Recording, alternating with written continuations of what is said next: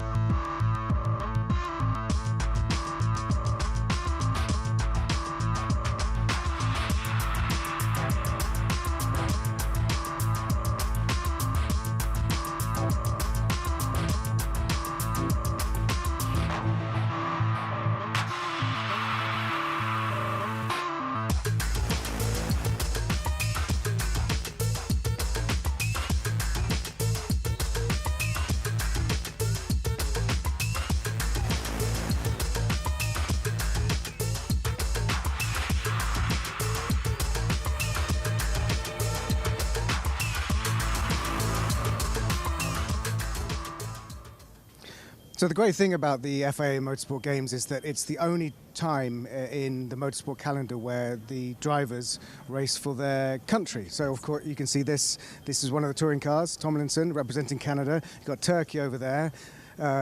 Team Great Britain, the Team UK over there, Spain, Brazil, Czech Republic, and that's just this small touring car sort of parc fermé before they are going to head out onto the track. So it's very special. It's a unique event. We heard yesterday that the goal is to have 100 nations with 1,000 athletes represented here at the Motorsport Games in the future. That is ambitious, but it's great, isn't it? And it's well on track. You know, this is the third FIA Motorsport Games. Started in Rome at Vallelunga in 2019, went to Marseille at Le Castellet in 2022, and each time it's been an exponential rise in the number of athletes, the number of countries, the number of disciplines. There's 26 different disciplines this year.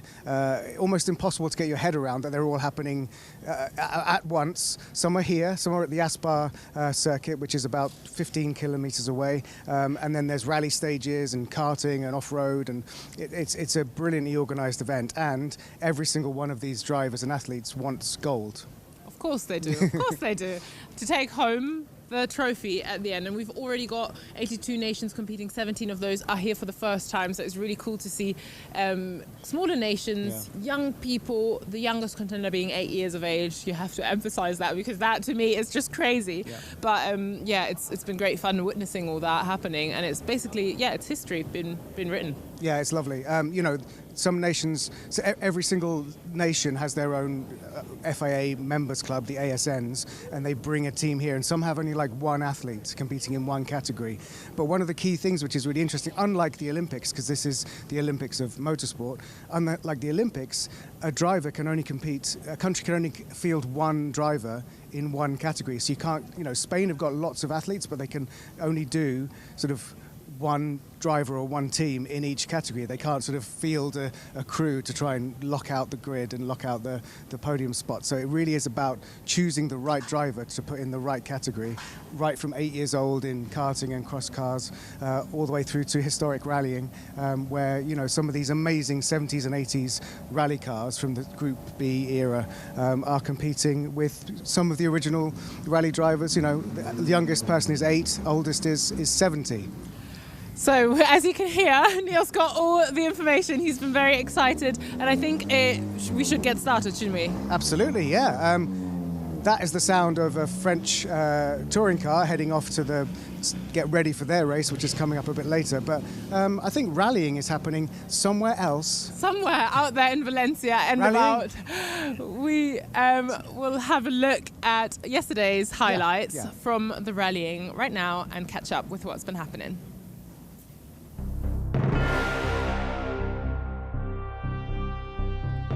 The Motorsport Games rally element consists of 3 categories. Rally 2, the 4-wheel drive final step to WRC.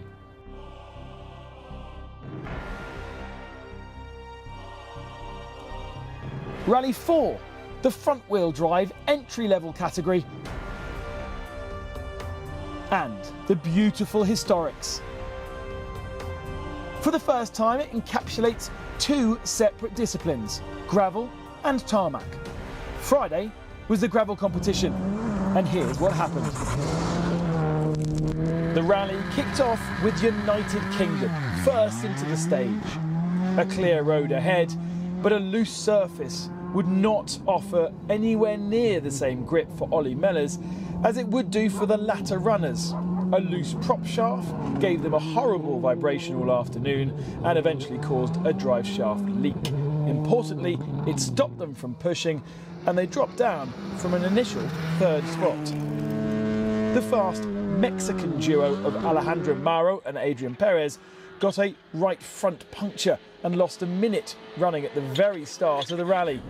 They recovered by the end of the day to bronze overall. The crew faster than Mexico, but only focusing on the gravel element, was Rokas Stepanosevic. The Lithuanian was mighty impressive at times as he fought with Ali Turkan from Turkey for silver. Turkan already has a medal from the 22 Games in Rally 4, but lacks experience in a Rally 2 car. He leads the Turkish Championship, but here was hounded by Rokas for the gravel medals, and was just a step away from the overall Rally 2 honours. Having qualified the fastest 2, the day was about 2 Spaniards, Alejandro Cachon and Jose Suarez.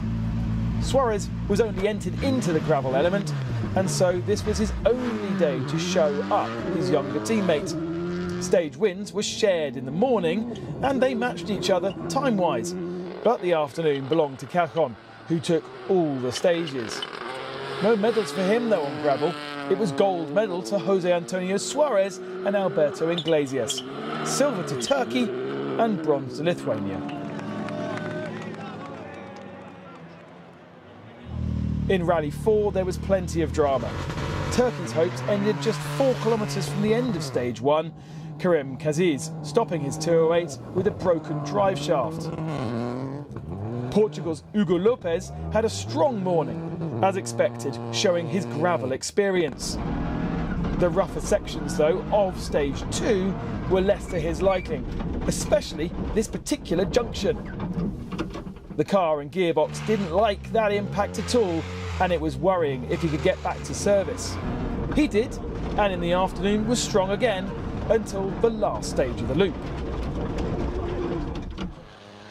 That retirement offered Luis Eduardo Steidl from Brazil the opportunity for 3rd. He was quite solidly ahead of the rest and inherited bronze medal. even after damaging the front right and picking up a puncture on the final stage of the loop. Out front, the fight was between two men. I say fight because Spain's Sergi Perez certainly had the upper hand. He went slow in qualifying, giving him a lowly starting position, and benefited from a cleaner road initially at the start of the day. Martin Koci from Slovakia kept the Spaniard honest on home soil. Matching him on certain stages as he readjusted to front-wheel drive, he ended the day 20 seconds off the lead. So, for the medals, it was a second gold medal for Spain. In the historics, the form guide got ripped open on stage one, as Zippo, in his Quattro, fastest in qualifying and therefore first as the stage, found this large rock. A puncture and left rear damaged suspension was carried all the way through the rest of the morning. Team Great Britain, Ernie and Anna Graham in their Escort found themselves third fastest in stage one and best gravel competitor. Kiel and Peter Fransson for Sweden in their Alpine 310 also benefited from Zippo's misfortune. They were in touch with second for most of the day. But best by a huge margin, the legendary Toyota Celica of Ben Mellers and Alex Lee, who took a minute advantage before lunch and doubled it after lunch. Zippo struggled. The car was tired after being rattled around, and his comfort hold on the gold was wearing thin.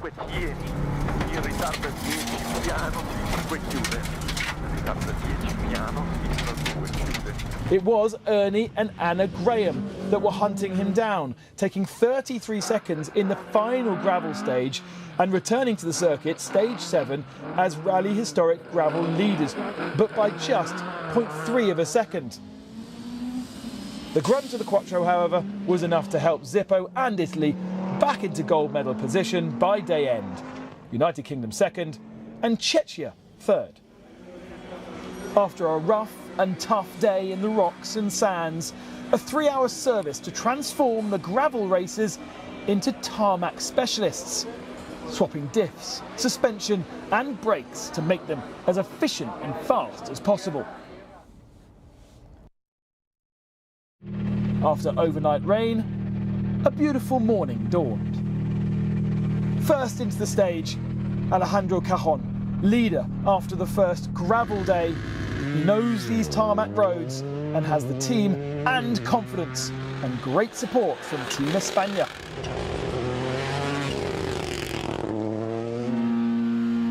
The first stage of the loop in the early morning was by far the most challenging. No gravel crews to tell drivers the difference between the morning and the recce on Wednesday, and there was a big difference. A big rainstorm had covered parts of the road with mud, and there was little warning.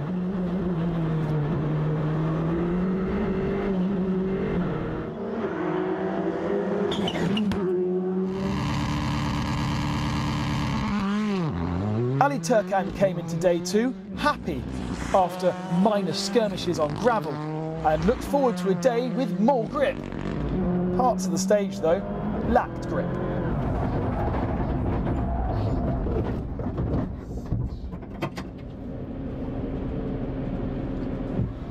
Remarkably, little harm done by this and only 17 seconds lost.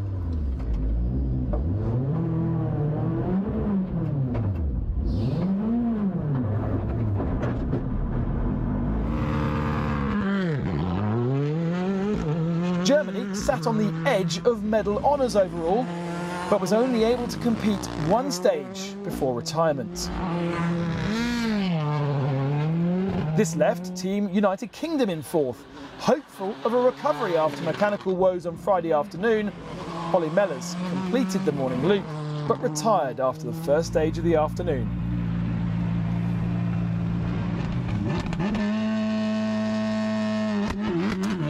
Medals today are also on offer for those specialising in tarmac only, and an unlikely name finished third on the first of the day stages. Sandro Tavard-Kilda, maybe a 10-time circuit champion in Georgia, but has never raced four-wheel drive or participated in a rally.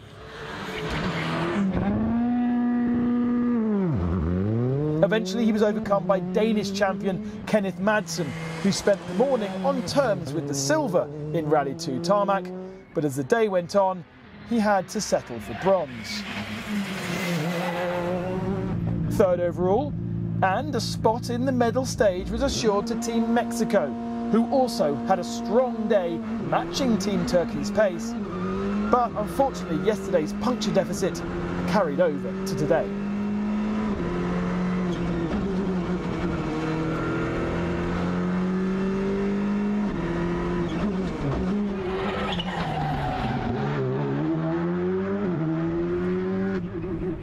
Despite his adventures, Turkan for Turkey would pick up his second silver medal of the Games and a spot in the medal stage on Sunday.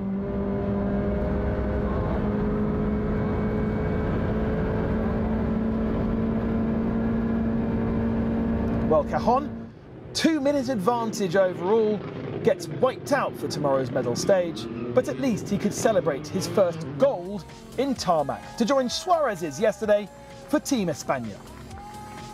It was an incredible day. Yesterday we did a really good job on gravel. Today was on tarmac and we get the gold medal for the Spanish Federation. Tomorrow we have the finals here in the circuit, so let's see. We are going to try my best and get another gold medal for Spain. Tomorrow we start the zero. The person that won here in the circuit is the gold medal. So let's see. We are going to try to do our best and let's see tomorrow. Rally 4 saw a plethora of new drivers enter for a day on the asphalt. Drama already in stage 1 in the overall battle. It was just a 2-car contest between Spain and this guy, Martin Koci for Slovakia. Stage 1 of the day though, 10 kilometres in.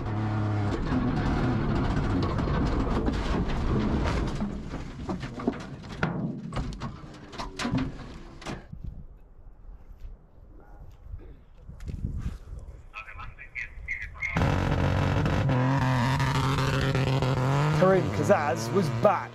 After sitting out yesterday with a technical issue, the Turk lit up the timing screens. Second in stage 8 and 9, he won stage 11, but then on stage 13 redesigned his Peugeot through an orangery. He lost 45 seconds doing this and set up a great showdown for the tarmac honours back at the circuit. That showdown was with the tarmac-only entry of René Nola from Germany, who had matched Turkey on some of the stages, but on the others slipped down to 5th. The scars were still showing on Team Netherlands' Opel after a roll on shakedown, but Nard Ippen didn't let it slow him down at all. He placed between 2nd and 4th all day long and joined this special stage showdown for the final tarmac medals. The story got even more exciting when, on the last stage of the loop, actual third position Greece, who had been strong in third all day long, crashed out. This blocked the stage, red flagged the stage, neutralising the fight. Qualifying for the medal race, Brazilian crew Luis Eduardo Steele and Germany's Tom Kasser, who had to cope with a stone in his brake caliper, making it sometimes hard to stop. At the head of the overall, Sergio Perez. Uncontested, local knowledge, Luis Moya in a helicopter hovering over him. The young 20-year-old had all the comfort he needed to take most of the stage wins and a second gold. But for silver and bronze, it was a fight. Karim set the benchmark time on the circuit Ricardo Tormo, but needed to be decently faster than Ippen and Nola. Next in, Germany, slower, but by only half a second. Germany confirmed a medal, but would it be silver or bronze? Surely Nard Ippen wouldn't lose 10 seconds, but the last time on this circuit he ended on its roof. In the end, just 2/10 lost. So close. Netherlands take silver, Germany bronze. new day, new medal. The feeling was perfect since the first stage. I'm feeling good with the car and with the team as well, so it's perfect to me to have the second gold medal.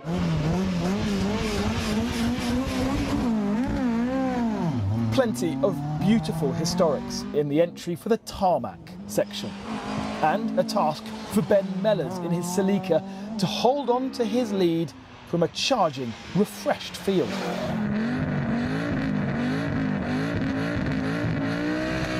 Not least Zippo, who is now on his preferred surface.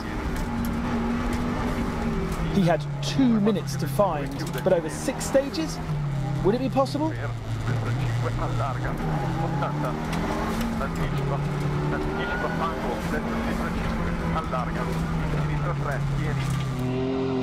It was a war of attrition. On stage 1, the first faller, the Alpine, overheating just 10 kilometres into the stage, and no medal for Sweden. Stage 3, Krista Hedlund missed a junction in his escort for Sweden and dropped a minute and 3 positions in the day's tarmac fight. While a stage later, James Potter in his escort also suffered a mechanical issue and retired.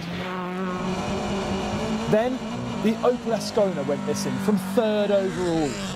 He'd inherited it at the start of the day from the Alpine, but having had a medal last time in 2022, a real disappointment. So, as we predicted yesterday, that left Team Spain's Antonio Sainz promoted into 3rd overall and silver medal position for the day.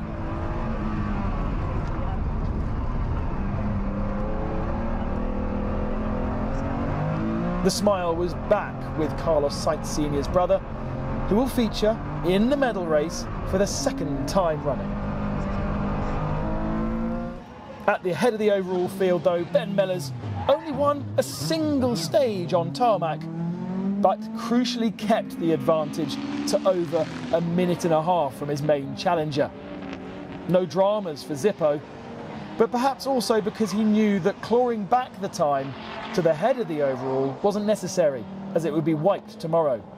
He was still gold medal winner for a 2nd time, today on tarmac.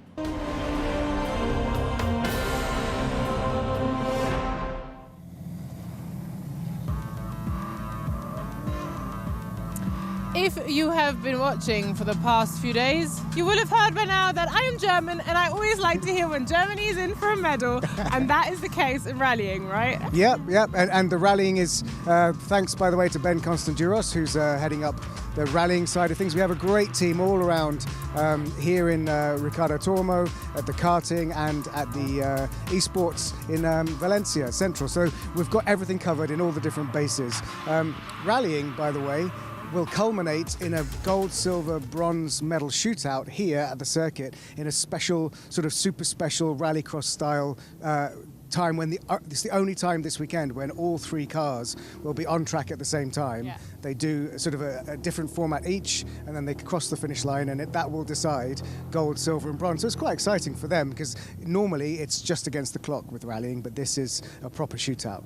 Rallying is super exciting. It's something I like to look at. I don't think I see myself as a rally driver. I can see myself as a cross car driving a little buggy. Can you see that? I'm not sure if you'd fit in a cross car. I mean, they're meant for like 9-year-old kids. I don't mind. I'm impressed by the 9-year-old kids in cross car, and I think we should have a look at them because what they do is pretty amazing. Yeah. So the key thing about cross car is historically, circuit racing, the entry to circuit racing is karting. Yes. But in recent years, to try and encourage more off-road athletes, cross-car is the way in. So if you want to go into cross-country rallying like the Dakar, or if you want to go into stage rallying like the people competing here this weekend, or if you want to go into rallycross and all the other off-road disciplines, the FIA have started to invest a lot more in getting kids to, get in one of these buggies, get in one of these cross cars, and compete against each other to learn the different skills required for throwing a car sideways, learning those skills. Because historically, it's quite often the sort of northern European countries who have gravel roads, that if the kids are allowed to drive around on the gravel roads in their parents' cars, that's how they learn how to do rallying. But Crosscar is a brilliant way to come through into off-road racing. It's also the category where we have our youngest contender. She's German and she's 8 years of age. Yeah. So that is crazy to me that you are sitting and driving like that at 8 years old. And they're good. That's the thing, is they're really good. They're not just doing it for fun, they're good. Yeah, they've got a talent. It's really good. They would beat up me. Yeah. Not including you in this. We had a fantastic day yesterday and we ended on some high speed, but it was virtual high speed. Yeah. It was the esports categories that were up for medals, and they had their final last night. That was what we ended on. It was fantastic. So let's have a look at esports GT, some highlights from yesterday. I think that's the thing, isn't it? Sometimes in these, like the top three, make it through competitions. You get a winner that perhaps maybe found fortunate circumstances to get there. Rodriguez, a deserving champion. Yeah, no news, good news. I'll say that once again. We look here at the highlights. You can see actually that early drive-through penalty for Morocco was contact with the United States. Here's a battle when Greece got amongst it as well, with Estonia next to them, Australia in the mix there as well. Look at that, 3 wide into the hairpin. Fantastic to see that. And this is what we were talking about, the fact that even though these races are 1 hour and we've been doing half-hour races much earlier in the weekend, the drivers didn't change their approach. They didn't back off in any way. They continued to push as hard as possible, and it provided excellent racing, great entertainment for us all to watch, and we hope to obviously do it again next time here at the FIA Motorsport Games. But the action is far from over. Paul will have some interviews for us in a moment's time, and then we have the Formula 4s on iRacing as well, where, let's not forget, it's only a 15-minute sprint race. It's going to be absolutely crazy to take medals here, but Germany made it work in the pit stops. That's what got them ahead of the Czech Republic. The Czech Republic came in at the same time as Brazil, just a few laps later,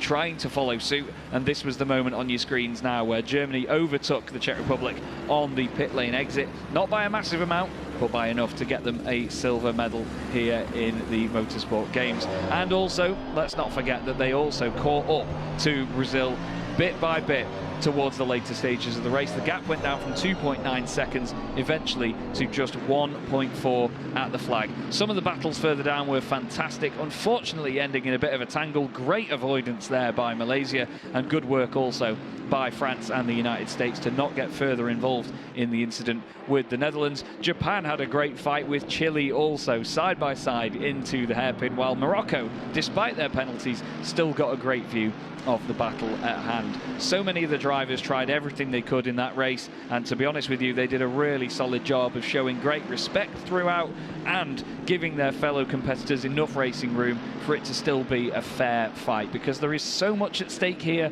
It's really easy for the drivers to overstep the mark and overdo it, and of course cost not just them but their fellow competitors a chance at the medal. Brazil there round the final corner to take the gold medal here at the FIA Motorsport Games in Valencia in 2024. Very well done to them. Congratulations also to Germany winning the silver medal, and Czech Republic for their bronze medal achievement too. Let's not forget though that there are no other nations that have won more than one medal before.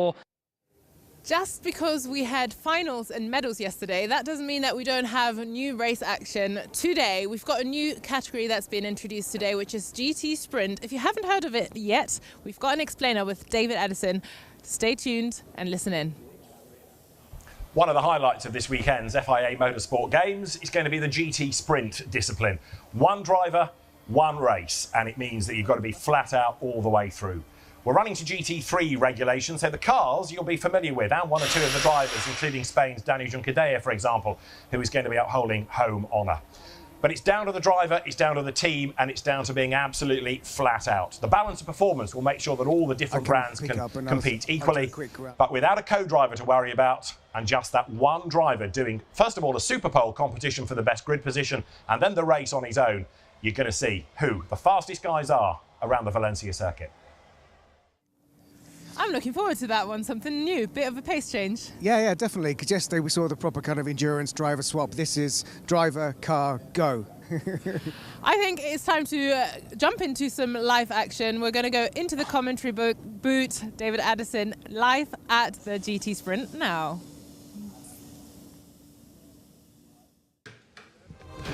It's day 3 of the FIA Motorsport Games here in Valencia, and we are with a dry circuit early in the morning, 8:30, and cars on track already. Yesterday we had a great day of racing on the circuit, and drifting, and rallying, and esports, and karting, and crosscar, all of these many different disciplines that we've had here, including the auto slalom and karting slalom at the circuit as well. The final day, the medal table building. It's being led by Spain with 4 golds to the 2 of Italy. And the first action on the track is the free practice session for GT Sprint. The cars on track, some off track indeed. The UAE's Porsche, that is Saif Al-Ameri, who's had a spin up at turn 2. David Addison and Joe Osborne are with cornflakes and espresso to the ready for the early start to the day, and it's a bit of a wake-up call for the competitors. Some of course haven't done anything all weekend. Some have been in the 2-driver GT discipline. That might give them a bit of an advantage, but for this race, Joe, when we get to the race later on in the day, we're talking about 1 driver, no pit stops, just absolutely flat out for the 40 minutes. Yeah, and that's what makes great racing, obviously. These cars not using tyre ovens like the endurance race yesterday, so that's why maybe not so surprised to see that Porsche loop it round on the second corner on the outlap. Stone cold slicks, don't offer much grip whatsoever, so easily done. As we see another Porsche from Turkey, Guven, very, very fast. Porsche factory driver, definitely going to be one to watch. Another one in the Lamborghini, Jafar, we have seen being very quick at times in the past as well. That car was in the endurance race, but Jafar was not one of the drivers, so we always have every split, don't we? Some drivers not raced at all, some cars have, and some cars are fully new also. Now, one of the cars that we did see in the endurance discipline was the Team Germany Mercedes that Hubert Haupt and Finn Wiebelhaus shared, and won gold. Finn Wiebelhaus will represent Germany in the sprint.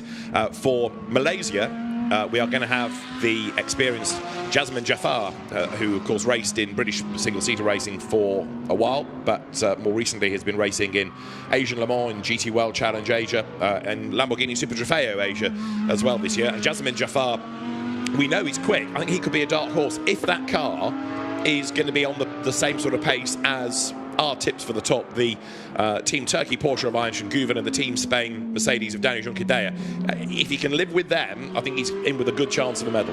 Yeah, and we saw brilliant pace, didn't we, from that car in race 1, where it started in last position, got up to 6th, but did have a spin at turn 12, which has really been the hot spot of action, I would say, during the races here in Valencia for the Motorsport Games. It's just a very fast right-hander, easily caught out the drivers, and we are heading there right this second. You can see it goes uphill. There's a big sausage curb on the inside and a huge gravel trap welcoming these cars with open arms if they do make a slight misjudgment.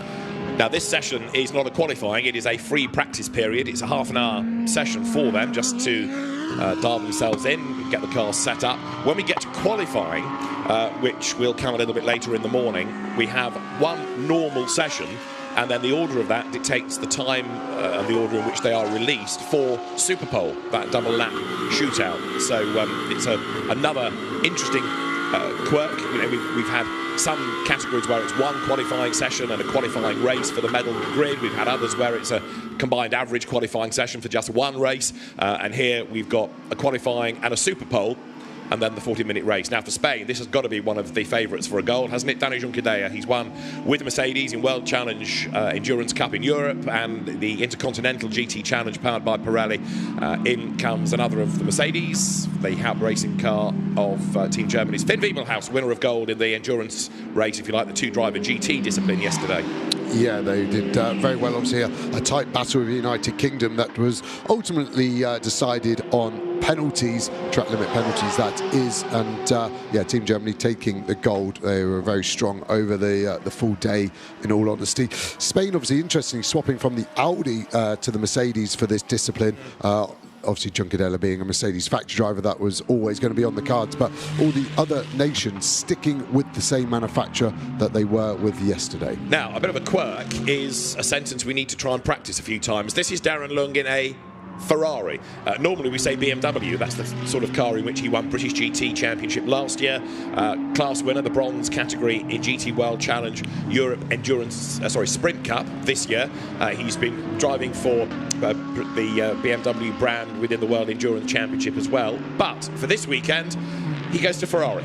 Yeah, a real big change, and I say that really in terms of its severity, because it couldn't be more different to the BMW, how it generates its lap time, that Ferrari. The BMW, very quick in a straight line, maybe not the most nimble in the corners. The Ferrari, the complete opposite engine, the other end of the chassis as well. So Darren's got a big ask here this weekend. He's definitely maybe got an eye on next season, and that's his motivation to try something new towards the end of the season. I spoke to Darren this morning. He was a little apprehensive, but a fair bit of smoke coming out the rear right there as well. Couldn't really see where that was coming from.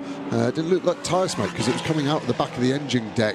Hopefully for AF course with that car, that's just maybe the engine oil finding its level. Obviously the teams check everything in the morning. As things start to warm up, the levels might change. Obviously high G-force as well around T14 at the end, but it's stopped now, hasn't it? So we only got one little view of it, a little bit more there again. To me, it doesn't look like tyre smoke because it's quite blue, which normally has the tinge of oil in it. So just look to the rear right as it comes into shot under the brake light. You can just see it starting to come out there. Like I said, maybe just an oil breather, but that isn't what Darren Lung would want at the start of this session. No, indeed, but if it's happening sort of through corners, it does give the impression, as you say, of oil or something sloshing around. He's not being phased by it, and the team seemingly is not worried about it, otherwise they'd have told him to box. Yeah, all the cars have live telemetry these days, so the teams almost have more information than the driver about all of that. So the drivers almost don't have to worry about any alarms these days because the team are on top of it, basically. As we go on board in Audi R8 into T14, turning a little bit early here for Team Lithuania. We obviously had Lithuania with two other drivers, so we are just getting up to speed at the moment. You can see moving around a little bit down the straight, just trying to generate a little bit more tyre temp on a pretty chilly morning. At the moment we're only at 13 degrees ambient track temp, just below 15, so it will take 2 or 3 laps to get these tyres fully in the window. Yeah, a lot cloudier this morning. There is a bit of a threat of rain for later on in the day as well. As you look at the Team Lithuania Audi, it is Alimantas Naviskauskas who is doing the driving duties for his nation in GT Sprint. The car was well used yesterday and was quick as well, so this is one to watch, I suspect, as Naviskauskas accelerates on the fastest. We've not really seen much of him yet, but we'll get there. It's Anschen Guven in the Schumacher CLRT run Porsche. Anschen Guven, who is a Porsche specialist, we've seen that, and he was a winner of the 2018 FIA GT Nations Cup, which really was what kicked off the whole FIA Motorsport Games initiative, and he and Salah Joric were the winners in Bahrain. But he's quickest at the moment in this single driver format from Darren Lung. We've not really yet got a time out of Finn Wiebelhaus nor Danny Juncadella. They are keeping their powder dry, to use the old cliche. But Team Turkey, which has been busy in the rallying disciplines, certainly has a really good chance of a gold medal in GT Sprint. Yeah, currently 7th in the medal chart with 2 silvers. So they, with a gold medal here, could really lift themselves up, and I think they've got a very good chance of it in that Porsche, as we just see it coming shot just on the fastest lap of the race, 31.7. So still a little way to go to the fastest times that we potentially could see. I think in qualifying a low 1:30 from what the teams are saying.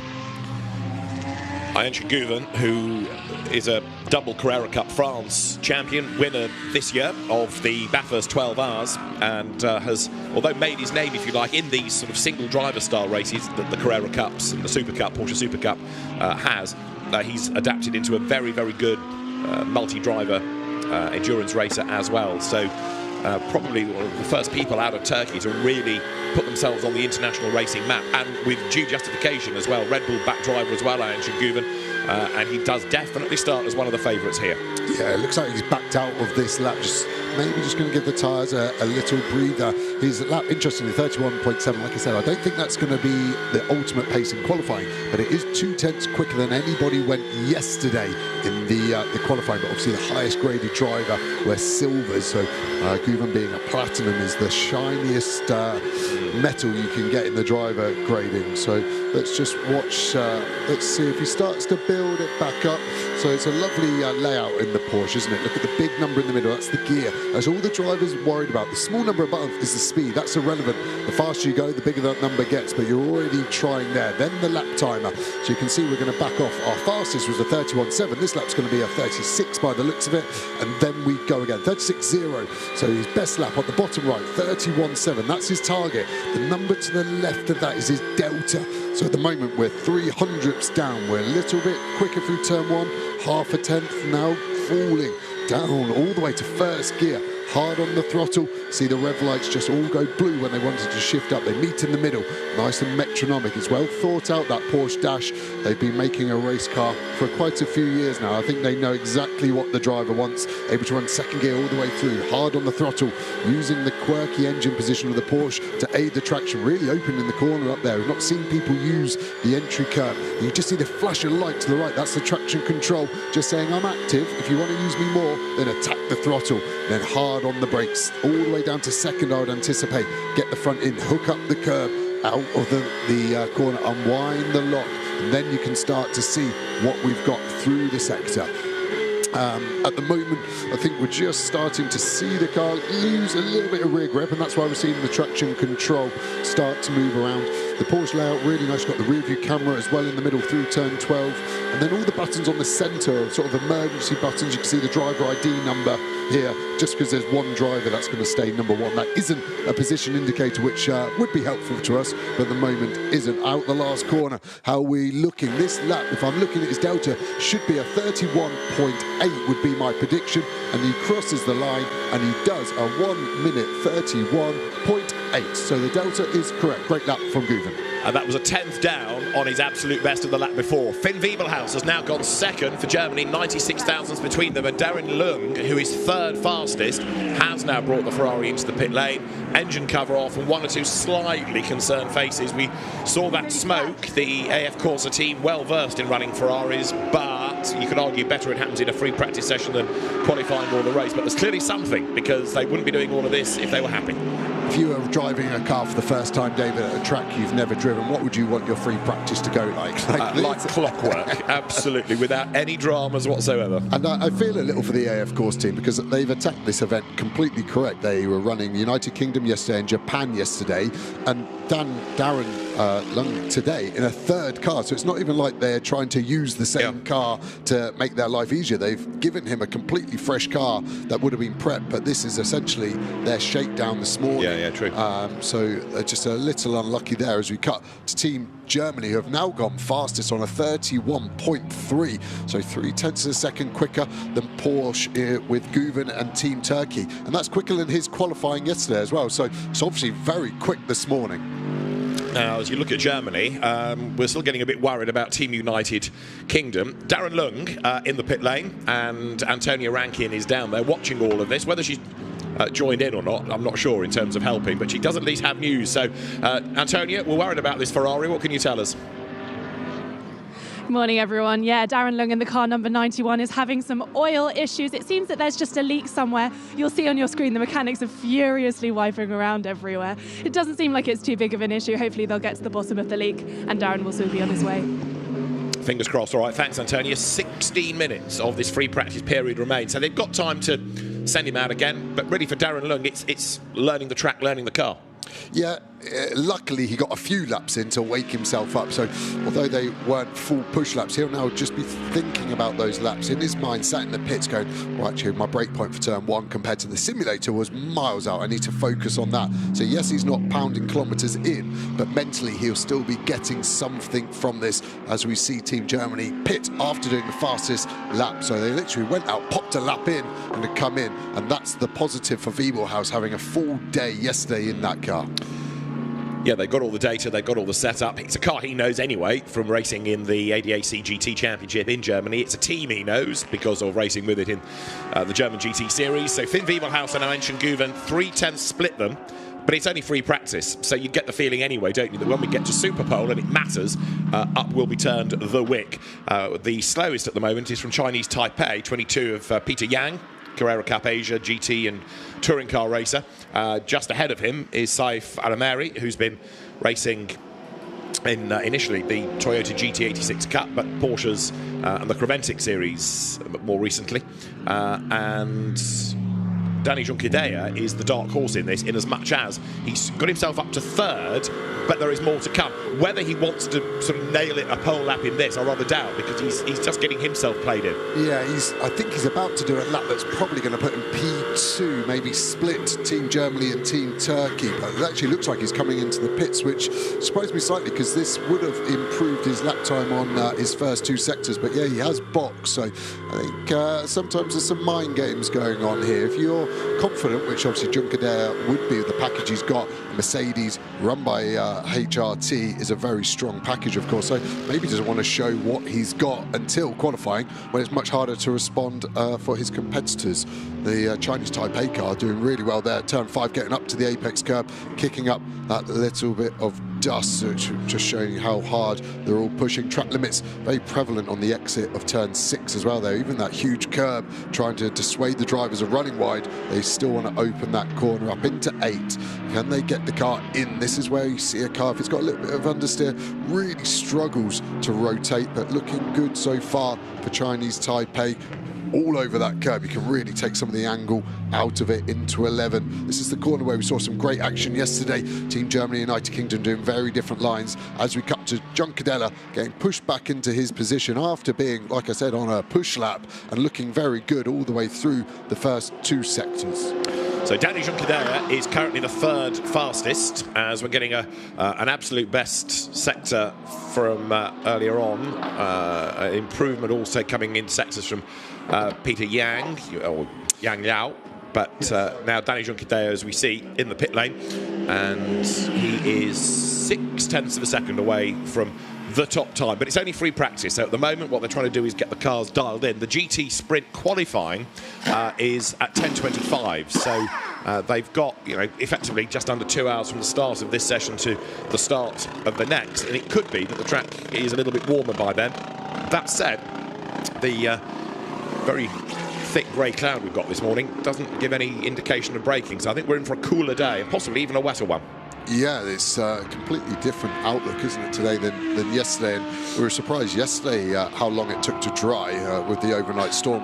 With it being that much colder, all the teams just getting their tyre pressure data.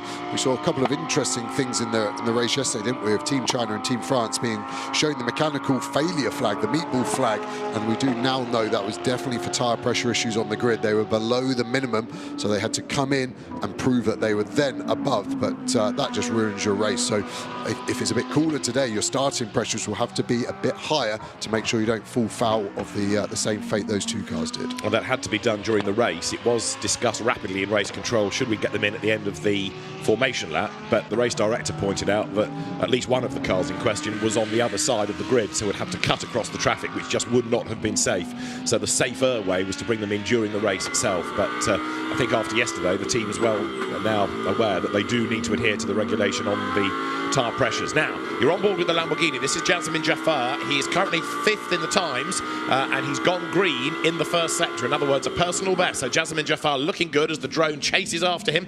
Now dropping down towards turn 8, which is a corner that goes on and on and on. Then there's the quick kink at 9, left at 10, left again at 11. This next sequence of corners, hard on the brakes, down through this hairpin, and then you've got the short straight along to the really exciting corner of turn 12. Yeah, that long right at 11, any understeer hurts you. 12, my favourite corner of the lap here at Valencia. You can see how much curb he used on the inside. His right-hand wheel's popping up in the air. Easy flat round the kink at 13, but look how much the road drops away. Spot your apex on the left, hook it up to the inside, but be careful of track limits all the way to the white line, but not beyond. Look at the rev lights, completely different dash layout to the Porsche we had earlier. We've seen some track limit warnings flash above us. That's car number 8, and that's the car we're on board. So we were getting warned as we're on board into 1, 4th gear through here. So a difference to the Porsche out wide. I don't like the dash layout quite as much as the Porsche. There's more to look at as a driver. Down to 2nd gear, down to 1st. So same as the Porsche for the slow speed turn number 2. Are we flat through 3? I'll go quiet. Easy flat, V10 screaming all the way. Hook up the curb on the apex of 4. A little bit too wide for my liking there. Opens up the entry nice, but then look at the oversteer. Have we worked the tyre a little bit too hard? I can spot his delta as well. At the moment, we're 10th and a half down on our best. And so what are we going to get out of this corner? Can we get a good exit? Watch the delta grow. It's the rectangular box on the right-hand side above all the green. No, it's 2.5 tenths down now. Falling. And as a driver, it's the worst feeling in the world. That time is lost forever. The next time you'll see it is when your eyes close on your last breath of your life. And it literally feels that important. But we have had a good exit out of 8 into 9. Just watching the delta flow. The problem with the delta as a racing driver is when it's good, it's your best friend. When it's bad, you don't want to believe it, and you start to sort of doubt yourself and maybe even overdrive. Look at the curb we're using at 12. I love that. I haven't seen many GT cars using it. More of a touring car style. Now a little bit wide on the brake point, so I think that's going to make it harder for the brake zone, and that's the problem. 13 naturally compromises your brake point for 14, and we didn't just open it up quite enough, in my opinion, and that's why we had that snap of oversteer, and we're still getting the warning flag a lap later.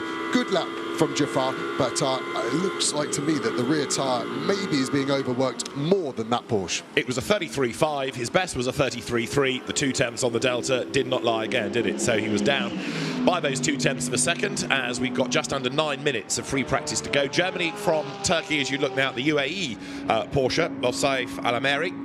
He is currently the 8th driver in the classification as the Porsche accelerates now up towards the timing line.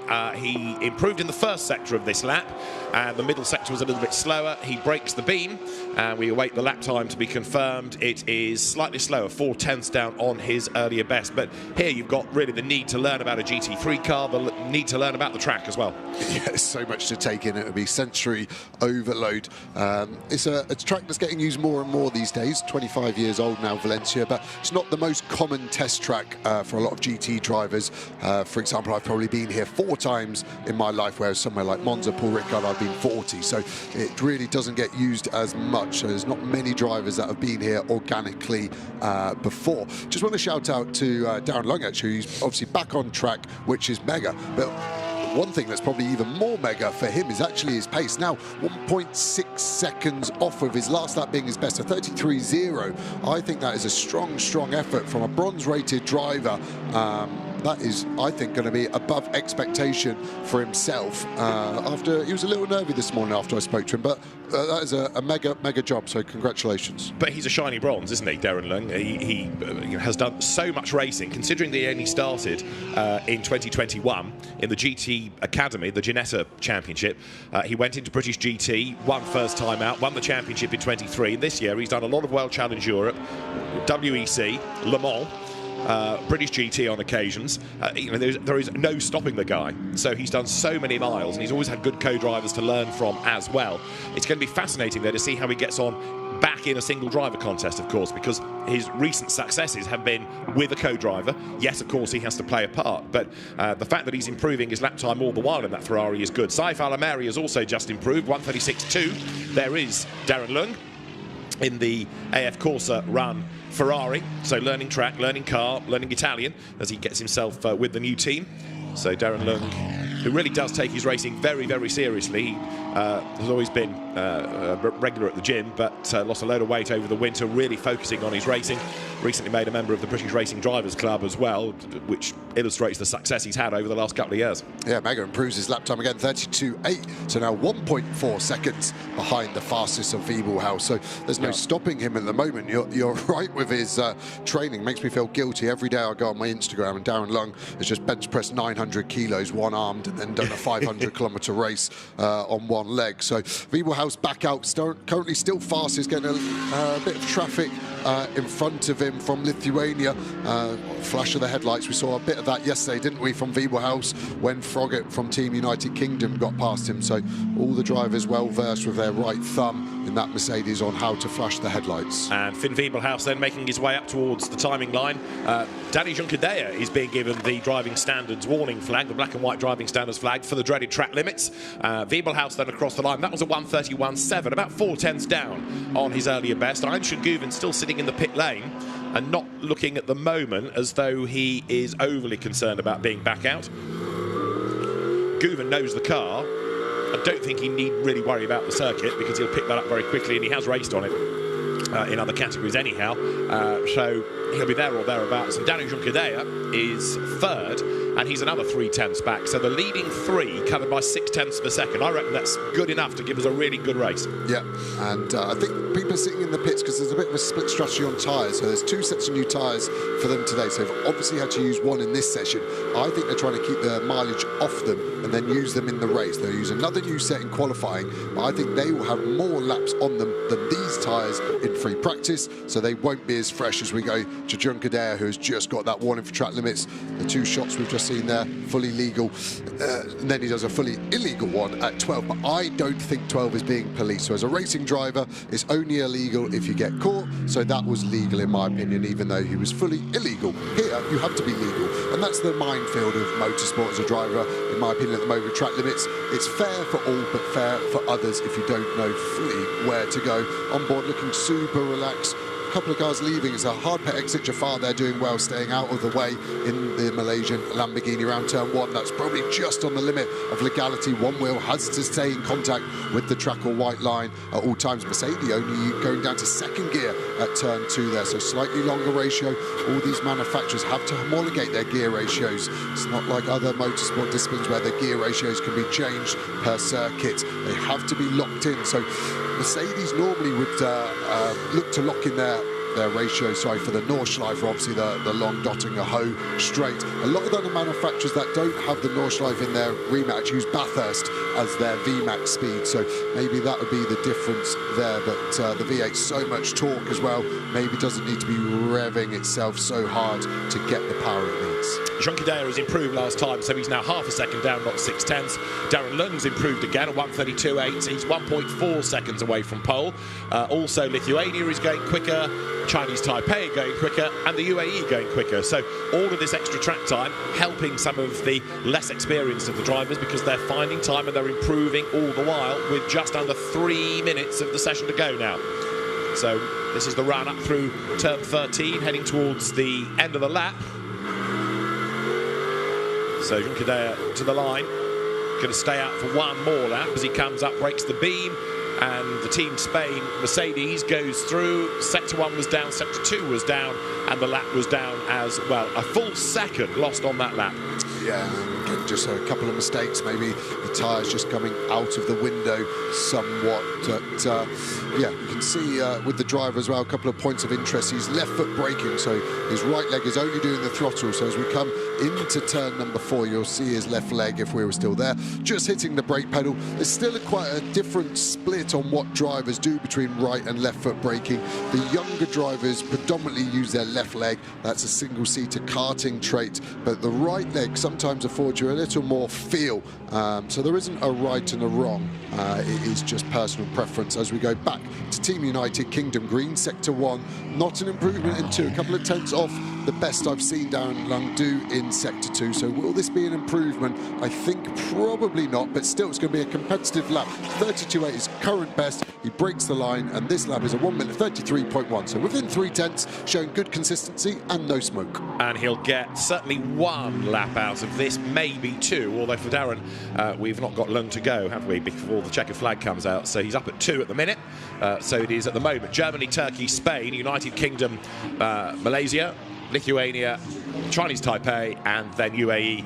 That is the order. Darren Lung with the road to himself, but dialing himself into a new and very different style of GT car. There are lots of Ferraris here this weekend because we have the GT single make discipline as well, which is going to be a single race coming up later on in the day, and that's for the 296 Challenge cars. This is the 296 GT3 with its very different looking rear to the car, but we're into the last minute of free practice then. And one or two nations still improving times, including Malaysia.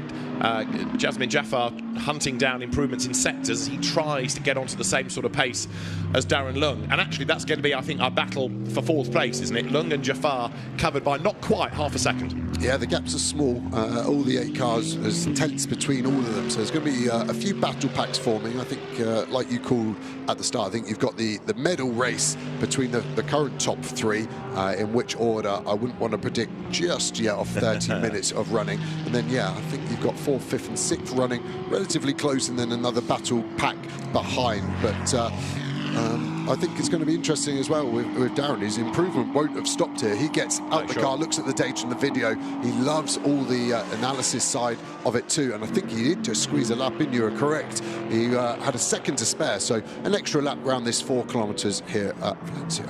And Darren Lung for United Kingdom, 4th fastest, so it is still Germany topping the times. Finn Wiebelhaus coming into this as a gold medalist. Germany 4th in the medal table. They've got one of each, a gold, a silver and a bronze.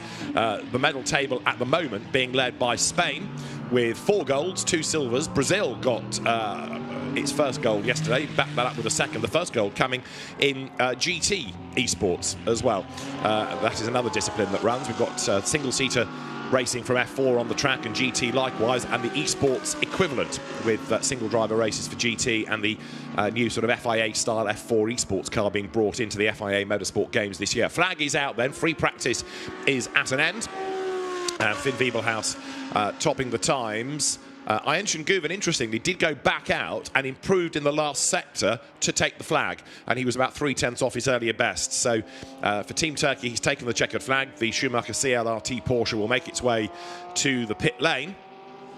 Dani Junqueira is already in the pits, and 1 or 2 others circulating. Lithuania improving at the end. Alimantas Navikauskas went and did a 1:34.0. He's 7/10 back from Jasmin Jaafar. So Lung, Jaafar, Navikauskas, there's a battle. I think he's on the coattails of it at the moment, but by the end of qualifying, with more mileage, I think Navikauskas and that Audi may well be nearer to the pace of Jaafar, who in turn will be nearer to Lung. Yeah, and Lung pitting, even though he could have finished the lap, obviously. I don't think he got held up by Chinese Taipei there around turn 13. Chinese Taipei, Mercedes did a mega job getting out of the way there, but obviously decided maybe I'll just take a lap out these tyres and just save it for later. But yeah, the session went quickly, and it also kind of went to what we expected in terms of pace.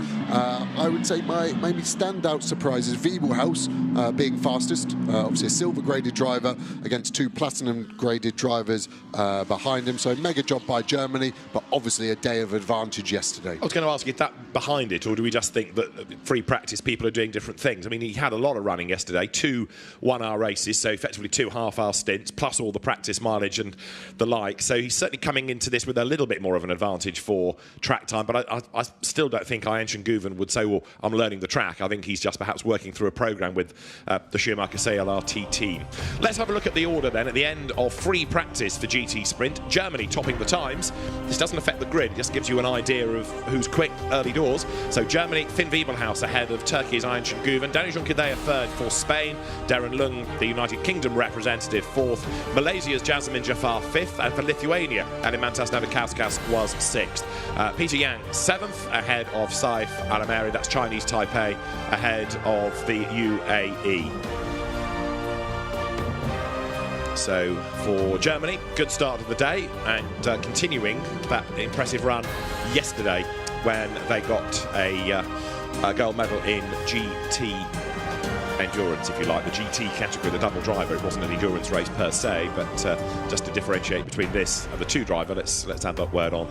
So Germany from Turkey. It's going to be fascinating, not just when we get to the qualifying session, but to Superpole, and that is always a joy, isn't it? Because it is effectively all eyes on one driver. It is him and the clock. There's no restriction. It is just the bravery of that driver and how precise they can be. Yes, the purest you ever get it as a driver as well. No traffic, a new set of tyres, low fuel, especially early on in the morning as well. The track temperature for Superpole would still be relatively low as we see drivers getting out of the car.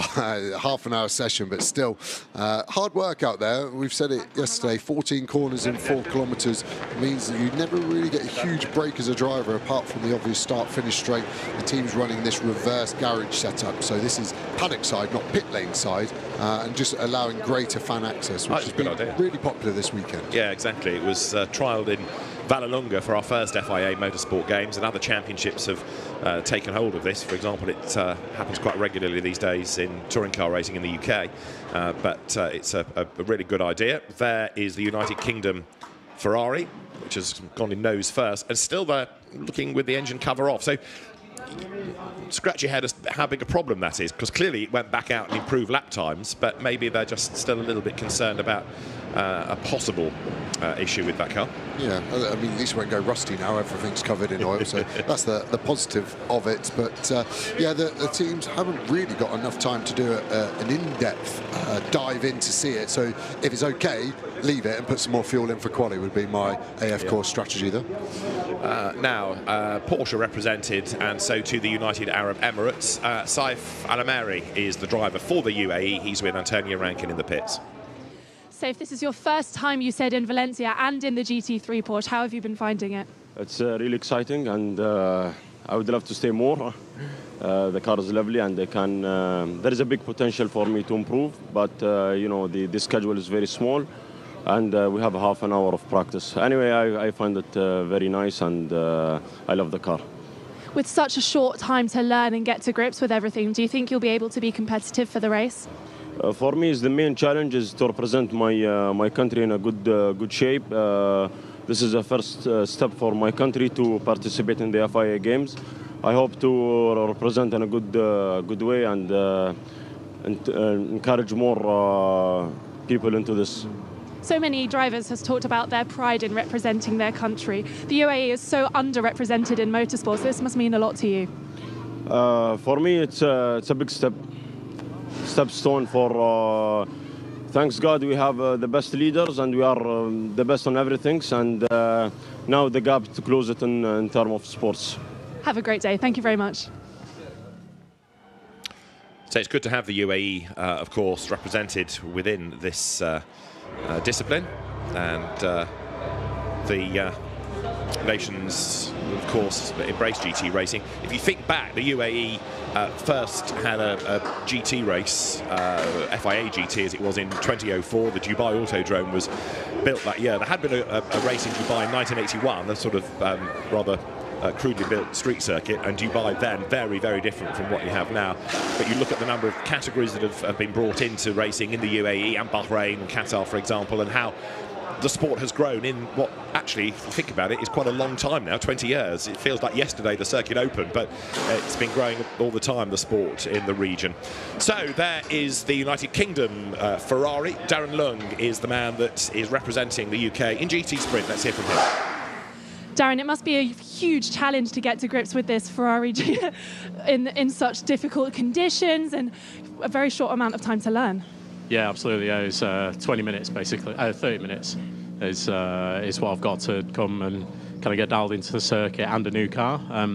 Obviously, I picked to drive the new car today because the reality is 30 minutes is just going to be nowhere near enough time to shake the car down and figure out setup and stuff. So the guys did a mega job getting Chris and James in a good window yesterday and the day before. So I'm just kind of piggybacking off where they had left off, and yeah, seems like the car's obviously doing a reasonable job, and yeah, it's my second time driving it now, so yeah, still a lot to learn, I think.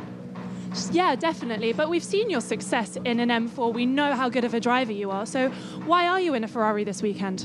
Yeah, so it's purely just down to the fact that I just never had enough time to prep. I only get 30 minutes. You know, the other guys had 2.5 hours of practice, so if you just do the sprint race, you only get half an hour. So I just had to make use of whatever learning I could find, really. So the only way to really maximise that is to be in the same car as my teammates. So that's the reason why.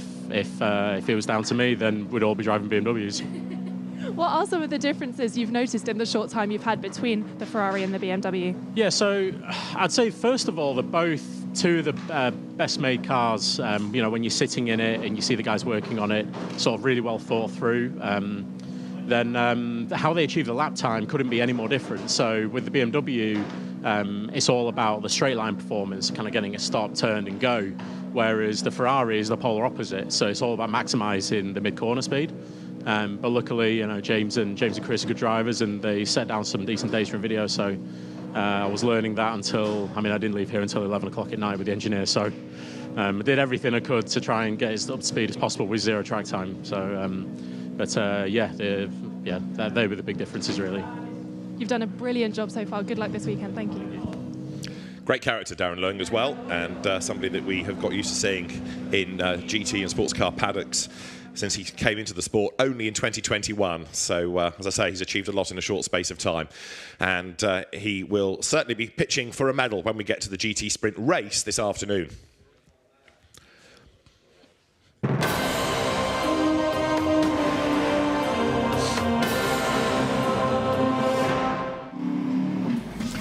Free practice for the GT Sprint discipline began with a flash of the lights from Team Turkey at Spain as they almost came to blows in the pit lane, but contact averted, and Malaysia was out on track as Jasmine Jafai in the Lamborghini was trying to improve a lap time and get himself used to a GT3 spec Lamborghini, having raced in Super Trofeo this year. Chinese Taipei's Peter Yang was on track yesterday and using that experience to good effect, and Saif Alameri, new to the track and new to GT3, had an early spin but was able to recover. He managed to get his lap times down over the course of the session. Others, though, just got faster and faster, and it was always looking good between Germany, Turkey and Spain.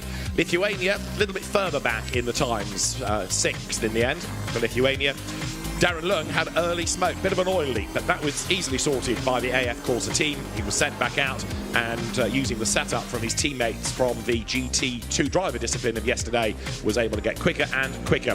Dani Juncadella, though, for Spain, the home nation and the medal table leader going into Sunday morning, ended up third fastest. Team Turkey second, courtesy of Ayhan Şengüven, and he's many people's tip for gold.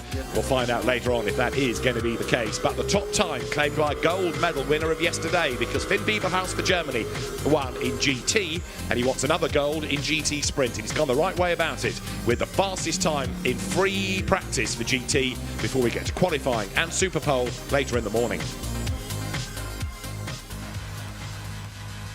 So what we're looking down on now is the karting, slalom and auto slalom area. This is called Electric Street, and it's a core part of the FIA Motorsport since launched in 2019 at Vallelunga in Rome. And it's really important to the category. Karting slalom is for drivers 14, 15 and 16 years old, and already around us the competition is getting quite sort of tasty. You can see the semi-finals are about 5 minutes away, and these are the carts that they're using, electric carts. That's the go pedal, that's the stop pedal, and they're really keen, and this is crucial. Like Dorian Pan, who's a F1 Academy Le Mans driver, competed in this category in 2019, so it's very much the beginning of a step of a ladder that can get you all the way to the very top.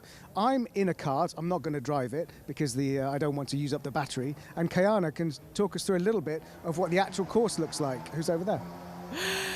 The actual course is a low to medium speed course, so I thought I'd take a look. So it starts quite straightforward, not literally because it will be a slalom, so it goes kind of like this, right? That makes sense, yeah? So this is slow to medium speed. And then it gets very confusing. So you see all the cones over there. I have no idea how to get around there. So I'll just skip that and skedaddle over here, and they'll come in here. So it's all about precision, right? You have to have speed, but it's more about precision because each cone that's tipped over will add seconds to your time. They'll come through here, I assume, come through here, and then they stop, and the time is being stopped. Neil, I don't know if you want to try that, but that's how it's supposed to go. Well, I mean, it's easier when you've got electric power, but I was good. I was very impressed with the way that you demonstrated that, and as you can see, people are getting ready, taking it very seriously. The semi-finals, Hungary, Netherlands, Poland, Germany are in the semi-finals, and the way that it works is male driver, female driver. That's how the teams break down. They have a go against the clock and against each other, and then they get out, change cars, have a go against the clock, change driver, and the winners will go through to the final and gold, silver and bronze medals. So that is karting slalom, and then the course is similar but slightly wider because there's also auto slalom, which is a an electric SUV, Hyundai. So the activity is really building here. It's a really nice atmosphere because this is the karting is happening. Kart racing and kart endurance happens at the Aspar circuit, so that's elsewhere. But this is really where the teenage kicks are happening, and they're already doing some sighting laps there. So as we build up to the semi-finals at 9:15, let's have a look at what happened in the finals of the Esports F4 with our commentators Chaz Draycott and Paul Jeffrey. Let's take a look at a few of the highlights. It started dramatic, it ended dramatic. Yeah, it was just dramatic all the way through, but Brazil made a great start and actually broke away in the opening laps, and then before you know it, Switzerland once again and Singapore right in the mix. You have to really, really feel for them, to be honest, Paul, because they were so close, and then they both fell by the wayside come the end of the race. Yeah, really, really fabulous stuff. Lots of competitive action all the way through the field. And again, it needs saying, we always say it, a big shout out to all of our drivers that took part in this race. All of you are champions. Only 3 drivers, of course, will be able to take the gold medal and the silver and the bronze.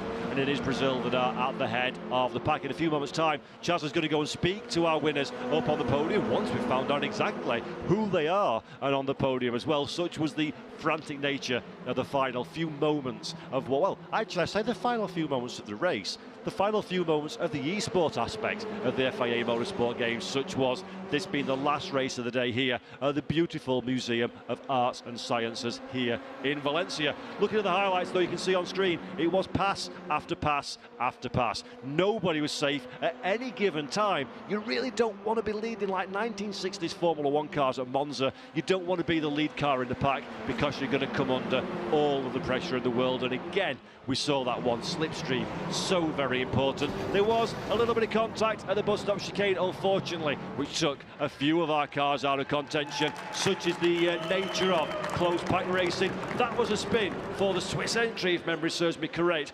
Unassisted, all on their own. Drivers did well to get away with that one. In fact, the Swiss entry, I tell a lie, sorry, is up there. There we go. Pirouettes the car, a little bit too aggressive on the curb, and that put pay to their chances. Then it all built up to the final few moments of the race. 3 wide for the run down to Le Combe. We've said that one before, and I dare say we'll say it again in these cars. But look at this battle pack, headed by Brazil for the run up to the bus stop chicane. Everybody squabbling for track. Great bit of driving from Brazil, sliding the car to cover off the line, and then everybody's off track as well. Real pandemonium further back. And even from that view, on the second time of asking, I still can't quite be sure exactly who got that second and third position for the silver. Now the action is well underway. I can hear the That's a good impression of hey? an electric cart. Of an electric cart. Congratulations to Brazil for picking up the F4 Esports medal. Thanks to Chaz and Paul doing a great job commentary. That's all happening over in central Valencia at the Science Museum, the Ciudad de Artes y Ciencias. It's been really, really great. The 2 different, so bringing together Assetto Corsa and iRacing for the 2 different categories in esports has been a big step for the FIA Motorsport Games 2024. We've come from virtual to electric. This is fantastic. I'm loving this because it is so impressive. Once you see the cones, you think, okay, I could do that. Yeah, there's some space. But when you really look at the karts, it is so precise. The cones are very confusing and they are quite speedy, although it is a low to medium speed circuit. But it is quite exciting to watch. Nice bit of applause there. So I think at the moment we've got Hungary versus Netherlands. And they're very zippy. I mean, you're saying low to medium speed. I mean, I don't think I could get around this course. They're a huge amount of talent. For sure, and they're quite young, like you said, like you mentioned earlier, but they have got great skill and they are future slalom drivers. What skills would be good?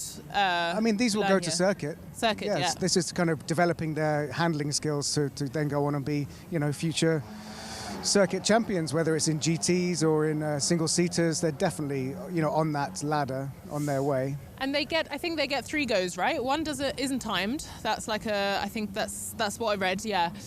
One is like a rehearsal go, basically, and then they get 2 more goes, where the times will then be matched, or mediumed. What's it called? Added, subtracted, divided. Averaged. Averaged, that's the word. Let's go over here and have a quick word with someone who maybe can explain a bit more. Hello. I'm just going to, could you please introduce yourself to the viewers at home? My name is Kevin Abrung, ambassador for the Dutch Federation, and proudly presenting Olivier and Senna today. And they're gonna go out now, so we have good chances for a medal. So let's keep our hopes up and enjoy the show. And for you personally, because of course, Kevin Abrung, you are a very, very handy driver in your own right. I've followed your career. What can you tell us about these young teenagers and how good they are and how important this is as a step into racing? Well, I think in the end it all starts with go-karts. I mean, this is the first way of competition and trying to beat other people, trying to be more clever than others. It all starts in a go-kart. It's quite accessible. It's obviously low budget, and today we see competition on the highest level with youngsters with exactly the same material, and this is really good. So they have to obviously improve their driving skills, but also the further you go throughout the heats, the more the mental side is important as well. It's not only important to be quick, but you have to be clever. So let's see how we get on. And overall, the FIA Motorsport Games is a rare opportunity to race for the national flag. How has Team Netherlands been going this weekend? How are you feeling about the overall performance of your guys? So far, it's been great. We had a silver medal yesterday with the Rally 4 guys. We don't have guys on track, unfortunately, and we still have really good hopes in the kart course. And then obviously our slalom boys and girls. So far I'm a happy guy, but we need some medals today. Okay. Thank you, Kevin. Good luck. You're welcome. Thank you. So that's really good insight there, both on the karting slalom as well, but generally Kevin Abrung, a great peddler in his own right. But he's clearly got his eyes focused very firmly on the Dutch team. Yes, and I've observed a little bit. The preparation rituals differ from let's go, like ramping up and being like, because you need both. You need like a lot of adrenaline to go through there, like high focus, but you also need to be very precise and focused. So it's interesting to see how the different teams prep their contenders, either with like a zen kind of approach or like a go, go, go. And it really is, karting slalom is the mixture of zen and go, go, go, isn't it? Yeah, definitely. And there's obviously penalties for touching cones. I saw this driver touched a couple of cones on the way. So obviously they try and get the fastest time, but then they get time added at the end. Per cone they touch. And then there are other things that get penalised. We can see the German team waiting patiently for their turn up next. Do you think that they're too much in the zone for us to have a word with them, or should we leave them to get in the zone? Habt ihr Lust, kurz mit uns zu reden? Ja? Ihr fahrt gleich, dann nur 2 Worte. Wie fühlt ihr euch? Seid ihr ganz entspannt oder ist es ein bisschen Adrenalin gepowert? Ja, also ich bin schon ein bisschen aufgeregt, aber es geht eigentlich. Ich freue mich natürlich auch. Bei dir genauso? Auch Adrenalin ein bisschen durchs Blut? Na klar, also man weiß natürlich, wo man hier ist, aber in der Runde kommt es dann halt auch nur auf den Track und auf das Kart an. Und man muss sich halt auch nur darauf konzentrieren und alles andere ist dann in der Runde egal. Viel Glück. So I just asked them if they're feeling calm or a little bit full of adrenaline, and they said of course they're excited, they know where they are and it is important, but what it really comes down to is the track and the kart, and they can trust their skill, which is good. To be confident, right? Thank you, and thanks for translating.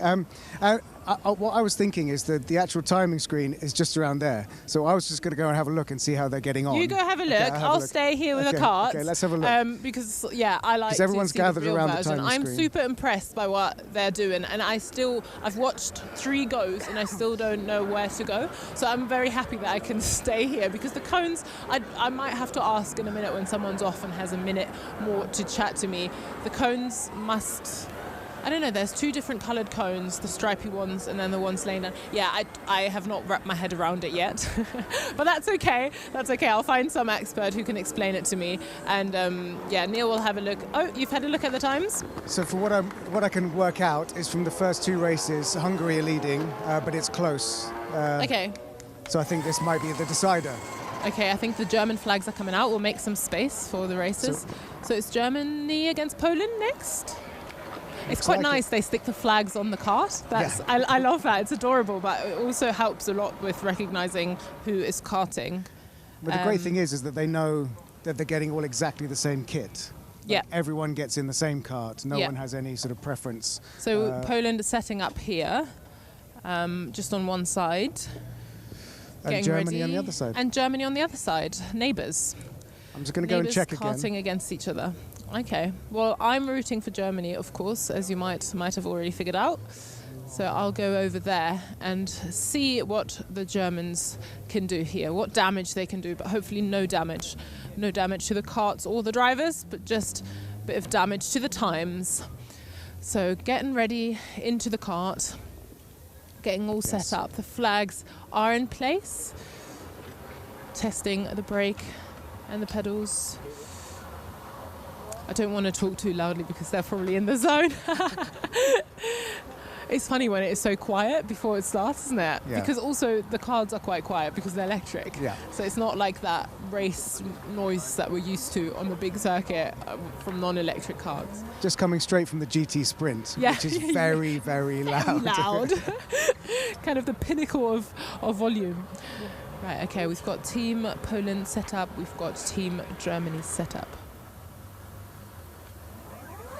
And off they go. So it is pretty straightforward, like I said at the start. It is around, and then they kind of reverse back into the lanes that they came from. Neil, have you understood the track yet? And is there a meaning to the different coloured cones?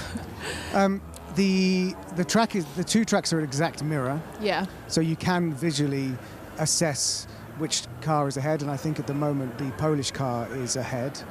Because they go around and then they go back into the same lanes again, don't they? It's like, so they go around the same cones a few times. Yeah, so when there's an actual series of corners, the lying down cones point the direction you need to go around that cone. But then the actual sort of standing up stripy cones are a sequence that you have to go through. And then as they come to the end, so yes, I think Poland were quicker. That one, yeah. We just need to check if they had any penalties. And they have to stop in that box, a full stop. For me, it looked like Germany touched one cone there. Does that count as a penalty? Yes. Yeah. That'll be 3 seconds, and they were slower. Yeah. So. But they've got another go, so it's not all over yet. We're gonna have a look at the Tory cars because there's some medals up for grabs at Touring. Yeah. So I think that's worth a look. Over to Touring cars now. The grid of nations for the touring car race formed here at Valencia. David Anderson and Joe Osborne trackside. Well, it was a really lively race yesterday and 1 or 2 spots of rain in the air. Now, the cars have gone to the grid on slicks, but this could be very interesting indeed if the overcast skies decide to open up. Yeah, just walking back into the commentary box then, they're big raindrops. They're not that often. It's not heavy rain, but they are big. So if it does start to come in a bit heavy, I think it's going to get wet very quickly. Sorry. And yeah, super interesting race yesterday. This car doing a jump start, safety car, still having a 5-second penalty and still won by more than 5 seconds. Was a great job by Montenegro. So you're quite right. There's a lot of stories in the race all the way down the field. It was a great race yesterday. Yeah, we had Turkey out with transmission failure, Britain out with damage, Canada out with a puncture, and Germany out with turbo failure. Let's join Antonia Rankin for a weather update, though. Yeah, guys, it's hardly beautiful sunshine on the grid here. As all of the cars are lining up, it's starting just to come in with a bit of a shower. I think we're due to have this for a little bit longer, so it might be a bit of a damp race for these guys. They're going to need to keep their lines straight and stay on track. Antonia, thanks. Well, I've gone to the grid on slicks, but if it does start to change, the race director is going to have to think about intervening. I'm not saying he will. You could argue on the one hand that if it rains and they're on slicks, then on a safety procedure, you need to intervene. You could also argue that it's up to the teams and the drivers to elect whether they need to go a bit slower or go for a pit stop. But we'll see. Hopefully, it won't come to too much, but a greasy track surface would be quite interesting. Now, yesterday, and I'm sure today, track limits was a thing. It was a track limit penalty and then a black flag that did for Italy, Marco Butti. But it was actually a jump start penalty, wasn't it, for Ignacio Montenegro, the Argentine driver who won and is on pole position. It'll be interesting to see what his start is like today. Brazil was quite a talking point yesterday. There is the car of Rafael Reis, 4th on the grid. He was 2nd on the grid yesterday, but he got roughed up on the opening lap by the UK, by Jensen Brickley. Had to pit. We thought he was out of the race with lots of suspension damage. Turned out it was only a puncture. He was just able to squeeze out and not lose a lap, but it was very, very close. And then when the safety car came out to recover Canada in the gravel with a puncture, he got on the back of the queue and then made progress to 4th. It was the save of the day, and you would not believe that is the same car that had all the damage yesterday. Yeah, they've done a really good job, and yeah, it's a hero story from them, wasn't it? And they obviously got a couple of extra places. Italy getting a black flag for track limits, a pretty rare occurrence, but that showed you the severity, how often it was happening. Germany lost a turbo, didn't they? Spectacularly into turn 1, plumes of smoke. So yeah, it was an amazing recovery drive from dead last at the end of the lap. Might as well get out of the car and finish a job to actually I might as well stay in and see what happens to finish 4th. Well, absolutely, and still now be in contention, because we know how good Rafael Reis is. He drives number 77 for Brazil, and Rafael Reis has been a stock car light champion in Brazil, but he's been 3rd or 2nd in TCR in Brazil, South America for a number of seasons. So he's always, to use that ghastly phrase, there or thereabouts, but he's a certain race winner, and will very much be part of the mix when we go racing then. So the cars are about to be released. There is the green flag, and this is a chance to get a bit of warmth into the Pirelli rubber on this formation lap as the cars now accelerate off down towards turn 1. It's a good long lap at Valencia, and it means that a lot can happen around it with so many different types of corners and this long, long, long pit straight. At the very back, Team Turkey's Zekai Özcan, who had a transmission breakage off the line yesterday. A bit of a weakness occasionally of the Audi in TCR. Honda, Argentina and Ignacio Montenegro pole position ahead of Eric Genet for Spain, and Argentina and Spain ahead of the Czech Republic and Brazil. Adam Kout and Rafael Reis on the 2nd row of the grid. Starting 5th is the Danish representative René Paulsen, and then for France Aurélien Comte lining up 6th. There he is in the Cupra, ahead of Indonesia's Umar Abdullah, and then Amit Anwar for Bangladesh 8th. Honda's both. 9th for Italy. Quick driver, but so prone this weekend to track limit abuses. Marco Butti, and then the German driver René Kircher is next. Again, 2 more Hondas. From Canada comes Megan Tomlinson. She ended up in the gravel with a puncture yesterday. Jensen Brickley, with quite a bit of front damage yesterday for the United Kingdom, is ahead of the Turkish driver Zekai Özcan, who didn't even get, sadly, a lap in, so he's hoping for better fortunes today. Seen 1 or 2 cars with the wipers on, and certainly looking at the way that Ignacio Montenegro has gone absolutely storming away from the pack. He's desperate for some warmth in the tyres. Yeah, he's gone too fast though. Bangladesh there just come out of turn 6 we saw in shot. So the last car in shot at the moment. The next car, Bangladesh, after this Indonesian car, is a good 300-400 metres. And look at the raindrops. I told you they were big. Not very frequent, but big on top of the windscreen of the French car there of Comte. And that is why we're seeing so much energy being put into the cars, then into the tyres. Cold tyres, no tyre ovens before they were bolted onto the car this morning, so they are going to be going. But Argentina need to back it up. Otherwise they're going to be sat on the grid for a good 30-40 seconds, not generating any heat. Or the car from Indonesia needs to hurry up, because actually by going at a slow pace, Umar Abdullah is not getting enough warmth into his tyres. So yeah, Montenegro's tyre temperature will drop on the grid, but if you do a slow formation lap, it's sort of self-defeating, isn't it? Yeah, the gap is diminishing as well now, so it's not as dramatic as it could have been. You're correct in it, but being static, there is no energy. So going slower is some more than 0, obviously, without stating the obvious. But it shouldn't be a drama, but this is going to be very interesting. We know how leery these cars. We had that great drift, didn't we, from Team Brazil in qualifying. So I'm expecting some fireworks from the rear end of these front-wheel drive cars. The United Kingdom is under investigation for not respecting the start procedure. So the UK may have transgressed a regulation. That was 3 minutes ago, and I just wonder whether there was still work on the car at the time. Down the pit lane is coming Germany then. So this was the car that had the turbo issue yesterday. Hopefully the car will be able to start, but it's going to have to be from the pits, as on this one-by-one staggered grid formation, the last car, which is that of Turkey, slots into place.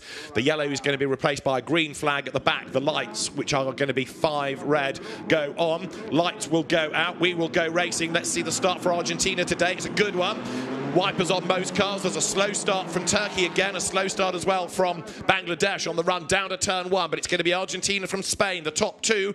Ignacio Montenegro for Argentina sweeps across the road. For 3rd, Brazil up the inside. On the outside line, the Czech Republic. 5th is going to be France. Czech Republic goes out wide. So Argentina leads Spain, leads Brazil, and track surface conditions, I think, are going to be changing here. Yeah, great commitment from Czech Republic. Contact there between the Czech Republic and I think Brazil.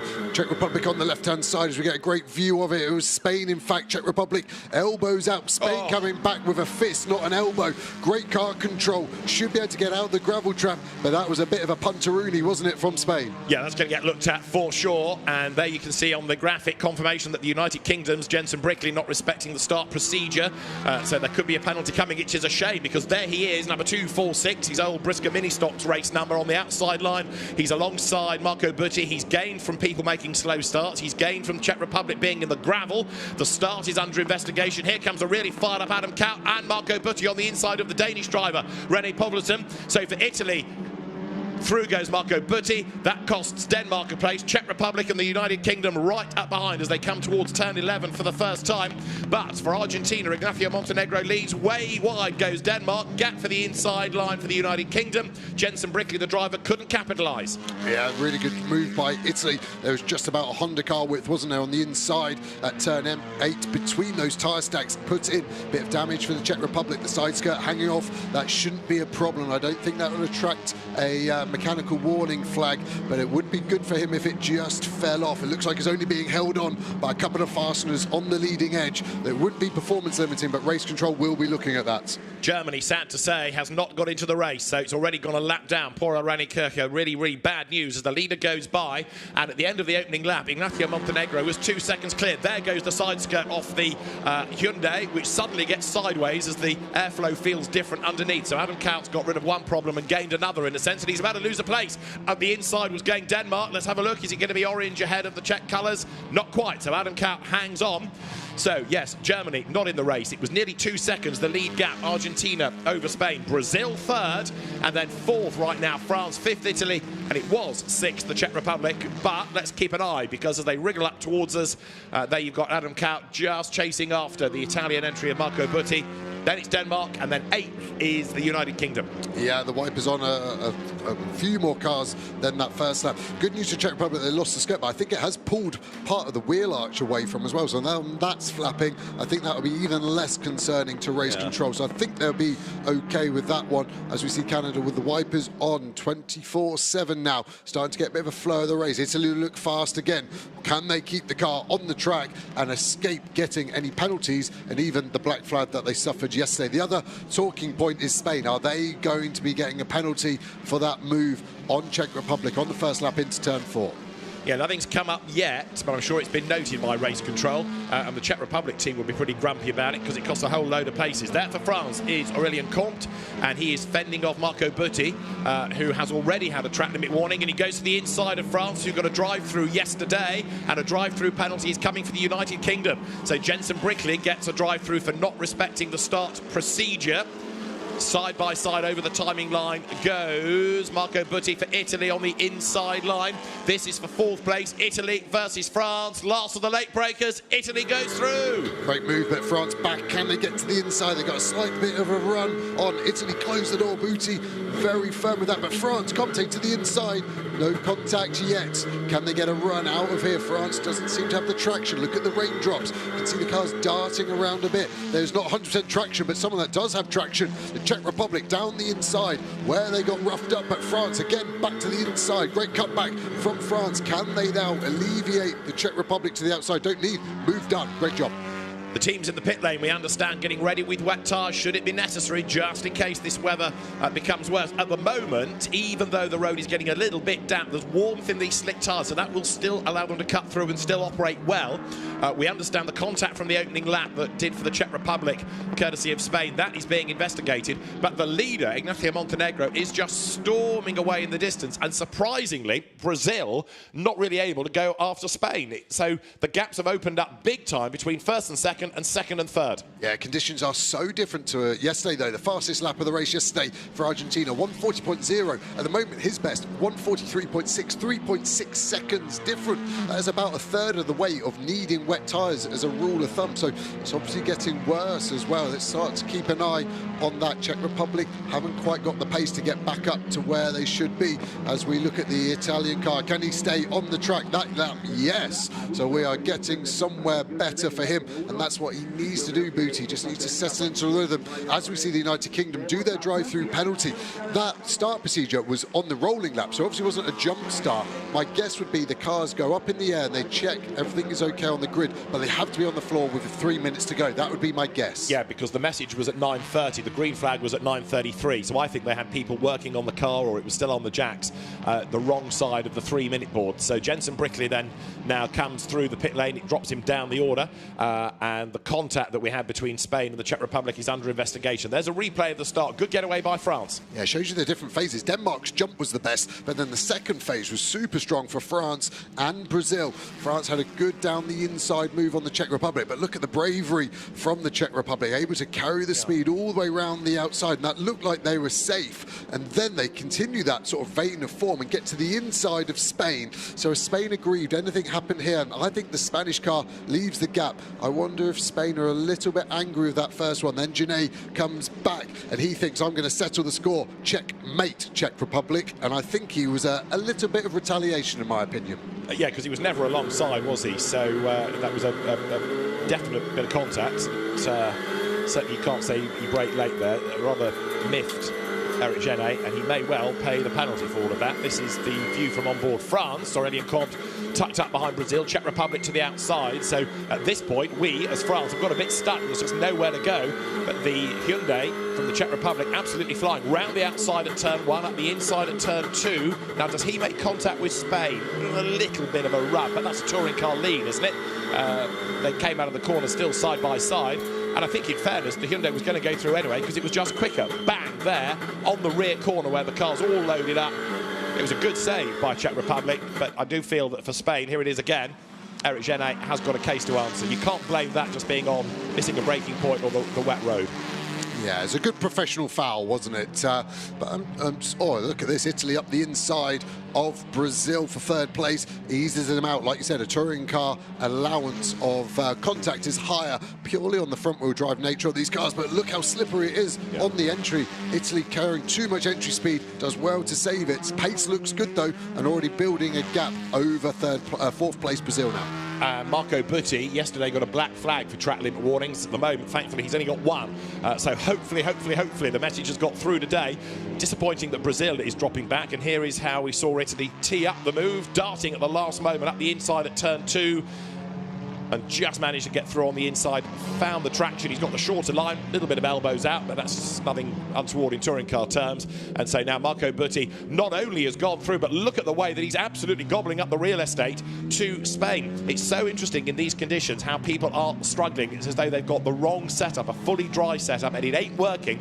Spain, and indeed Brazil, looking really different from yesterday, whereas that Honda, Marco Butti, is absolutely flying, and it's getting stronger as the race wears on. Yeah, it looks like it should be in its own class, but look how wet it's getting through 13. You can start to see the tyre marks. They're cutting through that greasy bit and leaving marks, so we're going to start to see it as a great move. Again, he's just in a different class, like I said. He's able to stop the car and get exactly where he needs. So that now gives us a Honda 1-2. Now, does that tell us that it's about setup, or does it tell us that the Honda as a car is better for these sort of intermediate greasy conditions? Because way out in front, and he was building the lead early anyway, Argentina's Ignacio Montenegro. Meanwhile, Meanwhile, Megan Tomlinson is involved in an Audi battle. That's Canada versus Turkey. And as they come to the line, Turkey has gained a place then. So from the back of the grid, Zekai Özcan now up into 9th place, going nicely. Ahead of him, it is Indonesia's Umar Abdullah as they come now down towards turn 1. Abdullah just ahead of the 2 Audis there, but going nicely. The former Malaysian Championship Series racer. And to the inside now, dives Canada, gets past Turkey, gets past Indonesia, goes out wide, and back comes Indonesia. Turkey tries to fight back as well. Megan Tomlinson from Canada ahead of a really sideways Team Turkey's Zekai Özcan there, but good driving that by Megan Tomlinson. Lost out, but fought back brilliantly. Yeah, went to the inside and sent it. Nearly got 2 for the price of 1.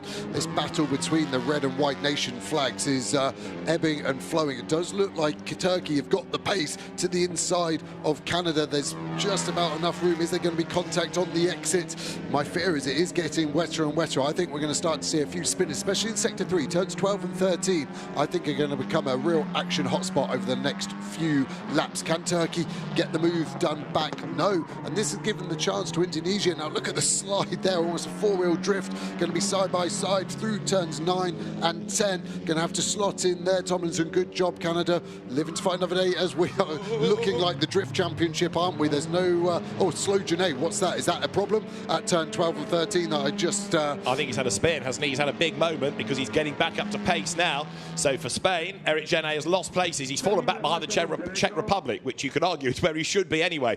Over the line come the leaders. Now, that gap is 4.4 seconds, and last time around, Italy, 7/10 of a second quicker than Argentina. This, with 19 minutes and a regulation lap to go, is building up really nicely.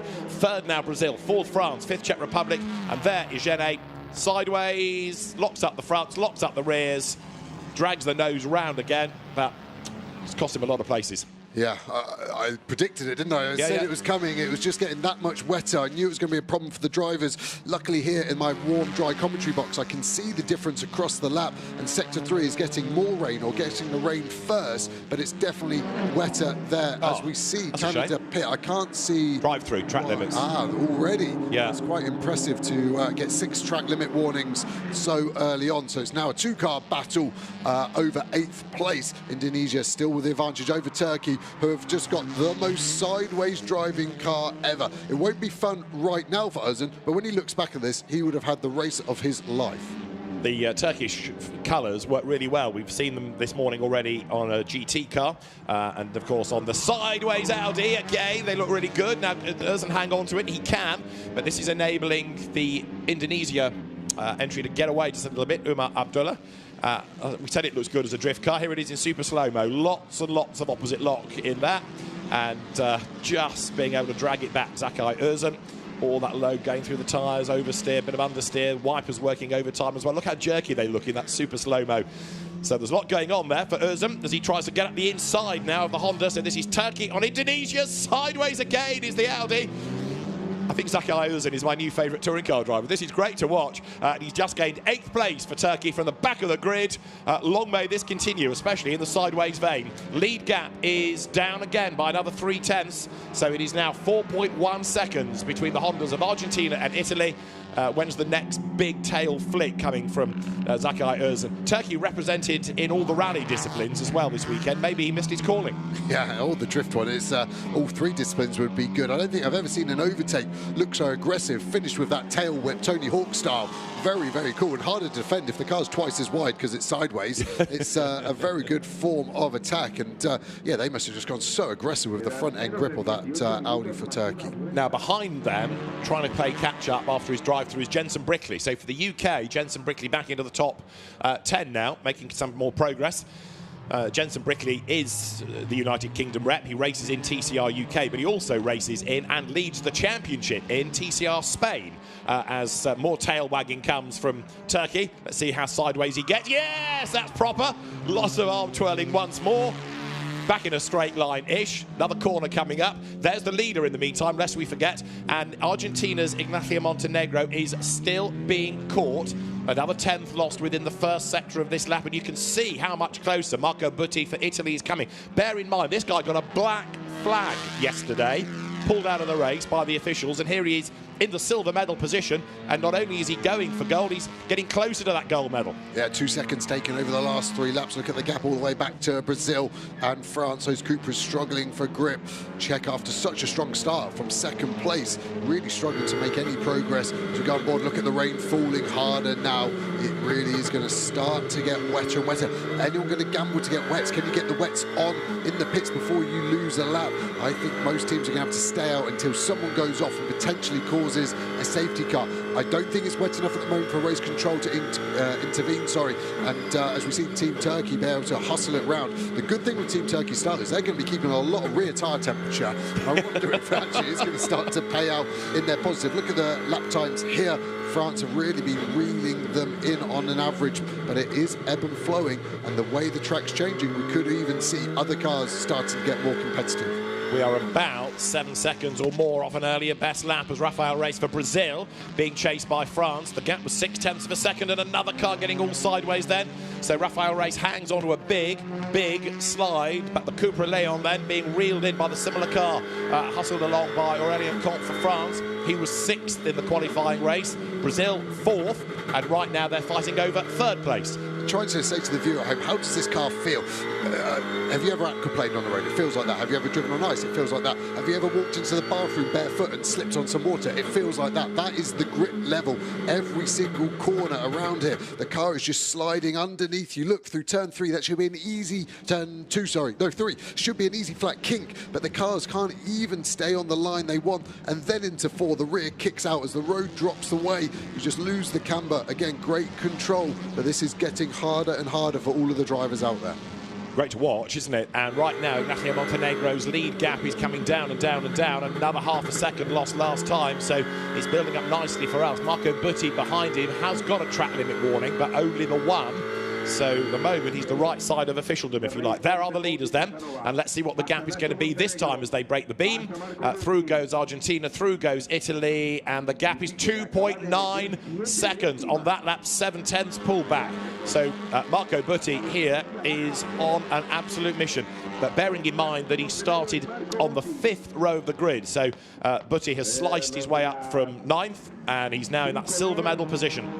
Yeah, and he's really coming. He's got so much experience. His CV is obviously all-encompassing. So I think that's just the advantage he's got here. Spain struggling in the background, coming out of turn number 1. How does the French car look? Able to keep it a bit tighter around turn number 2 than Team Brazil. Brazil a little calmer than the previous lap. How's it at 4? This is where we're seeing the drifting. They're going off the normal dry line now, looking for grip. The wider you go off the typical racing line, there's a little bit more grip there because it's not worn down. There's not the rubber, there's not the oil put down, so we're going to start to see cars searching for grip. Looks like they're missing apexes, but they're looking for the grip to get them more traction and give them more lap time. But at the moment, it's looking a little fairer between France and Brazil. There doesn't seem to be a massive overlap in pace, but Italy definitely have got the upper hand, and I think there's going to be a battle in the next couple of laps. Absolutely right. Bearing in mind how far up the road Argentina was earlier on in the race, it's been quite a drive by Italy.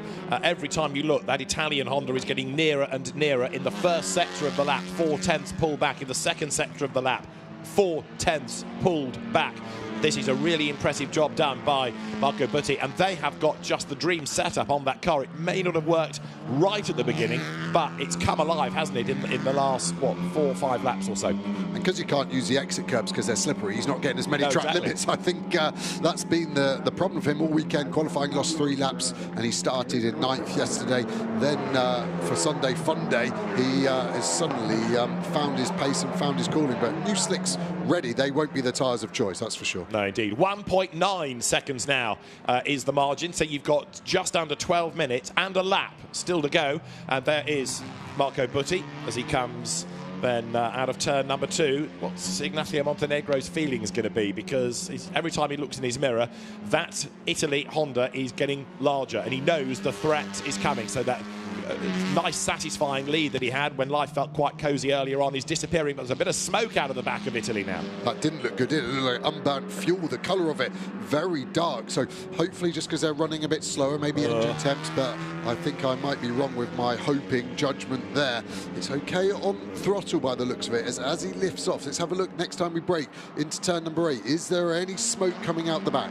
Not phasing him because he's pulled another 0.8 of a second in the first sector off Montenegro for Argentina. Here you've had the change. France ahead of Brazil now, so the two Coopers have switched, but France goes bronze, goes third at the expense of Brazil, and they come down towards turn 8. Now, of course, if Italy is in strife, it could be a silver medal they're going to argue with. Brazil closing right up under braking.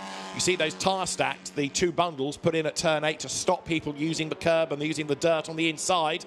Ahead of them, the lead gap continues to drop, but only a 10th gained, interestingly, in the middle sector. France wide, Brazil back through on the inside. France looks for the undercut once again. Remember, this is the bronze medal battle, and it's back to Brazil for bronze. Yeah, and I think France now in the lead has to be the pathfinder for that pack to see who's got the grip, and I think that's what happened. France had to decide where to brake for 11. It was too late. Brazil then could brake that slight bit earlier and take the perfect line and get the place back. Whoever is in front in these conditions is that pathfinder forging away for the pack behind. Brazil has had a really good sector 3 and is pulling away with just under 10 minutes remaining now. When the leaders cross the line, you can see confirmation on the graphic. The gap was exactly 1 second to the 1,000th. It was 1 second. So Italy still, irrespective of that little puff or two of smoke we saw, able to go faster, lap after lap after lap. Italy quicker, Italy quicker, Italy quicker. The car moving around still as it slides its way up towards now turn 5. But for Argentina, Ignacio Montenegro has got 9.5 minutes on the clock and another lap at the end of it. And Marco Butti for Team Italy having a massive turnaround of fortunes here. Italy third in the medal table, and he's right there now, edging closer to Argentina. Sector 1, quicker by 3:10, so he's going to be on the back by the end of the lap. It's just every time we brake, there's a puff of smoke out the back of the exhaust pipe. Less there, a little bit, then it just comes again. My fear is a race engine has a real nice habit of just before it goes boom, offering you the most amount of power of its life. And I hope that isn't the case, and I hope that isn't the reason Italy are so fast. But yeah, we're not used to seeing so much smoke, but we are now bumper to bumper. Can you just get the move done in one fell swoop? Let's have a look. Goes to the inside at 12, can't do it there, has another go. Argentina, very defensive, but just not having the same pace anymore. Ignacio Montenegro, he's going to have to give up the unequal struggle sooner or later, isn't he? Because the Honda behind for Italy is that much fleeter now as they come down towards turn 14. Italy to the outside line, wants the tighter line coming off the corner, then the inside line all the way down the pit straight. Nose to tail they run then up towards the timing line now, and as they come down towards the first of the left-handers at turn 1, the margin between them as they came across the line, less again, 0.261 of a second. Italy to the inside, full send from Marco Butti. They're going to make contact, surely. It's just about avoided by a fag paper. Side by side up to 2. Take that, says Argentina. And Ignacio Montenegro rather needlessly drives across into the side of Italy. He does not take kindly to being overtaken, but I don't think there was any real need to get his elbows out quite like that. So Italy, Marco Butti stands his ground, goes through, but I would think race control might want a word with that man, Ignacio Montenegro, to say, what the? Yeah, when you try and take a child's toy, he kind of reacted like that, doesn't it? Yeah. This is my toy. This is my gold medal. I'm the leader. That's very rude of you. And there was about 8 hits, and it was 8 more hits that was needed. I felt like the move from Italy was fair and just into turn 1, but out of it, there's a little rub. Yeah. Okay, that set the steam boiling, I think, for Argentina. But this last one now was pretty aggressive. No major damage, a couple of witness marks on the rear door there for Italy, but yeah, I think Italy luckily have got the pace just to drive away for their sake, because I thought that could boil over quite quickly. And there is a driving standards flag for Argentina as a legacy of that. So straight away, Ignacio Montenegro is told to whatever the Argentinian for wind your neck in is, really. But Italy then, the leader, and from 9th on the grid. This is against all of our expectations, isn't it? We thought we knew the plot after the way that Brazil and Argentina and Spain had gone yesterday. So the new order, let's just run through the nations. It is now Italy in the lead. There is Marco Butti. Argentina in 2nd place. 3rd is Brazil. Fourth, you can see sideways France. Fifth, Czech Republic, and in sixth place, Spain. And the Czech Republic goes to the inside for fourth place, and Adam Kaut goes through. That's a good move, and he locks up, but that's been a really good recovery, given that he got shoveled off into the gravel on the first lap. He has driven a very, very good race without the red mist descending. Yeah, gets a good exit as well, and now has a chance to challenge for the final medal position. Brazil are just up the road, 1.7 seconds ahead of the Czech Republic at the end, but now he's got a bit of clear space. Can he pull away from France, or that mistake from France doesn't show the pace they've got? Looks like Czech Republic gone in a little bit too hot into turn number one. Can France answer back straight away and take fourth place? Looks like it can be done on the brakes. Are there going to be any contact? Czech Republic sweeps in front, does a good job of closing the door, and they are staying ahead. This is giving a chance for Brazil to escape up the road. So Rafael Reis for Brazil getting away. Battle is still on. France to the inside. Fourth place. More contact. Czech Republic turned around and another save, but he's dropped back behind Spain. So poor old Adam Kaut for the Czech Republic. That car has had more hits than Elvis. It's had another big whack. He's been turned around and Spain goes back ahead. That surely is going to get looked at as well. Aurélien Comte, we have seen this weekend, is a really good racer. If he loses a place, he's really quick to try to fight back. Yes, it's good to watch feisty racing, but both he and Genet have got a case to answer here, and Adam Kaut must be thinking, not again. Turn 4, Cupra in my rear quarter. What have I done to deserve this? I think to defend Comte there in the dry, look at the front axle trying to spin himself round, just nail the throttle, and the car naturally straightens itself up. 90 degrees. Yeah, perfect, isn't it? Look at the smoke bellowing out. And there's the other one that hit him on lap 1, Team Spain. But yeah, if it's a Cupra at turn 4, it's not Czech Republic's friend there. But yeah, Comte, I think, just on the wet apex curb, understeered into the back. But definitely not the Czech Republic's fault. But that has reminded me that Spain didn't get a penalty or anything thus far for the contact on lap 1. So it's under investigation, and so is that last hit, but it's still being looked at as far as we know. The Hyundai there goes through of Adam Kaut for Czech Republic, so he's now got to get himself back past Spain, and the incident between France and the Czech Republic is going to be looked at after the race. As for the incident between Spain from the first lap with the Czech Republic, it was being investigated and we've heard no more about it. Meanwhile, 4 minutes remain. Have another go at the nations order, shall I? Italy, Argentina, Brazil, 1, 2 and 3. Fourth now is France. Fifth is Spain. Sixth is Czech Republic. And I wonder whether Adam Kaut is going to be as cavalier going into turn 4 as other people have been against him on this lap. He's almost close enough to think about a move again on Spain. Yeah, he'll be feeling a bit aggrieved. If these cars aren't getting drive-through penalties, then do I need to settle the score myself and I can rough them up the same way I've been roughed up? That would be my racing driver logic there. He does look like he's been nice and aggressive, placing the car really late and hard on the brakes. But with less than 4 minutes remaining now, I think it's going to be hard for him to clear both the cars that have roughed him up in Spain and France in front of him.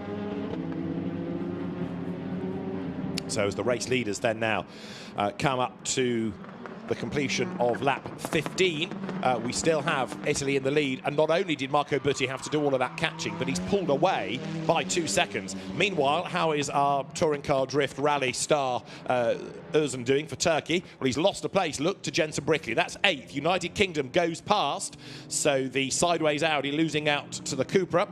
That had to make that drive-through early on, remember. Real shame that, because Jensen Brickley, young gun, making a big name for himself in touring car racing. He came out of stock car racing in the UK, Brisker Mini Stocks in his teens, went and won the Fiesta Junior Championship, then won the Fiesta Senior Championship, if you like, and has been racing in TCR in the UK and in Spain, Spanish Championship leader. So he's a very, very quick young driver, is Jensen Brickley. Maybe we've not really seen the best out of him this weekend. He got involved in an accident on the first lap yesterday. The drive-through today has done for him as well, but he's one to watch for the future, that's for sure. Yeah, and Team Turkey almost just going for style points now, hoping when they're factored in that might lift them a little higher than 9th. But yeah, the setup of that car must be so aggressive. The rake of it, I assume, is so high. The rear axle struggling to keep enough weight over it. Spain darting to the inside, trying to find a bit more grip under braking for turn number 2. Czech Republic not really able to answer, but a fair bit of damage on the right-hand side of that car. Brazil squirming out of turn number 3. Still got a healthy gap at the moment. Back to France, 1.2 seconds and another 1.1 second to this car, then another second back to Czech Republic. So all quite equidistant from third all the way down to 6th place. It doesn't look like either of them have a massive pace advantage at this moment in time. Lap times have dropped away all the way now for these guys into the 149s, into the 150s. That is 9 seconds a lap slower than they were doing yesterday in a full dry race, but this guy seems to have relished the conditions. It's been absolutely spellbinding, hasn't it, to see the pace that he had up from 9th on the grid. I know there was a few incidents on the first lap that played into his hands, but how different it looks now compared to the start, when there Argentina's Ignacio Montenegro was just driving off into the distance, and he's been caught and passed and has been utterly powerless to do anything about Marco Butti. So the initial suspicion was that it was the Honda. I think it's definitely whatever the Italian team has been able to put on that car as a setup, and it has just absolutely clicked for these conditions. They have got the best weather app of anybody in the paddock, I reckon. Now, there is this lap and one more. We should hit 0 on this lap, and then there's the regulation lap. How are we doing for the bronze medal? It's 1.2 seconds currently between Rafael Reis for Brazil and Aurélien Comte for France. But given the contact that we had earlier on between France and Czech Republic, that might change post-race as well. Adam Kaut for Czech Republic in 6th place, and you've got a feel for him, having been duffed up twice by those two Cupras that have got away so far without censure.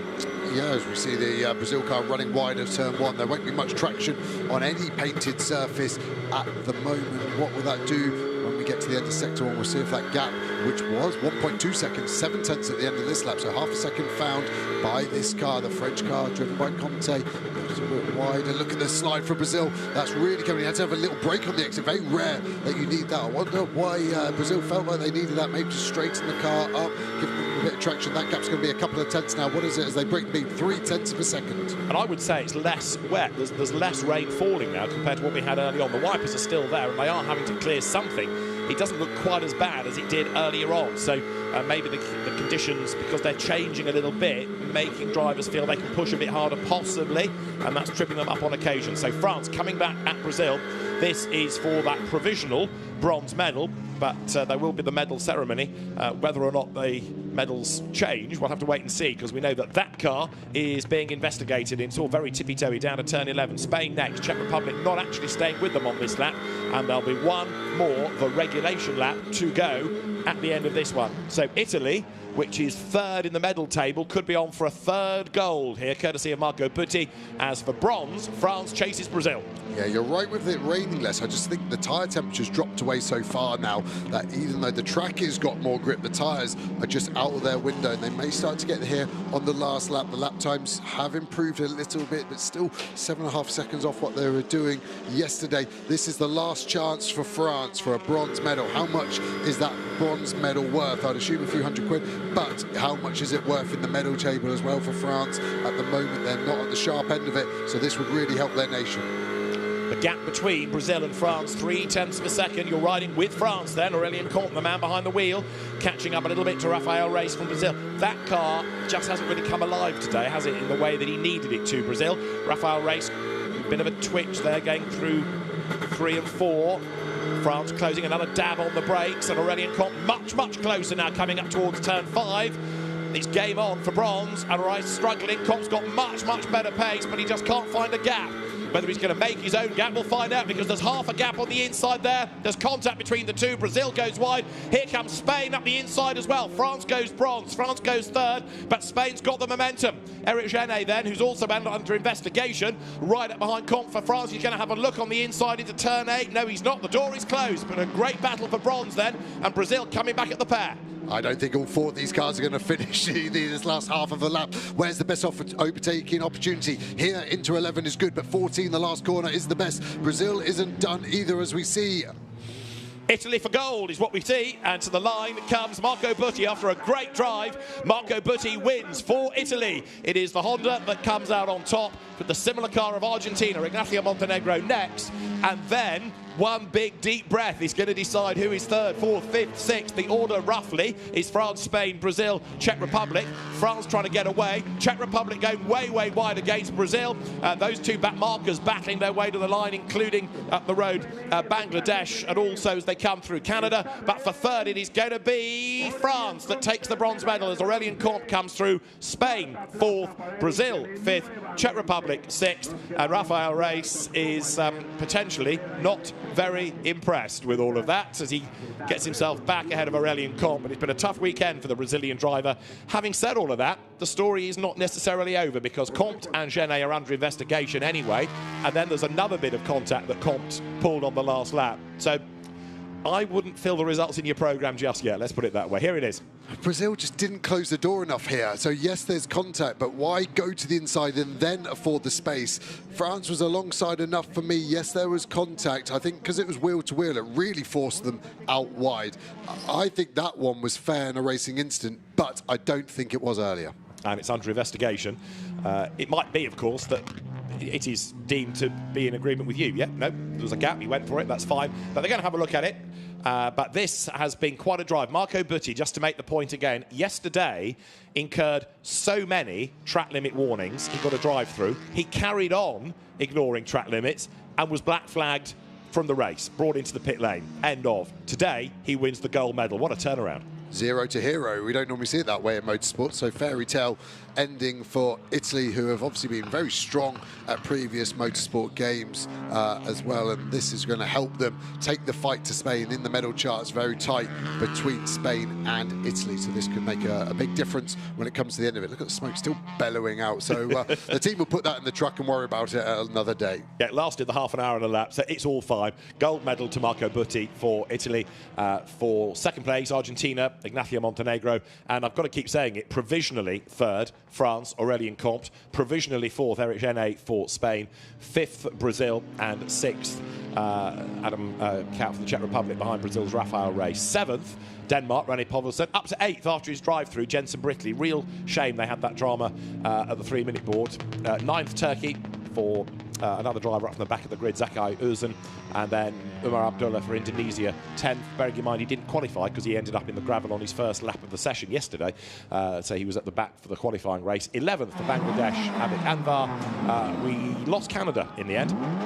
Megan Tomlinson pitted, and poor old Germany never got into the race. René Kircher with the turbo failure of yesterday repaired, or so they thought, but it developed another problem on the green flag lap. So the SRO event staff marshalling the cars from the pit lane into the paddock and down to the fan village, where the fans from the different ASNs are, as well as the public. Marco Butti's car arrives, and the Italian, I'm sure, is going to be a very, very happy man indeed. Out he gets. That's your gold medal winner, and Marco Butti stands atop the car. You can see what a gold medal means, can't you? In the FIA Motorsport Games, Marco Butti jumped down, and that was quite a drive, and one of the big shocks thus far of the weekend. Really good. There's going to be a lot of interest in the paddock, isn't there? Between the contact here, is that Montenegro there coming over to say well done. So yeah, all's fair in love and war, which is nice. But I think Brazil and France may have some different feelings. Like the French body language, so slow on the in-lap. They've got the Spanish and the Czech Republic car in between them. It's a bit like when you're in a nightclub, a bit scared of that big guy that looks like going to hit you, try and get a few people in between. I think that was France's tactic there on the in-lap. Marco Butti from GOAT Racing. Well, was that one of the greatest of all time in terms of a drive, from 9th up to a gold medal? It was quite something, wasn't it? Yeah, after probably being quite sheepish yesterday, it's a big turnaround, that's for sure. No lamb to the slaughter. So the GOAT Racing driver comes through on top, gets his Team Italia cap, and the team celebrating, deservedly so, because the way that Montenegro had looked through the qualifying race, and indeed the early part of this race, you would not have betted against him taking gold. No, it was the obvious choice. I think the bookies wouldn't have even given you any odds on him winning today. That little bit of rain at the start of the race that then got a bit heavier too, I think has really jumbled up the order and given us a great race today. So Marco Butti puts on his race winner's Pirelli cap. He will make his way to the podium in due course. But we want to have a word, don't we, with the Italian. Antonio Rankin is down there with, I'm sure, an overjoyed Italian, Antonio. Marco, you were absolutely incredible. Can you talk us through that race? Yeah, I don't believe it. Since yesterday is one of my strongest weekend in my career in motorsport. Today, the rain comes help me. They are a fucking good racing car from God's Racing. Yeah, very, very, very happy. I cannot believe that, but yeah, well, it comes. We saw how much it meant to you when you got out of the car. It's such an accolade to win representing your country. What does it mean to you? Yesterday we were in pole position every time we exited on track in qualifying. After track limits, we don't have the pole position. We don't have the final result in pole position in this win. And now we are the winner. Wow, fantastic. You're exceptional. Go celebrate. Thank you. Apologies for the lively language, but you can see how much it means to Marco Butti. Now, we have had a penalty given to Aurélien Comte for causing a collision, a 20-second penalty. So Italy, Argentina, Spain is the order, although Spain was being investigated earlier on as well. But I think they got away with the contact on the first lap. Let's confirm what we have then for now. Marco Butti for Italy, the winner from Argentina's Ignacio Montenegro, and Eric Genet for Spain, third. Rafael Reis, fourth for Brazil. Adam Kaut up to fifth, ahead of Denmark's René Poulsen, and down to seventh drops Aurélien Comte for France, ahead of the United Kingdom, Jensen Brickley, Turkey, Zenar Özcan, and for Indonesia, Umar Abdullah. 11th, Bangladesh, with Canada and Germany not making it to the end of the race. So there, Ignacio Montenegro discusses life, and Eric Genet being called as a bit of a late booking almost to the podium as a surprise third place. But if that third place stays, he's got away very, very lightly after the contact on lap one, hasn't he? I couldn't agree more. I think if France was guilty, then Spain may be there, and there can be investigations after the race, obviously. But yeah, there's our top three currently.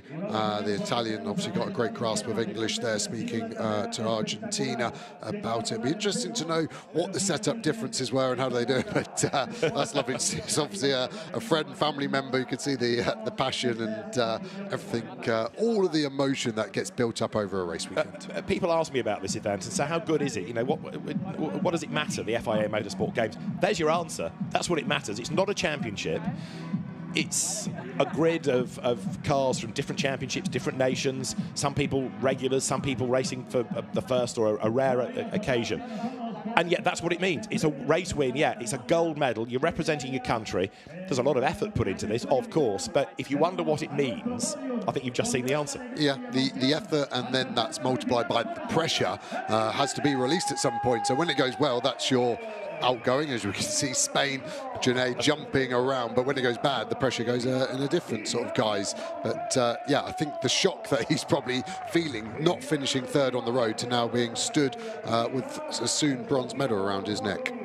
Ignacio Montenegro taking second for Argentina, and the expression says it all, doesn't it? I should have won that, but the car just didn't have the get up and go that this driver's car did. Marco Butti for Italy wins gold. He's a very, very happy man indeed. He congratulates Eric Genet, he congratulates again Ignacio Montenegro, who's thinking that was the one that got away after being so dominant for much of the weekend. But it's going to be the Italian national anthem once more at the FIA Motorsport Games. That is now 3 golds for Italy. Marco Butti, it is, on the top step of the podium.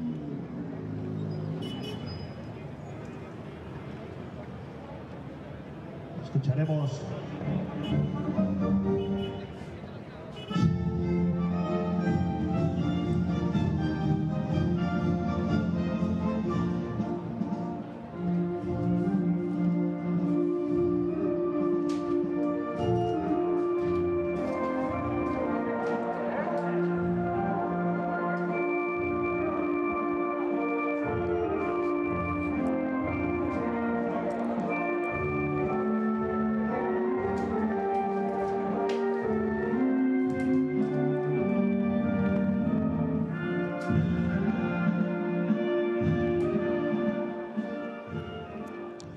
For Marco Butti, for Team Italy, the national anthem plays here at Valencia for the FIA Motorsport Games touring car discipline, and a really impressive drive and a really good win as well. 9th on the grid, he had to fight his way up the order, and having done so, he then pulled away as well. It was no lucky win. That was hard work all the way. The medals are brought forward. Marcello Lotti, who is the instigator, the creator of the TCR rule set, hands over the medal to Eric Genet, who is absolutely overjoyed with that. Eric switched this year to touring cars after single-seaters. If you've got a very long memory, you might remember his father racing in British Formula 3, Formula 3000, and then going into truck racing a long time ago. Eric's uncle is Marc Genet, who, of course, has the link with Ferrari, Formula 1 team these days, and a very happy family indeed. The silver medal goes the way of Ignacio Montenegro, and then the gold to Italy, to Marco Butti, and you've got to say that was really well-deserved. Yeah, really, really good. Such a turnaround, like we've said already, and obviously with my unbiased opinion, it's the best national anthem as well, isn't it? It belts out, and every Italian always proud to sing along with that national anthem. There are medals, there are flags of the nations from the drivers, and again another medal for Spain. So they've got 4 golds, 2 silver and a bronze now. Italy up to 2nd in the medal table, and the champagne as well. And for Argentina, that is going to help them because they were are 9th in the medal table now with that silver. So making a little bit of progress as the podium becomes as wet as the road was earlier on with the champagne. I think that rain has now gone, which is great to see for the fans, at least here, as the celebrations continue. Marco Butti is soaked, he doesn't care. Everybody from Spain wants to congratulate Eric Genet on that result, and great to see, and a great idea as well, having the podium here in the paddock for the fans rather than it just looking out over the pit lane. Yeah, and placing the cars in front of it as well. It all adds to the drama. The fan zone as well has been really well received, hasn't it? Lots of merchandise as the gold medal has just become detached from the ribbon. All adds to the story. A few marks on it won't affect his happiness too much. There is this evening the closing ceremony where all the medal winners are acknowledged, so the medals will be, if you like, represented, and it'll be a delighted Marco Butti, no doubt, but I'm sure there'll be huge, huge cheers for Spain, and it's another ASN that's really embraced the concept of the FIA Motorsport Games. Marco Butti there with the grey hair, Fabio Ravioli, who is the TCR media delegate and touring car fan. Right. Let's see if we can find 1 or 2 more drivers. Ignacio Montenegro is no doubt a little bit disappointed with that 2nd place. Eric Genet will be delighted, although I still think he's got a case to answer for that lap 1 contact, and when Antonia gets him, she may well feel brave enough to ask about that, but race control was looking at it. However, for now, we have a provisional result, and for the touring car teams, it's been a really busy weekend. It may not have been a massive entry, but both races gave us good racing. Yeah, it'd be interesting to know Argentina, Montenegro, the drivers' opinion on the rain. Did they know it was coming? Because my forecast said not. Antonia obviously said on the grid her forecast was, and sometimes as a driver that can blindside you. You had such a strong day yesterday in the full dry blazing sun Valencia had to offer, and then suddenly you sat on the grid and there's a few specks of rain. I wasn't planning for that as a driver. How can I now make sure that I don't mess up what I had yesterday in such a strong fashion? So yeah, difficult morning for some of those drivers, and I think Argentina probably the most surprised. Well, let's find out.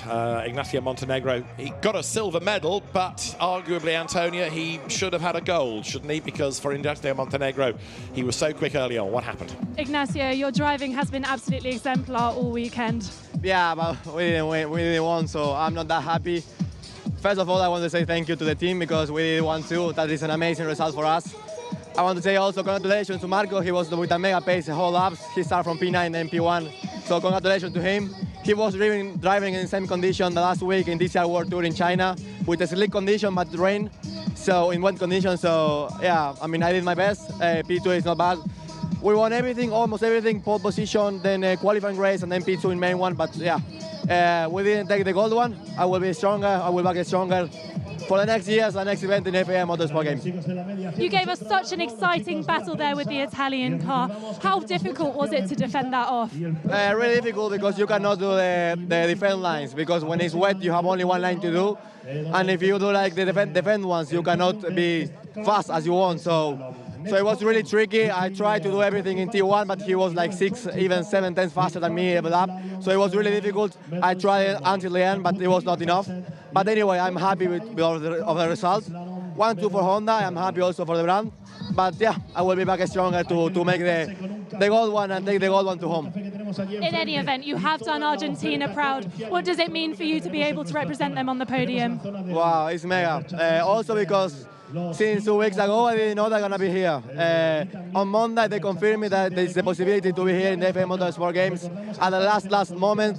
And I am really proud to be with this car, with our flag that is so beautiful.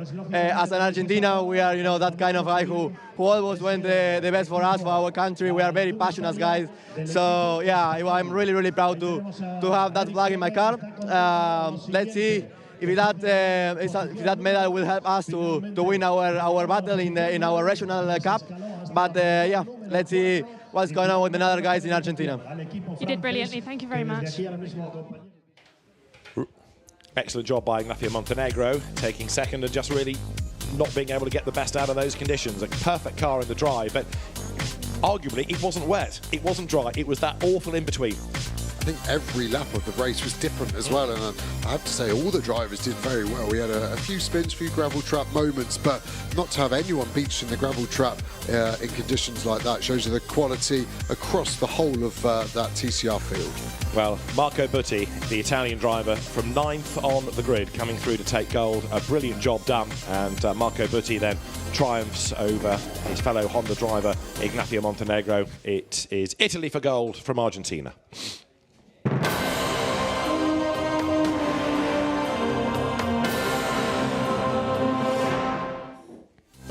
Touring car is always one of the most eagerly awaited disciplines at the FIA Motorsport Games, and the 2024 medal-winning main race did not disappoint. Good start from Argentina from pole position, Ignacio Montenegro leading Spain. Good start by France as well, but then the French car found itself boxed in at the first corner. The Czech Republic had made a demon getaway, and around the outside went Adam Kaut to gain ground, taking the place from Brazil, but then he was bashed sideways by Spain. Eric Genet went through, and it was a good recovery by the Czech Republic, and he'd have to do it all over again later in the race.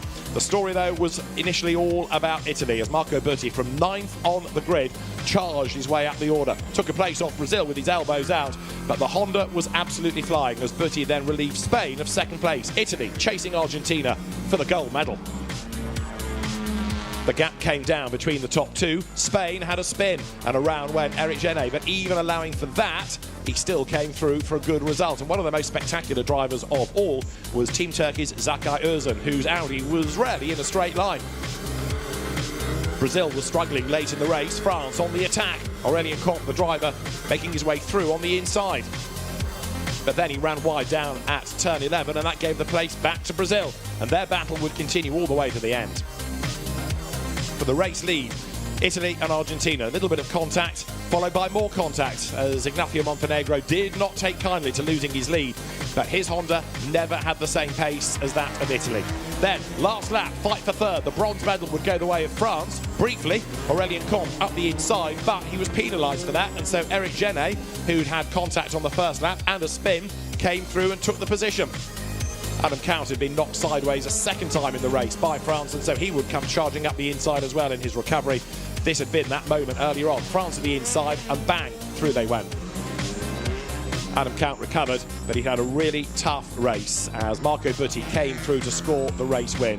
From 9th on the grid to a dominant win and a gold medal for Italy. Marco Butti for Italy triumphing in the touring car category. A very popular win at the 2024 FIA Motorsport Games. So we're right by the podium, so the announcer is very loud. Kayana's enjoying the music, as I've been. You can't get much closer to the action and the celebrations than we are. As they popped the corks on the champagne, this one hit me in an interesting place. So that was moments ago, but we're pretty. So I've got a souvenir and some slight bruising. Eric Genet is about to be interviewed by the announcer up on stage, but we're going to have the GT Sprint qualifying very soon. But let's bring in a guest. Janet Tan is coming to talk to us. If you could just explain to us, obviously it's really nice to see younger drivers coming through, which is a big part of the FIA Motorsport Games. Tell us about your role and how important developing drivers is. So the race director for the Formula 4 Cup this weekend. And it's a great series because it's a step up from karting, and there are so many regional Formula 4 races around the region and around the world. And we have 21 boys this weekend driving, and it's been great watching them. It's a great big stepping stone for them moving up to Formula 3 and other races also. How has it been for you? It's been very exciting for us. How has this weekend been for you so far? It's really exciting. It's really nice for me to be here. It's a great circuit, and the marshals are really great also.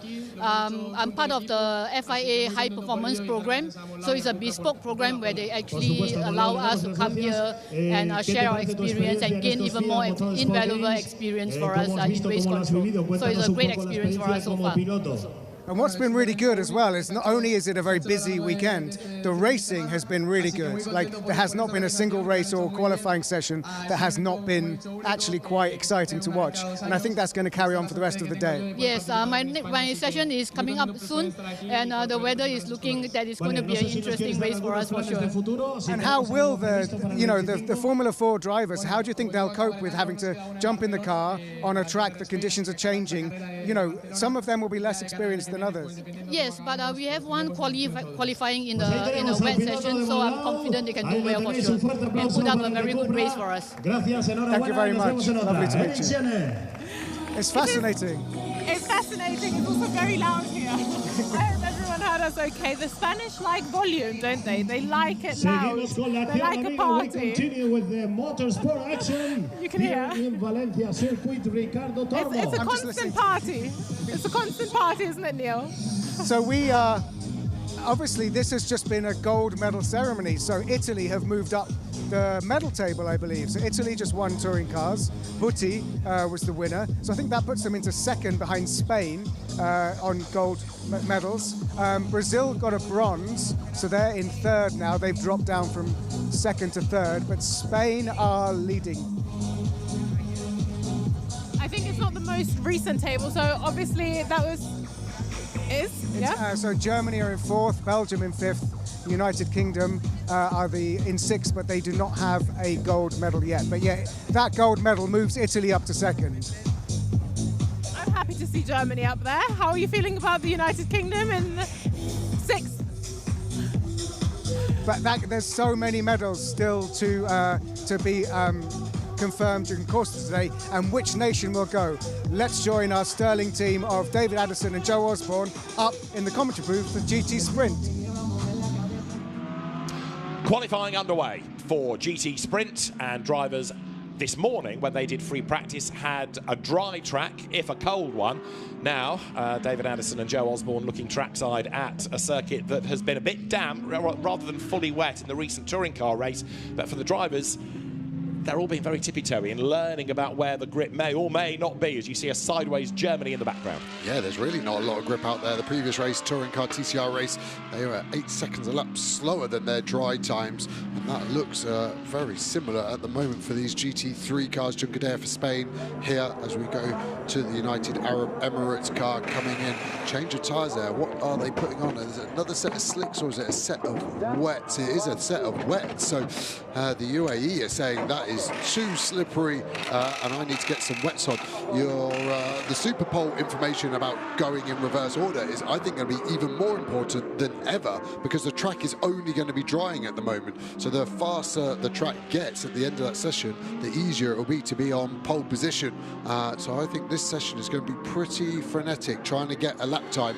But at the moment, I'd say the lap time is going to come towards the end as we go on board with Team Turkey. We ran on board of this car in free practice. I can still see some raindrops falling on the windscreen, but not as heavy as they have been for the last hour. So I think the track should be drying. Even though there's drops of rain, they are evaporating quicker than they're falling. But Turkey and Arjen Guven struggling to find any grip whatsoever. They look pedestrian, don't they? Jafar in the background for Malaysia. Big snap of oversteer there. That's a purple sector 1.8 seconds quicker. But that is a good 5.5 seconds slower than what they got to in the full dry conditions this morning. So Arjen Guven in the Team Turkey Porsche, accelerating towards us, doing an absolute best in Sector 1. Just going back to the UAE, going onto those wet tyres. Saif Al-Ameri, new to the track, new to a GT3 car, so perhaps more than anything for an inexperienced driver, it's just giving him the comfort. It may be more about that than the fact that the track is really wet. Yeah, and obviously a lot of his racing is done in his home region, and they don't get as much rain as we do here. So, yeah, confidence there. Look at the big power slide. Traction control working hard, trying to limit the amount of wheel spin. Are we going to use any of the curve that we saw him use yet, or tried to at turn 12, and then a snap of oversteer made him migrate away from that apex, even through the easy flat 13. It's definitely not easy flats at the moment. Fully cold tyres, remember, on these cars at the start of all of these sessions. Tiptoeing into 14, a lot of understeer on the way in, then normally oversteer on the way out. A bit more balance on the throttle, I think, for the Porsche there, but definitely tricky. It's going to be the fastest lap of the session at the moment, a 2:04, and that is a good 29 seconds slower than the best this morning. As to the pit lane comes Finn Wiebelhaus, who had been looking good on his lap, but Bales, even they did an absolute best middle sector. So Finn Wiebelhaus and also Dani Junqueira for Spain. Now, both of those cars, different nations, obviously, but ran out of the same team, Haupt Racing team operating both cars, and they both decided to come in. Now, is that because they don't feel it's worth persevering? Is it because they need a tweak to the car? Are they going to let other people be out there and help to dry the road for them? Downside is it's not the biggest of grids, so actually there aren't that many people drying the road, and if you're not out there, you're not adding to the number of cars. Yeah, I think they're going to put wets on. I think with the lap time being so far off, and with only 12 minutes remaining, there are the wets to the left of the shot. I think they're going to have to bolt them on. Not particularly much urgency is the only oddity in this. The track is declared wet, so they're allowed to put them on. I can't think of a reason why they're not getting them on as quickly as possible to give both Germany and Spain in these Mercedes as much time as possible to set a lap. I'm drawing a blank on why they're sat there doing nothing. Now, for the United Kingdom is Darren Lung in number 91 Ferrari. We normally see him in a BMW, but as he was making the point earlier on in the day, when you've got relatively little running, half an hour of free practice and then straight into qualifying, it would have taken a long time, he felt, to get the BMW dialed in as he would like it. So the easiest thing to do, therefore, is piggyback somebody else's setup. So the setup is what Chris Froggatt and James Cottingham have used Friday and Saturday in the GT discipline. He now uses that setup in a car that he doesn't know, and then just to add to the complication, he's given a damp track. Yeah, I think you've got to get on wets. I think the UAE here, the first car we saw put the wets on, has really shown what is possible. As we start to get some sectors, we'll be able to see there. But there we go, purple sector 1. That shows you slicks are not the option. And Germany, Spain needs to get those tyres on and get back out there. So does Darren in the United Kingdom car, was on slicks. He needs to come in and get those wets on if he wants to be at the sharp end of the grid. Yes, it's his first time out in the car around here, but very fast in free practice 1 for Darren Lung in the United Kingdom car. Ayhan Guven is also doing purple sectors in the Team Turkey Porsche. Now, when we were on board with that, it looked very Larry, so interesting to see what tyres he's gone on. Absolute best sector 1, now absolute best sector 2 from UAE. And Ayhan Guven, the fastest man on track. He's done a 1:56.1, but we'll see how that lap time compares against this. Now, in terms of tyre, what Guven is on, this will give us an indication, because we know this car has gone onto wets, and Saif Al-Amari for the UAE comes out of turn 14, heads up towards the timing line. It is a 56.1 to beat. He's going to beat it, but by how much? Good old gap, a 1:53.3, so that is 2.8 seconds. Yeah, so every sector a wet tyre has done is purple, so it's a clear illustration of that. Running a little bit wide at turn 1, careful of the exit curb there, can be very, very slippery as we see Spain venturing back onto the track as we go very deep on the brakes. The car has ABS, so it wouldn't have been locking the front axle, but maybe there just the feeling through the brake pedal given to the driver was, this isn't happy, I'm not going to turn in. But conditions obviously treacherous. Be interesting if Antonio in pit lane can see or can ask what tyres Germany and Spain are on, because now we have less than 10 minutes remaining to set this qualifying order. And also Turkey as well, because Guven is still pushing on. Is he on slicks and trying to get them up to temperature? I can't believe if he were on wets, he would be slower than the UAE. Agreed, he's definitely on slicks from the onboard we saw, and the tyre temperature is now getting there. What do I think is going to be the quickest in 9 minutes time? I think it's 50-50, because if Guven can still get some tyre temperature and it will keep getting quicker and quicker, then it is slick tyres. There isn't any spray whatsoever, so it shouldn't be wets, but it is cold, it is greasy, and I think that's why if I was in the pit lane now as a driver, what would I want? I think I would choose wets on what I've just seen, but then Turkey is still able to do a lap time, so it really isn't an obvious choice. Yeah, I mean, in fairness, Ayhan Guven is a bit of a star. There for Spain, Danny Juncadella. Now let's see what he can do. They are definitely slicks as well. I can see from the tyre wall. So, and you can see the hands working behind the wheel. So he's made his decision. I wonder if Germany did the same as well. But yeah, just coming in, they've had less laps than Turkey by 3 laps less. What are Chinese Taipei putting on the car there? Slicks have come off, and it looks like that looks like the wet tyre to me from what I can see. So yeah, the slick coming off there, and they're taking the full set off, and there are the wets that they're about to bolt on. Right, okay, so Chinese Taipei at the moment slowest. We need a lap out of Germany as well. That's Danny Juncadella, Spain, going through onto a flying lap now. It's worth following this. You can see how tippy-toey it is, even down to turn 1. Yeah, the driver's really not any confident under braking at any point of this lap at the moment. The purple sector's being traded between the Porsches, between UAE and Turkey. Juncadella in deep there, almost all the way off, but then Turkey taking purple sector 2. So is it a story of part of the lap is quicker on wets and part is on slicks, and whatever percentage has the higher skew is the tyre that you should be on at that point? But Juncadella, zero grip to him at any point at the moment. How's his first sector looking? Not particularly quick at the moment, and yeah, the time is draining away at an alarming rate for some of these drivers. It is indeed, isn't it? As up towards turn 8 comes Spain. So Ayhan Guven back to the top for Turkey. 1.3 seconds to the good last time, 1:52.020. But in fairness, he has been out there from the start, working that car, working those tyres, and he is now in the pound seat, whereas Saif Al-Ameri's last lap was a 55.2, and he's going slower in the middle sector of this lap as well. Juncadella a little bit quicker than he had been. He needs to be as well. Others are in the pit still trying to deliberate. This, remember, gives you the order for Super Pole. It's the Super Pole time that determines the grid. But right now, drivers just wanting confidence, never mind a good time. Yeah, just another factor I've just thought about is that Super Pole's straight after this. So if you are going to do Super Pole and slicks, do you put slicks on now in this qualifying session to get them warm and maybe qualify lower down than ultimately if you're on a wet tyre? But Super Pole is where it matters as we go on board with Juncadella. That blue screen on the centre part of the console. Actually went and spoke to the team about what that was, because I've not seen one before. And they're telling me it's the tyre energy. And so when I asked them to elaborate on that, they simply couldn't or wouldn't. So you can see the number is low. When it was good, it went green, and when it was bad, it went red. So we'll start to look at that a little bit more. But these are all the teams working hard at all times to make sure they're at the front end of any technology available. So maybe something we'll start to see more and more in GT racing is tyre energy. You heard it here first. Indeed so. Finn Wiebelhaus, gold medal winner yesterday for Germany in the Haupt Run car. Jasmine Jafar has been doing purple sectors for Malaysia. Saif Al-Ameri has done purple sectors before he pitted for the UAE, and Ayhan Guven has done the best lap of the session right now. Juncadella second, Finn Wiebelhaus here for Germany third, but the margin 4 seconds between the top two, but only a 10th second to third. In other words, Spain to Germany. It's those 3 nations that are going to be arguing over the medals. They're going to be arguing over pole position as well in Super Pole. Here is Germany then up towards the line.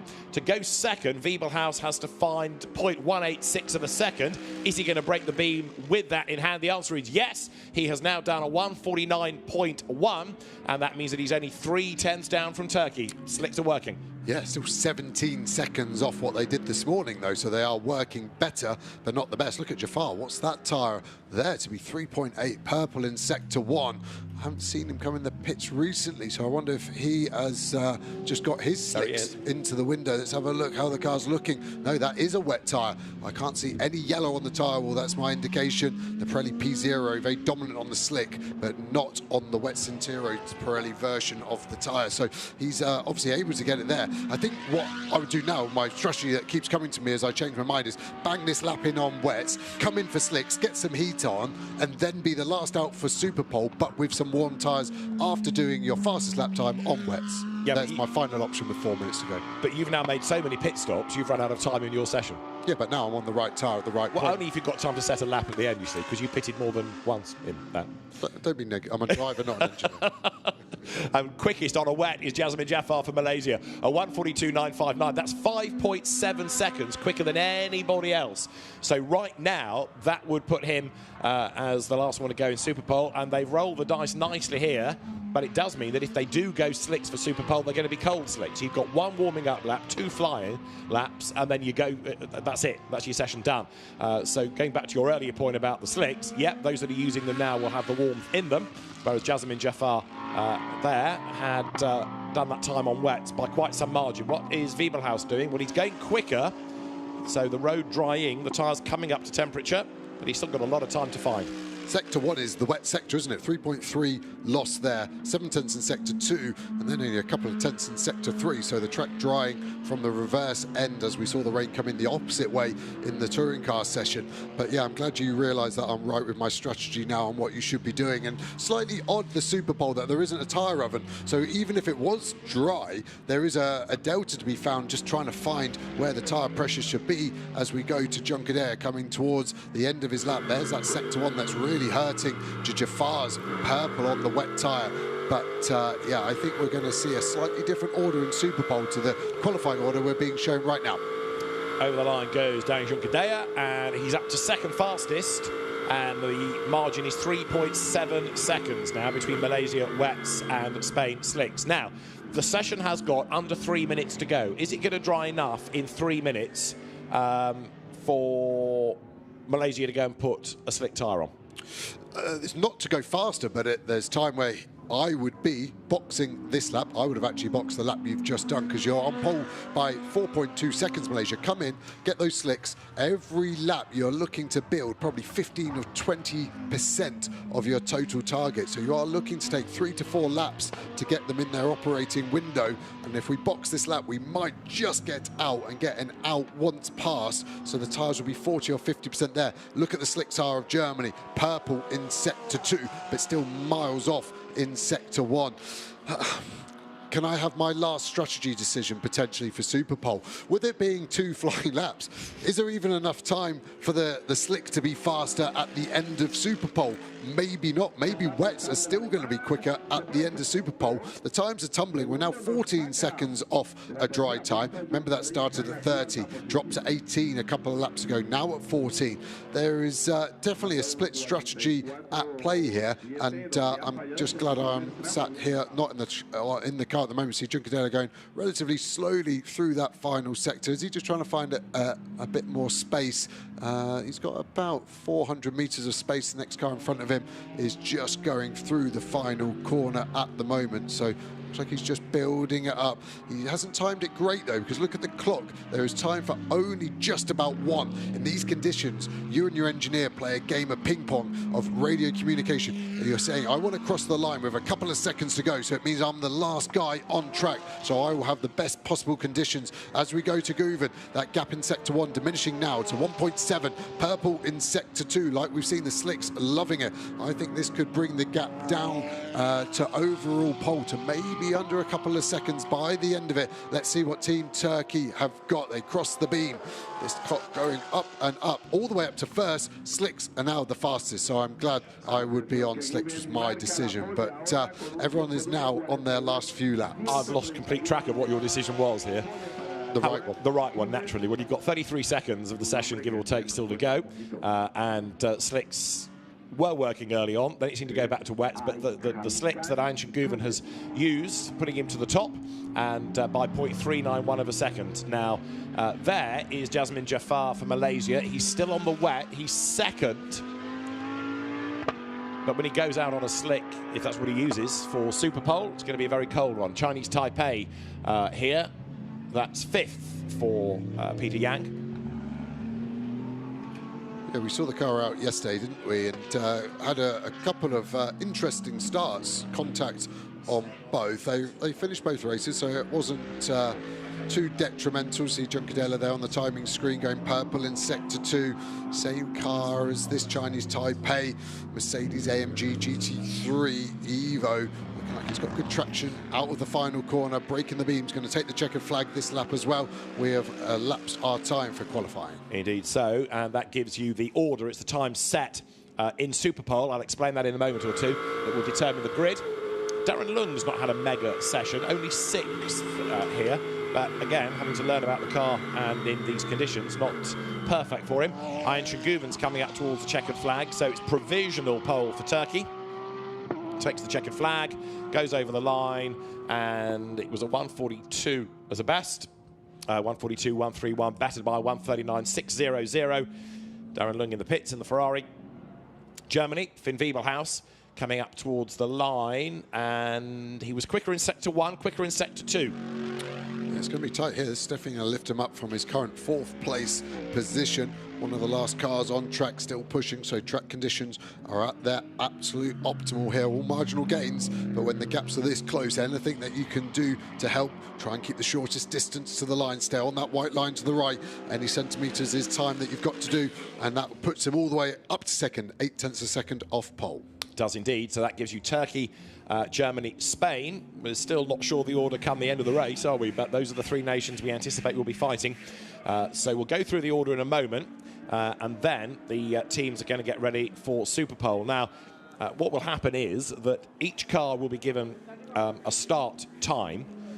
You have 10 seconds of a window to be out of the pits of that time. So if you are not on the track within 10 seconds, then you will be penalised accordingly. You do an out lap, you do 2 timed laps and an in lap.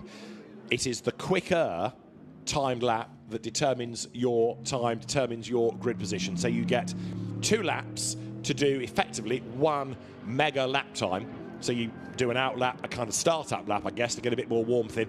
Then you really go for it, and then an in lap. And it is the times out of Superpole that will determine the grid. What has just happened is the order in which they will be released in reverse has been determined. So this is the order of how they qualified. From top to bottom, Turkey, Germany, Spain, Malaysia, Chinese Taipei, United Kingdom, UAE and Lithuania, but they're going to go in reverse. So Lithuania will be out first from the UAE, United Kingdom, then Chinese Taipei. Malaysia will be the next team away. 6th to go will be Spain, then Germany, and then it is going to be the Team Turkey Porsche as the last one to go. And it's going to be another enthralling look as we see the cars one at a time out on track. Ian Shinguven for Turkey, Finn Wiebelhaus for Germany, Danny Juncadella for Spain, Jasmine Jaffar for Malaysia, Peter Yang for Chinese Taipei, Darren Lung for the United Kingdom, Saif Al-Ameri for the UAE, and Alimantis Navikauskas for Lithuania are going to be the drivers. Yeah, so the UAE did a fair amount of changing. It started on slicks, went to wets, went back to slicks. So a lot of sighting laps there for what's about to come up. But yeah, just 2 opportunities to post a lap time. Very stressful, very high pressure for the drivers. 1 track limit on any of those laps means that lap is null and void. So potentially 2 slight misdemeanors in running a little bit wide, and you're not going to set a lap time. Do the drivers go over banker lap to start with, nice and safe, and then do they go for a banzai, or do they go with a banzai, see how it goes, and then if they need it, revert to a banker? It really doesn't matter which way you do it as long as you're fastest. And yeah, a lot to think about for these drivers. Condition-wise, teams will be monitoring tyre pressures, just making sure they're in the right window. They'll be having to start them slightly higher than they would for a normal session because it's so short. Why is that? Well, the tyres take a while to warm up, and the pressure follows that suit as well. So easy to get wrong, hard to get right. So the team's getting set for Superpole and still deliberating what to do in terms of the right tyre choice.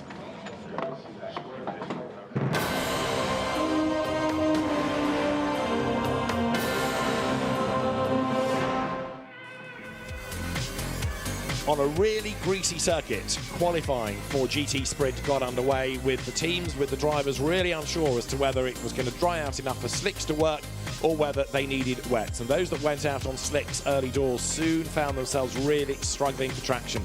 The UAE team, one of the first to put wet tyres on the car, and it really helped Saif Al-Ameri as he was quickest for a time. Having done the best lap, though, on his following one, he discovered just how lethal the road could be, slithering out wide at turn 2, but Al-Ameri getting himself back on track. They did pit again and go on to slicks, though, as the road started to dry, and the more laps you did on the slick, the more they started to warm, the more they started to bite. In the end, Chinese Taipei came through to be 5th fastest. 4th, after doing the time on wets, was Malaysia. The early confidence just not there on the slick tyre for Jasmine Jafar. Dani Junqueira was 3rd quickest for Spain, having persevered on the slick, and eventually they just about turned on enough for him to go into the top 3. Behind Germany, Finn Wiebelhaus taking the 2nd fastest time, and the top time went to Turkey. Ayhan Şengüven persevered to get the heat, to get the warmth, get the confidence through those slick tyres, and after a pretty leery start, Turkey quickest in qualifying before Superpole. So then, it's reverse order. It's Lithuania to go first. And your tyre choice, bearing in mind you can't pit now, bearing in mind you've got to commit and go for it, is... Pirelli, I would say. It's got to be a slick with what we saw in the final throws of the session. Showed you how quickly the track dried. So yeah, the teams, I think, would put those slicks on the car now to try and get some of the heat from those hot brakes radiating through. But we still have some time, don't we, to the start of qualifying. So is there any more rain in the area? I don't know. That's going to be the other consideration. Now, Ayhan Şengüven was the hero of Q1. Ayhan Şengüven fastest, and he's with Antonio Rankin. What an exciting qualifying session we've got here so far. Coming into the Superpole, what are you going to be looking at? Yeah, I mean, it was a bit wet on the beginning, but we stick with the slicks, and the last lap was the quickest. But the Superpole format will be interesting with the cold tires in 2 laps. So yeah, let's see if we can bring the temperature on the tires and have a good starting position. Now, you were one of the only cars that stayed out on the slicks and everybody else went onto the wet tyre. What was the meaning of that? Yeah, I didn't know that. Good to know. Yeah, I mean, we stick to plan. I know it will come in 1 point, so I think it come the last lap. So I didn't know, but props to the team. Clearly the right decision. Best of luck in Superpole.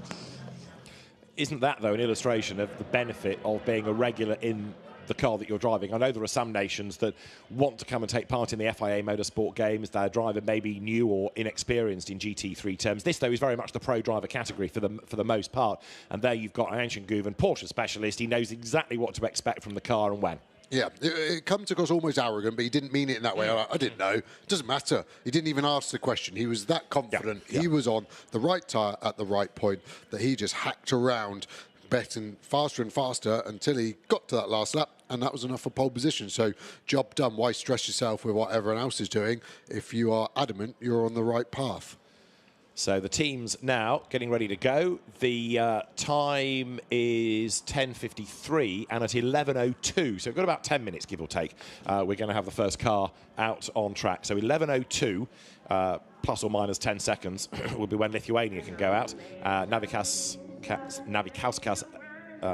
behind the wheel of the car. And then it'll be the UAE, UK, Chinese Taipei, Malaysia, Spain, Germany, Turkey. So building up to the quickest drivers. So 6th to go for Team Spain is Dani Junqueira. He would really like a pole. He'd like a gold medal as well for Spain. He's with Antonio right now. Danny, coming into Superpole, how much would it mean to take home a gold medal at the end of the day? It would definitely be very special. You know, it's the only race where you truly represent your country. You can win a medal instead of a trophy. That doesn't happen very often. So, yeah, rather it be gold than anything else. Now, we can see how many fans are out here to support you. They're just above us on the terraces. Is there an element of pressure to perform for them? There is always pressure in motorsport. I think I'm quite used to it after so many years. But for sure, it makes it all even more special when you race at home. I haven't been here, funnily enough, for 13 years. So it's pretty incredible, but it all looks the same, the track is the same, and yeah, pretty excited to put on a good show for everyone. All the best, thank you very much. That's quite something, isn't it, to not be at one of the circuits in your home country for 13 years, but Danny Juncadella, even when he was racing in GT World Challenge Europe, tended to do endurance, not sprint, and it was the sprint rounds that most often came here. So Antonia making her way down the pit lane. Go and find somebody else to have a conversation with. Finn Wiebelhaus at the other end of the pit lane, just next to Danny Juncadella for Spain, of course, was a gold medal winner yesterday, and that confidence will be there. But a really interesting entry. Good to see one or two of the drivers that perhaps we don't see enough of in Europe, like Jasmin Jaffar. You know, he raced in World Endurance Championship, raced in the UK in his junior single-seater days, but there's so much racing in Asia these days. He's certainly been busy, but you know, there's so much of it, it doesn't all get on the radar. Yeah, that's the whole nice concept of the FIA Motorsport Games, isn't it? To welcome everyone from across the globe. Here you have the United Arab Emirates as well. Like Malaysia, a lot of racing going on in every corner of the globe now. But to be able to consolidate it over one weekend and bring everyone together is a super great concept and idea. Now let's go back to the pit lane for Chinese Taipei is Peter Yang, Mercedes driver with Antonia. Lau, as we sit waiting for Super Pole to happen and all of the anticipation building, it's quite a difficult session to master. How will you approach it? Yeah, for this track right now, I think the weather is kind of cold. And it's hard to get the hot temperature with the dry tires. So I think it's hard to improve for lap time. So I'll try my best for the quali. Thank you. How do you have to adjust your driving style when the track is like this, when we've got certain areas that are a bit slippery? Yeah, maybe braking early and just feeling more about the car and need to like turn in the TC and ABS for the setup too also. Yep. And if it is like this for the race and you do end up having good pace, do you think it will be able to translate? Right now, because for quarter two, I only got 2 laps, so we're also using the rain tires right now. So I'm thinking about the final race. Still depends on the weather and the track also. We'll have fun. Thank you very much. Thank you. So Peter Yang, or Biao Yang, ready to go. Many, of course, of the drivers from Asia take a Western first name, and Peter Yang, there you've heard from. The Lithuania Audi. I think I'm right in saying that that is from the Juta racing team that we've seen in a number of endurance categories, and also Carrera Cup GB for a time. And Alimantas Navikauskas is going to be the driver of that car. He's going to go first. All the eyes are going to be on him. In fact, a lot of pressure is going to be on him because he's the pioneer. He's on slicks, and everybody else is going to be fascinated to see his lap and where the grip is and where the bat wags. Yeah, he is the yardstick, isn't he? And 10 seconds is a big gap, but if the outlap have different deltas, if drivers are pushing or not, I wonder if we're even going to see cars catching each other as we look at the Ferrari for the United Kingdom, run by their AF course team, the Ferrari team across the globe. Obviously run the hypercar program for Ferrari in the FIA World Endurance Championship. They run this 296 GT3 in the same championship, LMP2 cars, Ferrari Challenge cars, whole series for Ferrari Challenge in the UK, for example. So yeah, Darren Lung for the United Kingdom has picked a very strong team there for his Ferrari exposure in the GT racing. So as we look down the pit lane, let us go back to the pit lane. We've been talking about how good it is to see Jasmin Jaffar back racing. Well, let's hear from him. Jasmin, first of all, we've got a fantastic atmosphere around this weekend. Have you been having fun?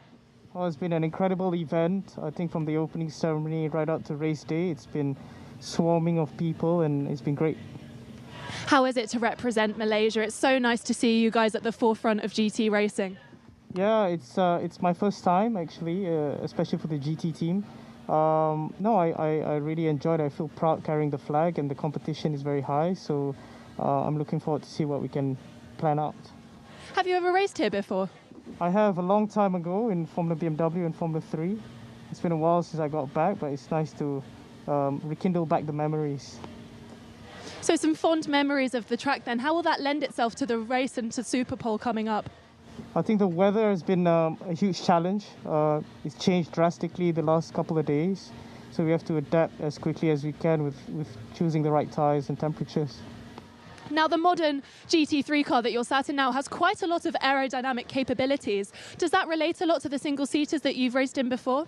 Yeah, it's a lot more relevant now. There's a lot of aids as well, traction control, engine braking and so on. Yeah, we've got to find the right setting to suit us to get that performance. Thank you very much. Best of luck. As I say, really good to have Jasmine Jaffar back in, if you like, a European environment, but he's been busy in the GT World Challenge Asia, in the Asian Le Mans Series. He did, of course, have a few seasons in the World Endurance Championship and, go back to its original title of the time, the Blancpain Endurance Series. We saw him in a few years ago. So Jasmine Jaffar for the Arrows Racing Team for Malaysia is going to be ready to go very shortly. He'll be the 5th driver out on track, as here at the Valencia circuit, we're nearly ready for Super Pole. Cars in the pit lane, clock ticking on down. We're about a minute and a half away from Super Pole. Super Pole for GT Sprint at the 2024 FIA Motorsport Games. Each driver will go individually. They will have an out lap, 2 timed flying laps and then an in lap, and it is your better lap time that will count for the grid. What has gone before is irrelevant in the sense only of it giving you the order for Super Pole. It's the time, the better of the 2 times set now, that will sort out the grid.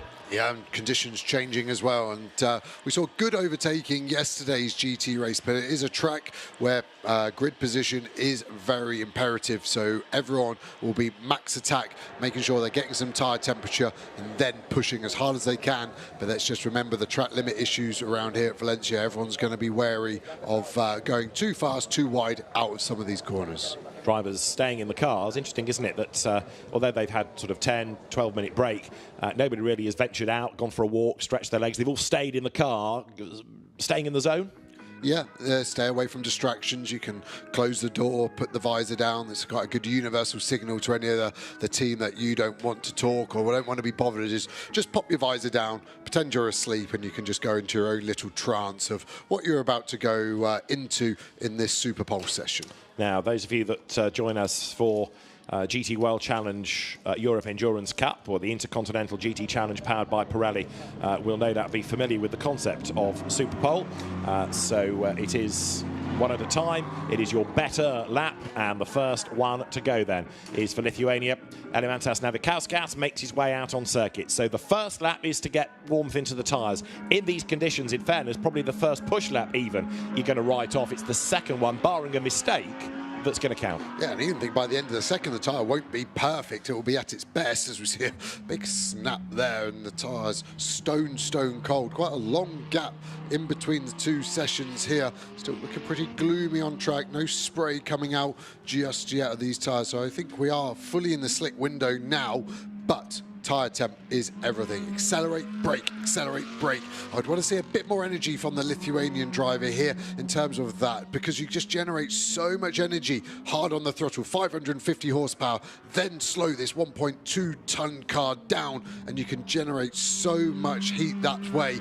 It's actually, I'd rather be going a bit slower as we see the United Arab Emirates leave in their Porsche GT3. Now, for Lithuania, it was a 158 before, just by way of a guide. It was a 153 for the UAE in the Porsche, so there was quite a gap between them.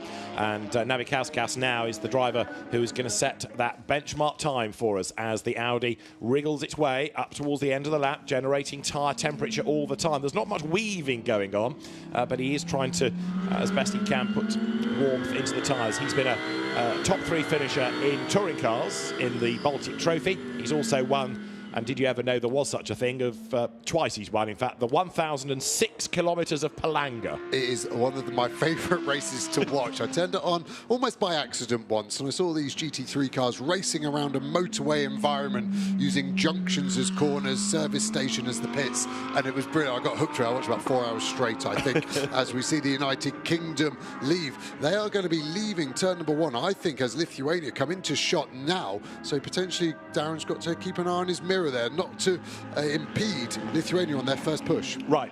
Bear in mind, a 58 is a slow lap, but that's the guide of what they did earlier on. So our first time is going to come from Lithuania, and fair play to Darren Lung. He doesn't just get out of the way, he virtually parks the car. So the rest of this lap is his to own, his to work, his to get the warmth in the tyres.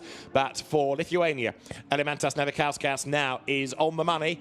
Are the tyres warm enough? Well, we're going to see the sectors. really he's going to go purple everywhere because he's the first man, but it's purples after that for the subsequent drivers that are going to be more relevant. It's still a little bit tippy-toey, isn't it? You can hear the wheel spin coming up as well, so traction control struggling to harness that car backwards. Yeah, we're a good 7.5, 8 seconds off our ultimate in Sector 1. You can see the car pushing, going through the gears. Is he flat? Let's listen into the engine. Sounded pinned through T7, so confidence there at high speed. The downforce that Antonio was talking about to Jasmine Jafar, so good in these GT3 cars. So as you get above 100 kilometers an hour, it exponentially grows that downforce grip, and it really gives you a lot of confidence. Navikauskas is under investigation for his pit exit time. If he didn't leave within the 10 seconds allowed, then that may well be a penalty brewing up. So Alimantas Navikauskas, the regulations are quite clear. You're given a start time, and that's the UAE in the gravel. So he understeered off there, didn't he, in the qualifying session, Saif Alameri, and the UAE in the gravel. That, I fear, would be a red flag. There's a yellow flag being shown. They're going to give him time possibly to try to dig the car out. The one decent thing about wet gravel, no, red flag. I was going to say it compacts and sometimes you can reverse out. Well, what does that do? Because Navikauskas has had a lap. I'll go to my regulations in a minute, but here, Joe, coming up, a replay of how the UAE got it into the gravel. It's at turn 2 again, but you can see the 11s on the line, the witness marks. He's had a big lockup, presumably. Yeah, that shouldn't happen. We said about it in qualifying earlier, didn't we, that he didn't turn in because it looked like he felt like it was locked up, but the ABS has either been turned off or has failed. Watch him hit the brakes, front's just locking fully, and as a driver, it is impossible in a modern GT car to feel it. The cars are designed from the ground up to have ABS, so the brake master cylinders are so powerful that it just doesn't give you any feel as a driver through the brake pedal. So the first time you know you're locked up is you either see the smoke or you realise the car's not turning, and there isn't enough time to then release the brake pedal to get those front wheels rotating and able to turn in. So yeah, I'd love to know why the ABS wasn't working, but it definitely wasn't. Should a red flag take place during Superpole, the following principles will apply. I won't bore you with all of them. All cars must return to the pit lane. Cars which have finished their first flying lap, which no one did, which was Navikauskas, because he got across the line. He's been given a lap time. He will be able to do 1 flying lap, but not 2. I say no, he didn't, because I thought Race Control did a very good job throwing the red before he got to the line, but maybe... He's crossed the line twice, so he must have done an out lap and 1 flyer. Yeah. He's been shown as doing 2 laps. I just thought the red flag normally neutralises the timing to stop drivers trying to get to the finish as the red comes out. But yeah, I think he's the one that's been hard done by the most. I can't remember in my short memory of a red flag during a Spa 24-hour Superpole. So this is quite new to all drivers and teams. It is, isn't it? So he's under investigation anyway for the pit exit time, but Alimantas Navikauskas having a 1:47.323. Now, he's been given that time, but let's just see whether or not the lap should have been timed. There's the red flag. Yeah, so he comes up over the line and he actually lifts, doesn't he, before he gets to the timing beam. So he would argue, therefore, no, that lap shouldn't be counted and I should go again. Yeah, I wholeheartedly agree. Did everything perfectly there. Red lights were on early. Couldn't have made pit entry. I think I could see him think about it, but it probably would have caused an accident as we see the Porsche leaving the scene of his accident, so to speak. Not too much gravel coming out of it, but shaking it.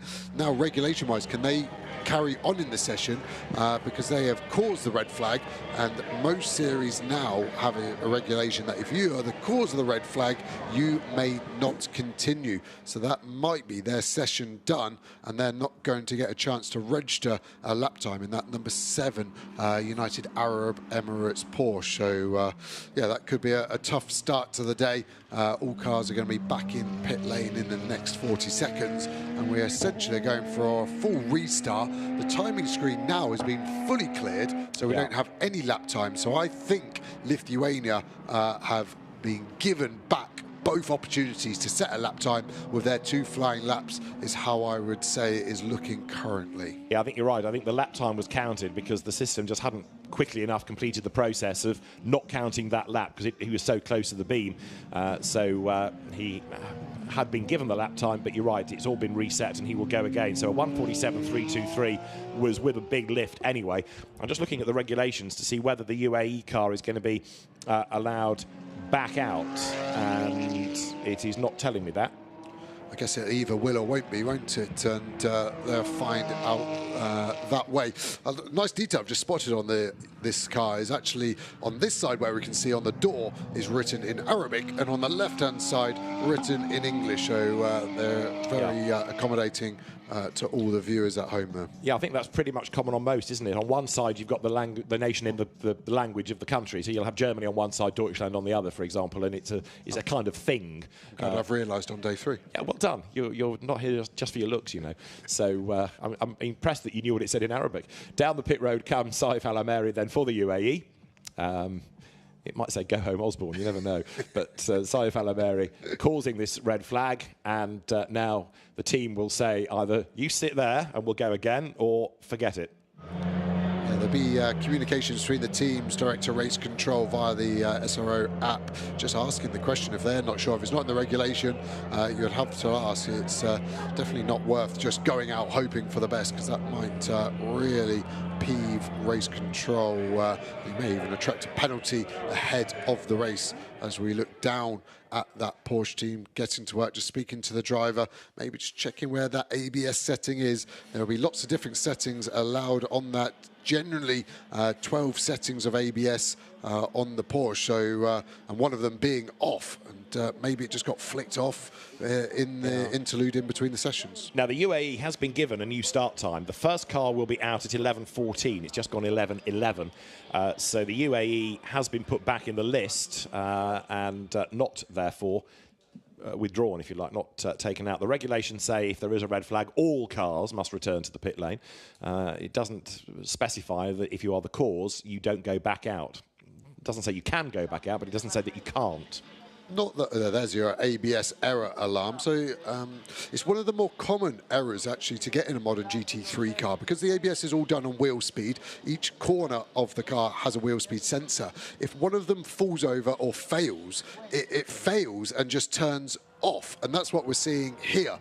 It just locks the fronts, car doesn't turn, and by the time we've realised it's too late to release the brake pedal. So maybe the alarm was on the dash, driver didn't quite spot it, but yeah, the reset process and those front tyres as well are going to be horrible to drive. I think that's what it was demonstrating with his hands there, and that won't be particularly pleasant to drive over the next couple of laps. But as a driver, it's always my job to cheat and not be sportsmanlike. But so if I cause a red flag in a super pole on my first fly, if I haven't had a very good sector, can I just cause a red flag and then reset and get 2 more laps every time?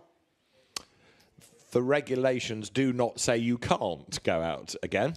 So at the end of every first fly, if I'm not happy with my lap, I cause a red flag.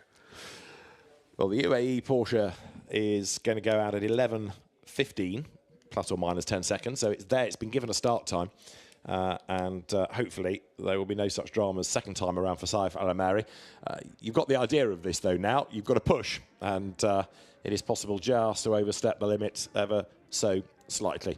Last one to go will be Ayhan Şengüven for Turkey. First one back out will be Lithuania, who does kind of gain an advantage. I know some of the temperature's gone out of the tyres, but at least he's had a look and a feel of the circuit. Yep, he's got the hottest out of all of them. United Kingdom, the same as well, and Chinese Taipei as well were also out there. So slight advantage to those guys. Marginal gains, probably 5-10% warmer tyres than the cars that didn't get out at all before that red flag. Yeah, I think it's definitely a positive worth having in your back pocket. So there is the Porsche, which lots of people sort of look at with a pointed expression. Drone up the pit lane, you can see there the Chinese Taipei, the Spain and Germany Mercedes AMGs, and the Turkey Porsche out of the Schumacher CLRT stable. It's a different Schumacher from the Formula 1 Schumacher family, but the CLRT bit, Cum Ledegar Racing Team. And as a squad, they've had an incredibly busy season running Lamborghini Super Trofeo cars, running GT4 Alpines, running Carrera Cup, running Porsches in GT World Challenge Europe. Now this, the team has just taken on a huge amount and had some great results over the course of the year. It is 11, 14 and 15 seconds. And that's late out of the pit lane, isn't it? Because now it's 11, 14, 22. You've got 10 seconds to get out of the pit lane. They're late again.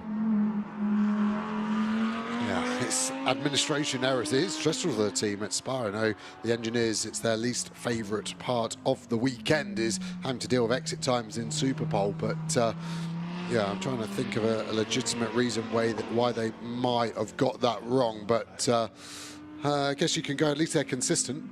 That's twice now at the start of Superpole that they've missed their time slot. It isn't negatively affecting anyone apart from we've lost a bit of time of the session, but we should have plenty of time for everyone to get their lap in. Porsche is back out, so they've been allowed on their way. Hoping the ABS is now working. The drivers will always like to just check that little left foot brake just to give the brake a pump to make sure it feels all right, and then a hard stamp to make sure that the car is stopping in a timely manner. Cars which cross the pit exit line before or after the time they should have left the pits will be given a penalty by the stewards, which will be equivalent to the time by which the car missed the window. So if you're 10 seconds late, you get 10 seconds added, 4 seconds late, 4 seconds, and so on. It will be equivalent to the time by which the car missed the window and will be added to the car's fastest lap. So if you're late out by 20 seconds, you're going to have 20 seconds added to your time. It's not 20 seconds from the time, it's the end of the window, which is 10 seconds, if you see what I mean. So you've got 10 seconds grace to get out. Anything over and above that is going to be added onto your lap time. Ultimately, it may not happen for our graphic in this because it will have to be ratified by the stewards. They'll have to check all the data, what is the clock right, so on and so on. But I think straight away Lithuania here is on the back foot. Yeah, I can't wait to talk about that regulation at a dinner party. It was interesting and harsh in equal measures when... interesting one for you. Relatively, I guess. That when we sort of jump-start the TCR race, that only got a 5-second penalty, being 5 seconds late for your slot and attracting the same seems harsh to me, but what do I know? I'm thinking. Navikauskas for Lithuania then, on track. Now he can push. This is the flying lap, the first flying lap. He almost got a flying lap in, didn't he, before? He was credited with it, but it shouldn't have been done. So Navikauskas now heads up towards the exit of 4 and 5, this little short straight. Car working hard. He was getting more warmth into the rubber as he accelerates around this lap. Of course, he's going to go purple, purple, purple on this lap because he's the first guy through the timing beam. On track, you've got, as you've seen, the Porsche of the UAE now starting a flying lap as well. So interesting to see whether it's going to be Audi or Porsche, whether it's going to be Lithuania or UAE doing purples. Yeah, Lithuania's purple 2 seconds quicker than their first attempt, so it shows you more confidence, more grip coming from the track. Now it's getting to a drier and drier state, so it'll be interesting to see where that goes. Lithuania, pit exit time under investigation. Well done, David. Very exciting news for you and you only. Coming through into the final sector, through turn 13, flat all the way through. Where does he pick his braking point? A little early for me, just because the car wasn't fully straight. And I think we've got a bit more time there if we get a chance on this second lap to keep pushing. We're going to be breaking the beam. What's this going to be? Probably a 142, 143, 141.7. I think we're going to be about 8 seconds off by the time everyone's done their first lap.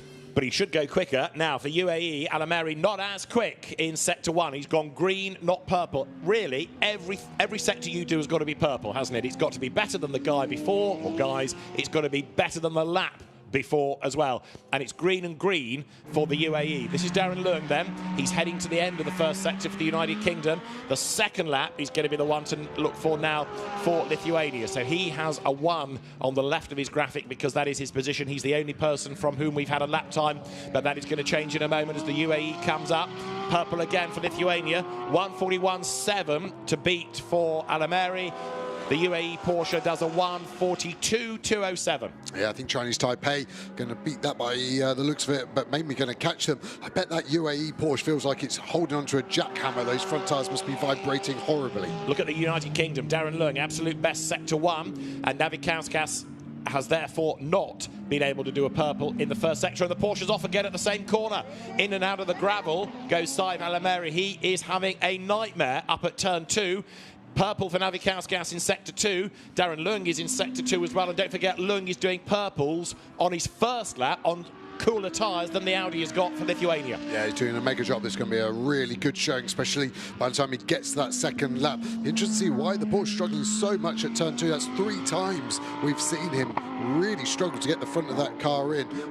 So I can only assume he's struggling with a braking reference as Lithuania finished their last lap, 138.9. Good to get sub-minute 140, but I think Darren here is probably going to be mid 136s, 137s, maybe. Where do we cross the line? 136.6. Great lap from Darren, and he's got one more to go. He has, so he's quicker than anybody else on his first lap. So, yep, as the road dries, the road's getting quicker, he will go faster again. Saif Alameri has, because of that moment, gone slower in Sector 1, so his second lap is virtually an abandoned one.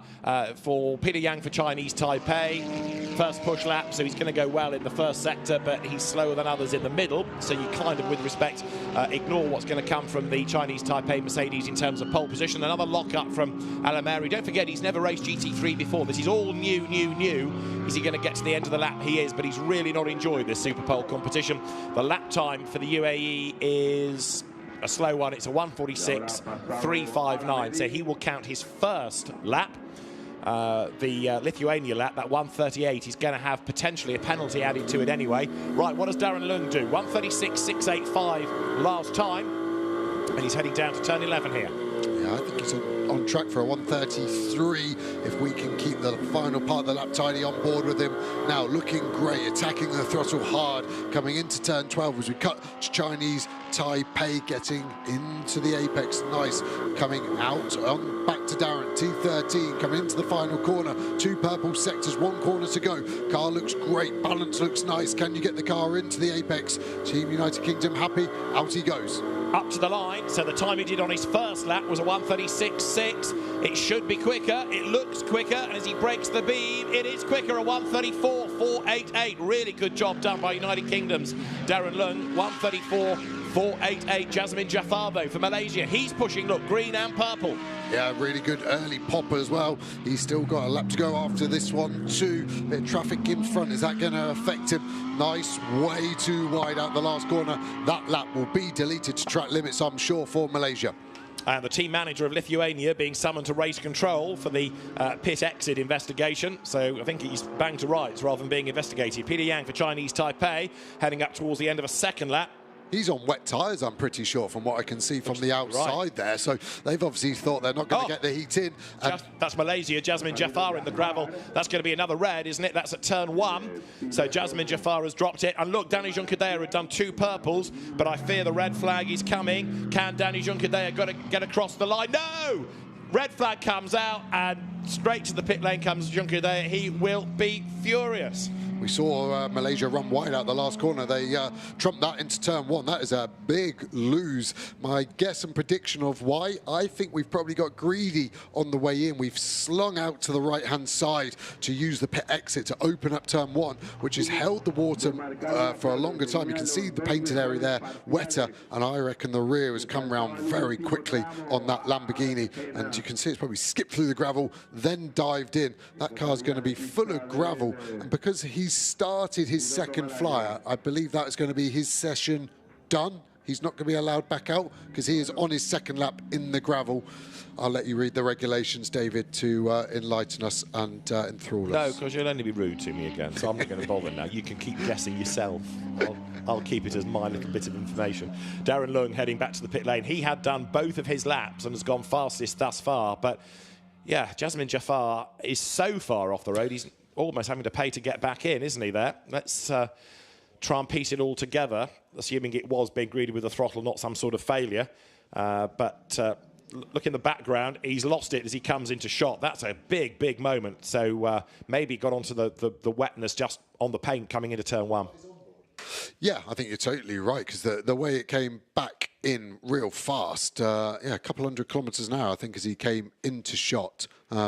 But yeah, I wonder if there's a bit of splitter damage there. Can you see on the right corner, it looks like a chunk's been taken out of it. It's definitely not symmetrical, is it? So I think some damage to that car. So even if they are allowed back out, or was it just covered by gravel? Actually, I think it's in so deep, the gravel has actually covered the front of that carbon fibre splitter. But yeah, there's going to be quite a few kilos of gravel inside that Lamborghini. Right, Jafar was on his first flying lap. He had just started a flying lap. So he'd done his out lap, but he had not done a time.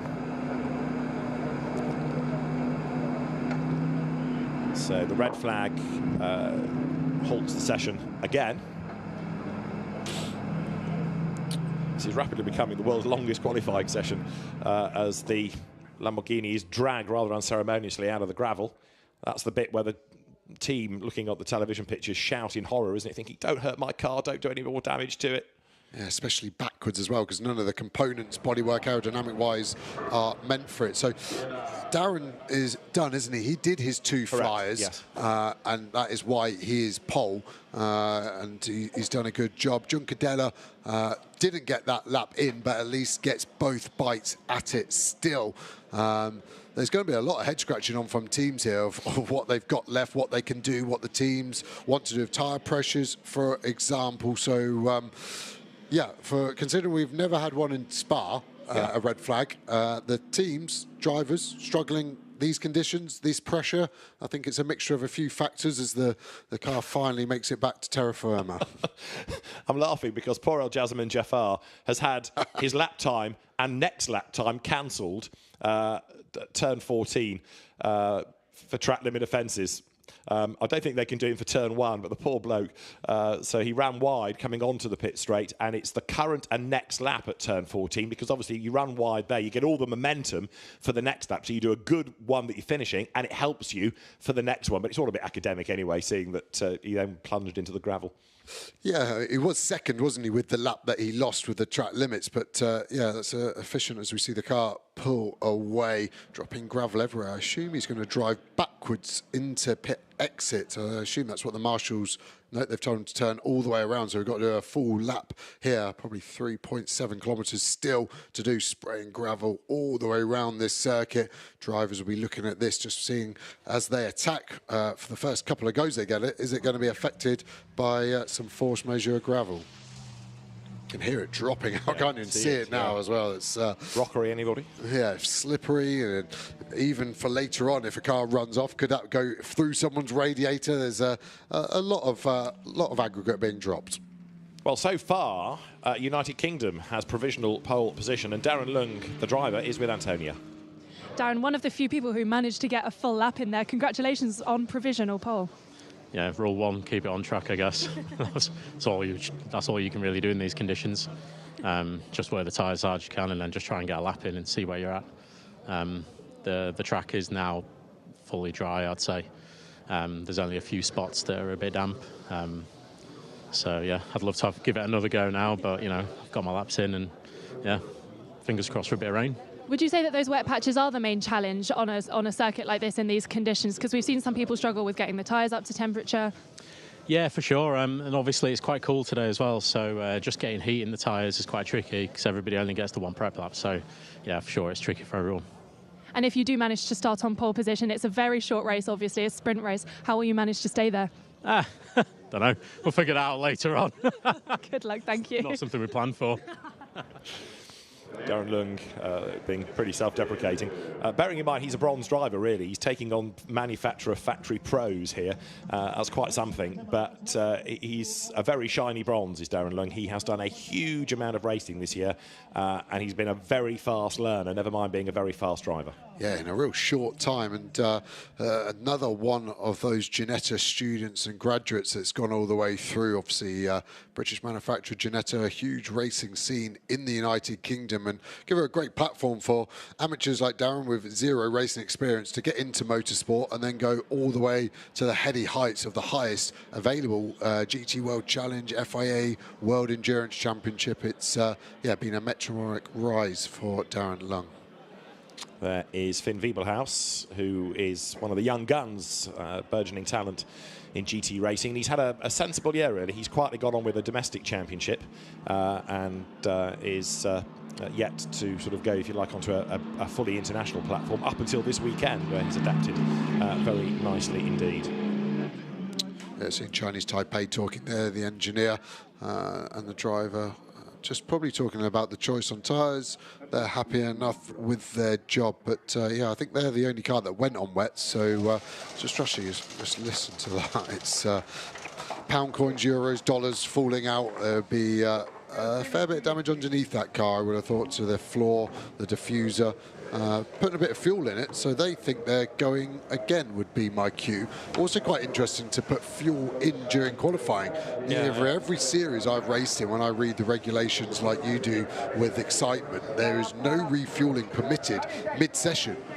From a legality perspective, it stops people going to fumes, etc., etc. So if you could just check that for me, David, that would be very helpful. Happy to help. Thank you. But yeah, Lamborghini taking the front tyres off, checking for any damage. You sometimes get the stones in between the brake caliper and the wheel. The gap is very tight, but a stone can sometimes just go in between those two components and then foul the inside of the wheel and score the alloy so much you can actually wear all the way through the metal, and eventually that gives you a relatively lively puncture because the metal is no longer there to stop the air going. So you can hear the mechanics say, I'm going to take it off. Let's have a look. It'd be good if we can see the inside of that tyre. You can see those tyre score marks. You see the silver marks, the circular disc motion there has been cutting through. They don't look too bad, but as a driver, I'd rather not see it and the team just tell me it's okay, to be honest, on that one. Would you like to know what the regulations say? Please, I'm waiting. That's why I paused. Refueling is not permitted. So I was right. No fuel can be added during qualifying. Oh, we make a great team, don't we? Don't we? So you're not meant to refuel, but they have. The one lap that he'd done initially was done for track limits. Then he calls the red flag, but he's going to go back out again. And then the stewards for the GT Sprint, headed by very experienced race official Richard Norbury, will go through the regulations and the FIA code and everything else and work out what can be done and what should be done. But first of all, we need to get the session back underway. Pit exit will go green at 11:32, and the start time for the United Kingdom, who's going to go out first? Well, Malaysia will be 11:34, won't it, if they're going to allow him back out. So the pit lane will be open in about a minute. Yeah, and the Chinese Taipei did 2 laps, but we need Malaysia ? Spain to do 2, Germany to do 2, and Turkey to do 2. Sorry to talk over you, Jeff. No, you're right. Chinese Taipei just got it in, didn't they? Spain didn't get any in, and Malaysia were on their second when they caused the red. So are they allowed to go for that second like United Arab Emirates were because it was on their first? I would say they are allowed to go again, in the same way that the UAE was allowed back out. But for only one shot at it. Yes. So you get 1 out lap, 1 push, rather than 1 out, 2 push, because they did their first, but lost it to track limits. Yeah, if you cause the red on your out lap, you get both. The nice bit was that Jafar with Malaysia was about to lose both his laps with 1 track limit at T14. That second lap he went off wasn't going to count. So by causing the red flag, he's now given himself a chance to get a lap time that would have counted because he was about to have 0 laps counted out of his 2 from 1 track limit at T14. I don't suppose you can count a lap either side of a red flag, can you? No, exactly. Because there isn't really any benefit because you've been in the gravel and you've also been in the pits in the meantime. Anyway, the clock is ticking on down. There are only 19 more minutes of Super Pole left. Good. And only 4 cars to go. Malaysia, Spain, Germany, Turkey. And the pit exit is now green. So Malaysia have got just over a minute plus the 10 seconds of the window to be out on track. And they've obviously been busy sorting the car. Hopefully that they've had that communicated to them. It looks like the car controller there in front of the last car towards pit exit is ready. So they should be ready to go. So hopefully the car will fire up shortly and will carry on its way. And hopefully we don't get the 3rd red flag of this short qualifying session. Just define short for me, will you? Right, so it is going to be Malaysia at the front of the queue, ready to go, and their pit exit time for Malaysia is 11:34. It is 11:33 and 40 seconds, so they now need to get the engine fired up. The car controller, looking at his watch, will hopefully release the car within the appropriate 10 seconds to get it down the pit lane. The fans enjoying themselves, even if they've got an empty track to look at the moment, but they're going to see cars with GT stars at the wheel back out on track to determine the pointy end of the grid. Right, Malaysia on the way. and the car goes over the pit exit line, bang on 11:34. So that was very nicely timed. Must make you very happy that. So he's just going past the scene of his crime. You can see the tyre marks all the way from turn-in to apex, now across the shot into the gravel where he just got pulled out. So we've now got some time to build some tyre temperatures. But again, I think they'll be quite flat-spotted. They were rotating a small amount as we were going backwards, but yeah, this is going to be hard for Jasmine Jafar here from Malaysia to set a lap time that I think he would actually be happy with in hindsight. So Jasmine Jafar to do a lap time, but of course the veracity of the lap is up for grabs, isn't it? Because with that refueling question mark, nothing has yet come up saying that's under investigation. We're kind of jumping ahead of ourselves here, but we saw the fuel go in. The regulations say you can't. But anyway, it's not for us to apply penalties. Gravel's still spinning out the back of the car. So that could be another one that doesn't really feature on the grid. This will, though. This is Spain. This is Daniel Junqueira. And even though he's not been here, what did he say, for 13 seasons? Welcome back. And can he crown all of that with pole? Yeah, he's got a good chance. Great package underneath him. As we look at the Lamborghini, almost Dick Dastardly style, wasn't it? Dropping gravel behind it for all its competitors to slip upon. It should be fully clear by the end of this lap. But yeah, tentative outlap from Jafar. Not really much weaving going on. Possibly just starting to feel the car. Is it okay after that excursion? He did have that in-lap to check. But yeah, until you really push, you won't know as a driver. Yeah, Jasmine Jafar for an outlap. He's being ever so circumspect here, isn't he? Only now, as he comes out of turn 12, I would say, does he pull the pin.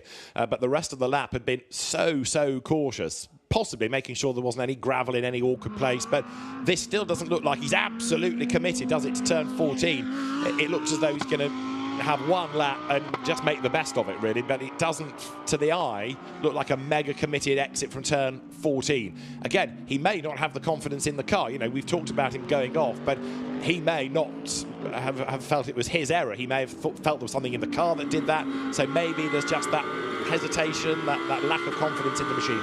Yep, agreeing. You can see the car's lurch under braking as well as he tried to use that painted area to open up the corner. Just think it doesn't have as much grip, so there's an imbalance right to left on the car. The right wheel's not having as much grip, and then the left wheel's gripping really well, so giving a bit of a strange sensation to the driver, but also the ABS working overtime not to create an issue like he had earlier on.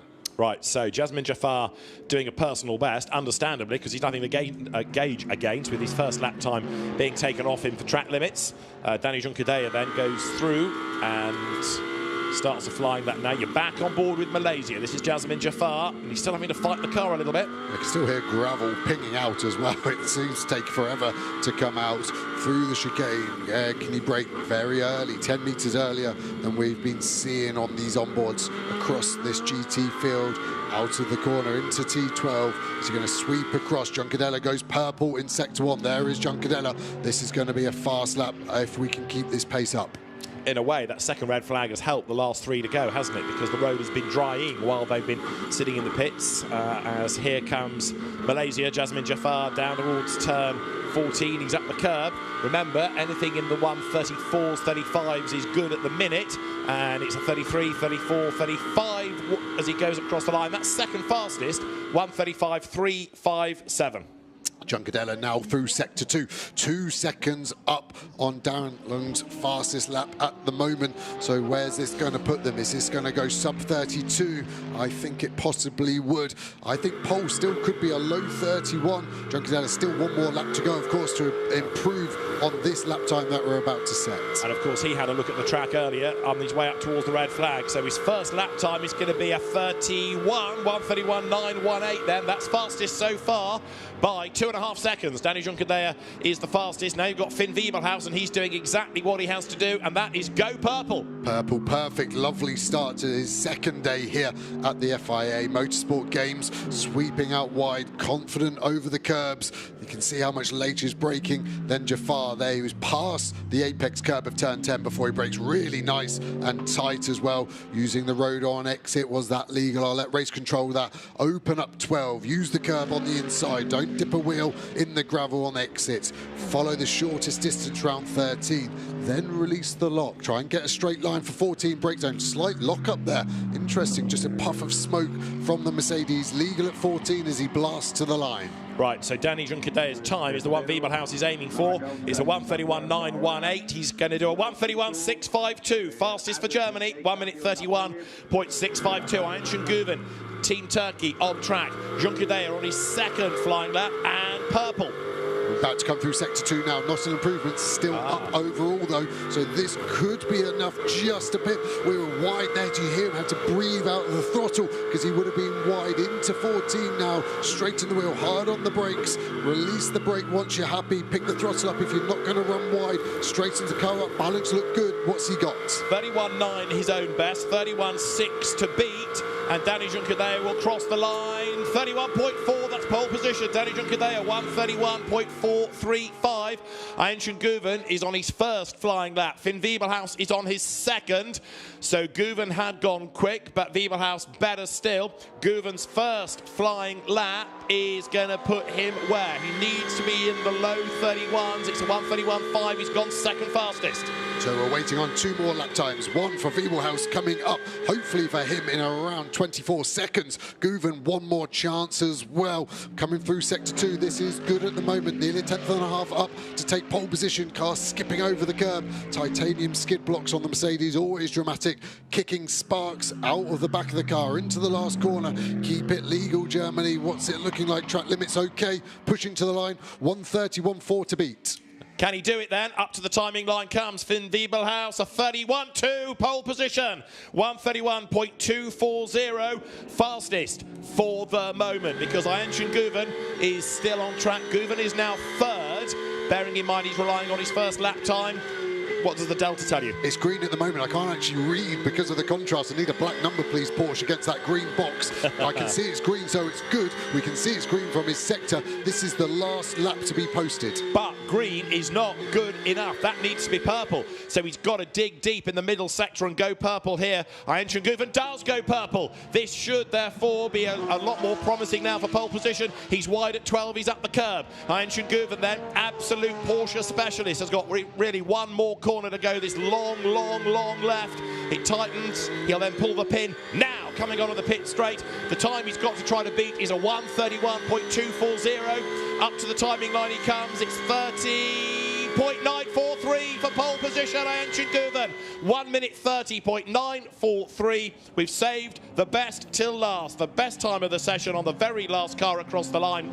1 minute 30.943, 0.297 of a second quicker than anybody else. Brilliant lap. And it didn't start quite as well as it could. No, not a purple, but it did finish with 2 purple sectors there for Team Turkey. Com Ledegaard there, the team owner, team manager in the garage, looked not best pleased. I think he obviously expected it from his star driver, Ayşen Güven, the Turk, doing a mega job for Team Turkey. Pole position for the sprint race later this afternoon. So the majority of drivers, as you would anticipate, doing their better time on the second lap, with the exception of the UAE. And Ayşen Güven making his way back round to the pit lane. Well, we were looking forward to that, and when it finally got going for those real stars, those manufacturer pros, if you like, and the faster of the silver drivers, that was well worth the wait, wasn't it? Brilliant laps by Juncadea, Wiebelhaus and Güven. So, pole position for Turkey, but there are no medals there. No, it only gives you the best starting position. Still work to be done in the race, and the gaps are tight, aren't they? Especially between the top 3. So I think we've got a really good 3-car battle for the medals this afternoon. Big shout out to Team United Kingdom. First graded bronze driver there in 4th overall. Darren Lung in front of Jafar, obviously with his issues. So there's going to be some good racing all the way down this field. So Ayşen Güven then for Turkey, bringing the car under the drone back towards the pit lane, and he'll perhaps be on the radio now to the team. They'll be telling him where he needs to bring the car, whether it's to a scrutineering area, whether it's back to the garage. They'll be talking about the lap. Ayşen Güven will be reflecting upon that, no doubt, and thinking, great, that's the easy part done. Now I've got a 40-minute race to come. So well done to Turkey. Provisional pole position. Let's look at the results then at the end of Superpole to determine the order of the grid. Turkey from Germany, Spain third from the United Kingdom and Malaysia, Lithuania sixth from Chinese Taipei, and then the UAE. Ancient Guven outpacing Finn Wiebelhaus and then Danny Junkadea. Darren Lung fourth from Jasmine Jafar, then Alimantas Navikauskas from Peter Yang and Saif Alameri. But that is a provisional classification because we know there's a question mark over Lithuania for the pit exit and Malaysia as well for the refueling that we saw in the pits as well. But it is pole position for Team Turkey. Ancient Guven, the fastest then, 0.297 of a second up. And again, that top three covered by under half a second. The GT Sprint is going to be a really good battle. And that will be coming up at 3 o'clock local time, that 40-minute race. So 3 p.m. local time for GT Sprint with Turkey, Germany and Spain fighting over the medals. Teams pushing the cars back into their positions, and they effectively go into the Parc Fermé condition straight away, so teams can't work on them, can't touch them. Just to make sure everything is to legality, the FIA will check that in the post-session scrutineering and make sure that the cars adhere to all the homologation papers, just as they should. Indeed so, and Ancient Guven there, the Red Bull sponsored athlete, will be very happy with that. He'll still be on the radio with the engineers. They'll just be reflecting on any information required. Germany's car rumbles down the pit lane because now that the session is over, they go down the pit lane, not back on track, but around the back so they can go into the garages, the way the garages are turned around. Right, number 71, Lithuania, has a penalty for being late out of the pit lane. It is of 16.6 seconds then. Interesting.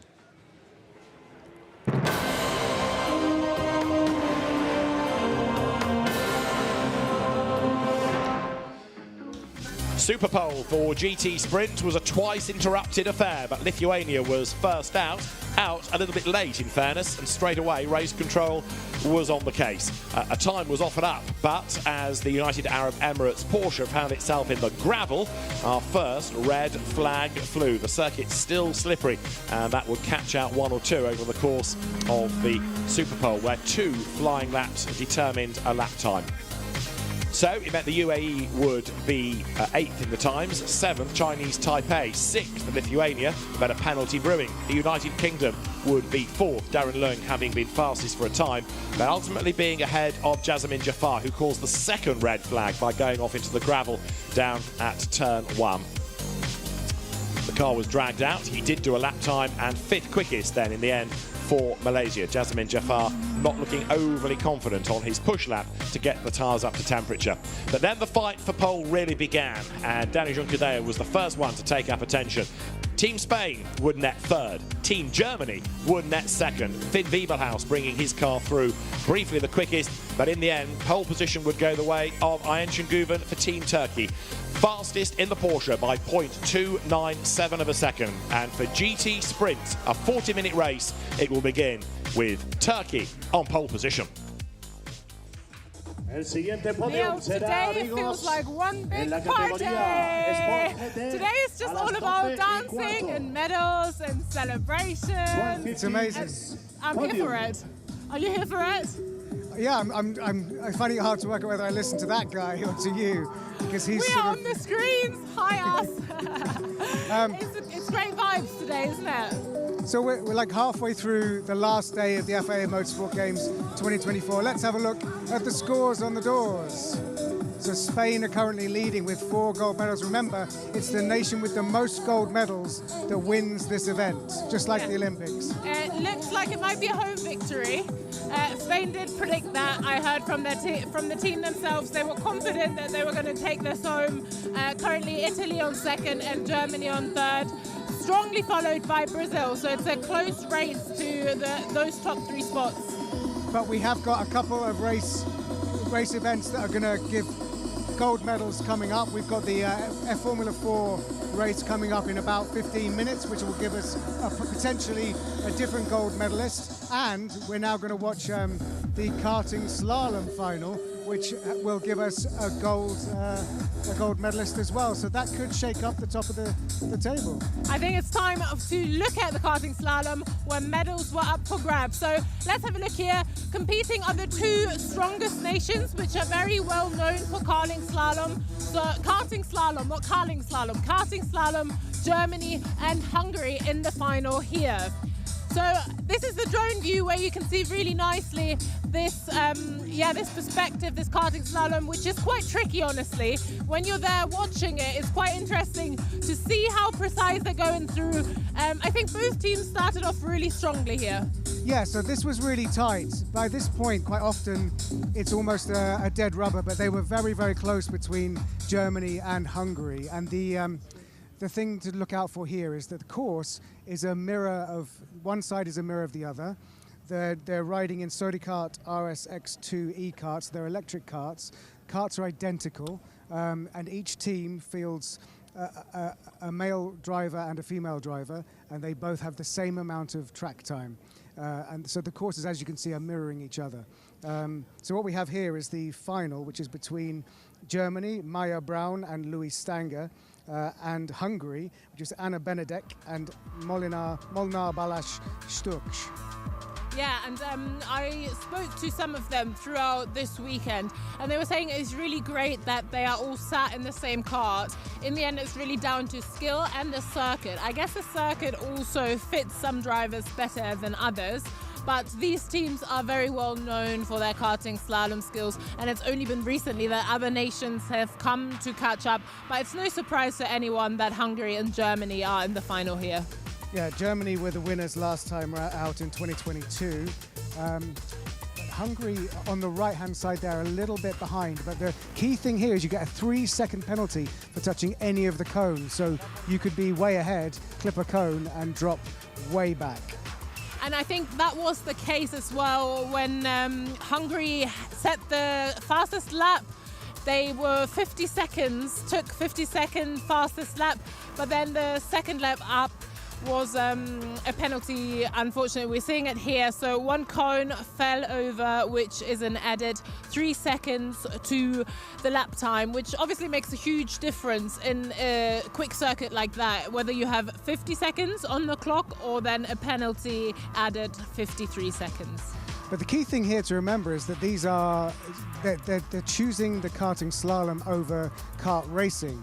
So it's a different skill set on their progress up into single-seaters, circuit racing. And of course later we will have the final of the auto slalom, which is for adults, and that is in a Hyundai SUV. So this discipline is very important at the FIA Motorsport Games, but also for these kids, for their development as racing drivers, because the skill required to go as fast as you can without hitting the cones is essential for the precision that their future in circuit racing will require. And it is really cool how it's being set up here. So when you're standing by the track and you see it on the left-hand side and then the circuit mirrored on the right-hand side, it gets really intense because you can literally see where the karts are at the moment, and then you can have the direct comparison to the nation opposite and you can see who's leading. But it's not always telling who's in front because you have to get out of there in a clear way without touching the cones, without smashing into the cones, to avoid penalties and get your lap time as low as possible. So this is the very, very final race, and what we've had so far is this now is between Louis Stanger on the left for Germany, who is the boy, and on the right it is the Hungarian Anna Benedek. So their partners have already gone. So at this point they're about to get back into the start line. And there is the high five and the jump out of the car. That's what we like to see. Honestly, the emotions are very high, well deserved. It was a close race. It was not at all obvious which nation was going to take this one home, but Germany landed the gold medal in the end. Yeah, gold medal for Germany, which we will update the medal table with shortly. But that was really good because coming into that, the Hungarians looked stronger right up until that last race. So in a way, the Germans pipped them at the post. Yeah, fantastic reception from the teams here, and I think we should definitely try and get in there and speak to them.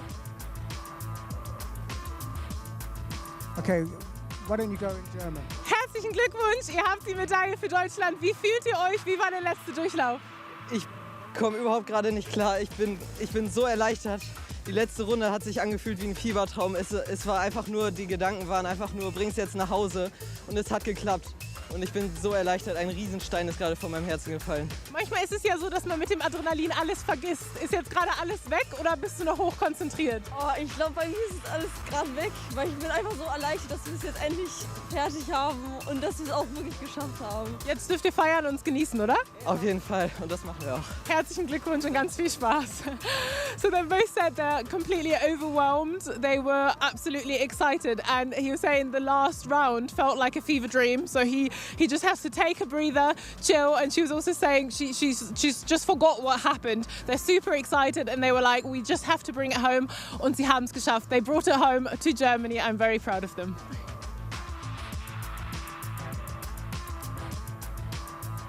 So that is obviously great for me to see my home nation win. They were so excited, and there they are getting their gold medals, well deserved, closely followed by Hungary and the Netherlands on the podium as well.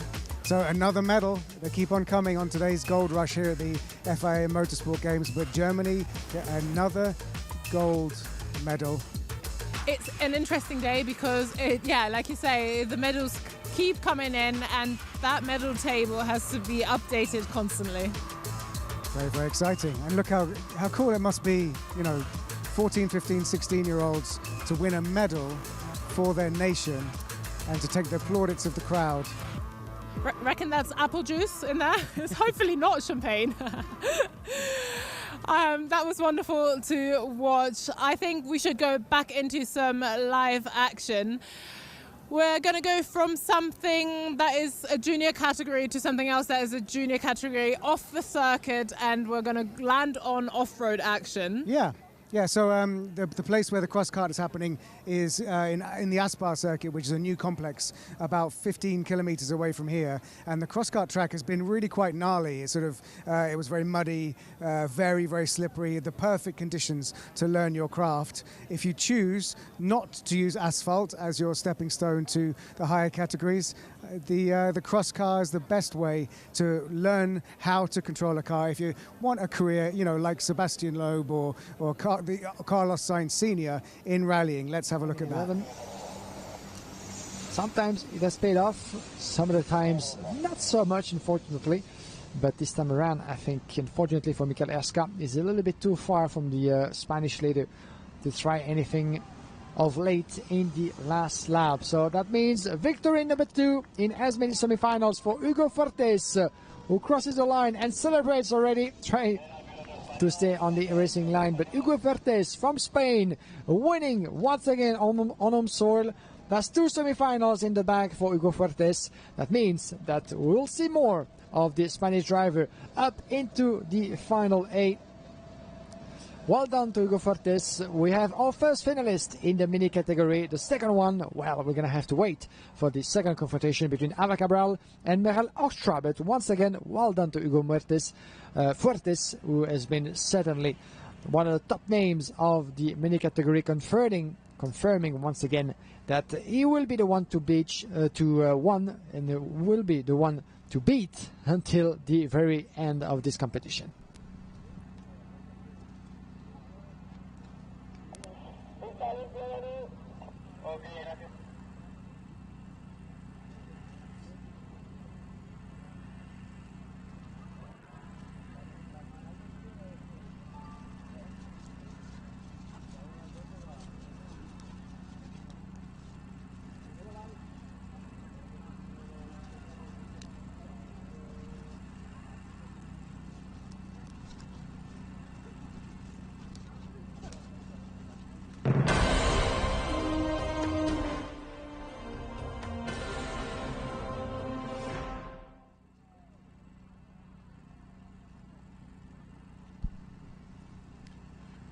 Ava Cabral and Meryl Oxtra. Canada against the Netherlands. This is your position for the last of the 4 semi-finals of the mini category as part of the Crosscar competition in the FIA Motorsport Games. Ladies and gents, we have our first finalist in the category for the final 8 with the young driver from Spain, Hugo Fuertes. 2 victories out of 2 in the semi-final, and who will get up to that final 8 to try to give him a hard time into that last race of them all. Will it be Cabral with 1 win under a name? Will it be Austria with 1 more chance to switch things around, maybe? If she's able to take the win with the fastest lap, faster than the best lap of Ava Cabral in the semi-final before, well, there could be a chance for Austria to get herself up into that final. Still, if it's not happening the way she wants, she will get 1 more race to go through the final B with 1 medal up for grab, the bronze medal for 3rd place. That's, of course, the least we wish for her. Let's see about the battles, as we have 1 or 2 drivers onto the pre-grid waiting for the second one. I do hope that everything is going according to plan into the background, behind the scenes. And for those of you who were not aware, but while in the junior and the senior everybody has its own car, the mini category being very much a new project, a new class added for the first time in the FIA Motorsport Games. This has been created from scratch in the space of months to have those new buggies aligned for the competition, bringing a new open door to the world of off-road racing to the youngsters. Well, and because of that, we only have 4 cars for 14 drivers. And you might wonder, well, how does that work? Well, basically, they're switching from from one driver to the other, playing with those 4 cars, which means also that they're being put under a lot of pressure in terms of technical and mechanical pressure, because that's a lot of races, only 4 cars, sometimes a lot of repairs needed just to maintain them in a racing state until the end. That might be one of the reasons why we're still missing a driver. I do hope that the buggy is still up for racing, but we have 1 of the 2 onto the grid, and let's see when the front row will be complete with both Ava Cabral and Meryl Oxtra for the last semi-final on schedule today. As we're going to take a short break, and we'll be back just after this.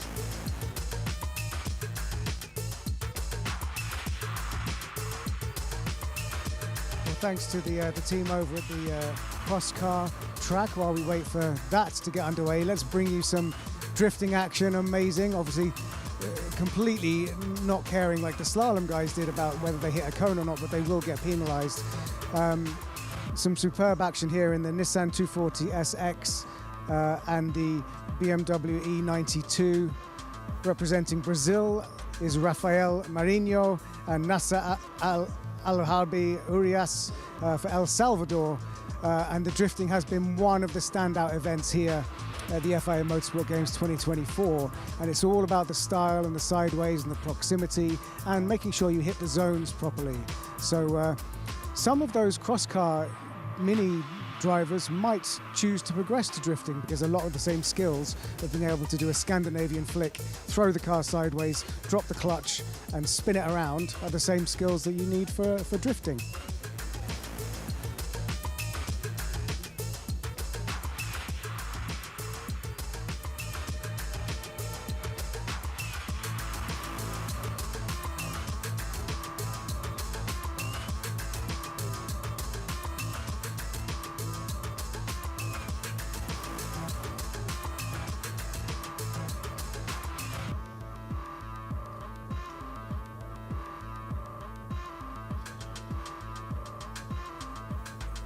And here you have Argentina versus the UK.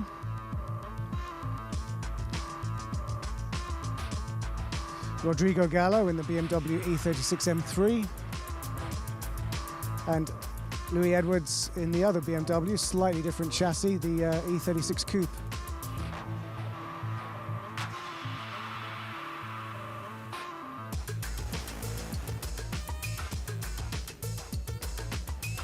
Warming up the tyres in the background, doing donuts, filling the arena with smoke is exactly what drifting is all about.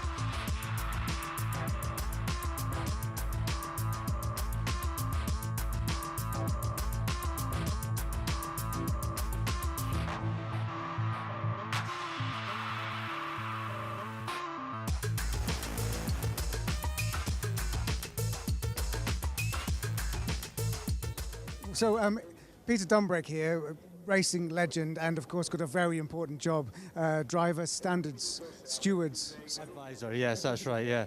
Yeah, so basically I sit with the stewards. I'm not officially a steward, but I sit with them and guide them in directions when there's an incident on track and two drivers come together or a driver makes a mistake, or then I give a driver's point of view, what happened there and what I think should happen. And at the end of the day, the decision is made by the stewards, but I'm there just to kind of give them a helping hand. And I think it's a service that's put across most of motorsport now. It's more and more with Formula 1, Formula 2, Formula 3. Now GT I'm doing this weekend, and single make Ferrari Challenge. So it's an interesting side. You'd almost say that I've gone from poacher to gamekeeper. We were just watching some drifting there. I mean, to get your sort of clinical circuit racing head around how they have to throw the car around and judging whether they did something right or if they clipped a cone, it would be quite hard for you to sort of step into the shoes of having to do driver standards for something like drifting. Absolutely, yeah. I don't know that much about it. I've been fortunate enough to drive a couple of drift cars in my time. Because I drove for Falcon tyres for a long time, and they're a big supporter of drifting. So, but the actual rules and things, I'm not so sure. I think the only thing I really know is that if both cars are together, real close, that's what you want. Absolutely. Now, in terms of the GT racing we've seen this weekend at the FIA Motorsport Games, every single race has been good, and that sort of pole shootout for the GT was really, really good. So, what's the sort of secret to being able to pull all these different drivers, nationalities, teams from different national championships together to make sure they all actually know the rules?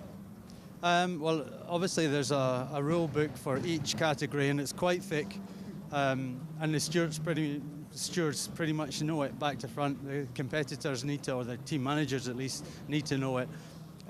So sometimes you can see them come unstuck on certain regulations, and again, that's not much to do with me. I'm kind of out of that one, thankfully, because it can be a minefield. But I just concentrate on the driving itself, and of course I want to see close driving, and the touring car race, for instance, which I'm not looking after, but real close racing, and it's good to see, and to I think as a driver to support your own nation, your own country. It's quite a strong pull. It's everyone's very nationalistic, really, to their own country. So it's so good to see so many nationalities here. Yeah, it's huge, and it just keeps getting bigger. It's something that obviously the FIA are pushing to grow this year. Every 2 years gets bigger and bigger and bigger. But yeah, just some of the nationalities that have come, maybe with one driver, maybe two drivers, just for the odd category. It's such a good thing to see because it's bringing everyone together.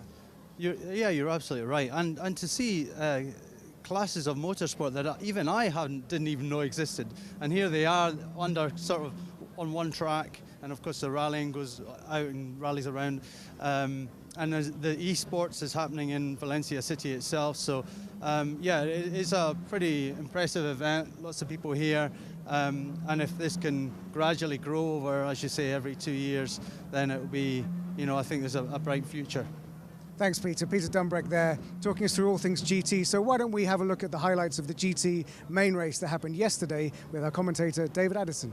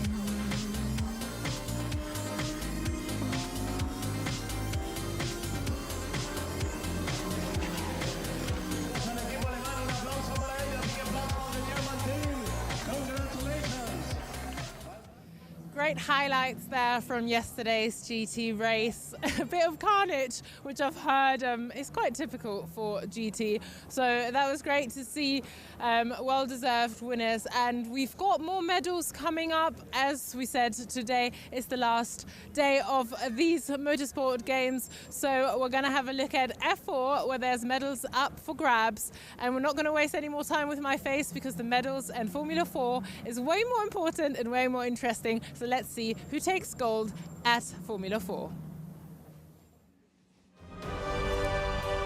Formula 4 medals are up for grabs here at Valencia in the 2024 FIA Motorsport Games. FIA Formula 4 is a hugely important category. It's a globally recognised single-seater category in which everybody on this grid has the same car, engine, tyre combination. Tachio chassis, 1400cc turbo Abarth engines, Pirelli rubber, and a really interesting race in prospect. Italy, the winner in 2019. Italy, the winner in 2022. Italy, not represented in 2024, so a new nation is going to take gold.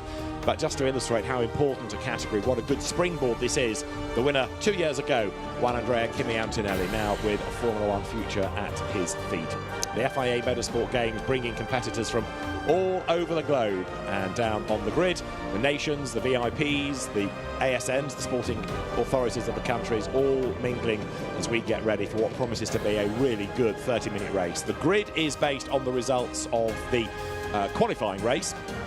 No medals at stake for that. That was won, the qualifying race, by Team Spain. There's a gap, I think, on the grid there looking down. One or two cars have not yet made it to the track, but they're on their way. Peru was second, Sri Lanka third, United Kingdom, Slovakia, and then Israel rounded out the top six. But it proved to be a really interesting race, with Andres Cardenas from Peru sitting on the tail of Team Spain's Juan Cota for much of the race, but never really forcing the issue. But I think now, with a gold medal at stake, force he will. David Addison, Joe Osborne, trackside. We've been looking forward to this all weekend. Teenage drivers, young guns, all with a point to prove, identical machinery, and a good track for these cars. Yeah, and throwing a bit of national pride, seeing the Spanish home entry there of Cota Alonso, starting from the best position. There's also some cars to look out for as we see Stefan Rattel, head of the SRO organisation, speaking to Pirelli, obviously so linked now to all SRO championships, really taken motorsport by dominance. Pirelli, it's been a very strong rise in the last few years. Also, just thinking about the Greek team, they obviously were fastest in free practice one as well, so there's a chance there. So I'm coming to the grid box nice and aggressively, actually just clipping the ankles of his flag bearer. So maybe that's a sign of intention for the next part of this 30-minute race. We're running slightly late here, and a couple of cars already have had a pit infringement noted. Luxembourg is one, and Sri Lanka another. I wonder whether that's for crossing the white line at the pit exit. Well, we'll try and get to the bottom of that. The stewards will be busy, no doubt. There's your pole position driver then for Spain, which is the leading nation in the medal table. 4 gold medals taken by Spain. 3 for Italy, 2 for Germany, and 2 for Brazil. But there could be another gold here as a silent prayer in thought, perhaps, from Juan Cota there, just reflecting on what is ahead of him, the importance of this race. It's strange, isn't it? People ask you, what is the Motorsport Games all about? How much does it matter? It's not a championship. Is it any good? Yes, it is, and you can see the importance. It's not a championship, no championship points available. It is purely a one-off, but a gold medal for your nation is quite something, and the drivers that do take part, the teams that take part, take this incredibly seriously. Yeah, and selfishly for the drivers, it's an international stage they're performing on as well, so if they can produce a mega result, then they've got a better chance of securing that sponsorship, getting with a better team for their next season of racing. Evan David here for Sri Lanka has had a strong season and we're looking strong across the whole weekend. I think he will be surprised he's probably not on that front row. Had a really strong start, didn't he, at the start of the qualifying race? We thought he might have had a bit of damage after he clipped the back of the Spanish car. Both continued without problem, but this United Kingdom car of Reza Seaworthen was all over the back of Sri Lanka. Reza there with his one-off helmet for the FIA Motorsport Games. Have done a mega job, managed by Edge Management as well there. Phil Glue helped so many drivers like him all the way through the ranks. Eddie Reynolds too, helping these young drivers go from F4 now in the nice logical path all the way to F1, just like that young man, Kimi Antonelli, that you mentioned earlier. Yeah, Reza Seaworth, one of the taller drivers in F4, kind of folds himself into the car. But Spain on pole position. Juan Cota is the driver of the Spanish entry, the man from Madrid. Carter turned Formula 4 racer. 15th in Spanish F4 last year, 4th in this year's championship. So made good progress. There you're looking at the Slovakian entry of Matus Riba, who used to be a hockey player for Slovan Bratislava before he followed his father's footsteps into motorsport, karting, and then this year he's been in Formula 4 in Spain, in the UK and Italy, and the Central European zone as well. So he's been incredibly busy a man to watch, I think, when we go racing. Let's go to the grid, because Antonio Rankin is with Stefan Rattel. Stefan, on the final day of the Games, what an incredible event this has been. Yeah, it's been very, very successful, and this is our best race in terms of the number of cars in circuit racing today. And if you look at all the nationalities here, to see Sri Lanka and Peru on the 3rd, 4th position, it really shows that these FIA Motorsport Games are about bringing the whole world together. It's what we wanted to present, and that's what we presented. It's so wonderful to see so many countries involved and succeeding in these games. How much, from your perspective, goes into organising that and bringing everyone together? I mean, it's been 2 years organization, and the last 6 months really with the team being here permanently and on different sites. You know, we have here Ricardo Tormo, the circuit, and we have also Aspar, where we had as you know, the karting and the crosscar, and in the center we had the esports, so different sites. And for the TV production, for you guys, it's been a lot of work, I know, to coordinate all of that, but at the end it's a very good show. Oh, well, we've had so much fun, and you must be so proud of yourself and your team with SRO. I'm proud of my team, most importantly, and very happy of the work we do with FIA, because it's really FIA together with SRO to put this event together. Great, thank you so much. Enjoy the race. Thank you. So, yeah, Stefan Rattel, who came up with the idea of a Nations Cup for GT teams, and that was held at Bahrain in 2018, and then thought, well, why don't we do something similar for other categories, and we could make a kind of Olympics out of it. And when Stefan has a good idea, there's no stopping him, and the FIA Motorsport Games in 2019 was born. F4 was one of the key categories. We had touring cars, we had F4, we had GT, we had karting, slalom, and the Digital Cup, as it was then called, which was esports, and boy, how has it grown since then. Ariel Alkin there for Team Israel. He's been a bit of a curate's egg this weekend, really quick in free practice, but then he got a grid drop for the qualifying race, made a whole heap of places, like 5 of them on lap 1, and couldn't do any more. Yes, real yo-yo performances at the end of the sessions, as we see Japan actually out of the car. It's not a regular in single-seater racing. They normally like to stay in, stay focused, maybe just in a bit of adjustment of comfort as well there. Like all the headbands that the Japanese team are wearing. I think quite combative with those, aren't they? Ready to go. Good team gear addition, actually. Makes it easier to spot which team is yours if you've got that. As pit stop race would be extra helpful. But obviously these F4s, no pit stops, just a straight 30 minutes flat out. And yeah, again, we've seen pace from Japan at times. I think they've got a chance of a top 6 today if they can get their headband down, and off they go. It's Tosai Moriyama for Japan. Used to be a Honda supported driver. That support came to an end at the end of 2023, but he's still been one of the front runners and a podium finisher within Japanese F4 this weekend, this season, I should say. For Australia, it is Griffin Peebles who lines up on the grid. He won the Formula Winter Series for F4 cars during the winter months in Iberia, and has been racing in Spain, 9th in Formula 4 this year. He's also had the occasional outing in Italian and Spanish and UK. Going back a season, came out of karting. There is, just to prove how global Formula 4 is, there's a support race of the Mexican Grand Prix for F4 cars, the North America, Canada, Mexico Championship having races. So there's a dozen or so drivers there that couldn't commit to come and race for a nation over here. There for the Czech Republic is Max Karhan, 4 times a race winner in the Central European Zone F4 competition this year. So another guy with good pace and one of the more creative helmet designs as well, looking at the top of his lid. Yeah, really cool, and hopefully he'll get to see a different form of Czech flag at the end of the race, and hopefully he'll be the first to see it. Well, he's got some work to do, hasn't he, from where he is on the grid, which is 9th. Now, Griffin Peebles, we've just touched on, the Australian driver. He is going to be starting 8th on the grid for this race. Let's hear from the Antipodean before we race. Griffin, Formula 4 have been so involved with the Motorsport Games since its inception. What does it mean to be a part of it? I mean, I've driven this car in this sort of championships for 2 years now, so it's great to represent my country in the FIA Games.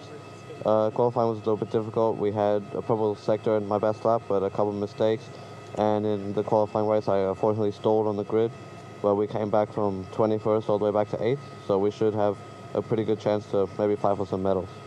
Now, this is bound to be a very competitive race. We've got all the same car, the Tatus F4 car here. How have you found driving it over the course of this weekend particularly? The conditions have been a bit tricky. We've had a bit of a wet qualifying. Overall, the car's been all right. We haven't had any other issues, and it seems to be quite equal, so I'm happy about that. All the best. Thank you very much.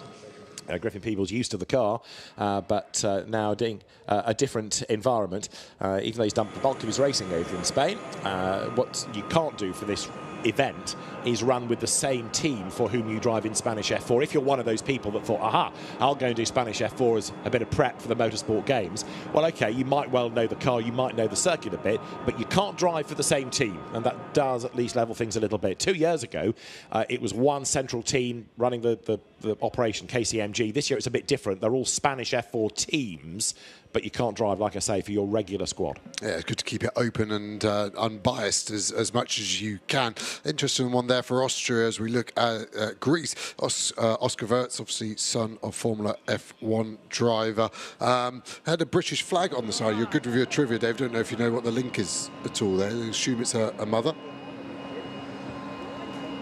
I'll come back to you. The brains, yes, get back to me on that. But yeah, the Greek car we're seeing there, the drivers always going to a different state of trance, don't they? The Greek driver looking quite exuberant as we go to Brazil there, looking a bit more relaxed. And there, further down the order, is for Serbia, Andrija Kostic, who's all smiles, ready to go. Again, a quick Carter, and he's done a lot of F4 this year in Italy as well as the Central European zone. He's been driving for the very experienced Van Amersfoort team. So the grid now starting to clear. We've had the 3-minute board. There'll be a 1-minute board and then the formation lap. Now, 30 minutes. It's quite a long race, and I shall yawn with my mouth closed, I promise. But tell me about tyres then and the regulation for that and how you've got to look after them all the way through the weekend, Joe. Yeah, so these guys have been on the tyres since qualifying. So they've done qualifying, done a qualifying race, and now they've got to finish a 30-minute race. That's the lifetime of the tyre is right at the end. So they'll be safe, but they won't be fast, that's for sure. And we saw, didn't we, at the end of an FP2 session, that the tyres were going down to canvas after a few big lockups. And obviously that's easier done as the grip starts to fall away. So I expect that to be the nature of the race. I'm going to see a hard and fast start, frenetic while the cars are close, and then I think it's going to go into a slight tyre management phase, and then a second phase as people start to lock up. So if you can wake yourself back up, David, I think the tyre element of it is going to add a huge level of excitement. Indeed so, and we'll see how that management plays out. Would a team change the corners that the tyres have been on, or just completely duplicate what they did yesterday? You know, if one's a bit more worn than the other, would you switch a corner over? Yeah, it's a really good point, because here at Valencia there's a lot more left-handers than right-handers, so the front right would be the most punished tyre, followed by the rear right, then the rear left, then the front left. So yeah, the teams will be picking those tyres, they'll be looking at them, checking which has got the least amount of graining, which has got the biggest amount of rubber left, looking through the wear marks on the tyre. So yeah, that is a very good option for these teams. The 1-minute board has been shown. The grid is now cleared. The last engineers stay there to fire up the engine. Then they will make their way from the track. And they hope that for the next half an hour, they're not going to be needed, because if they are, it means the car's got a problem. So there you can see the grid, as I say, everybody, same car, engine, tyre combination, different teams operating them, and some drivers have been really quick learners. Spain could be on for a 5th gold here on home soil. There is the orange car of Juan Cota at the very front, and the final marshal will have the 15-second board, and then we'll scurry to the pit lane, and the drivers on instruction will then be released We are within that last minute, so in the end of the 15 seconds, the red light will go out and the green light will indicate that the green flag lap can be underway. For Team España, then, Juan Cota is on pole position, but the pace yesterday of the Peruvian, Andrés Cardenas, who was the gold medal winner in Karting Sprint Junior 2 years ago, was really impressive. I think it's going to be a good fight between those two, and there was one car a little bit sluggish away there. Yeah, Sri Lanka, you can just see on the writer's shop, fighting its way back to get up to third. The United Kingdom staying out of their way. As long as you're going back to last place, you can reclaim your spot, but what's the last thing you'd want to do as a driver on your practice start is stall. Next time Sri Lanka get a chance to get a fast getaway is race start, so that will be playing on the back of their mind. Let's look at the grid then for the F4 main race. For the medals, Juan Cota on pole position for Spain. Peru lining up second, that's Andrés Cardenas. Sri Lanka will start third ahead of the United Kingdom, Jevan David and Reza Seaworthen, ahead of Slovakia's Matus Riva, and for Israel, sixth, it's Ariel Elkin. Seventh, it's Japan. Tosai Moriyama ahead of Australian Griffin Peebles. Ninth for Czechia, the Czech Republic, is Max Kahan. And for Greece, Filip Karas. 11th, Oscar Wurz for Austria. And Serbia's Andrea Kostic will start 12th. 13th, Brazilian Matheus Comparato, and the Maltese driver Niki Gauci for his nation, his first race weekend in F4, starting 14th ahead of Angola's Lorenzo Campos, and for Norway, Olav Vahr. Luxembourg's Chester Kiefer is on the 9th row. For Portugal, it is Francisco Machido. Then the Hong Kong-China driver Keishan Liu is alongside Argentina's Gino Trappa, and Qatar's Beda Al-Sulaiti rounds out the grid. Yeah, great to see such a full grid, all the drivers working as hard as they can. The more confident drivers able to get the rear of the car sliding as well to really help the surface temperature. Very light, these cars, of course, the smallest single-seater we have on the proper ladder up to F1, so not as much weight and energy then in the tyre to get the tyre temperature, so it will still take a couple of laps. Very easy to grain this tyre as well, actually. I've done a bit of testing in them this year, and the teams are very adamant you need 3 to 4 laps of building tyre pressure, tyre temperature. If you push too hard too early, you can grain the surface off the tyre, and then it affords you less grip, and it only gets worse, and it is a slippery slope, quite literally, all the way then to the end of the race for that driver. So Spain, Italy, Germany, the top three in the medal table. There is, strangely, no German nor Italian representation on this grid, but it's a Spanish driver on pole position. So another gold, certainly another medal, ought to be up for grabs here. The fans in the grandstand, the many flags in the grandstand already. And for 30 minutes then, this long race, tyre management, as we've touched on, is going to be important. And the final few cars now slotting into place. The one-by-one staggered grid stretching all the way back towards turn 14. Drivers are in place then, and so we now look towards the lighting gantry. Medals on the line for the Formula 4 main race here at the FIA Motorsport Games. 5 red lights are on. The lights go out now. It is blast off, and who makes the best start? It's a good getaway, certainly from Spain. Not a great start in contrast by Peru, but Spain already with a big, big gap. Sri Lanka trying to find a way past Peru. The United Kingdom is in the mix as well as they dive to turn 1. Peru goes second, Sri Lanka third, but it's Spain not only in the lead, but almost away and gone by about 3 lengths as they all jockey for position up towards turn 2.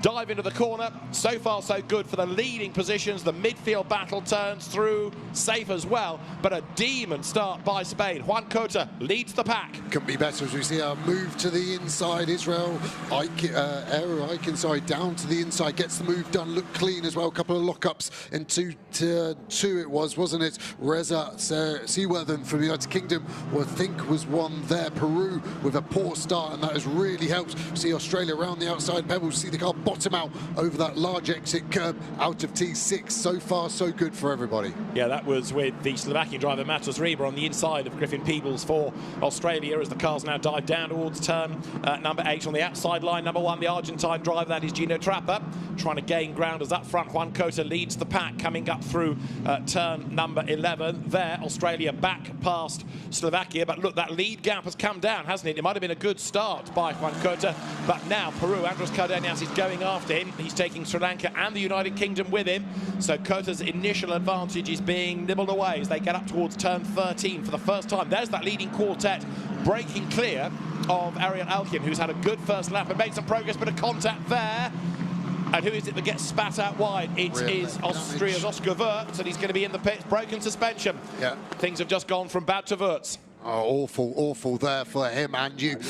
Great move by Australia, I have to say, on the brakes into T11, and he looks like he's got pace as well as another move. The inside, is there going to be contact there? No, just avoided. I think that was the Serbian car there.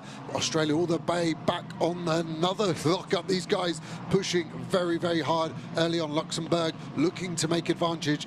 Serbia needs to be careful looking after these tyres, but we are getting some battle packs. Everyone with elbows out, definitely more aggressive in this main race where the medals are awarded at the end of it. And Oscar Wirtz then into the pit lane, and that tells the story, doesn't it? The damaged rear suspension. It's game over, effectively, sadly.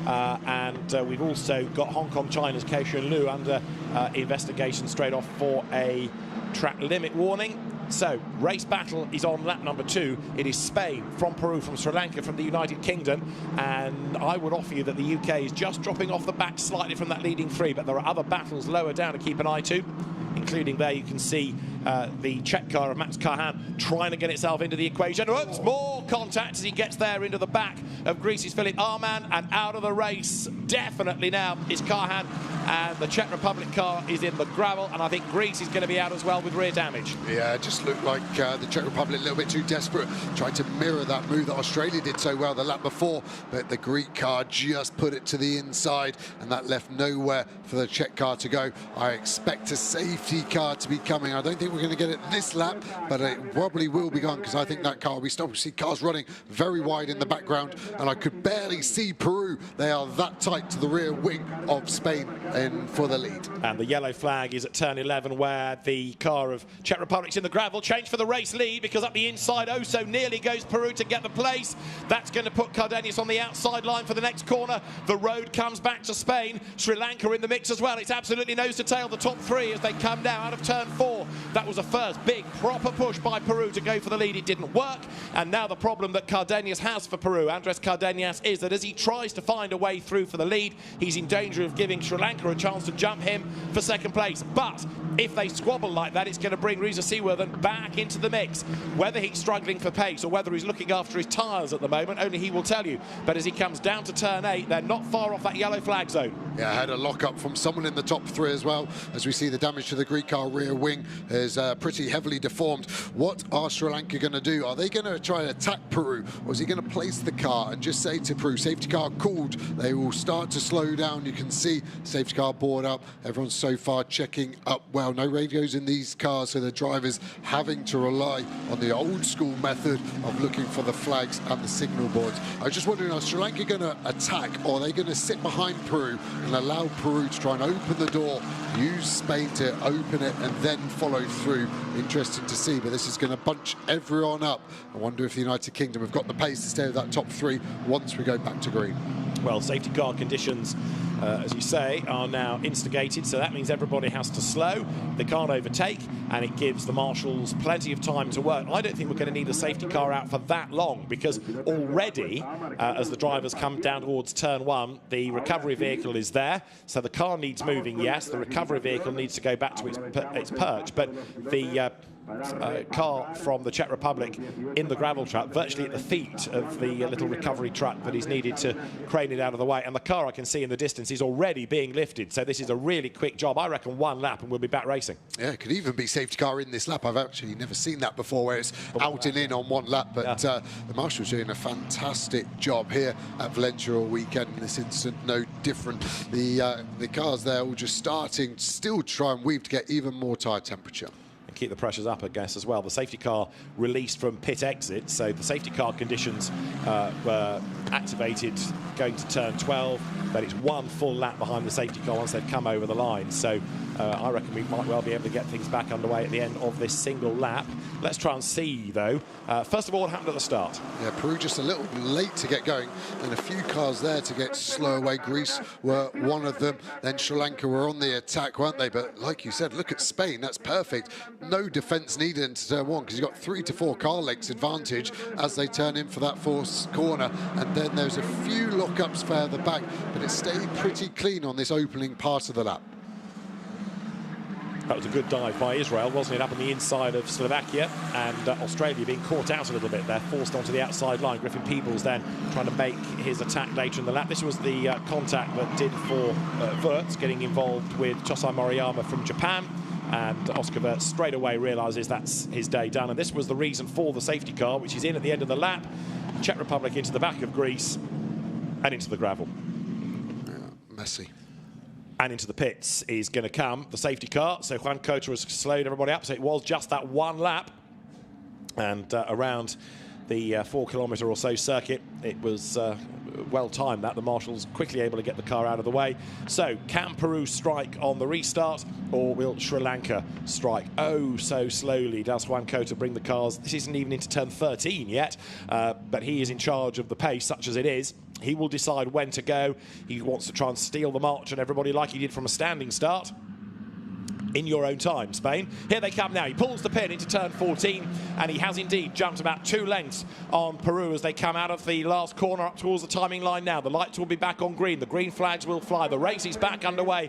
22 minutes remain on the clock in the F4 medal race here. The main race at Valencia in the FIA Motorsport Games. Down towards turn 1. And actually, Peru has shaken off Sri Lanka. Yeah, United Kingdom, good start. Israel probably the best, closest to the car in front, but no positions changed just yet. You can see the cars going down the straight, weaving, trying to break the toe. The slipstream effect so strong in these low-powered, relatively low-powered single-seaters, 185 horsepower. So if you can get a slipstream, there's a couple of kilometres an hour for free there. At the moment, no one's sending a lunge. Cars all tight together. So far, so good on this restart.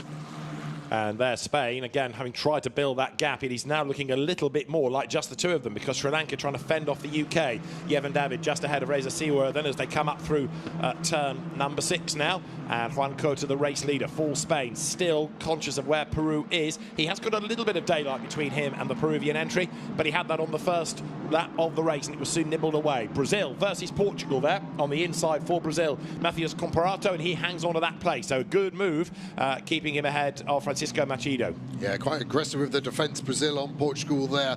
Not losing too much time though, are they? Staying with Kostic in front of them at the moment. But if you start to defend, you will lose time. Cars sweeping out wide, using the curb, exit curb there, can bottom out these F4 cars. We saw a couple of snaps of oversteer. It will get better as the race goes on, because the tyre pressures build. The tyre effectively has a higher tyre wall, so you don't bottom out quite as much. Bit of a slide for Peru out of the last corner. Got to look after these tyres. Still 20 minutes of this race remaining, even with that safety car intervention. And you've got that leading line of 4 or so, but then a little bit of a gap starting to emerge. Then the next pair taking you down through Australia and Slovakia. And Ariel Elkin is the one that's dropped back into 7th place. So he's quite good on the restart, but has lost out around the lap. So there is Ariel Elkin. He's lost 2 places, and I would suggest as well he has dropped away slightly into the clutches, therefore, of Japan and Luxembourg. Now, Luxembourg is worthy of a cheer, because Chester Kiefer started 17th on the grid, and he's up into 9th place. That's quite a good first few laps. Yeah, 8 places. The safety car would have been his friend, obviously bunching everyone back up. So where can he get to? Already well inside the top 10. Pace looking strong. Japan is next on his radar. We saw how aggressive Japan were on Austria at turn 14. So maybe he needs to bide his time, make sure the move is clean. Portugal still trailing behind Brazil there. If we look at the back of the field, Angola having a race with Qatar and Malta just in front. So they swing their way now up through turn 11. A big effort being made against Luxembourg by Serbia. So that's still 9th and 10th. Luxembourg, Chester Kiefer having gone through the lap before, but now coming under renewed attack. Chester Kiefer, who has been racing in the French Formula 4 Championship, winner at Lebanon, winner at Spa as well, and coached by Stefan Dowdy, former sports car and GT racer himself. A big lock-up there comes out of Chosai Moriyama's Japanese entry. Up towards the timing line, though, comes the race leader. 4/10 of a second clear last time was Spain, and this time half a second clear is Spain. Juan Cota having also done just the fastest lap of the race. Yeah, it's tight between the top 3. Sri Lanka look like they've just closed in a tiny bit on Peru in front. You see a lunge from Angola on Qatar there. Was a big lock-up from Japan. You can really only afford 5 or 6 of them in a race on a given side, otherwise you will be down to the canvas, and then the flat spot will start to grow and grow, and your performance and your fillings will start to degrade at an equal rate. So still, in these early stages, people arguing over position. So we've lost, sadly, Greece, the Czech Republic and Austria. But the battle of nations for the young guns of single-seater racing continues. Spain ahead of Peru, ahead of Sri Lanka. They're going through. In number 14 is Kai Shun Lu for Hong Kong, China. And he in turn now makes that run through turn 13 and down the other side of the circuit. Sorry, down to turn 8, I should say, over the brow down towards the long looping left-hander. This sort of paperclip style with all of the infield folded into the rectangle of the perimeter of the facility at Valencia. There is the Hong Kong China car once more. So Kai Shun Lu still going strongly, but 14th place. So there's work to be done to gain ground before the end as you look at Yevin David, who was really good across qualifying, but lost out a bit in the qualifying race. Right now, though, I would offer you he's coming back at Peru. Yeah, the gaps are just ebbing and flowing, aren't they? United Kingdom actually looks like they've had a good lap, and they're going to try and cut the deficit to the top 3. I do think Australia look quick as well, but then that gap has grown to the back of the United Kingdom. Quite equidistant, aren't they? All the way down the back of the field. I think the closest gap is between Luxembourg and Japan, 0.3 of a second. So can Luxembourg keep that trend going and keep climbing up the order? Fastest lap of the race, Peru now. Look, Andres Cardenas, quicker than anybody as he brings the gap to 0.528 of a second against Spain. Yevin David for Sri Lanka getting away from a sideways Seaworthen there. Reza Seaworthen hangs onto a big slide, but there's not much suggestion of tyre management at the moment. They're all still pushing hard. Yeah, I think they're flat out. I think the big snap for United Kingdom there, Seaworthen, was he just used too much apex curb and the floor bottomed out, took the weight off the wheels, and it snapped round. You could see him violently have to give it a load of left hand down to stop the car over-rotating and putting him into the gravel trap. Looks like he's calmed down a bit now, under braking into turn number 8, hooks up the apex curb really well all the way through. So let's see. I think he takes a bit too much apex. Sri Lanka have got it perfect. Look at the deflection on the front right. Reza there just cutting it even more, and then it unsettles the car. Look at his hands all the way around, over 90 degrees opposite lock, snaps back to the position he needs to stop the car from spinning out. Great car control, great camera work, and it really shows you the energy and action involved in these Formula 4 cars. Reza Seaworthen with a big lockup coming out of turn 13 into 14. He's been a race winner in the British F4 Championship this season, but has fallen off the back slightly of Sri Lanka this time, as the lead gap last time was 0.528 of a second. Spain to Peru, it's down, it's 0.453. It's game on now, isn't it, with about half the race to go. We've just approached 15 minutes. Yeah, last 2 laps for Peru have been brilliant. United Kingdom, we see Portugal on the inside of Brazil, both speaking the same language. Can that language barrier mean that they don't hit each other? They look good at the moment. Brazil giving space to Portugal. Argentina to the inside as well. Brazil looks like they're going to lose 2 spaces in 2 corners. Indeed so. Brazil drops back then because Argentina goes through.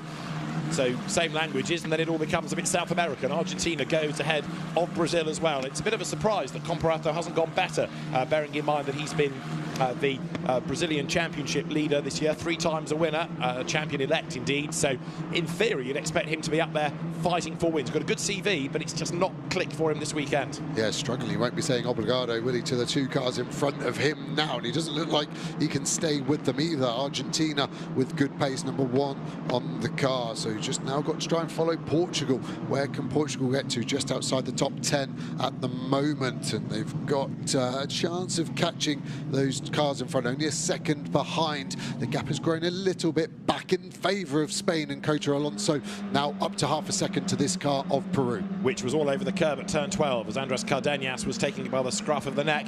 Yevin David for Sri Lanka staying with them as best he can, possibly just waiting to see if they get themselves together and delay each other or even trip over each other. But of course now into the second half of the race, 14 minutes to go. He's running out of options. A flying lap is about 95 seconds.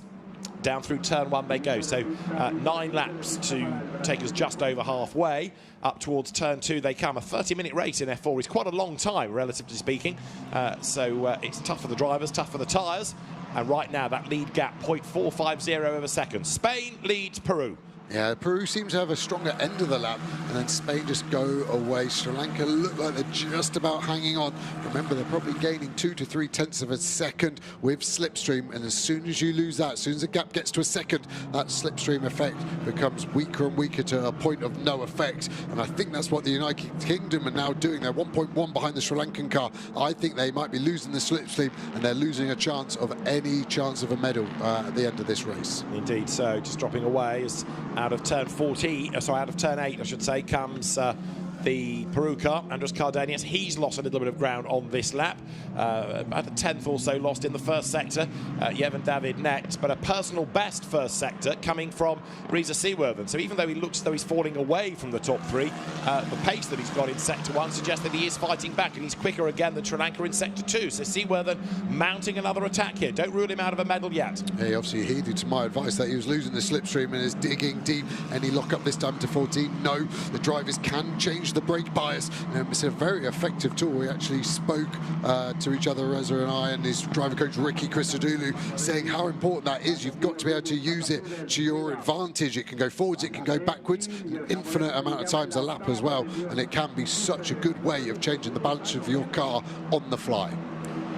More battles rage on down towards turn 1. Look a little bit further down the order as there you've got the battle between Hong Kong, China and Norway. Olav Var for Norway on the back of Keishan Liu for Hong Kong, China. It's still Spain in the lead, and in fairness to Juan Cota, he's driving very impressively here. He might not be able to escape, but he's not putting a wheel wrong, he's not making mistakes, and he's coping very impressively with all the pressure. Yeah, it doesn't look like he's leery at all, does it? Car's in control. I even like the angle of his head as he's going into turn 6 there. It's looking in so early. His neck is swiveling at a good 45, 50 degrees into the corner, which to me shows that he's looking ahead. He's nice and calm. He's planning his route. Nothing's going to surprise him. He now just needs the most metronomic 12 minutes of his life to keep pumping in these lap times and keep the gap at 6 tenths of a second. He would be relatively comfortable with that for the rest of this race. There going through is the Slovakia entry, 6th. Matus Reba chasing after Griffin Peebles, the Australian. Peebles going after Seaworthen, who on this lap is a little bit in no man's land. He's not really on the back and is still trying to chase, but the Sri Lankan car, but he's actually lost a bit of ground. So he's got these yo-yo laps, one good, one bad, and another massive lockup from Seaworthen for UK coming down towards turn 14. He's got away with that, but he has again lost time, and he is falling away from the top 3 very definitely now. Yeah, I think he's got a couple more of them, and then he will be losing half a second a lap with the tyre problem that he would be creating for himself. I wonder if he got a track limit there as well. He would have done well not to run wide at the moment. He's showing a 0 track limit warnings. The only driver inside the top 9 cars to have all of his lives left if he wants to use them up, letting the car run a little bit wide out some of these corners. And Spain on this lap getting away, 6 tenths the margin. Remember, it was down to 0.4 and we said it was game on. It's up to 6 tenths now, and Andrés Cardenas fighting the car, looking as he goes even wider than normal out of turn 5, as though he's having to work that bit harder now even to stay with the leader, never mind think about the attack. So Juan Cota now perhaps is just going to be able to turn up the wick. Maybe he's looked after the tyres that little bit better. I suppose if you're in the dirty air of being in second place, you are inevitably going to use the rubber more, aren't you? Yeah, going to use the front tyre a lot more, you're correct. With the wash from the car in front, have to add a bit more lock to get the same amount of steering rotation from the car, because you are lacking that downforce, because the air that's hitting the front part of the car over the wing isn't as dense as the clean air that is afforded to Cota Alonso. And I think he's trying to drop the hammer, isn't he? Up to 8 tenths now after the first 2 sectors on this lap. He'll be looking at his pit board as well, just with time remaining, just planning out how he wants the last part of this race to go. And I think there's a battle brewing between the United Kingdom and Australia, because Griffin Peebles is shaking off Slovakia, Matus Reba, and he's going after Rita Seaworthen. So for 4th place, there's a battle brewing, as I say. There is the Angolan driver, which is Lorenzo Campos, and he, I think, has got himself ahead this lap of the Qatar driver, Badr Al Saiti. The leaders go through, and the lead gap now is 9 tenths of a second. And if it really stretches out a little bit more to over a second, then psychologically, Peru, Andrés Cardenas, is going to feel really defeated. He's sat there, and there's been nothing he can do, and gradually, 10th by 10th, he's fallen away from the race leader, and now it seems there's no comeback. But Peebles here for Australia with that car by the scruff of the neck going after Seawortham for the UK. Yeah, hustling on well. You can tell he's got a couple of years experience in that car. Just gives you the confidence as a driver. It feels like you're part of it and nothing surprises you, so you can get it by the scruff of the neck and really hustle it on. You're right with Peru, it's easy to become defeatist. The gap's getting bigger, but if there's a mistake and you're closer, the closer you are, the better chance you are of getting that position. So that's got to be where you dig deep and mentally keep pushing yourself all the way through. Easy to get negative and defeatist, but it's the exact opposite mentality you need when you're trying to chase down a gold medal. Race leaders then, in the meantime, work lap 13, 8 minutes to go as we look once more at the fight going on between Hong Kong, China and Norway for 14th place, where it is Kai-Shun Liu fending off Olav Var. And behind them, trying to join them, is Nicky Gauci, the Maltese driver, who, when we saw the cars in free practice, was having spins. Indeed, he was tagged into a spin, in fairness to him, but he had his own dramas. But he has very quietly got on with the job over the weekend and has just got faster and faster and faster. First time he's been in an F4 race this weekend, having never raced the cars he's tested, but not raced before. But for Malta, Nicky Gauci has been quietly impressive over the weekend. Yep, the rate of improvement was very good and very strong, so he should be proud of himself, and it gives him a good chance next year of seeing where he should be and where he should be going in his career. So many good F4 championships around the world. It's almost quite overwhelming for some of these drivers to work out where they should be placing themselves at which point of their career. Make one wrong move and suddenly your path to F1 suddenly seems a lot more uphill. Does indeed, and there into the pit lane is Campos then. So having just touched on the Angolan driver having lost a place, he's got a problem seemingly because he's come down the pit lane, and so Lorenzo Campos is, I fear, heading for the paddock rather than rejoining. But Juan Cota, 11/10 of a second up the road, now is on lap number 14. He has got just under 7 minutes of the race to go, and it looks as though it's going to be a 5th gold medal for Spain, doesn't it? Yeah, it really does. They've done a mega job all the way through the race, and it's just flowing to them even more.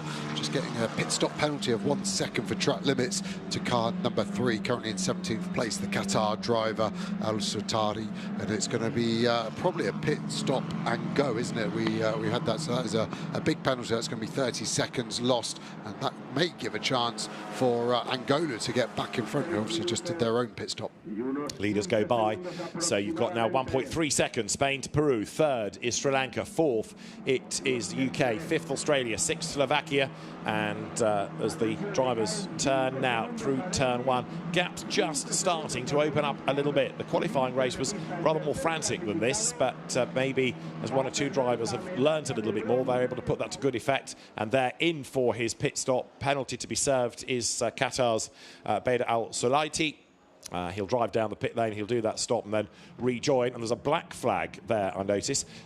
We've got Argentina being given a time penalty as well, and is it for, yes, track limits again. Yeah, the Angolan car, isn't it? Car number 20. I don't know if they've already served that and that's why they were already in the pits, or that's the second time the Angolan car is going to have to come in to pit lane as we go with 5 minutes remaining of this race. The United Kingdom has stopped the rot, haven't they? And they haven't gone into the clutches of Australia there, so they've done a good job to rally their pace. But we have a 5-second time penalty coming for Sri Lanka in 3rd place. Yevon David has been given 5 seconds for track limits, and now make that 10 seconds. Yevon David has been given a 5 and then a 10. Same for Argentina, 5 and then 10 for track limits. There's another penalty in the mix for Kai-Shun Liu, and he's got a final warning. But for the man in 3rd place, 15 seconds worth of penalties. Well, that's going to give the UK a bronze medal. Yeah, we saw the UK lose a gold medal yesterday on penalties to track limits. I have to say, as I mentioned earlier, Reza Seawortham with 0 track limit warnings. That is incredible discipline. Yeah. And I would say that was probably a strategy from the team. The driver coach, Ricky Christou, I mentioned earlier, Phil Glue would have just said, listen, everyone's getting track limit penalties. We may not have the out-and-out pace, but if we can stay stay clean, that's our best chance. And at the moment, that strategy seems to be paying off very handsomely. And a drive-through penalty for Argentina with enough penalties knocking about. So now that's the ultimate, a drive-through coming. Bela El-Saiti out of the race. He's decided that he was last anyway, so kind of enough is enough. The DriveX team operating that car will pack it away. So the leader is on 3 track limit warnings, 3 for the second place driver, 5 and a penalty. Or 2 now, in fact, coming for Yevon David in 3rd place. And Reza Seaworthen has just picked up his first.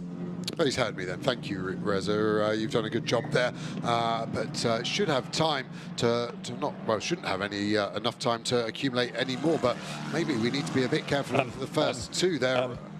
He's now got 2. Okay. Keep quiet, Osborne. Okay. It's at turn 4, and then the next lap at turn 2. Reza Seaworthen has caught these, but he's still not doing as badly as some of those ahead. But maybe now the tyres are starting to cry enough because he's had a few lockups. That's why he's struggling a little bit more and running wide. However, the race has got 3 minutes to go. It is Spain, Peru, and on the road, 3rd, Sri Lanka. So Reza Seaworthen, he's on target to inherit bronze if he keeps out of trouble. Drive-through penalty now for Hong Kong, China's Kei Shun Lu, again for track limits.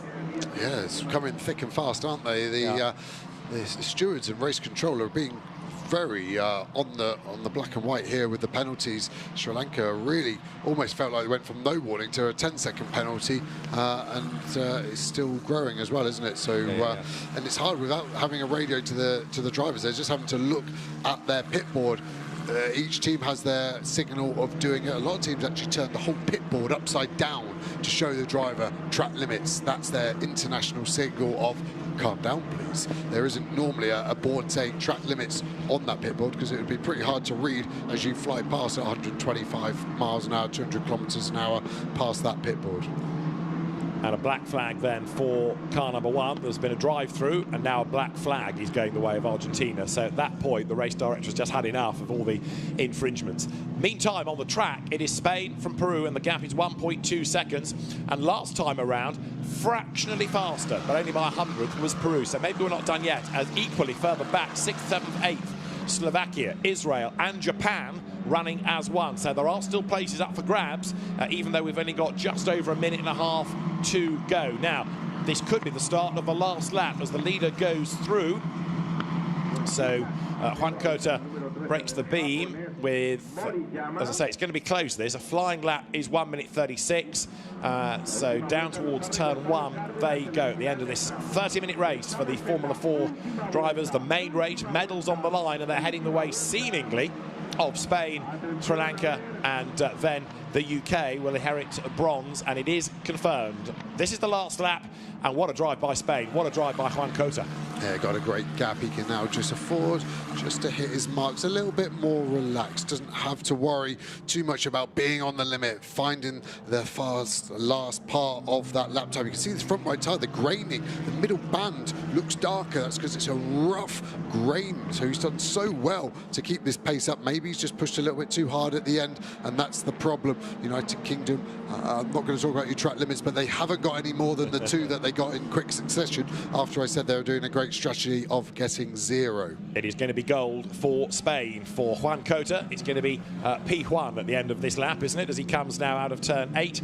It'll be a 5th gold for Spain, the medal table leaders, and they're not done yet as well. There could be more to come with all the other disciplines that are being resolved today. Bouncing over the curb then, heading now up to the final couple of corners, turn 13, and then the tighter left at 14 beckons for Juan Cota. For Spain, here he comes then, the checkered flag at the ready. It's going to be another very, very popular result. It has been a great drive to control the pace after that safety car period. Gold for Spain in Formula 4. Juan Cota wins for his country. Andres Cardenas 2nd for Peru. Yevon David 3rd over the line for Sri Lanka, with actually Reza Seaworthen much, much closer at the back by about half a second as they came over the line. And Seaworthen will, on corrected times, inherit the bronze medal. It's a really happy Spanish team, isn't it? And Juan Cota deserved that gold medal because that was a mightily impressive drive. Yeah, really, really good. I can't think of a single point of that race where I think he put a foot wrong. One of the most dominant starts, great safety car restart, great pace all the way through, and pretty clean and tidy on his track limits warning. So 10 out of 10 from me for Coto Alonso and Spain. They've been the dominant nation so far in their home hosting of the Motorsport Games, and Formula 4 seem to be no different whatsoever there. So yeah, the final results: Spain, Peru from the United Kingdom. So in the end, it was a battle of Paddington Bear between second and third, wasn't it? And United Kingdom will be happy with that bronze medal. Yeah, for sure. And in the end, that penalty, or 2 penalties of 15 seconds for Yevon David, dropped him to 11th place. So because it was, one consistent line of cars, 15 seconds worth really, really hurt. Keishun Luke ended up 15th after his penalties, and still the order is being amended on the timing screen, but we know it is going to be then Spain from Peru from the UK, and there is a very happy Juan Cota. Just running wide like all drivers are taught from an early age, just to get the pickup and just to help with the weight of the car, to help the ride height of the car. And obviously you see it all the way up through to Formula 1. One of the reasons they think George Russell struggled to get through post-race scrutiny at Spa this year, wasn't it? Just didn't have time to get pickup because they turned him straight into the pit lane after turn number 1. So yeah, there's not too much pickup at the moment. Track have done a good job. Sometimes you see drivers, if they're super desperate, even going off the track onto the runoff, trying to find the really dirty parts. But yeah, they should be fine as they come into pit lane at the end of a very good 30-minute race. So there are still 1 or 2 positions to confirm, but the top 3 we have had confirmed on the message line: Spain, Peru, United Kingdom, the medal winners, and that is Peru's first medal of the Games, I'm correct in saying. It is, for the United Kingdom, a second bronze to go with 2 silvers and a 5th gold for Spain. So the host nation is looking very good. I think it was Italy, wasn't it, that was the winning nation 2 years ago in France, but in Spain it could be a home win, looking at how things are panning out thus far. Peru got the fastest lap, but then in that second half of the race, Andres Cardenas just did not seem to have the pace, did he? And he fell away. Yeah, faded, maybe just peaked a little early, pushing hard. See the fans, family, teams waiting for those first 3 cars to make their way to this stage podium. It's a great thing to have in motorsport. Definitely adds a lot more drama. So the provisional result: a win for Spain by 1.3 seconds from Peru and United Kingdom 3rd, Israel 4th, Japan 5th, and Luxembourg 6th. And bearing in mind that 17th was where Luxembourg started, Chester Kiefer was probably the driver of the race. Australia 7th in the end, ahead of Serbia, Slovakia, and then Portugal. Sri Lanka, with many penalties, 11th, ahead of Norway, Malta, Brazil, and Hong Kong, China. Argentina was black flagged. Retirement to the pit lane for Qatar, Angola, and a crash sorted out Greece and Czech Republic. So it was a lively start and a very, very well measured drive by Spain. As out of the car now comes a very, very happy Juan Cota. And again, people say, does the FIA Motorsport Games matter? You reckon he's not happy? You reckon that doesn't matter to him? A delighted driver, a great drive. And for Team Spain, it's another gold. And the enormity of what that means to a young driver looking to make a career in single-seater racing and get to Formula 1. There's all the evidence you need. Yeah, pure ecstasy, isn't it? He can stay calm for 30 minutes and then suddenly you get this emotion, so much emotion you can't see the flag in front of your face trying to be handed to him. There's a few of the Spanish flags being there and he lofts it above his head. And yeah, great to see the raw emotion from him. And just a really, really good defensive drive, wasn't it? You know, he didn't make a mistake. All right, there were, what, 3 track limit warnings in a 30-minute race on a 14-corner circuit. And he withstood the pressure. He was able to control that restart really, really well, get away, didn't abuse the tyres, didn't push too hard too soon and lock up and make a mess of them. That was a very, very impressive drive indeed. So we know that Spain has a pretty decent history of good racing drivers, good Formula One drivers, whether it's been a Carlos Sainz Jr. or Fernando Alonso. And for Juan Cota Alonso, to give him his full name, he could well be finding himself moving rapidly through the ranks, because that has put him not only as a winner on Spanish soil, but a winner on a very, very evident global platform.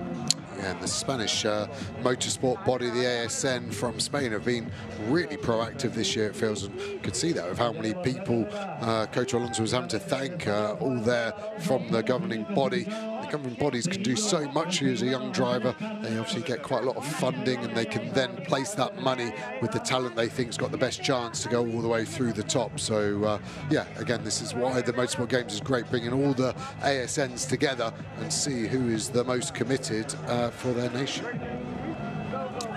So the drivers then will, for the top three, head to the podium. A bit of frustration maybe for Reza Seaworthen from the UK that he couldn't quite stay with the top three, but a medal goes his way anyway. But again, having to adapt to a new team and a new circuit, and up against people with a bit more track knowledge at least. I don't think I've ever seen so many thanks have to be paid. So obviously a popular lad, and yeah, it's a good mark after a race to see how the team reacts with a driver. Some drivers not always as popular as others with the team, depending on how they've been over the weekend. But I think Coach Alonso seems like a lovely young man, and the team definitely see the same. The FIA just weighing him there, making sure everything is okay. That will be added to the car weight, and yeah, everything suddenly gets a bit serious when the FIA man is stood over your shoulder. With his scales, yes, it's not for Weight Watchers, that. It is for the regulations for the championship. Photographer Jacob Ebery in the red jacket behind, the official photographer for the event, and earpiece is out. Antonio Rankin is there ready to have a word. He's had to join the queue, I think, to get to Juan Cota after all the people he's had to go say thank you to. But we have our race winner. We have gold for Spain, and Juan Cota it is who is the race winner. Antonio Rankin is with a very happy young man. Juan, you were absolutely incredible. Can you try and put it into words what it means? No words for me. Here, lots of people here come to support me from all parts of Spain, my family, my team, my federation. I just want to say thanks to everyone. I want to dedicate this victory to my beautiful father. He will be supporting me since I have 4 years. And to my mother, he recently got out of a serious surgery, so he's getting better and better. So thank you so much. I'm sure they'll be so proud of you as your fans are here today. What does it mean to represent Spain on a platform like this? Yeah, I want to say thanks to all the people here to come to see me. It's amazing to have so many people here to support me here on the podium, around all the track, and people taking me photos or something. It feels amazing. Go celebrate. Well done. So Juan Cota will be given a very loud reception, I'm sure, in a few moments, once yet more photographs are done. Jacob Eber say, do that P1 finger salute that always sells a good picture. So Juan Cota responds, and they're in super slow-mo from early on in the race when he was under attack. He's a happy driver. Juan Cota, then the victor, and coming through for that gold medal. And I think we're going to hear a lot more from the personal Madrid driver. Team Spain then takes a 5th gold to add to 2 silvers and a bronze. It's being a really good weekend for the host nation, embracing the FIA Motorsport Games in style. Spain victorious in Formula 4.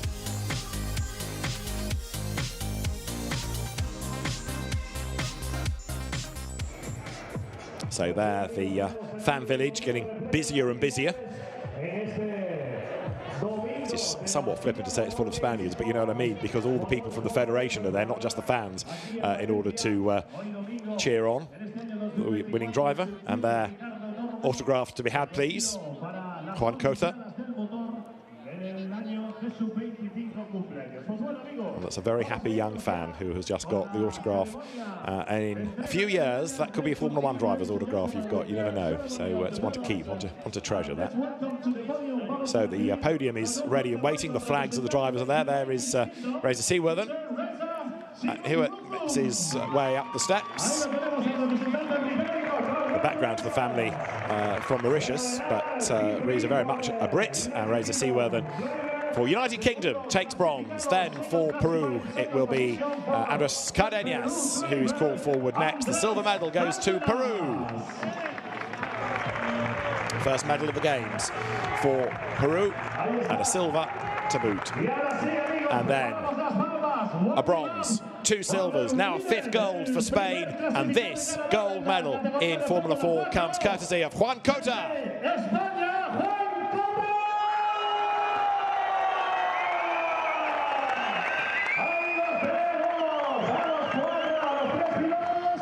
You reckon the Spaniards are happy? Juan Cota on the top step, a gold medal winner, and a great reception for the F4 race winner. Juan Cota very proudly awaits his national anthem.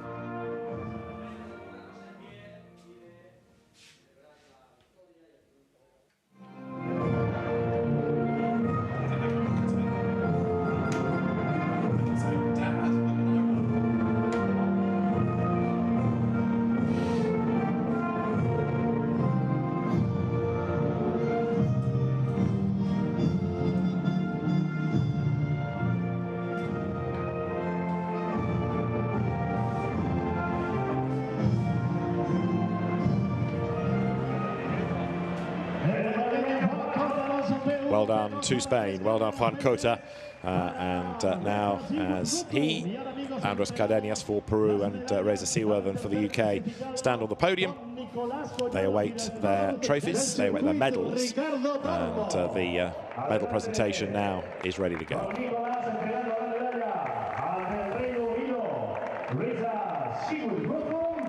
Bronze medal for Reza Seaworthen. All smiles. Tough race, not quite having perhaps that last 10th to stay with the leaders. Yeah, I thought we were going to see a bit more of an attack early on from him, but it sort of died in the middle and then came back to him, didn't it, towards the end. It was an ebb and flow race for the United Kingdom in that one. Indeed so, as their silver medal goes to Peru, and then the bronze medal, and a huge cheer, no doubt. The bronze to the UK, silver to Peru, gold medal to Spain and to Juan Cota.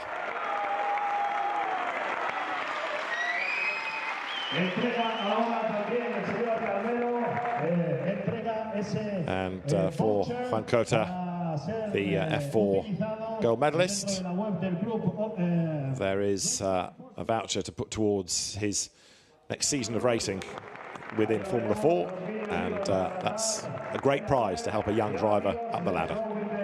Great prize, annoying to pay in at the local bank though. Sure, will be a happy team that will take that off you. So they're the 3 drivers huddled together on the top step for the group photograph, and a very, very good race for Spain. And Juan Cota just dominated that, didn't he? He looked so, so strong. And interesting to see how drivers' fortunes have fluctuated a bit over the weekend. You know, people who've looked good in free practice might have struggled in the races. Others have just got better and better. This is where Reza Seaworthen is able to strike and attack with the champagne. Whether they're old enough to drink it is a moot point, but they're certainly old enough to spray it. So congratulations then to Reza Seaworthen for bronze, silver to Andres Cardenas, and gold medal winner Juan Cota.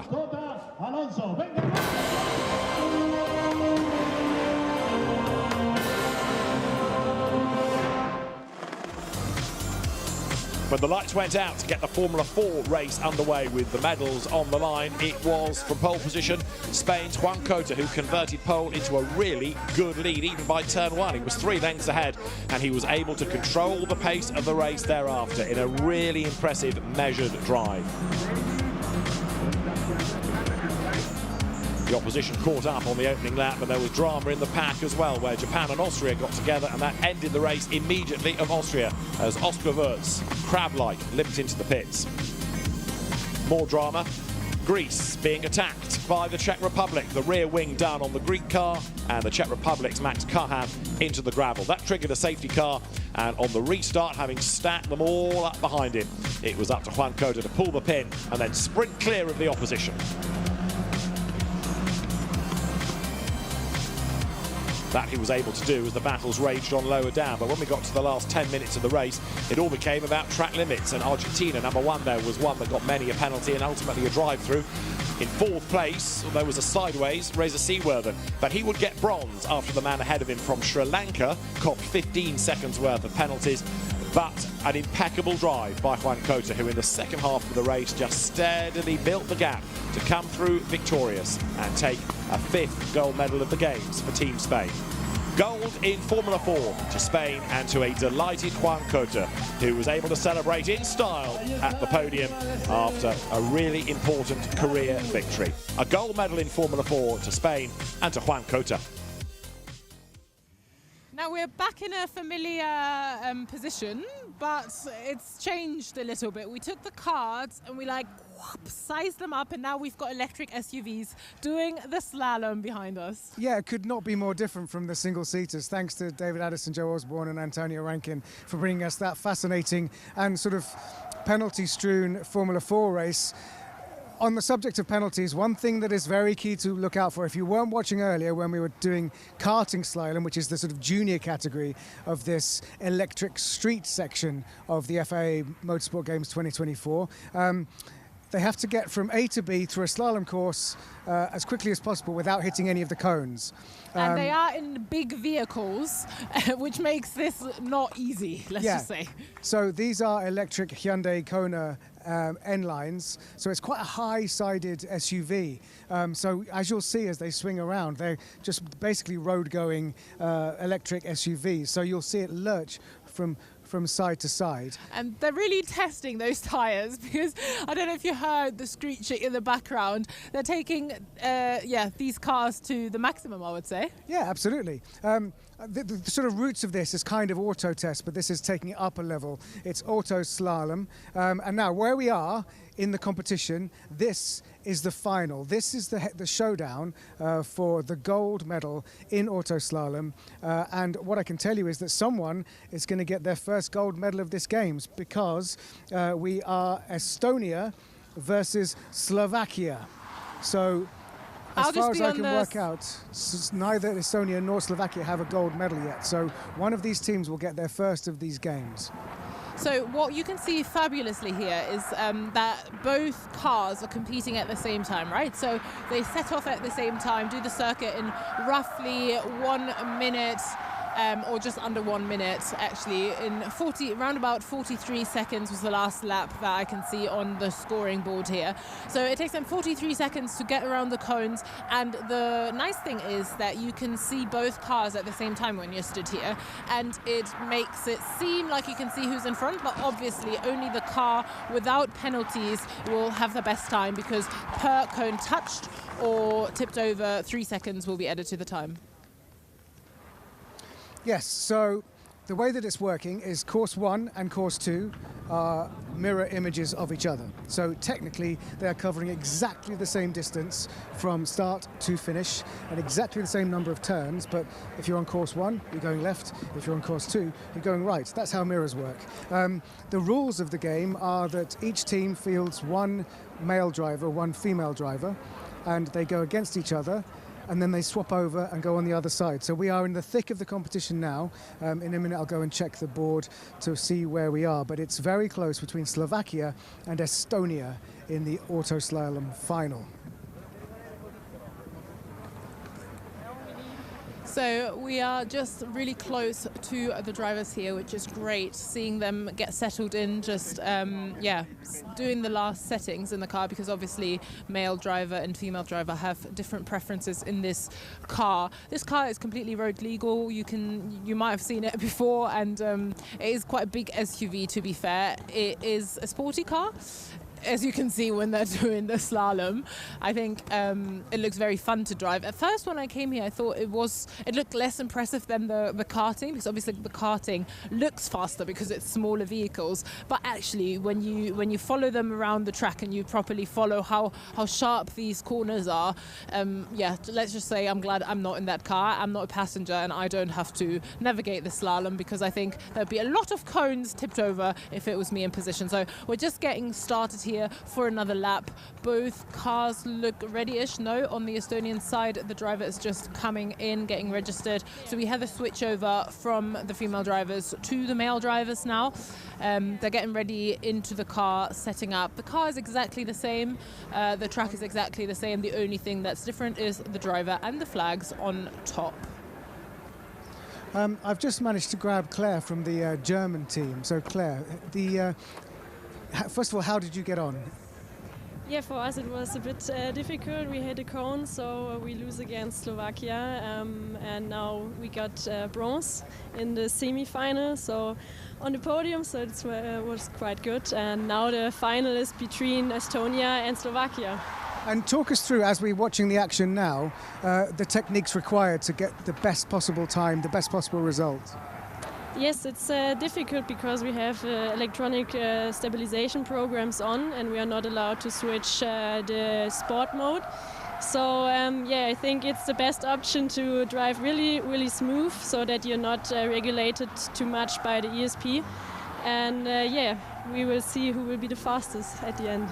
I guess maybe you hope that Estonia would win because it was Slovakia that knocked you out. Yeah, but last time we won again Slovakia here at the FIA Motorsport Games in 2022, so I'm cheering up for Slovakia, honestly. Yeah, so you competed here before, you got the gold. Tell us, in the wider context of motorsport, how important auto slalom is for those people that don't understand about the discipline. Yeah, I think auto slalom is a really important discipline because you learn a lot of driving. So yeah, I think it's the basic of driving, and this is the best opportunity to learn what the car is doing. And yeah, it's also a really, really tight I don't know the English word for this. So yeah. And what's your mindset? Like, are you more worried about hitting a cone or more worried about the speed? More about hitting a cone, because it is 3 seconds on top. So if you're really equal in driving with the other nation, it's not possible to get faster. Okay. Claire Schornborn, thank you very much, and congratulations on your bronze medal for Germany. Thank you. Just as a little information on environment. So obviously this morning we had a few showers, slight showers. The track has dried up now, so it would be a cool street here. Not street, it's not a street, is it? Cool circuit, which would be dry, which I can only assume makes the conditions much easier for the slalom, because it already looks quite slippery as it is. And yeah, a lot of brake control needed on these sharp corners, but so far it looks speedy, and I have not seen a lot of cones being touched recently. But Neil, I'm back with you now. Oh, hi, Kayana. How are you finding it? It's quite impressive, isn't it? Yeah, I did my own little slalom just to try and find you, and I did hit a few cones on the way. Did you? Yeah. So you're not very well suited for this? Yeah, I got several 3-second penalties. What's really great about this is that all the teams just intensely watching their drivers. It's like there is no actual pit wall, but it's the equivalent of kind of the pit wall in a race, with everyone kind of scrutinising the performance of their drivers. Very interesting what Claire was saying is that you're much more concentrated on not hitting a cone than the speed, because of course the deficit of a 3-point penalty is far greater than losing a tenth here and there. So no matter what you're seeing from above or the action, how close they seem to be, 3 seconds would put you halfway down the course. And another thing that she mentioned there was that they can't change the sports setting in the car, and it's electric cars, obviously. So I can assume that when you maybe are a slalom driver, but you're not used to the electric setting and you're not used to this particular car, that is an added challenge to this race. And they obviously have to get used to this car. We're just looking at the scoreboard. There was a penalty there for the Estonian team, and it looks like it's going to be a changeover of drivers now. So the female driver for Slovakia, who is Michaela Dorčíková, is coming out, and the male driver for Slovakia, David Nemček, is going in, while the other way around is Christian Halikmägi from Estonia coming out, and Marta-Liisa Meindorf going in. What's interesting, what we can see on the scoreboard as well, is that the Estonian team, in theory, has the faster laps in comparison to the Slovakian team. So they're on average maybe 1.5 seconds quicker, but they have had several penalties. So the third go was 2 penalties, so 6 seconds added, and then the last goal that we just saw now was 1 penalty, so another 3 seconds added, which obviously then averages to a higher lap time in total compared to Slovakia at the moment. So yes, Slovakia currently leading, and we can jump in and have a quick word with you. You've just stepped out of the car representing Slovakia. How was it for you? Well, it's the finals, so of course it's a lot of pressure, but we are trained, we are racing drivers, so we know how to deal with it. And here the target is not to hit a cone, and so far, yeah, it's the end for me, so I'm happy. I haven't had a single cone throughout the whole competition, which is really good. And in the semi-finals we had to beat Germany, which is obviously one of the strongest teams here, so it wasn't easy.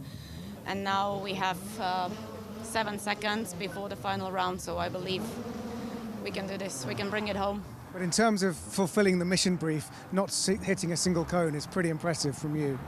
Yeah, we had some practice, and we practiced with much narrower gates, which I think helped me a lot, because honestly, I never drive an SUV. I don't like SUV cars. I drive as small as possible cars and as fast as possible, and never electric. So this is something completely different. So the practice was super important, because at least I got kind of hint where the car is. And here, if you don't know where the rear of the car is, you can make a huge mistake. Now, talk us through tell us about your teammate and how he's doing currently in that car, the white car, which is on course 1. So far, he did the practice right now. So the last 2 rounds of the whole competitions are awaiting us. He's doing very well. He improved by a second from yesterday, which is super important. We were working on it a lot, and there was potential to make both of us faster. I did some wrong times in the final. I'm not really happy, because I know I can drive better. But he drives much faster than yesterday and the day before, and that is super important, because this is a team competition. It doesn't matter how the girl performs, it doesn't matter how the guy performs. You can be the best, but you need to have a good teammate, and I think we have a great team, because we are representing the country, so we need to be good. No? And you're you could be within a couple of minutes of bringing home a gold medal for Team Slovakia. That's the target, that's why we came here. Last time we finished second, and yeah, when you end in the final, it's definitely not fulfilling. It's still a silver medal, but we came for the gold, and that's where we are going right now. Okay, thank you, good luck. Thank you. That was fantastic intel. Thank you very much, Neil. Yeah, you can feel with the atmosphere how it's heating up. Not just the ground is heating up, but also the atmosphere is heating up. And the applause when they come in, it's quite fascinating. That last straight that they go into, and then that abrupt stop that they come to. And we are in. Yes, big applause, thumbs up. You can feel relief, and then straight back to the scoreboard to check the times. Both runs without penalties, as far as I can see. I'm just trying to squeeze in. It's getting quite busy. And yeah, tensions are rising. Neil, you're in front of the scoreboard. What can you see? Well, it's still looking good for Slovakia, but the timing board hasn't updated. But yeah, Slovakia is still looking like they have, almost barring disaster, got this in the bag. I mean, if they hit 3 cones, they would throw away a surefire gold medal, but that's looking unlikely with the consistency of these drivers. We spoke to Michaela Dorchikova, and now in the car is David Nemček. We are off one more time, off they go. As you can see now, Estonia looks ahead from the circuit. I have both in vision, but that means nothing unless they make it through without hitting a cone, which now looks good. I'm trying to keep my eyes on both at the same time, which is challenging as there is a lot going on, but everyone is watching with excitement and nerves. And they're coming back through the last cones, picking up the speed, sharp turn through the last straight, and abrupt stop, and we have the claps. They're back in solid. I think that should be it. That is the result. Emotions. We've got the relief and a few tears. Oh, fantastic. They're so happy. Congratulations to the Slovakian team. Look at them. Emotions are rising. Let's give them a moment. Oh, fantastic. That's got me right in the feels. That has. Nothing but emotion from the Slovakian team. Oh, look at her. She's crying. Bless her. He's crying. He's crying behind the helmet. He's just got the helmet. He can hide it. Let's have a go. Let's go in there. Congratulations. Take your helmet off. So, David, talk us through what it means to you to win gold for Slovakia. For me and for our country, it's a lot of, and this is most of what we can do. Yeah, it's for auto slalom. And thank you very much for our team, for Michaela. She was driving very, very good, and we did it. But it's so high pressure. How did you cope with those last two runs? Because you had to not hit any cones. Yes, it was big pressure. I was a little bit slow, but because I don't need push that. So you knew you had a 7-second cushion going into that last race, but for you to watch him, I'm sure you had faith in him, but how were you feeling during that? You always need to have faith in your teammates, because without that, it's not a proper team competition. As I said previously, this is a team competition. So yeah, it's so much stress because you're not holding the wheel and you're just watching the cones and make them not to fall down. Well, if you want to say whatever you want to say to each other in your own language, then your fans at home will hear it. Prostě jsme nejlepší. Nikdo nemá na nás. Děkujeme. Thank you very much. Thank you. Congratulations. Thank you. An overall emotional race and the winners in tears, and that's what the Motorsport Games are really all about. Emotions and maybe nations who are otherwise not so well represented in motorsport taking home gold medals. That is wonderful. And I'm so happy for them. I have no relation to the country, but I am very, very happy for them. Look at them, they're falling into each other's arms. Congratulations from FIA. And we're going to go over to some action of GT single make finals. God. A new discipline for the 2024 FIA Motorsport Games is a single-make GT event, a single race, and that is what is on track now with medals at stake. And that single make for GT is Ferrari. These cars, all Ferrari 296 Challenge examples. The Ferrari Challenge is one of the most not only successful but longest standing of all the one-make manufacturer categories. And there are drivers from all over the globe who have been lured by the thought of racing a Ferrari for their country. We've had 2 qualifying sessions to go with free practice. The combined average of those times has determined the grid for us.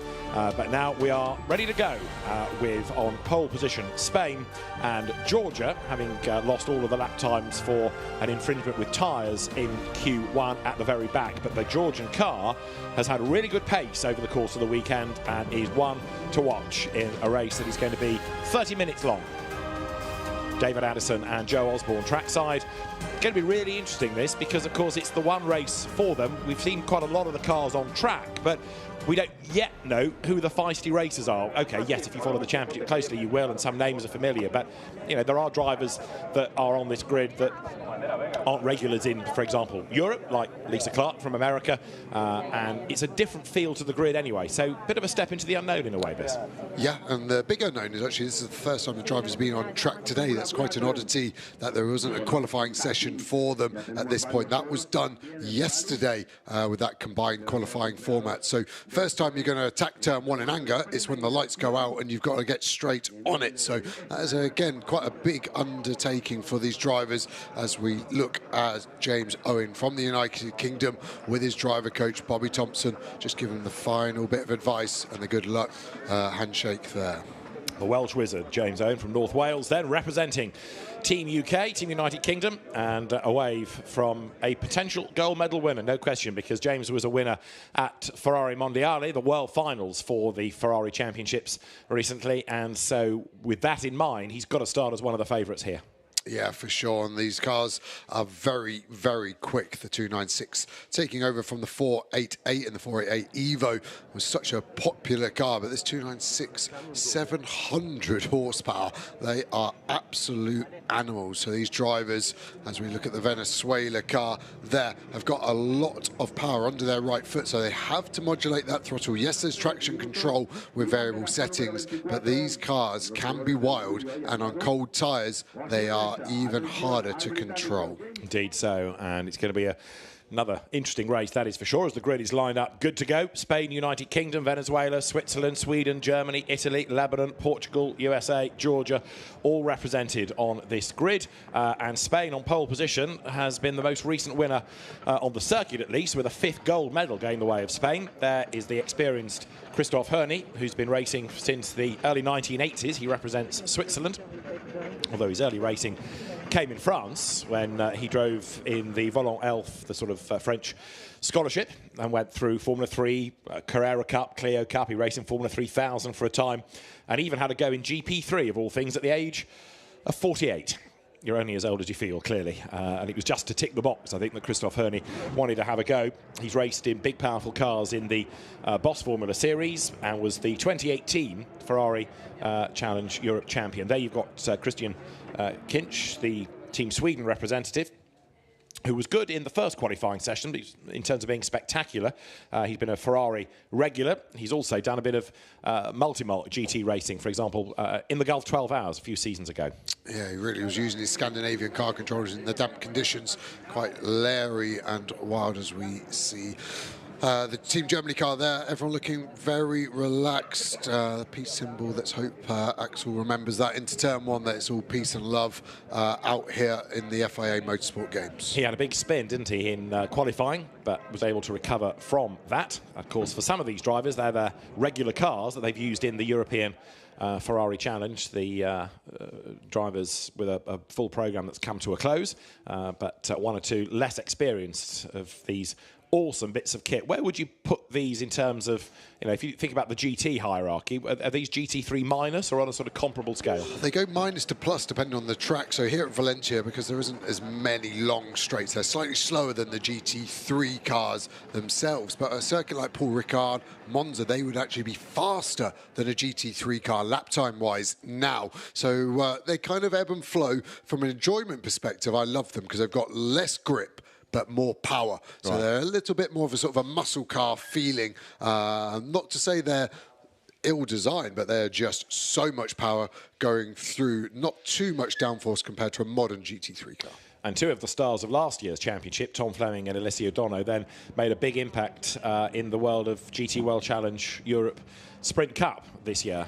So it is not just a gentleman racers category, it is a springboard, if you want it, to international GT racing. Therefore, the Lebanon is Talal Shaya, who's been racing both in the European and the North American Championship, and raced actually in the Iberian-based GT Winter Series at the start of this year as well.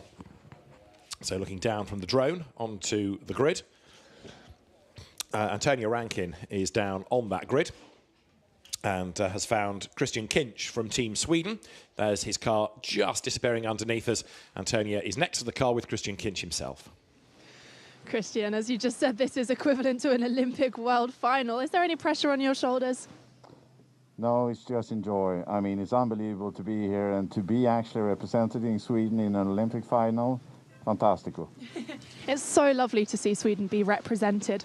If you could make it onto the podium, what would it mean to get a medal for your country? That would mean a lot, even though I have to say today is going to be a tough one.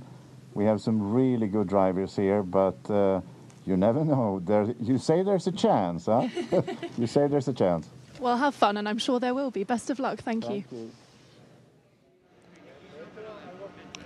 So therefore, the USA is Lisa Clark, racer mom, as she calls herself, but a very accomplished Ferrari racer in the States and does make these occasional forays to Europe. She came to race in the Ferrari Challenge race that supported the Le Mans 24 Hours last year. And from Ferrari Beverly Hills, Lisa Clark will be one to watch, most likely battling with Portugal. For me, the fascination is going to be to see how quickly the Georgian driver, David Kajaya, gets himself up through the traffic, because Kajaya has looked really, really rapid over the course of the weekend. There he is at the back, condemned to the back because of the car running a set of tyres in the first qualifying session that were not marked for this event. The team said, well, you know, we made a mistake, but there's no performance gain. And the scrutineer said, but you broke the rule. The rule says tyres only for this event. You used a different set, therefore I'll refer it to the stewards. And they said, you're right, exclusion. And so the grid is based on the average of the 2 times you set, one in Q1, one in Q2. With no Q1 time, he was always going to be mired at the rear. Yeah, he's definitely at the wrong end, so it's going to be an interesting race for him. Pretty interesting career as well he's had, so a good character to have on the grid for Georgia there. But yeah, for sure, I think we're going to be seeing him coming through. I think Sweden as well. We spoke to Kinch, very relaxed in his demeanour, not quite as relaxed as his whole helmet concept going on was quite stressful to me, though. No paint on it's fine, but tank tape holding up the visor, tank tape on the front with some strapping. And yeah, anyway, it's hope his race is cleaner than his crash helmet. And we are almost ready to go then for the rolling start. The pace car as it is at the front, the teams now making their way off the grid. Many of these teams operating different nations' cars, so, you know, 2 or 3 for a given team. If you take the very successful German Metal Motorsport squad, for example, they are looking after Spain, Georgia and Germany. James Owen for the UK, Licky Molly Team Engschler, looking after that car. Engschler has as a team anyway been involved in the championship this year for Luca Engschler, who's also been in the DTM and the GT World Challenge Europe Sprint Cup. But James Owen has been benefiting from the help of the Engschler team. Luca son, very accomplished driver, and so is Franz Engschler, the man behind that team, touring car champion himself of many, many years standing. Right there on the gantry, we're ready with the green flag. The pace car as it is set to accelerate away, and then on instruction from race control we'll be in business there. The pole car for Team Spain. Getting away nice and cleanly, no clutches in these 296s, so just select first gear and pull away. Everyone so far getting away well. Still quite chilly here, ambient temperature 15 degrees, track temp slightly lower, actually, 15 as well, sorry. So they are matching each other now. Not too much wind to talk about either, so pretty pleasant racing conditions in all fairness. So let's see how long it takes them to get some tyre temp, who's going to be aggressive warming these stone cold Pirelli tyres up to their operating temperature. So down they come through turn 1. There at the back is the Georgia car of David or Data Kajaya, and you can see Alvaro Ramos for Portugal. Let's look at this grid then, ready for 30 minutes of racing. It is Ivan Velasco for Spain and James Owen for the United Kingdom on the front row. Lining up third is Angelo Fontana for Venezuela, and fourth for Switzerland it is Christoph Hörni. Fifth on the grid is Christian Kinch for Sweden, and sixth for Germany, Axel Sartingem. Seventh is where you find Italy's Paolo Scudieri, and eighth for the Lebanon, Talal Shire. On the fifth row for Portugal, Alvaro Ramos, and for the USA, Lisa Clark, and for Georgia at the back is David Kajaya. He is most definitely going to be a man to watch, and you might think, well, can he do it from 11th? He's got half an hour in which to do it. It's a long race. Yeah, one safety car period as well gives him another chance to strike while everyone is bunched up as well. We go on board with Axel Sartingem. Had a good couple of laps in qualifying before he had that big spin that you said about David. And that maybe in the back of his mind as well. It was into turn 14, fast point of the circuit, did well to not go into the gravel. But yeah, all of these little plays over the weekend stay in the back of the mind as a driver. And so Axel Sartingem will be another man to watch. I know he's got some work to do from 6th on the grid, but he's another previous champion. He won indeed in 2023, not only in the European Coppa Shell category, but also in the Ferrari World Finals, Ferrari Mondiali. So in a way, it's a surprise that Axel Sartingem is only 6th on the grid. But with all the experience, he's one to watch. Of course, these new cars, the 296 Challenge, taking over from the 488. And they look somewhat different in challenge spec from GT3, don't they, with that much bigger rear wing draped over the back. There at the rear is David Kajaya for the Georgian nation. And so now, behind the Formula One safety car, they come out of turn 13. They get themselves in that 2x2 formation, ready for the start. The lights on the gantry are red. Safety car is about to dive for the pit lane. And then if the starter is happy, the lights will go to green. In bails the pacer car now. And 1 or 2, like Christoph Herney for Switzerland, creeping out on the side as the lights are about to go to green. It is blast off now. Christoph Herney tries to get a gap on the outside there. Certainly committed. 2 wheels off the racetrack, but James Owen for United Kingdom says, oh, no, you don't. And the UK round the outside to grab the lead. That was really brave stuff. James Owen way off the road. He's going to come back on and hang on to the race lead. Did he gain an advantage by being off the track? He was able to use all of the runoff, certainly starting in for Germany up the inside there to try to gain ground against Venezuela. So, UK, Spain, that's the order, with Germany having made a decent start and Axel Sartingen up into 4th place. They're down to 5th, Christoph Herney, who got hung out to dry a bit for Switzerland on the outside. A weird start from Spain. They weren't over their grid box. They were having little bites of each other going up to the line, kissing mirrors, the United Kingdom and Spain. So I do agree that James Owen ran off and maybe gained an advantage, but Spain were nowhere near in the position they should be as they came under the start gantry. We go on board with Germany. After a good start, we see the Lebanon starting to mount an attack on Italy. Sorry, that's Georgia, isn't it? They started in 11th. I think they're a couple of places up already. Spain looking fast. Venezuela, Germany, Switzerland, Sweden, Italy. There's the Georgian car, already made up 3 places, in fact. Has had a really, really good go. Lebanon, the car behind them, from Portugal, from the United States. Georgia, can they get down the inside of Italy? No, it's not an overtaking spot. Normally into 12, you need to set it up into 14 now. But Kajaya for Georgia, absolutely flying, just as we anticipated, carving his way through the traffic. He's having a go then for 7th place against Italy. Here for the race lead, United Kingdom versus Spain. Gap back, the next pair come through. The start is under review, perhaps inevitably, as the leaders go by. United Kingdom from Spain, 1st and 2nd. Venezuela 3rd, Germany 4th, Switzerland 5th, Sweden 6th. Then it's Italy and Georgia. Make that Georgia from Italy, because Kajaya on the inside goes through, gains the place. He is flying. Yeah, a lot of space in front now, probably 2.5 seconds to Sweden, so this could be a very quick lap. It doesn't look like the United Kingdom at the moment have got the pace to pull away, actually going in way too deep into turn 4. Spain now looking to the inside of 5, door left open, great move from Spain, not an easy move to do there clean. Mistake from the United Kingdom, Spain pounced.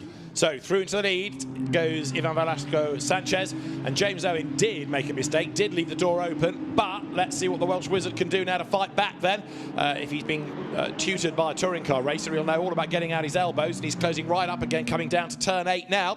So through they turn, but the Spanish car, remember, qualified on pole, and straight away looks like he's just edging away by a couple of lengths. So James Owen needs to regroup here, have a think, see what he can do, and try to claw back that lost ground, because right now Spain charging away up front. That gap is growing. Yeah, look at the black marks they're leaving as they accelerate out of 11. Spain with one in the mid-corner, the UK with a huge drift out as well. So tyres still coming up, drivers pushing hard. Look at Georgia looming behind Sweden.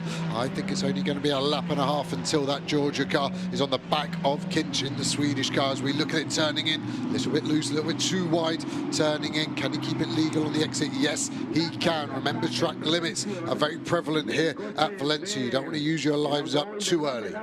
But the trouble is for Georgia that as long as he's trying to work his way back onto the tail of the top 6, the very, very quick leader for Spain, Ivan Velasco, is getting away. So he's not yet caught the pack, then he's got to get through it. So it looks as though catching for the win is going to be unlikely unless we have a safety car. They're going out of turn 2, and the lead gap is 11/10 of a second. Ivan Velasco has done the fastest lap. Yeah, look at the Spanish cars, very over to the inside. They should be going over the grid boxes, and he is definitely not doing that. Owen brakes later, tries to carry the speed to clear the Spanish car, which he does, but in doing that, he does run wide, chops across the front, then to close the door. Look at Germany down the inside of Switzerland, nearly going for 3rd place as well. Georgia have already made up 2 places by the time they come to turn 2. Spain looking to get back on the aggressive through turn 3. Then Switzerland having to tuck in behind Germany, and then they all went to single file. Interesting but clean start. And 2nd place, United Kingdom falling away. Now James Owen looking as though he's being caught by Angelo Fontana for Venezuela. There they are, look, the Union flag on the front of James Owen's car, but he's dropping away certainly from that race lead car. and Ivan Velasco-Sanchez building up the gap. 4th and 5th, Startingen and Hörning getting themselves together, and it won't be long before there's a fight for 6th, I don't think, because David Kajaya for Georgia is almost up with Sweden's Christian Kinch. There, Venezuela, and the battle is on for 2nd place, isn't it? Owen falling back into the clutches of Fontana. Talked about track limits already. Spain have already had 2 track limit warnings already.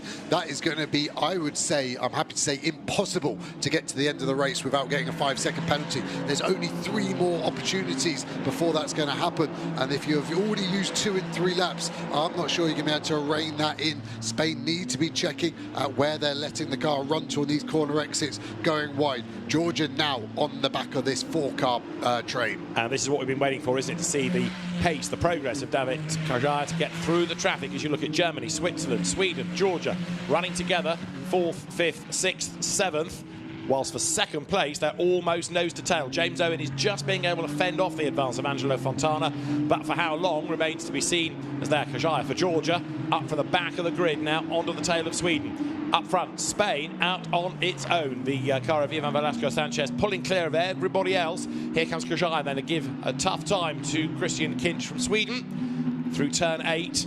And that line of cars ahead of him there for the taking. And were he to get through the traffic rapidly, a medal does beckon. Yeah, Sweden defending a little bit into turn 8, not super aggressive yet. Georgia, the body language of the car that we saw running out to the gravel on the exit of turn 5. The car looks fast and is fast as we follow Switzerland through turn 12, bouncing over the curb through 13. Can Georgia line up a move into the break into 14? Difficult to do, but looks like getting to the inside, which Switzerland also do. Was that 2x2? Is Georgia now through into 3rd in this little back? Germany dropped behind Switzerland. So Switzerland is up to 3rd and Georgia is ahead of Sweden as well. He's done it, so David Kajaya has gone through, and whilst Germany's regrouping, Georgia looks for the inside line. David Kajaya thinks and doesn't commit. The door was closing and he thinks discretion is the better part, because he gets a good run out of turn 1, makes the move on the inside, does he into turn 2? He's going to have to brake very late and he couldn't pull that off. So David Kajaya there having 2 opportunities, but he thought better of them. Doesn't want contact, doesn't want to risk a penalty, but he's crawling all over the back of Germany, and there is a little bit of a rub between the two. Kajaya went for a gap. Analyse that one. The gap was there, and I initially thought Germany, when the car were right on board, had given him the space and then closed the door. A racing incident for me, yes, contact. I think Kajaya was trying to get out of it, and that's what almost made the contact worse. Let's see, another angle maybe. My initial reaction, racing incident, biased slightly towards Georgia being maybe more at fault, but not by much. Let's have another look. So they're alongside, and I think Georgia just trying to get out. Probably not alongside enough, though, for it to be fair. If I was watching that back as the driver of the Georgian car, I think I'd give the place back and not give race control the opportunity to give me a penalty and make a cleaner overtake later on in the race. It almost looked as though not only was he trying to get out of it, but so too was Germany trying to steer away, and that made it look worse by going out wide. But either way, the other replay from the onboard, Georgia goes through. So the race order now is Spain, United Kingdom and Venezuela, and you can see the gap between the top 2, and the gap, such as it is, 2nd to 3rd, with their Venezuelan entry right up behind. 4th is Switzerland, and now 5th then for Georgia is David Kajaya as they come up now into turn 2. For Venezuela, Angelo Fontana all over the back of James Owen for the UK. Yeah, looking really fast, aren't they, the Venezuelans here at this point. And also Georgia pulling away 1.4 seconds from Germany in just over 2/3 of a lap. Car sounding great as they scream out of turn 4. Balance looks good for both these cars, not running too wide, not working the rear tyre too hard. In fact, Georgia right on the back of Switzerland behind these two as well. United Kingdom right on the borderline of legality on track limits on the exit of turn 6 this lap. And purple sectors being posted by Georgia. David Kajaya, now that he's got onto the back of Christoph Hörning, absolutely flying, and it goes straight on, in fact, in the distance. I've just caught him out of the corner of my eye. So Georgia has run off the road over at turn 8. There is Christoph Hörning now on his own, and I wonder whether David Kajaya just missed his braking point or has had a failure. There he is. He's trying to find himself back towards turn 13, but the car just went straight on. It could have been a mistake, could have been a failure. There, look, he's going to try to rejoin, but that's not a complete lap, is it? It's a really hard one to know what's fair. The only definite fair thing is to slot in behind Switzerland and then hope that the gap is okay. Obviously, his lap time, if he lets Switzerland go here, won't look too fast, but he needs to back off more because this is going to be a very fast lap still because he's in front of the Swiss car. But he is slowing, isn't he? He's trying to let him go. And now blends back in. So David Kajaya has done the right thing in that respect. But I'm not sure it's going to work quite like that, because had he tried to turn the car around, he'd have lost more places. Yeah, he's done the fastest lap of the race, unsurprisingly, because he missed 5 corners. So, yeah, yes, he gave the place back. Let's have a look at the replay. So he's quite a long way back as they break for 8. You can see the speed difference there. That is a simple of broken too late. And then he didn't commit early enough, in my opinion, to stop, turn around and go. He's done his track work, though, because he is on a bit of a getaway there, isn't he, behind the tyre wall. I still can't work out how he then got all the way round the back of turn number 13 to rejoin. An odd decision for race control to have to make in the next few minutes. Yeah, I'm looking forward to what they call that. Track limits, not taking the full lap, gaining an advantage, because he certainly would have lost more places had he stopped and turned the car around. Anyway, David Kajaya has been a regular feature up in race control over the weekend, the Georgian driver, for myriad reasons. Let's see how this pans out. He's drawing attention to himself once again, and here he comes then now out of turn number 11, which he didn't do on the previous lap. So this is a really, really quirky one. He's right back on the tail of the Swiss car. Meanwhile, Velasco for Spain leads by 3 seconds. Yeah, and I maybe have to eat my words about it being, as we see Georgia, to the inside of 14, gets it done really well, gets the place. Now can he start to hone in on the medal places in front of them? Yeah, I may have to eat my words about Spain. They're still on 2 track limit warnings, so after getting 2 in 3 laps, they have now been very well disciplined for the last 4 laps and haven't attracted a single one. As we see Sweden to the inside of Germany, Germany sweeps across the front of Kinch and defends for another few corners at least. Race leaders are up at turn 2, and there you can see Germany ahead of Sweden. That's James Owen for the United Kingdom, and still he's fending off Angelo Fontana from Venezuela. So the UK has been racking up silver medals over the course of the weekend. We've got 2 of those. We've got 2 bronzes as well. We had a bronze in F4 earlier on today on the track here. And is it going to be another medal, but a silver one or a bronze rather than a gold for the UK out of the single make GT? Fair play to Ivan Velasco then, the former Clio Cup Spain and Mini Spain racer, because he is escaping up the road. He's been a regular, like James Owen, in Ferrari Challenge Europe this year, so he knows the car. But James Owen, who was so impressive at Ferrari Mondiali, is under attack. Venezuela to the inside. Couldn't quite do it. Well, that must have been so close. They looked like they were overlapping as the British car turned across the front of Venezuela. Venezuela doing a good job getting out of that and avoiding contact. Bit of a lungy corner for me, turn 11. It's not a big brake zone, it's not very straight, but yeah, I think we need to find a better place. Turn 2 is the easiest to overtake, but then it is quite hard to stay close to the car in front through turn 1 because of the dirty air, but definitely close as we come across the start-finish line with 17 minutes remaining. And there, 82 under investigation. That's Georgia for leaving the track and gaining an advantage. So that's one way of phrasing it. Missing out half a lap is another, but 82, the Georgian car, is under investigation. Yeah, I think the only fair penalty I can think of is a drive-through. I just think it's an odd one because technically he didn't look at all the marbles being thrown off the leader's car there through turn 3. But yeah, I think the drive-through is the only logical penalty you could apply there, which is going to, I think, put them all the way back down to last place, to be honest. Maybe just slotting in before Portugal in P10. Which, in fairness, is round about where it would have been had he stopped, done a U-turn and rejoined. David Kajaya decided not to do that, but that, well, could bite him in the end. There he is then, the Georgian car still charging along, now 4th and with clear road ahead, because this is the fight 2nd and 3rd. James Owen for the United Kingdom, Angelo Fontana for Venezuela, and they are running together right now. Yeah, using all the curbs, cars responding well to it. Good damping on this Ferrari 296 challenge. A little bit wide again from Owen. And Venezuela just feeding the gap, aren't they? Just trying to be there in case there's a car width that they can put it through. You see the cars now going through turn 12, hopping over the curb. See the body very still, the wheels doing all the work over the curbs to not unsettle the balance.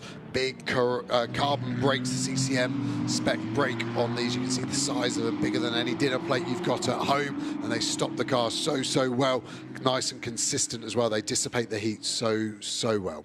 Right, this is game on for second place now. Venezuela thinking about a move. It's coming on the inside line. Angelo Fontana for Venezuela has a long look at United Kingdom's James Owen, able to close the door. So James Owen hangs on to second place, but for how much longer? He's looking as though he's on borrowed time now, because Fontana for Venezuela is looking quicker and looking more determined than ever. Nose to tail, they come out of turn 2. So James Owen is going to have to really work hard now, and by defending, lose more time relative to the race leader, and these two are risking being caught by Georgia. Yeah, and if you were to ask James Owen now, how much of the race have you done, what percentage, you'd be like 95, it must be nearly the end. No, James, we've still got 50% to go. Drive-through penalty for Georgia. So, yeah, you're right. By missing out 3, 4, 5 corners or so, a drive-through penalty for Georgia. There it is, confirmed for David Kajaya. He has, as I say, been in all sorts of wars over the course of the weekend, and now a drive-through for effectively going off the road and rejoining elsewhere rather than where he went off. And therefore missing out most of turn 8 and all the way around to turn 13 where he joined back in. For second place though, James Owen, the United Kingdom driver, being given a hard time by Angelo Fontana. The Venezuelan has not yet found a way by, but not for the want of trying. Yeah, they actually caught the leader on the last lap as well. Even though they were battling 4 tenths, the gap came down from second to first. Is that a trend? Is that an anomaly? We will see on this lap as well. But the gap visibly looked smaller, so that's why I looked at the timing screen, and my suspicions were backed up with evidence for once. Okay, so 2 seconds last time, and as the leaders come by, it's gone up again, 2.2. So it was one of those anomalies as out of turn 1 they go. James Owen perhaps once more now having to think about defending as into the pit lane as David Kajaya. This is the drive-through being served. So it's just such a long, slow drive. It's like the walk of shame, isn't it? All the other teams looking at you thinking, oh yeah, you've been naughty. So he's going to do the hard work all over again. Yeah, and you've not even really had that much fun to achieve the walk of shame either, so it's a double negative. But I do totally agree with race control for once. I think that was the only penalty that was correct for the action that bizarrely lost us half of his lap. Venezuela's still so close, aren't they? But unable to find an answer to prize this silver medal from the United Kingdom with Georgia now with that drive-through. It really looks like our top 3 is set, but in what order is unset currently? Battle on, second and third in the first sector of this lap. In fact, Spain setting a personal best. So Ivan Velasco, having had that quirky lap, is now getting himself together again, pulling clear. James Owen, you've got to say, even though that car does not have the pace of the Spanish car, he's doing a good job of defending. But bear in mind as well, he led early on and now has dropped back those 2 seconds. It's one of those strange situations, isn't it? Because, okay, he didn't have the pace to stay in the lead, and he hasn't got the pace to stay on the back of the leader, but he's not falling away markedly lap after lap. You know, the gap has been hovering around that 2-second mark all the way. Yeah, Venezuela flashing their headlights away as we see, that was the Spanish GT3 driver, wasn't it, Jorge? Jorge Cabezas, yes. Yeah, he was coaching Navarrete, the AM in the GT3 car, obviously involved as well with Sanchez in the Spain car. UK doesn't have the pace with Spain, but does Venezuela? If Venezuela got up into second, could they do something about the stagnant gap that's hovering in the mid 2 seconds at the moment? I would say so, with how easy they're staying. The headlights are flashing above the Venezuelan car now, so I think Venezuela are going to mount a real attack. The frustration levels rising and rising. Georgia 9th after that drive-through penalty, so almost back to where he started. He is David Kajaya. It's Lisa Clark at the back of the pack for United States. It is Ivan Velasco at the head of the queue for Spain, and this is the battle for second place with an increasingly frustrated Angelo Fontana, the Venezuelan, making a bit of a mistake at turn 8. I think James Owen went a bit deep. Even deeper went Fontana, and that suddenly has stretched the gap. Yeah, the old Pied Piper effect, wasn't it? James Owen went in deep, and then so did Fontana Olivieri. And I think that's just so easy to do when you're really pushing hard. You just mimic the car in front, so it's so easy just to follow them. If he hadn't have broken too late in Venezuela, that was a chance to get down the inside. The gap's actually grown somewhat, up to 6 tenths now. The gap at the front still 2.5. I wonder if Spain are now just managing that gap, not looking to attract any more track limits for the rest of the race. Possibly so. 2.4 seconds first to second. It was 2 tenths last time second to third, but a much bigger gap now after Venezuela made that mistake. So James Owen to Angelo Fontana has gone up by a full second, from 0.2 to 1.2. Now, for fourth, you've got Switzerland, fifth is Germany, and sixth is Sweden. And Germany and Sweden are still pretty close, aren't they, looking at that, with Christian Kinch at the back of the queue for Sweden, thinking about the inside. Very wide approach to sweep round the corner from Germany, Axel Sartingen. Yeah, I can only assume that was a sort of a move to distract Germany, because there's not enough brake zone to get rid of the car in front of you and get past it. Kicks up the dust out too. Yeah, the wheel spin as well from Kinch there, really hustling on well. Not too much to separate them lap time wise in the last 2 laps. There's 3/10 between them, and that's where we obviously got to the back of Team Germany, but at the moment can't make the move stick, and we're under 10 minutes to go now. So there for Sweden, going through, is Christian Kinch, and he is in 6th place. Now, David Kajaya is on the back of the Lebanese driver, Talal Shaya. Indeed, he may be ahead of him by the end of this lap. So Kajaya, after his drive-through, is trying to rebuild the race, but it's been a tough weekend for somebody who, on pure pace, ought to be a medalist. Yeah, and we've seen it across the disciplines, haven't they? You can have speed, but then to have the discipline is another matter, and it is a balance between the two you need to be somewhere at the sharp end of any motor race. As the race leaders then come through to shortly complete lap 13, there is Switzerland from Germany, from Sweden. Christoph Hörny is 4th for Switzerland. It's Germany, Sweden 5th and 6th.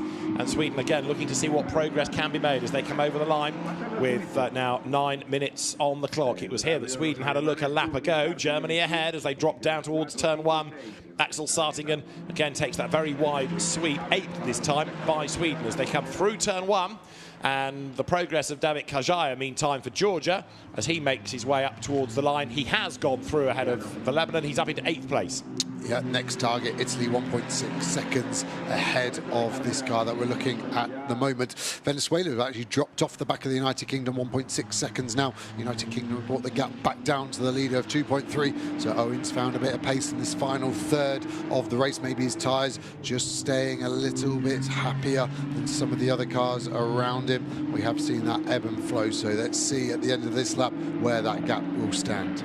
And the clock ticking on down with 8 minutes to go. But Spain, with 5 gold medals already, is looking for a 6th. Still Germany and Sweden, separated by not very much, 0.3 of a second. And David Kajaya, if nothing else, now is going to go for the fastest lap of the race because he's done an absolute best in the first sector. Interesting, isn't it, that finally James Owen has been able to shake off Fontana. We saw a mistake by Venezuela, but the gap opened up partly because of that, and it's opened up again. So it went up to 1.2 seconds. It's now up to 1.6. Is James Owen now, having, if you like, got away from Venezuela, being able to do much about the race leader? The answer is yes. He has just lapped a little bit quicker by under 0.4 of a second. So without having to think about defending now, James Owen is having one last push. 7 minutes on the clock. Let's see what he can do. Yeah, it's the Dragon Awaken for Owen here. 0.4 on that last lap. Gap down to 2 seconds. That's the smallest I've seen it in the last 20 minutes of this race or so. Placing the car really well over the curb at turn number 4 as we see a battle between Georgia and Italy. Looks like job done there for Georgia. Now up to 7th. I think that's as high up as they're going to get because they're 12 seconds behind Sweden. And maybe not, because there's a problem for Germany. Axel Sartingen, who was 5th, has gone slowly. Now, he had a moment and is recovering. I think he has. He's sort of regrouping. So he's going to lose out possibly to Christian Kinch. Car doesn't look damaged, but it doesn't look overly quick. No, I'd imagine he's been through a little trip at the gravel trap at turn number 2. Maybe I saw some stones flinging out the back, but we look like we're back up to speed now. We ride on board of the car. Can we see anything? No major vibrations. We've got a replay coming. Aided from Sweden. Yes, it was turn 2. Didn't get to the gravel. I think it was some of the gravel just on the outside. Going on board, turns in. Slight defensive line, but I think Sweden had a right to be there. Our defence was a little bit late. Luckily, the car didn't stall. No clutch to worry about, so the auto clutch engaged, and Germany able to just to pull away and carry on.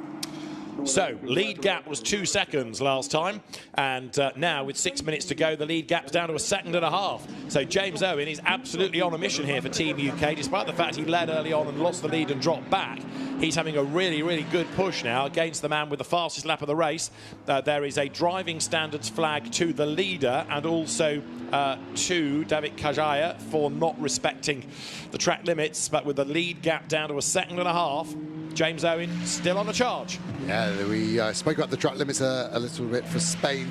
Now he's under pressure. Is he going to have to start to push harder? I thought he was monitoring his lap times early on in the race, but now suddenly Owen is just pushing on. 9/10 of a second found in the last 2 laps alone. Car looks good, driver looks good. Spain getting tired, are the tyres getting tired? What's getting tired? They look apprehensive on the pit wall for Team Spain. Not long left, but the pace deficit is definitely swinging in favour of the United Kingdom. Especially with this Damocletian driving standards flag for track limits over that car, the lead car of Spain. So Ivan Velasco, the former Clio racer, still leads, but you can see how much closer James Owen is getting. Now, why is the gap coming down like this? Is it James Owen going quicker? Is it Spain with a problem and going slower? The last lap was a 36.0, which is over a second slower for Spain, whereas James Owen's last lap was only about 0.3 away from his earlier best. He's been the more consistent. It does look as though the Spanish car is fading. Yeah, it was be interesting to see, is it corner speed? Is it straight line speed? What could it be? The obvious one to go with as we get the Temple point. Yet again, I assume he gets paid per point. And it just doesn't look like the confidence is there. Tyre pressures maybe have come up too high in the United Kingdom. Look at that graphic. 4/10, 5/10, 7/10. It's getting worse as a time loss for Spain. Gap now to 8/10. He nearly found that on the last lap, United Kingdom. We have got a race on with 4 minutes remaining. Under investigation now are Sweden and Germany after the contact that we saw that turned around Germany, but it's even more important to monitor this situation up front where a slightly sideways Spanish car comes towards us then. So Ivan Velasco, I fear he's going to lose the lead on this lap because almost with him now is James Owen. Remember, Owen led early on, and with a big flash of the lights once again to try to distract Spain, United Kingdom comes down towards turn 8 through this long left-hander. Road drops downhill a little bit here. Then you've got the kink at 9 and 10, and then another almost hairpin-esque corner at 11. Looking at the clock, 3.5 minutes to go, but James Owen is almost there now, and by the end of the lap, we'll perhaps be building up to challenge, start at 14 over the line and make it work at turn 1. What do you think? I think you're totally right in that one. And music to James Owen's ears, but fingernails down a chalkboard to Spain is, remember, this is +1 lap. So when the clock runs out, we add a lap at the end as well. So Spain will be going 3 minutes, not too bad, 2 more laps. Oh no, there's another lap. So we've got 3 more laps of this race to go. I think that's plenty of time for the United Kingdom to take their time, pick their spot and get that gold medal, which has eluded them so far in this FIA Motorsport Games by SRO. So the gap, 0.5 second, 0.518 as they came across the stripe. Now, of course, James Owen has done the catching. What can he do in terms of the passing? That's the difficult bit, especially if Ivan Velasco makes that car wide. They are going to have this lap and one more and the regulation lap, aren't they? So that means Velasco's got to defend for 3 more laps in a car that does not seem to have the pace anymore for whatever reason compared to James Owen. And I can't believe it's been tyres, because Owen will have worked his by defending from Venezuela. Yeah, but the pressures could be different. Different teams running the cars under braking. This drone shot I love so much. Actually, a lot of coaches, myself now, starting to use drones to help coach, because you get this bird's eye view and you can really illustrate to your student what's going on difference-wise. And here it is all under braking. Yes, you get the concertina effect, but the closing of the gap is a lot more extreme under braking than it is acceleration in that yo-yo manner. I just don't know where the United Kingdom want to try and get the move done. I've got a feeling it's going to be turn number 4, but it's a messy overtake, as we've seen a lot this weekend at turn 4. But that Spanish car does seem to be moving around quite a lot more. It didn't have the bite coming out of turn 11. There's a lot more movement in it. Possibly now, Ivan Velasco is getting a bit more rattled, of course, and that's going to affect the way that he drives the car. James Owen sitting there thinking about when to strike. He's got 1 track limit warning now to the 3 of the man ahead of him. So through they come, up towards the line. We've got less than a lap time left in the race, so it's 2 more to go. And now it is game on for the race lead. United Kingdom to the inside. James Owen for the race lead and for a gold medal, and he's done done it at the end of the pit straight into turn 1. That all looks a little bit inevitable given the amazing pace that he's unleashed over the last few laps. Spain down to second, and so we're back where we started. James Owen going for gold in the lead for the United Kingdom. Great wheel-to-wheel, wing mirror-to-wing mirror racing. It was all the exit out of turn 14. Spain lit up the rears and didn't get the traction. We're seeing lots of penalties here. We're going to have to go through the order, aren't we? Well, one is Spain, one is Venezuela, but I don't see one of those being for James Owen. So he's got the lead, and his opposition is being penalised because second place in the race has got a penalty, third in the race has got a penalty. That's Venezuela. Sweden have got a penalty. Also, we've got one now for Paolo Scudieri for Italy having a penalty. We've got Portugal with a penalty, and we have got Georgia with a penalty, and that's all one side of the grid. Exactly. Everyone followed Spain. I said about it at the start. It looked like I was dobbing into the headmaster, but the Spanish car did not go over the grid boxes at the start, and everyone has followed him, and they haven't gone over the grid boxes, and the race control have gone, you're all guilty. Everyone on that inside row, here's a penalty. That is a big upset, and unfortunately for everyone behind Spain, I feel a little sorry for them because they followed the car, but you follow the rules, you don't follow the crowd. And so James Owen is still under attack from Ivan Velasco, but it doesn't really matter now because Velasco is going to get this 25-second penalty, which is equivalent to a drive-through in real terms. And perversely, he's fighting back as they come across the line and put a lap there on the other car. Down towards turn 1. Velasco makes contact with James Owen. Down the inside he goes. Owen goes off the road. Can he survive it? Yes, he can. Has he got damage? Let's see. The Spanish crowd delighted about that as their man is back up front. They don't yet know about the penalty, presumably. Maybe Velasco doesn't either. But he's rather robustly gone back ahead. But it doesn't matter because he's got this penalty. I don't think the United Kingdom had communicated to James Owen that the penalty was there, because I would have actually just let Spain pass. It looked like Spain had an intention of contact all the way down the straight. Menacing in the behind. Goes to the inside, way too late to cut back. Somehow both drivers avoid spinning, hitting the barrier. That could have been a plane crash. Luckily both survive, and I think that will mean the United Kingdom will get the gold medal. Doesn't look like there's any legacy damage on the car. It's going to stop them taking this last part of the two and a bit kilometres left of this Valencia lap. Because the next driver from James Owen's side of the grid, and therefore unpenalised, is Christoph Hörny, who is down to 5th on the road. He's been overtaken by Sweden anyway, in fact. So James Owen is a long way up the road now, but there, leading on the road again, is Velasco. It puzzles me as to why he was losing so much time and then had the pace to suddenly fight back. Yeah, sometimes it can be mentality as much as physicality with what you've got in the car. So what's our top 3 going to be? We need some quick math. Is it going to be United Kingdom, Switzerland, Germany, with all the penalties being applied? I think so. The checkered flag is going to be at the ready as they will come through. So, on the road, Ivan Velasco Sanchez wins, but it's going to be gold for United Kingdom. It is going to be silver potentially for Switzerland, because all of these cars ahead are being penalised, and then for bronze, I would offer you Germany, Axel Sartingen, because 25 seconds is a very draconian penalty indeed. Here is Sartingen up towards the line behind David Kajaya. So it's a real shame that, again, penalties come into play to affect things like this, but it's the one side of the grid. And James Owen, if the message has not yet got through, it soon will, has won gold for the United Kingdom, and that's our first gold of the Games. Well done to James Owen. He does what Chris Froggatt and James Cottingham couldn't quite do yesterday. They were silver in the two-driver GT discipline, but in single-make GT, it is a Ferrari win, naturally, unlike the second in the GT race yesterday, but this time it is gold. Ignore 2 on the Lumi rank, because that's the on-track position. The timing screen has updated itself to give us James Owen the winner from Christoph Hörny, so the United Kingdom and then Switzerland.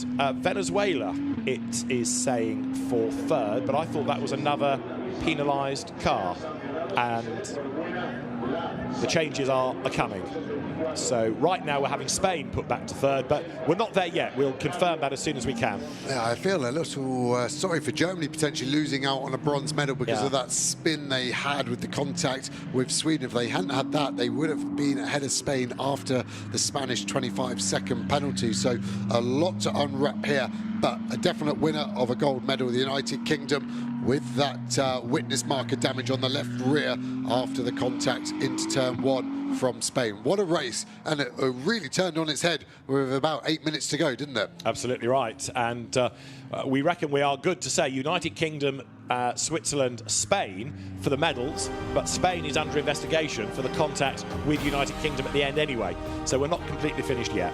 This provisionally is how the order is. United Kingdom then inherits gold for James Owen, Switzerland silver for Christoph Hörny, and Ivan Velasco Sanchez takes third for Spain. Germany fourth thanks to Axel Sartingen, Venezuela fifth ahead of Lebanon, Sweden, Georgia, Italy, then Portugal and United States of America. That was a race that came alive towards the end, but what a shame that it's been another race affected by penalties. Not track limit penalties this time, but for the start. And the drivers on one side of the grid, all following the herd, but not doing what the race director had instructed. We'll probably get another replay of that start and you can have a look. But in the end, it is the United Kingdom that takes gold from Switzerland in second place. And provisionally, it is bronze for Spain. Well, there's no doubt about the euphoria at Team United Kingdom. And it's a rather different attitude for Spain. So for Nicky Molly Team Enschler, bravo. And the Welsh Wizard has worked his magic there. He was lucky not to end up with a lot more damage and be off the road completely after that whack in the back. But out he gets for Team UK. The gold medal winner is James Owen.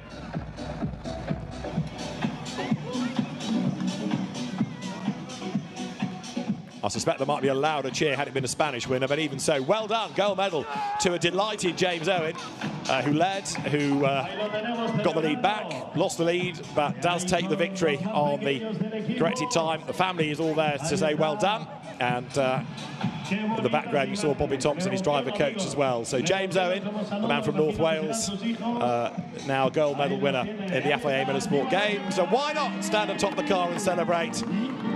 It means a huge amount. There's the flag, and James Owen will be beside himself. Great drive in a really interesting race, but it's a shame that, again, it's been something that's been so affected by the decisions coming out of race control that were necessary because the rules weren't adhered to. But even so, you've got to feel for effectively half the grid. Yeah, and the penalty given so late in a 30-minute race, 28 minutes in, then suddenly they all rained in at once. And I don't think I've seen so many cars given a penalty all at once. And then we deduced it was all that side. At least we worked out the logic on it soon enough. But yeah, it must be amazing to win gold and in front of your whole family, having them there as well. Congratulations from Ferrari as well. So yeah, you say why not stand on your roof? Because I can probably see about 10 grand's worth of damage. That would be my why not. But hey, adrenaline's better than being boring like me. Well, great effort by James Owen and Christoph Hörny, the Swiss driver, taking second place, and third going to Ivan Velasco, who will be really, really grumpy. But I'm still intrigued to know what was going on with his car and how, why over the space of 3 or 4 laps he lost so much time so suddenly. Switzerland on the roof as well. It's infectious. The Ferrari share price will climb even higher on the back of all the parts. It'd be also interesting to see the body language between United Kingdom and Spain as well, I think. Well, you might have to wait for that because Spain are now being investigated for crossing the finish line twice. So, penalty for the start, under investigation for contact, under investigation for possibly not seeing the checkered flag. The only part of the defence, I didn't physically see the checkered flag for Spain. It looked like they automatically applied the penalty and waved it to the United Kingdom first. Yes, he took it on the time screen because he was leading on the road, but my only defence of Spain is that I did not physically see the checkered flag either. But this is a lot for race control. Luckily, we have the head honchos from the FIA here on site, I guess. And there's a very happy Christoph Hörny, silver medalist for Switzerland. Well, we've got a gold medal at the United Kingdom's tally, and that's excellent news. And the man to thank for it is the winner. That's James Owen with Antonia.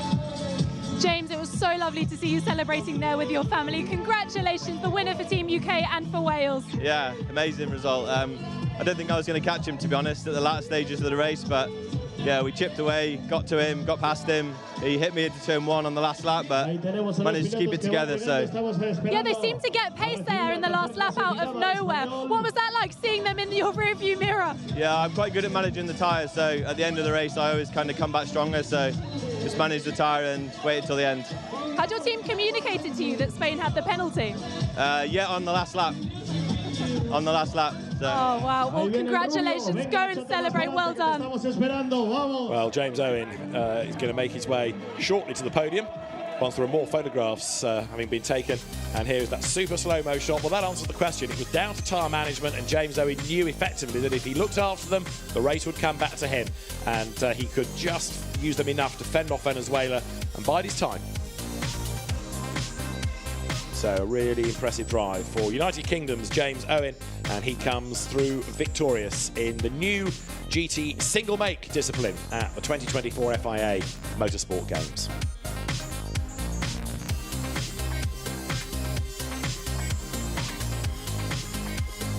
So it will be the United Kingdom, Swiss and Spanish drivers that we have to the podium. The podium awaits, and Christoph Hörny for Switzerland for second place, collecting flags. And it's going to be a rather po-faced Spanish driver, Ivan Velasco, I fear, who is there and probably having everything explained to him, but a very unhappy driver indeed. Strange to think, in a sense, that you get a 25-second penalty and yet still come third. But that's, again, masked by the fact that so many that followed him did. Quite a few drivers might want a word with him at the end of all of that. But anyway, we'll have a word next with the Swiss driver, Christoph Hörny, because he's won a silver medal, and no doubt he's a very happy man as well. Christoph, congratulations. That race really was exciting till the end. Yes, really, I have a lot of pressure because I was a little bit limit with the fuel, and I tried to keep the maximum fuel, and everybody was pushing, and I was need to really drive very clean to have no penalty to keep my place. But I'm very happy. As you should be. Congratulations, a silver medal for Switzerland.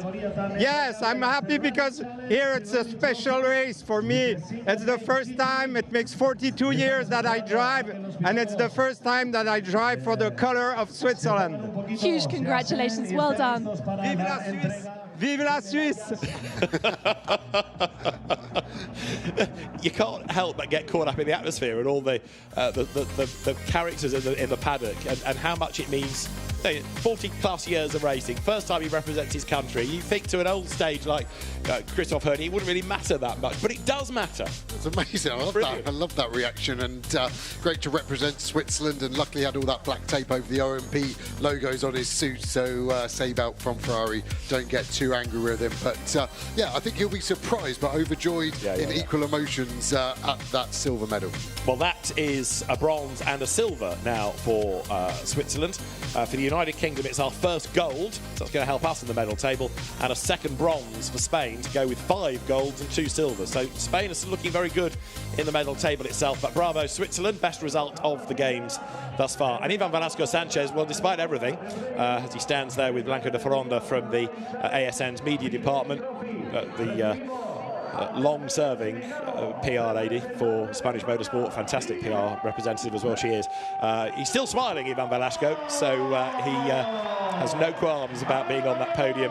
Penalty or not, he's enjoyed himself, and even though he was first across the line and ends up third, doesn't matter, he is still happy to smile. Christoph Hörny, though, the 61-year-old Swiss, flag in hand, arrives and joins his Spanish compatriot, says hello to Stefan Rattel, and here is your gold medalist, Union Kingdom flag and the Welsh flag for James Owen, the gold medal winner in single make GT.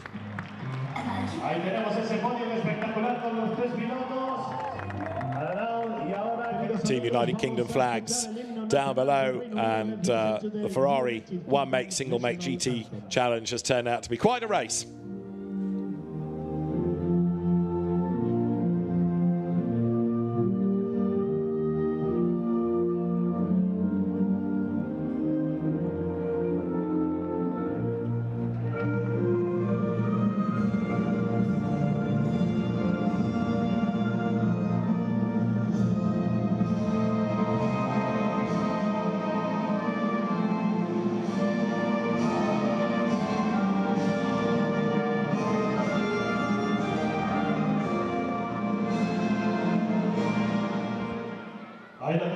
nice to see one or two of the other drivers and teams there from Team United Kingdom coming to celebrate with James Owen from the other disciplines, drifting, touring cars, rallying. We've had UK representation this weekend, but there on the podium, the medals being presented courtesy of Ferrari, the single mate GT Ferrari Challenge category, and Ivan Velasco. As I say, considering he led over the line, he doesn't look remarkably phased by the penalties, does he? Whereas Christophe Herney is just elated for second place. Yeah, exactly. Contrast there. I'd imagine just a bit perplexed, to be honest, by the penalties that were given. So maybe he hasn't just processed it. Still a third place, which is brilliant. But yeah, this is the colour of the medal he would have wanted. James Owen is the first gold medal winner for Team United Kingdom.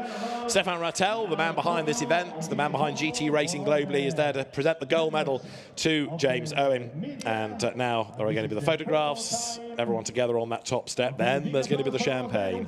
And it's been a really interesting race there. 30 minutes for single make GT. The Trofeo Pirelli Ferrari Challenge drivers posed for the photographs with Ferrari, with SRO, and now the champagne awaits. Let's see whether this is where there is revenge for Spain. James Owen is well versed with that, and he's the first one to get the cork out of the bottle as James Owen, Christophe Herney and Ivan Velasco Sanchez celebrate on the podium here in Valencia. Another cracking race at what has been a wonderful weekend of motorsport in the FIA Motorsport Games. Single mate GT, gold medal won by Team United Kingdom, and the driver, James Owen.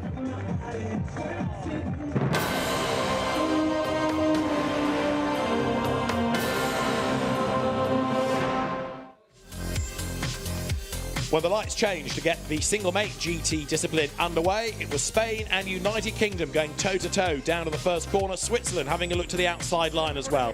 But a brave effort by United Kingdom driver James Owen put him into the lead. Spain doing the chasing.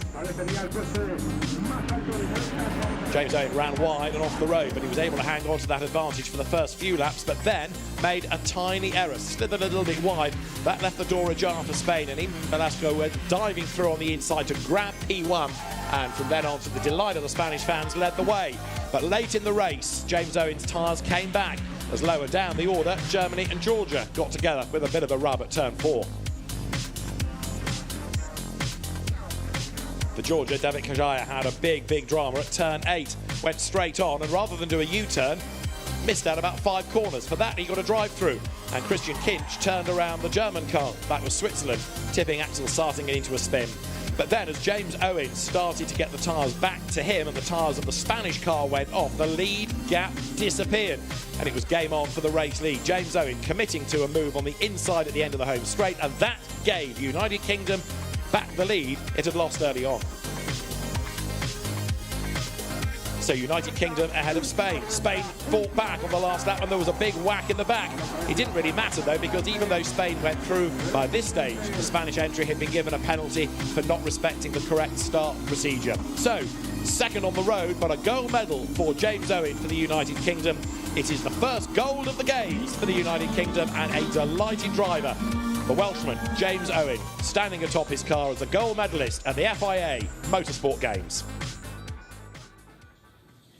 And that concludes the single make GT, the Ferrari Challenge here at the FIA Motorsport Games 2024. Excitement there, especially in the last lap, with Great Britain acing it and taking home the gold medal. Yeah, it's the first gold medal for... I think if I owned a Ferrari, I definitely would be avoiding any of the contacts that they were having in that race. Yeah. And the track limits, it's a problem on the inside of the track for some reason. But yes, and kudos to David Addison and Joe Osborne for calling all the races here at the circuit, doing an absolutely brilliant job. Let's have a look what the medal table looks like now, considering that Team GB has taken home a gold medal as well. So Spain continue to lead with 5 gold medals, 9 in total. Italy are in second with 3 gold medals, but none of any other flavour. Germany are in second and third with 2 gold medals. Brazil in fourth on 2 gold medals as well, and United Kingdom have their first gold medal, so that's the kind of top 5. we've still got quite a few medals to be decided before the games close this evening. So that could change. The top 3 could easily change over the next few hours. It could change, but also it's quite nice to see that the home team, Spain, are sitting at the top, the title contenders. Italy, who won it last year, are second, and then my home country, Germany, are third. Yeah. I'm not complaining. I know. Alles gut, alles klar.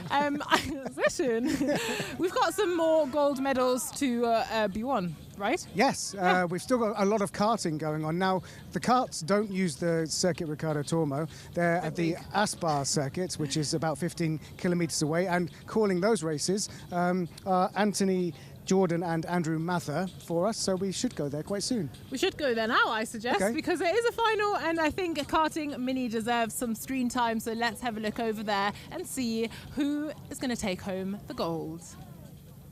They head into the tram lines. There might be a little bit of confusion there in the background of if they're on the right side of the grid, but I think they are as the field slowly enters into the tram lines. Wait for the revs to build up. We go green. We're racing for the first time ever in the FIA Motorsport Games in Sprint Mini. It's the final medal race of the weekend, and the United States of America gets the whole shot in towards turn number 1 and maintain the lead. There's marshals running to turns 1 and 2. I think there's been a coming together for some. I think 2 drivers off the track at turn number 1 and 2, but they all get going now as they all cycle their way through. There you can see Spain's Navarro Morales has gained several positions and is straight away up into P2. Very good start for anyone on the inside column. First, third, fifth, seventh and backwards. It's a bit of a slow start for Bennett Corgis. Not a good start for Jay Kostecki for Australia. Lost several places, but remember, we've seen him fight back through fields before. He's had a couple of second places and has often been 1 lap short, so it's not panic time at the moment for Australia in their look for a first medal in karting. Through to complete the first lap of this Sprint Mini final for the 2024 FIA Motorsport Games. It's the United States of America in Joshua Bergman's hands, leading this race by just over a quarter of a second. Spain took a silver here yesterday in the endurance. At the moment, they're holding silver medal position once again with Navarro Morales. Portugal a third with Javier Lazaro. Corgis for Estonia. El Gahudi for Morocco. Kalendi for El Salvador. Kostecki for Australia, Lindemann for the Netherlands, and Preetham for India. That is the top 10 that's completed by Manacero for Argentina. It is still a packed group of drivers there. No one has broken away. You can see there how close and competitive it is at the front. No time differential between any of them. That's the battle for first place on your screen, and there's about 8 of them in that battle. That is absolutely fantastic. But let's see what they can do at the end of this one. All of them running right to the edge of turn 18 there. So risky. We saw in the previous race Brazil's entry going a little bit wide. Not at that corner, but at one of them. Again, you don't want to see that in here. We also saw it from Peru as well. They also run wide at that chicane. So again, it's so easy to just carry too much speed. But all the meanwhile, this grid of drivers is focused and ready. Now, Bergman's communicating there with Navarro Morales and just saying, right, let's work together. Let's try and break away here. But unfortunately for them, Portugal's right there. Lazaro's there. Corgis is there from Estonia. And Navarro Morales does not want to be in second place, wants to lead the train. And Spain, in their home country, lead the Sprint Mini final. Spain leading the medal table at the moment. Oh, bit of a moment for Bergman. That could be a problem, and he's going to lose many positions. 1, 2, 3, down to 4 positions, because through comes Kostecki. So just like that, that is classic mini karting. Started this lap leading things, did Bergman, and the American is going to find himself down in, I think, around 6th place now. Here comes Lazaro. Portugal down the inside for the race lead. Take the lead. Brilliant stuff from Lazaro, who started the race weekend very well in the heats yesterday. Gorgeous is on the scene as well in the blue and green helmet. Down the inside, that's Elga Hoodie on the scene all of a sudden. Here we go. We've got 8 laps of this left, ladies and gentlemen. Lazzaro's trying to make a breakthrough at the front of the field. The chasing group have got to get themselves organised as here comes Kostecki down the inside on 1, 2, brilliant driving from the Australian. We said to keep an eye out for him in terms of this medal race, and he's showing it again.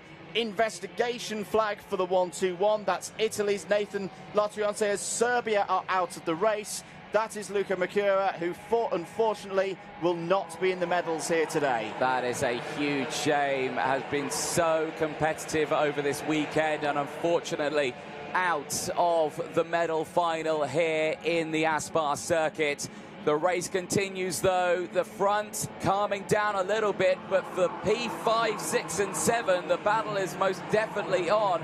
Elga Hoodie now leading that train. Lindemann there, Kalendi from El Salvador, Bergman from the USA is there. The pole sitter is down to 8th place now and is struggling to get back with that lead for drivers who are just slowly jumping away. And you can see there the frustration's kicking in now. He's hitting the helmet. He's saying, come on, guys, you've got to think. We're losing touch of the leaders. It's still very much all to play for. We're not even into the second half of this race yet. Portugal, with Lazzaro doing a great job at the front of the field. Portugal, at the moment, I don't think are on the medal table in any way, shape or form. So what a story this would be if Portugal could get their first medal and for it to be of the colour of gold. But there's still 6 more laps of this one to go. That's 5 down of the 11 scheduled. Lazzaro's lead is just over 0.2 of a second. Morales for Spain in third. Morales in second. Kostecki in third. Kostecki has just set the fastest lap of the race for Australia. He won in a race last week in Italy in very testing conditions. Can he do so again? A 62.417 this time around. He's going to get a good run out of turn 6 through 7 and 8. But I think right now, Anthony, I would just be cautious. I would just hold position. This is, in some ways, we often say it about 2 drivers in a mini race working together to break away. Because of the uniqueness in terms of our racing in karting, I think you might see a 3 here. Because if you can get a group of 3 working together, you know you're going to get a medal of some colour. You'll just work out which colour it's going to be later on in the race. And they know how much of a threat Bennett Gorgeous for Estonia is there in the 1-1-2. So I think even though Kostecki looks like he's got the best pace right now, unless there's an attack from Bennett, I can see him just working for the next couple of laps, push Portugal and Spain up the road a bit, give a bit of a buffer, make sure there's at least a medal of some colour coming their way. Yeah, exactly that. Well, again, now we're starting to see Lazzaro and Morales start to work together here. It looked like they were dropping Kostecki just that little bit there. Now, he needs to be careful. He might have to think about maybe falling back to Gorgeous just behind, them working as a 2 to try and keep up with this, because, again, you can just see how that now there's a kart's gap between the 2 of them. He's not getting the full slipstream. He's not getting the full tow as Austin Gibson from the United Kingdom becomes the latest driver to become under investigation in this race. You can see the group behind as well. They're now working well as a 3. That's quite interesting. Lindemann at the front of that for the Netherlands. Elga Hoodie there. Bergman back on track, I think, with this trio. This could be interesting. We're going on to lap 8 now. The race is nearing an end. When it is a qualifying heat, you don't really tend to see anything until the very final lap. But this is the final. And it's a final of a one-off international event. We expect battles to be starting with 2 or 3 laps to go. Yeah, Joshua Bergman getting a little bit eager on the brake pedal there. It's just lost a bit of rhythm, it would seem, the American in the 139, which is a shame. It's also interesting to wonder what is Lazzaro going to play tactically over the next few laps, because right now Portugal are in that gold medal position. It's a very subtle defence at the moment from Portugal. This is really good driving from Xavier Lazzaro, because the bad thing to do right now in terms of getting some kind of medal would be over-defending. Courteous at the moment is out of this. Courteous is hoping that these top three start fighting as soon as possible. That's going to be the best, most likely option for Estonia being really back into play with a medal. Fifth place battle is raging on as well. Bergman's got the rhythm back down the inside of Lindemann, past the Netherlands there for fifth place. 3 laps to go in the first ever final. Here we go. Here's the fight. Through goes Morales. Takes gold medal position. Portugal down into silver. Courteous is catching as well. This is good news for Estonia. Estonia have won races already this week in similar circumstances. Back down the inside goes Lazaro for Portugal, retakes the lead. Brilliant stuff from this one. We did say it was going to come sooner rather than later. This should give the green light as Kostecki gets down the inside. He gets up into second place. He's looking for a silver medal, but can he get the gold? Can he get the gold for Australia? This season, no Australian has won a gold this year. They have won golds in previous years. They've won them. They've got 2 of them on their tally already in the games, but not this year. Can he do it for Australia over the start-finish line? This gives the green light to the drivers behind as well to really focus. Can we close in? Can we get up to this battle here now as they go to work? Lazaro, though, still in the lead. It's still Portugal leading the way here, looking comfortable with Xavier Lazaro, who is still trying to fight away. Checks over the shoulder, can see that they're there, but watch the slipstream, watch the toe, watch out for Kostecki. Is he going to go for the move? Yes, he is. Australia dives to the inside, but he runs wide and through. Back goes Portugal. They reclaim the gold medal position, and now Spain gets back into second place. And this is where Xavier Lazaro has been so cool, calm and collected across the course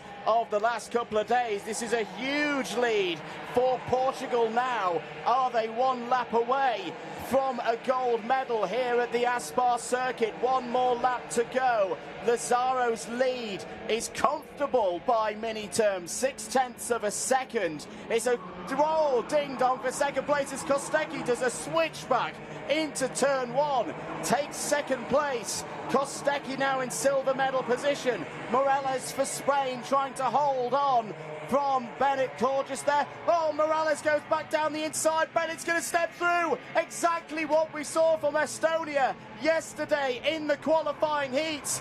Gorgeous is back up to second place. It's another thrilling finish.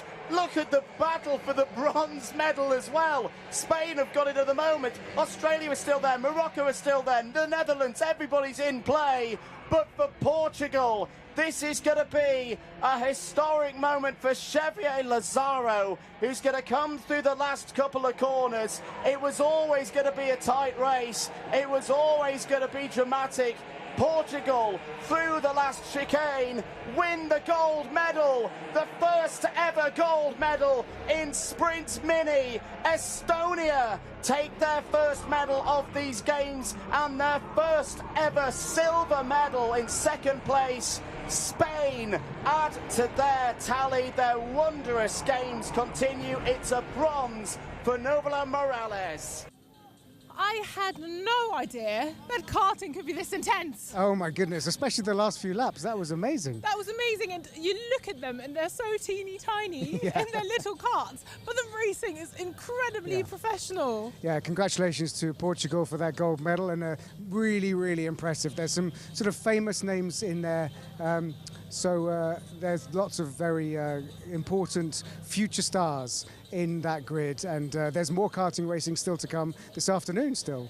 Fantastic. Yeah. I could watch that all day long, and I mean, I don't even have kids yet, but once I have kids, I'm sitting there down in those mini karts because that was fabulous. Really? You think it's like a very expensive slope once you start on it? That's just got me hooked. That race was fantastic. Like you say, we've got more race action, so why don't we go there? The grid behind us is getting started, so let's jump over and have a look what's going on down on the track. The final race action of the 2024 FIA Motorsport Games is GT Sprint. We had a dramatic qualifying session. The drama continued after it, with the fastest car being excluded for being underweight, and that's put Team Turkey to last on the grid. but you start your fastest man at the back and make him come through. That always builds for a really good race, doesn't it? It's like a reverse grid, but not by planning. We're in for a great 40 minutes. GT3 racing, one driver, foot to the floor, no pit stop. It's a flat-out blast to round out the race action at what has been a massively successful FIA Motorsport Games. And what this now gives us is Germany and Spain on the front row of the grid. And Spain and Germany, in that order, are the top two in the medals table. And that is being rounded out rapidly as we get to these final few disciplines. But for Team Turkey, Ayhan Şengüven is going to start at the back of the grid. It's going to be quite a race, this. David Addison and Joe Osborne looking forward to what promises to be really interesting. We were looking forward to it anyway when we thought we had the three gun drivers at the front. Now you put one of them at the back. Rub your hands with glee. Yeah, gold medalist here. Wiebelhaus yesterday in the endurance race. Now the sprint by himself. Who's he got alongside him? Daniel Giancadello, Mercedes factory driver, another factory driver there, Porsche factory driver, Güven from Turkey, fastest man in qualifying, but it does help if you're a bit underweight, and that was the penalty applied, and now they are back to last position. Interesting race we've got coming up over the next 40 minutes. The Porsche was weighed at the end of qualifying. It was 5.5 kilograms underweight. The team said they'd found water in the car. They'd taken the water out and added ballast by way of compensation, but it wasn't to the right amount. So the technical delegate had no other option but to report them to the stewards, and the stewards said, yep, underweight, doesn't meet the regulations, you lose all your lap times. So the car excluded from qualifying but allowed to start the race, albeit here from the rear of the grid. Now the good news is it's a smaller grid than you might normally expect for a GT race. That makes Güven's life less difficult. I'm not going to say easy, but less difficult. But he's got to get through the traffic before here. Daniel Giancadello for Spain, Finn Wiebelhaus for Germany are away up the road. A bit of an interesting team strategy here at Spain. They've got a mechanic on each wheel, almost blocking from anyone looking at those tyres or pressures. We had a couple of cars yesterday, didn't we, get mechanical warning flags that they had to pick because the tyres were under the minimum threshold set by Pirelli of 1.4 bar. I wonder if that's a nice defence there. Can't get checked if someone's in the way. Just an oddity I spotted in the corner of my eye. But I think it's a regulation that they are checked, so interesting one to ponder if you're on the grid. With his back to you there is James Cottingham and also Chris Froggatt, who are wishing well their Team United Kingdom compatriot Darren Lung, racing an AF Corsa Ferrari for the first time. And even on the grid, there's a chance for an autograph to be signed. Darren Lung, reigning British GT champion, this year's GT World Challenge Europe Sprint Cup Bronze Cup champion. And racing this car for the first time and piggybacking the setup of Chris Froggatt and James Cottingham. Not in the same car, different car, but he thought it was easier to jump into that had already been set up for him, if you like, than try and plough his own furrow and set up a BMW for the weekend. Yeah, it makes sense, signing that cap left-handed southpaw, so another skill Darren Lung can do there, done very well so far. Interesting qualifying for this car, Malaysia. Jasmine Jafar in Superpole went off at turn 1, didn't he, on his second lap, which was about to be deleted for track limits because he ran wide out the last corner, got a red flag, went back out, and is now starting on the second row. Indeed he is, thanks in part to Ayhan Şengüven getting off at turn 1. We did see the car be refueled, but nothing seems to have been reported about that, so that has either a blind eye has been turned or the officials weren't notified, but either way he is not given any penalty and he stays where he is in terms of the times. That's for Chinese Taipei is Peter Yang Liao, and that Mercedes AMG GT3 has done sterling work, hasn't it, with the endurance races, or the 2 driver races yesterday under its belt as well. Yeah, another Mercedes team with 4 mechanics spread around the car near the tyres. If Antoni's on the grid, it'd be amazing to just ask why. I'm sure I'm blowing out of proportion. We've just never seen it before, and looks like they're just looking... they're like on sentry duty, aren't they? Yeah. We are going to stand here and shield the wheels. Yeah, exactly. Right. I don't think they're changing the tyres, so it's not like they're ready for a change. But yeah, just as a driver, sometimes you're used to mechanics going through their procedure, and that's a new procedure I've not seen before.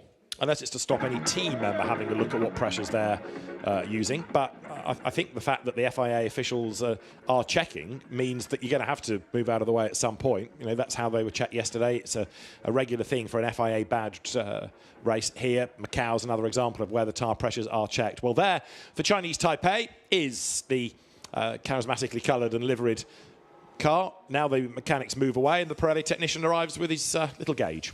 Well, the game is finished anyway, as we see the Team Turkey car lowered to the floor, so all ready to go. And there's the Lithuania car it shares the back row with. Elemantas Navikauskas is the driver for Lithuania, and Elemantas Navikauskas, double winner of the 1,006 kilometres of Palanga. Now, we've looked down onto the grid. Let's go to the grid. We could well be celebrating another Spanish win in 40 minutes plus. Dani Juncadella, the driver, is with Antonio Rankin. Daniel, your Mercedes is right at the front of the grid for this race. There can't be anywhere better in front of a home crowd. Yeah, it's great to be in the front row. Obviously, not where I want to be. I want to be in first, but we have a race ahead where we can fight for that. So yeah, hopefully we can give a nice show to the people that came. Spain are currently leading the medal table for the Motorsport Games. What would it mean to you to contribute to that? Yeah, it's great. I already saw we've been super successful, so that's also removing some pressure out of myself, because I know all the guys did the job already, and I just try to deliver myself whatever I can, and hopefully we can stay right up there at the end of the day. All the best. Good luck. Thank you. Well, if anybody can bring home a medal for Spain, Dani Juncadella is your man. GT World Challenge Europe Endurance Cup winner. He has been the Intercontinental GT Challenge champion. He's been the Formula 3 Euro Series champion. He's won at Macau in the Formula 3 Grand Prix, which is no more. It's now Formula Regional Grand Prix, isn't it? FR for this year, not Formula 3 spec cars. And there's the man to watch, Ayhan Şengüven, the Porsche factory driver, the Turkish star of Porsche racing in the last few years. He won that 2018 FIA GT Nations Cup, which was the forerunner, really, to the FIA Motorsport Games. Right, where's Güven going to be from 8th on the grid at the end of the first lap? I would say 4th. Joe says? I'd say 5th, slightly more conservative. I think Malaysia and United Kingdom will be the two cars alongside the two Mercedes on the front row that will still be in front of him at the end of the first lap. Now, Finn Wiebelhaus for Germany is your man on pole position, and he was a gold medal winner in the two-driver GT discipline yesterday with the team owner Hubert Haupt. Let's hear from Finn with Antonia. Finn, you've had a very successful game so far. Will you be adding to your medal count today? I hope so, yeah. It looks good. The pace is really good, and starting from pole is the best way to start for. So, yeah, let's see. Germany as a whole team seem to be very strong at these games, second in the medal table at the moment. Do you think that speaks to your resolve as a team? Yeah, Germany was great here in Valencia. Now we try to push even more and get one medal more. So, yeah, looking forward to it. Best of luck. Thank you. So, Finn Wiebelhaus then starting on an inherited pole position after the Team Turkey Porsche of Ayhan Şengüven was excluded for being underweight. We're going through the countdown, as you can see, into the last 3 minutes there on the number of lights on the gantry. And now the countdown continues at pace with now the last minute to go. And the grid is being cleared. It's a shame that the entry is not larger, but I think what we have is going to really give us a fierce fight. And I have to say, I know it's a bit cruel for Ayhan Şengüven, but him at the back, or 8th, if you like, is going to make the race even more interesting. Yeah, it couldn't be better. That would have been my one dream, is to put him to the back first to last and then see what you can do. I think it's going to be a pretty tight battle between the two Mercedes, and I think that's probably Güven's best chance, that they do battle, slow each other up, and he can just creep up on the back of them over the next 40 minutes. Look at that run down to turn 1. As a driver, you're just focusing down. You get this tunnel vision. Can't see anything but the bit of track between the white lines, but it is a long run down here to turn 1, so there's a lot to be lost and a lot to be gained off a bad start if your momentum isn't quite right. And the 15-second board shown. The grid marshal now disappears, and the safety car, as it is the pace car, now sets off ready to lead them around on this final formation lap. The last race activity of the weekend. The track is not done yet because there's still rallying to come, more medals to be decided in the Motorsport Games. But right now, the GT Sprint grid blasts away. Down towards turn 1. Mercedes 1, 2, 3 at the minute, if you bring the pace car into the equation. And that Porsche at the back is going to be an absolute flyer, surely, in the hands of Ayhan Şengüven. That Porsche of the UAE had its problems in the greasy qualifying session, twice off the road for Saif Al-Ameri. Let's look at the grid, though, for GT Sprint. Germany and Spain at the front, Mercedes, AMG both, Finn Wiebelhaus and Dani Juncadella, the drivers. Starting third, racing a Ferrari for the first time, United Kingdom's Darren Lung, and for Malaysia, it's Jasmine Jafar. The Lamborghini driver ahead of Mercedes-AMG pilot Peter Yao for Chinese Taipei, and Saif Al-Ameri for the UAE in his Porsche, ahead of Alimantas Navikauskas for Lithuania, Audi, and 8th for Team Turkey is Ayhan Şengüven in the Porsche, run by the Schumacher CLRT team. There it is. And the Turkish ASN, another organisation that's really embraced the motorsport games. They've had cars in the touring car discipline as well as GT Sprint, and in rallying and in drifting, in which they have gone well. They are 8th in the medal table. Turkey has notched up 2 silvers. Ayhan Şengüven could get them a gold here. Ain't going to be easy, but it's going to be fascinating to see, isn't it? Yeah, it's going to be amazing to see what pans out. Another one there, we're on board, Darren Lung. It's going to be interesting to see what he can do. Bronze-rated driver, so amateur in this field. So he's the highest bronze starting here. He's been rapid over his ascent in motorsport, and he's a very, very shiny bronze, like we talk about.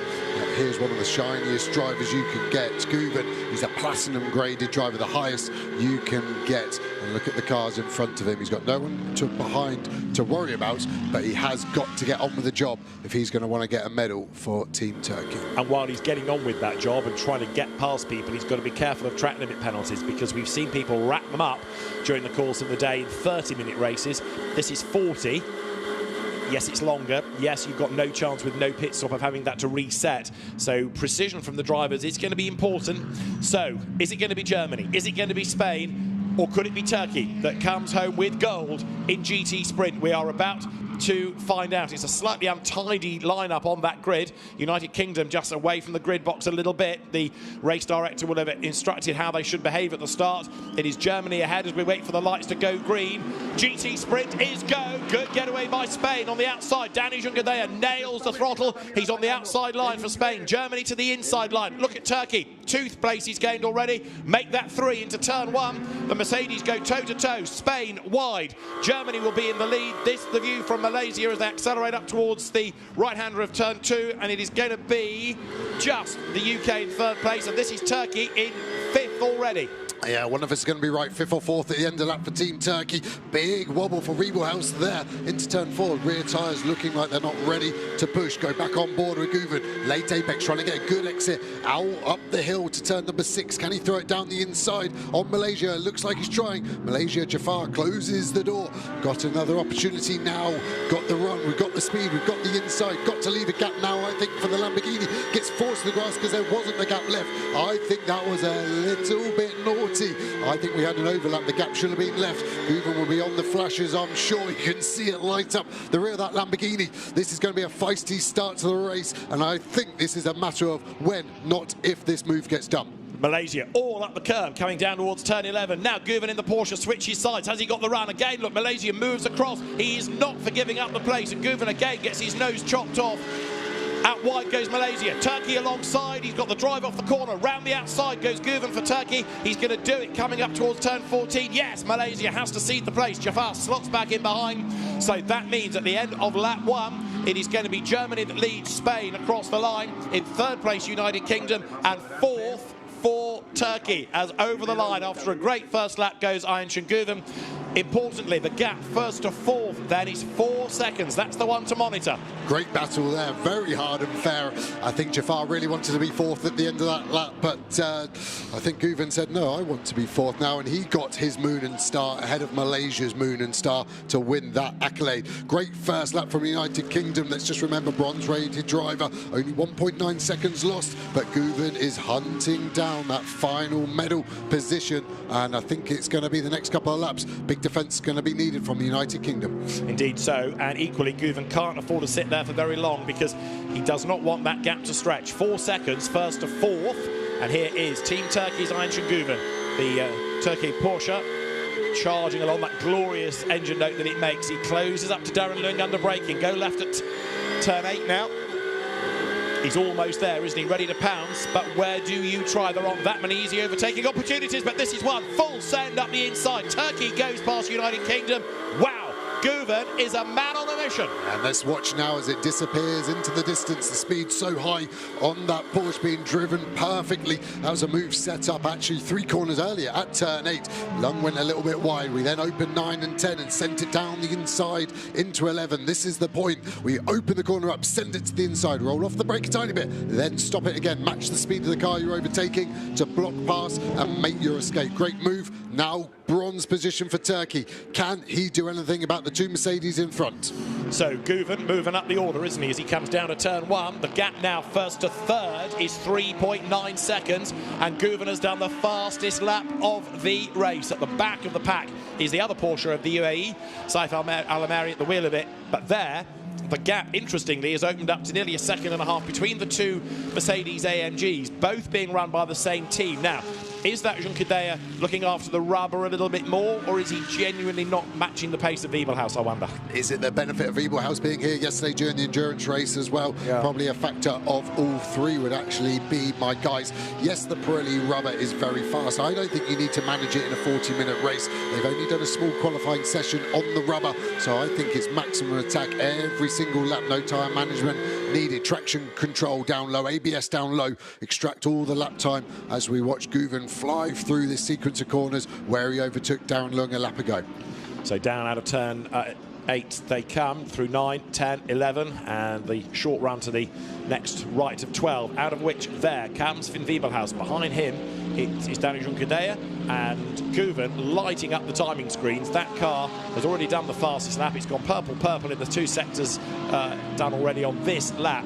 So Ayhancan Guven, who was so confident about getting pole position, he just knew the track would come to him. What he didn't expect was that the car was going to be a little bit underweight, and now he comes over the line.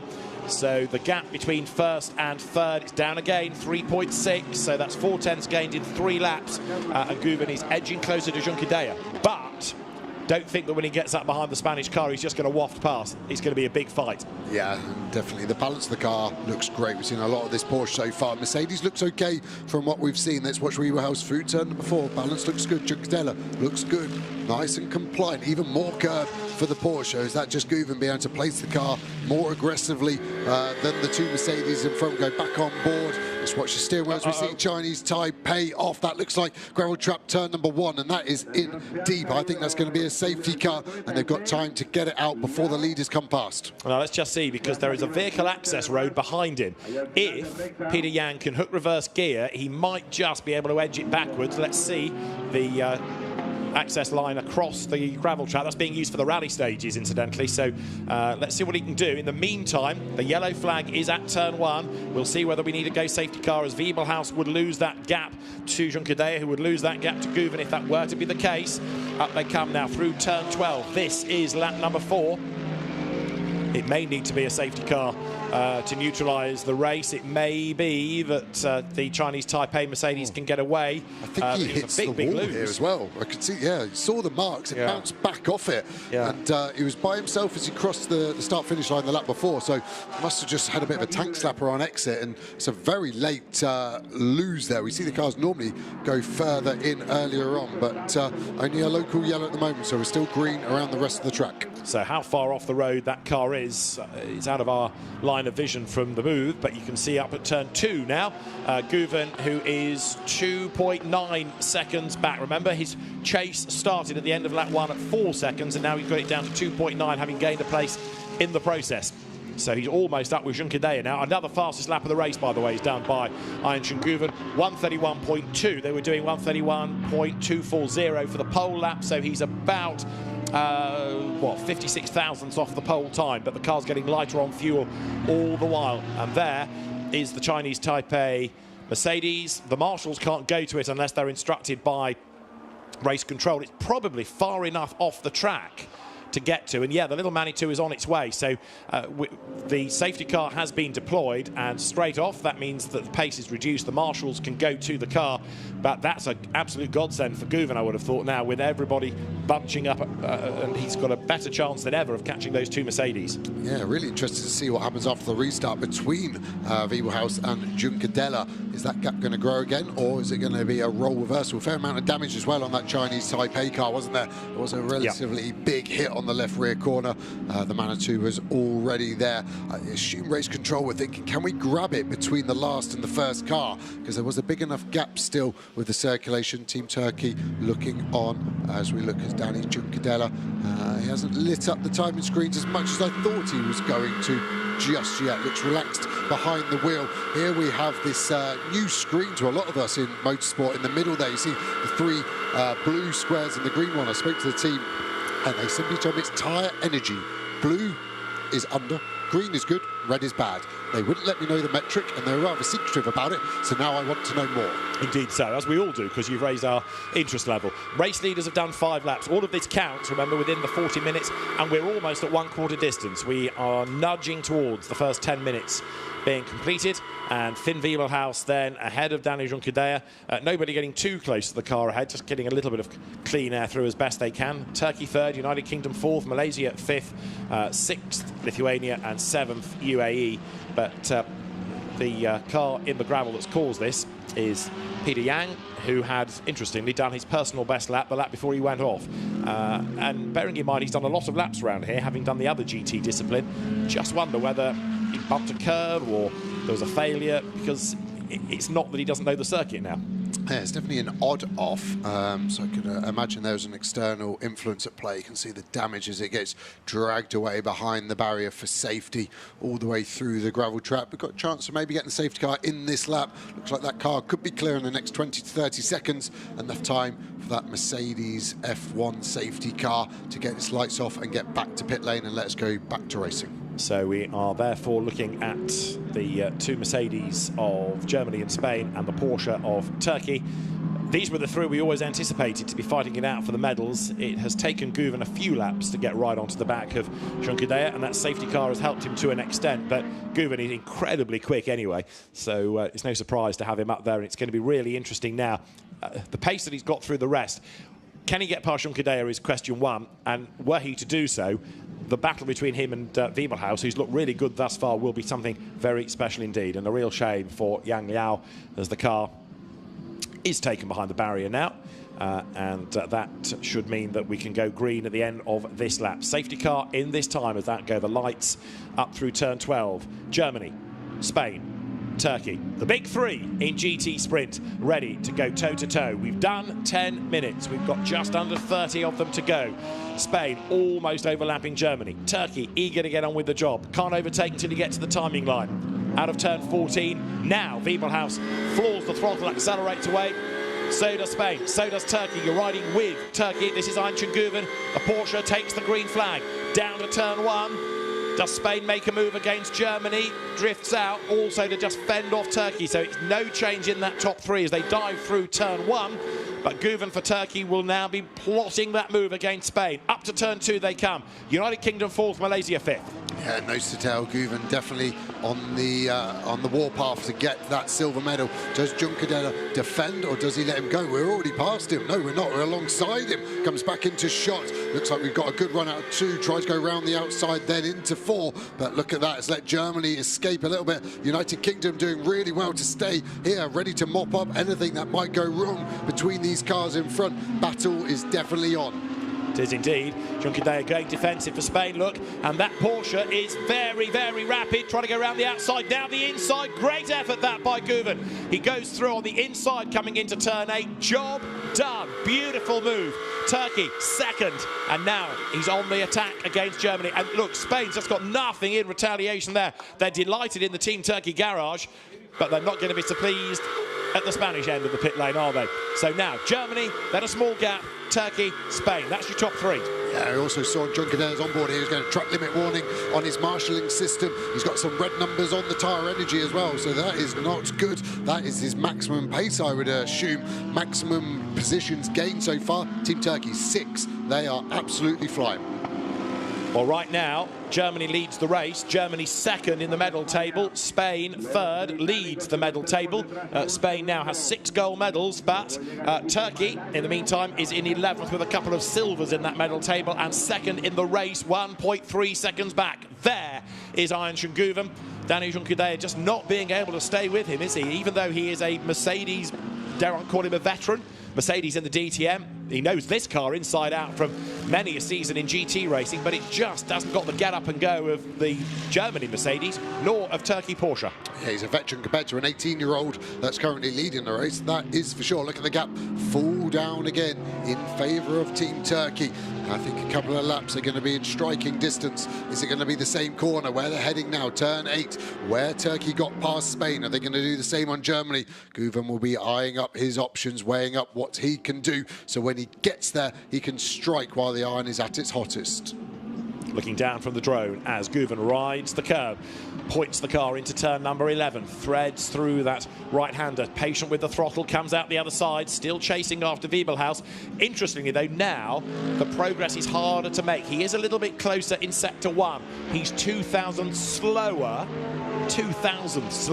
in sector 2. And Finn Wiebelhaus, you've got to say, has been one of the standout GT drivers of the weekend. Relatively unknown. Yeah, he's got a decent pedigree back home, but he's risen to the occasion, and here he is against factory drivers. Yep, he's sticking to the stereotype, isn't he? He's cool, calculated, metronomic, and he has not put a single foot wrong this weekend. He's now got to do that for another 26 minutes. And he was a 10th slower, I should say, last time around. Way out wide in the background goes Juncker, who is really trying hard, but fading away. Just got nothing, has he, by way of an answer to Turkey nor Germany. Yeah, Darren Lung's closer to the back of Juncadella than Juncadella is to the back of Team Turkey. So that really shows you the strife Juncadella is in. Can the United Kingdom potentially get a bronze medal? That definitely wouldn't have been on the cards. If you are weighing Darren Lung a bronze versus Juncadella a platinum, that shouldn't be on the table. But this car is exceeding expectations and has a mega opening 15 minutes. As they drop down through the approach now to turn 8, and yeah, Guven still charging. So Turkey, represented by the Porsche factory driver who made his name in one make Carrera Cup events, but is now very much a recognised GT star. Bathurst 12 Hours winner this season, Carrera Cup France champion, multiple race winner in Porsche Super Cup, although surprisingly not a champion. He had many a win but never quite got the title. But you think quick Porsche people, and Guven always leaps to mind now. The Turkish driver, probably, it's fair to say, one of the first to come out of Turkey on a truly international scale, rather than just being good in domestic racing, that came onto an international platform, and Porsche have certainly embraced his ability. Over the line, Wiebelhaus, then Guven, Germany, then Turkey, Mercedes, then Porsche. The margin, 9/10, less than ever.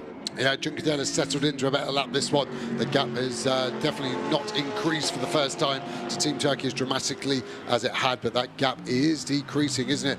Guven just maybe realises he's got some good pace here and just needs to relax and look after the tyre maybe slightly more than I said at the start of the race, just in case that Mercedes looks after its tyre as well as it normally does. Probably the best GT3 car at looking after those tyres and making sure it doesn't stress them too much too early. So the gap just narrows a touch between them as they come now onto the pit straight once more, heading up past the pit lane very shortly, and then towards the completion of the lap. You've got there Guven still hustling on up towards the completion, it will be, of lap number 10. They've got to wriggle their way through the middle of that track first, and you can see there nervous faces down in the pit bunkers, especially at Turkey, where Guven's pace has almost brought him onto the back of that Mercedes, but at the start of this lap it was 9/10 of a second. He's gaining just under a 10th per sector, but it's tough now to really come charging up onto the back of the Mercedes, it seems. Yeah, apart from sector 2, Wiebelhaus always is strong there, pulled a 10th back in his favour. We saw a big set of 11 set from the rear of this car through turn 11, so Guven is pushing hard, both keeping their paddock clean, 0 track limits for the first 2 drivers. Juncadella in third is on 2 already, gap back down to 7/10 of a second now. That's right, so the lead gap continues to shrink. Juncadella just in no man's land. He cannot live with the pace of the top 2, even though his car comes out of the same stable as the lead car for Germany. And there you can see the different expressions up and down the pit lane. The Turkish Federation looking pretty pleased at the minute. Germany perhaps a bit more nervous because they know the experience that Guven has, and they can see the gap as well. 7/10 of a second, 0.738 going on to this 11th lap. We're not far away from half distance either, as up at turn 6 the gap reduces once more. Back on board with Guven, shifting up on the blue rev lights. They all go blue, shift up. Very easy as a driver just to get your marks there. Very well-designed Porsche Always the layout of the dash, nice and metronomic. Germany having a big slide through there, starting to struggle a little bit perhaps through the sequence of corners. 8, 9, into 10, tighter into this turn 11, which normally lets you roll a bit more speed in and hook up that apex curb nicely. The torque of that Mercedes V8 in front pulling away a little bit. Into 12, do we use the apex curb on the right? Can launch you up? No, we turn in with too much oversteer. We've lost a lot of time there. As soon as Guven turned in, the rear of the car was loose. Did we have too much brake on? Were we putting too much weight on the front axle? The rear was not happy, which is quite rare of a Porsche on entry, because you have that 6-cylinder engine over the rear axle. It's normally very heavily loaded. The gap last time by 0.7 of a second. This is, I think, going to be nearly double this lap as they come across the line. The gap is now growing to a second. 0.3 lost, all in that final part of the lap. So rare error from Ayhan Guven, and the nervous faces at Turkey now are evident. Behind by nearly 3 seconds is Junqueira for Spain. But yeah, the lead gap stretching. But in fairness, that wasn't because Wiebelhaus was going any quicker. It was because of a mistake from Turkey, from Ayhan Guven. So there is Germany. Gold medal winner yesterday, Finn Wiebelhaus. Not many come away from the FIA Motorsport Games with 2 gold medals. It's doable this year in rallying because there are tarmac, gravel, or a combined event. But for GT, you've got to do a lot of racing. And of course, for other disciplines, there's only the one race. Touring car, F4, for example, with medals on the line. So were Finn Wiebelhaus to get 2 golds, that would be quite an achievement. Ayhan Guven there for Turkey, doing the chasing out of turn 8. And the drone is third. Yeah, it's chasing and keeping up well, isn't it? Again, a great illustration. Let's watch this car. Can we see any tyre marks being left behind? It's keeping it tight again. Line looks good. Not setting much rubber down there. It's looking after the rears. This was where we lost the rear on entry last lap. Let's watch as it turns in. All looks okay at the moment. A lot more compliant all the way through that corner. Looking at his dash. He's half a second off the best lap that he's done so far. That's relatively normal. What tends to happen is the tyre is at its best at the start, but you're full of fuel. And then what happens is the fuel burns off and the tyre stays the same, so you get a second go at it. But this mid-phase of the race, half a second off your best is not a bad effort at all. What are their last laps? 32.1, 31.9. The gap comes back down 0.2 of a second. So it's down to 0.8. But while we're enjoying all of this and while we're monitoring the gap, bear in mind we're halfway through. And Ayhan Guven has not yet been able to make a move. He has battled his way up from 8th to 2nd. He's cleared off into the distance as far as the 3rd place driver, Dani Junqueira for Spain, is concerned. But not yet has Turkey got close enough to Germany to think about a move. Now, this could be Guven looking after rubber. Could be him biding his time, not wanting to sit too close and maybe overwork the tyres. But that clock is ticking on down. Yeah, I don't think Turkey need to get in a flap just yet. I think they've got time to get closer and then make the move. The one I would be worrying about a little bit is the United Kingdom, now 11 seconds behind Junqueira. The first part of this safety car restart, Lung was very good, but now he only has Jafar of Malaysia 3 seconds behind, and 0.8 behind him, Lithuania in the Audi. There's a few battles changing as these tyres and cars evolve over the 40 minutes. Yeah, Junqueira is the one sort of in no man's land. He's not catching, he's not being caught. Whether or not we're the top 2 to really start attacking, he could buy back in, we'll wait and see. But out of turn 12, a rather smoother Guven this time for Team Turkey, getting closer to Team Germany. It is Wiebelhaus, and Guven is almost with him now. So maybe Ayhan Guven has decided just to give the tyres a breather for a lap or 2, but now he's having a proper red-hot go again, coming off turn 14. The live gap we'll see in a moment. It was 0.8 at the start of the lap, and it's half a second now as they come across the line. That is less than ever, and so now we're getting towards that point where Ayhan Guven is getting close enough to think about a move. He'll be looking at the Germany Mercedes of Finn Wiebelhaus and thinking, right, where are you slightly more ragged? Where am I smoother? Where have I got an opportunity? Where have I got an advantage compared to you?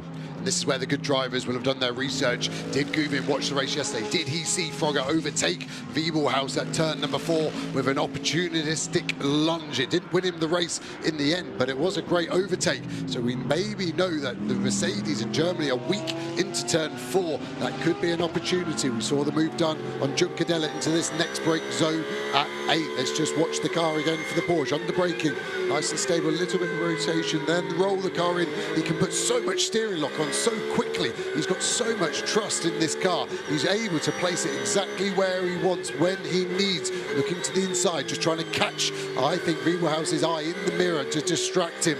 Traction control really not active at all, so we're not stressing the tyre at all. Into 12, turn it in, get it in nice and tight. On the throttle, the Mercedes still very strong, not using as much curb on the exit. Into the last corner, what's the delta here? Are we gaining? We gain.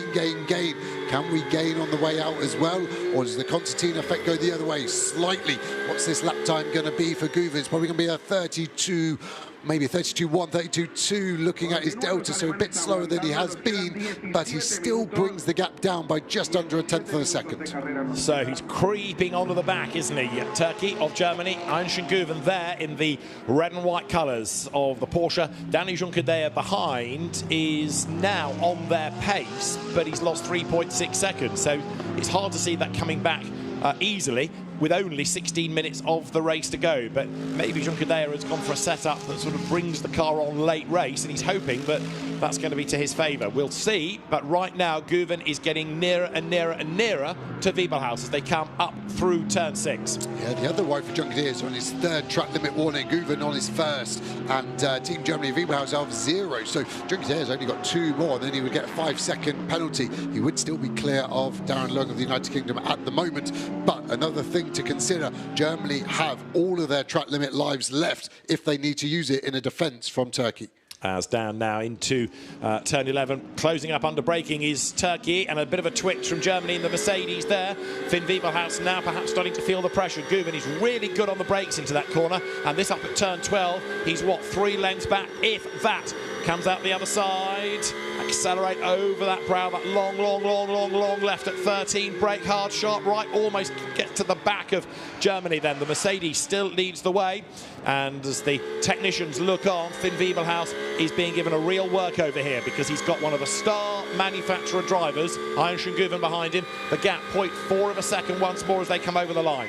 Yeah, seeing the first warning flag track limit to United Arab Emirates, another Porsche, and that just means they're going to start to get a little worried about those penalties ramping up in severity. Gap down to 0.4 of a second. Both cars starting to leave more rubber marks on exit and entry into the last corner. You could just hear the Porsche locking up the rear axle. Revs just dropping, so maybe a brake bias change needed to go to the front axle to look after those tyres somewhat more. Somehow we've only got 15 minutes remaining. It seems to have gone very quickly in the first 25 minutes of this race. And that sort of goes back to my point about Guven not having really yet been able to make a move. He's had a really good first 2 or 3 laps, carving his way through the field, got up with the leaders, and there he has sat. Yeah, the safety car helped to a point, but it's not like he's come storming up to and then got past Wiebelhaus. The German driver has done a really exemplary job of fending him off, making sure that he's not putting a wheel wrong, and despite the fact he's under all this pressure, he still hasn't got a track limit warning. Guven's now on 2, so he's starting to wrap them up a little bit, and it really is time now that he made this move somehow, and then if he can use the pace to get away, then he's able to be a bit more precise. While he's sitting in that dirty air, while he's thinking about making a move, maybe the style of driving is just that little bit more ragged. There he is, wide out of turn 14, over the line. The gap last time, 0.454 of a second. Einstein Guven goes through, and the margin this lap as they break the beam is 0.488. Wiebelhaus, though, has just looked rock solid so far. He is not for cracking. He's not making mistakes. Yeah, he just can't seem to find any chink in his armour whatsoever, can we? At the moment, he is just doing a sterling job. Easy to forget how young he is. 18 years old, circuit here at Valencia, been open for 7 years when he was born, so he is older than this circuit, which is something you don't get too often in GT3 racing. More young drivers coming through, yes, but at 18 to be racing at an international stage at this level, this well, is very impressive. But Guven looking committed again as he comes out of turn 6. So 13 minutes on the clock. Germany versus Turkey. Behind them, Juncker actually is falling away. The gap has gone up again as late on the brakes. Guven comes into turn 8, trying to outfox the German. Which way does he go?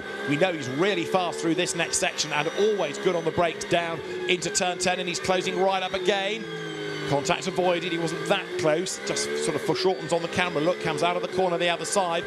The Porsche has good drive out of the corners, but so does the Mercedes, and that rather proves, does it not, how good the BOP is for these cars. Yeah, and actually we used a different gear that time. Went down to first gear for T11. We had been using second gear, so given the feeling in the Porsche, he needs to go down an extra gear, get some more torque out of that 6-cylinder engine of the Porsche. It's the factor the engine really lacks is torque. It screams, it's reliable, because there's only 6 cylinders compared to 8 in front. You just don't get that low-end torque, so we're starting to have to maybe think outside the box, use different gears, roll a bit more speed in, try and keep close. Mercedes having a slight slide on entry there, doesn't seem to have hurt it too much. Gap staying at this 4/10. I think that's 3 laps in a row, is it not, where the gap has been within a tenth, and it is sticking at 4. Yeah, it's sort of fluctuating by hundreds, nothing more, but Guven's running out of options now. 12 minutes. Now, he's been sitting on the back of that Mercedes for about 20 minutes, and he hasn't been able, never mind to find a way through, even get close enough to think about a move. Not once has he had a proper opportunity yet, even though he's been within half a second. And it must be frustrating watching at home, like, why don't you just overtake like you see on Too Fast, Too Furious? He is a car length too far back to even have a think about a lunge. If he were to try and break 2 car lengths later to get alongside, it is only going to be a crash. We need to get that gap down to 2.5 tenths before we can even consider an assault of an overtake. We're looking closer there, aren't we? But then we lose on exit, so it's not working. Do we need to consider a different line at 11? Why are we going in so aggressive if we're losing more on exit than we're gaining? These are the questions you have to start to ask yourself as a driver if you're not making the progress you want. And that's really been the story for the last 15 minutes, I would say. So this is Guven at turn 14, and ahead of him on 1 track limit warning is Wiebelhaus. Now this in replay is Guven at turn 1, and this is where we understand he's getting those track limit warnings. Yeah, he's just that little bit wide.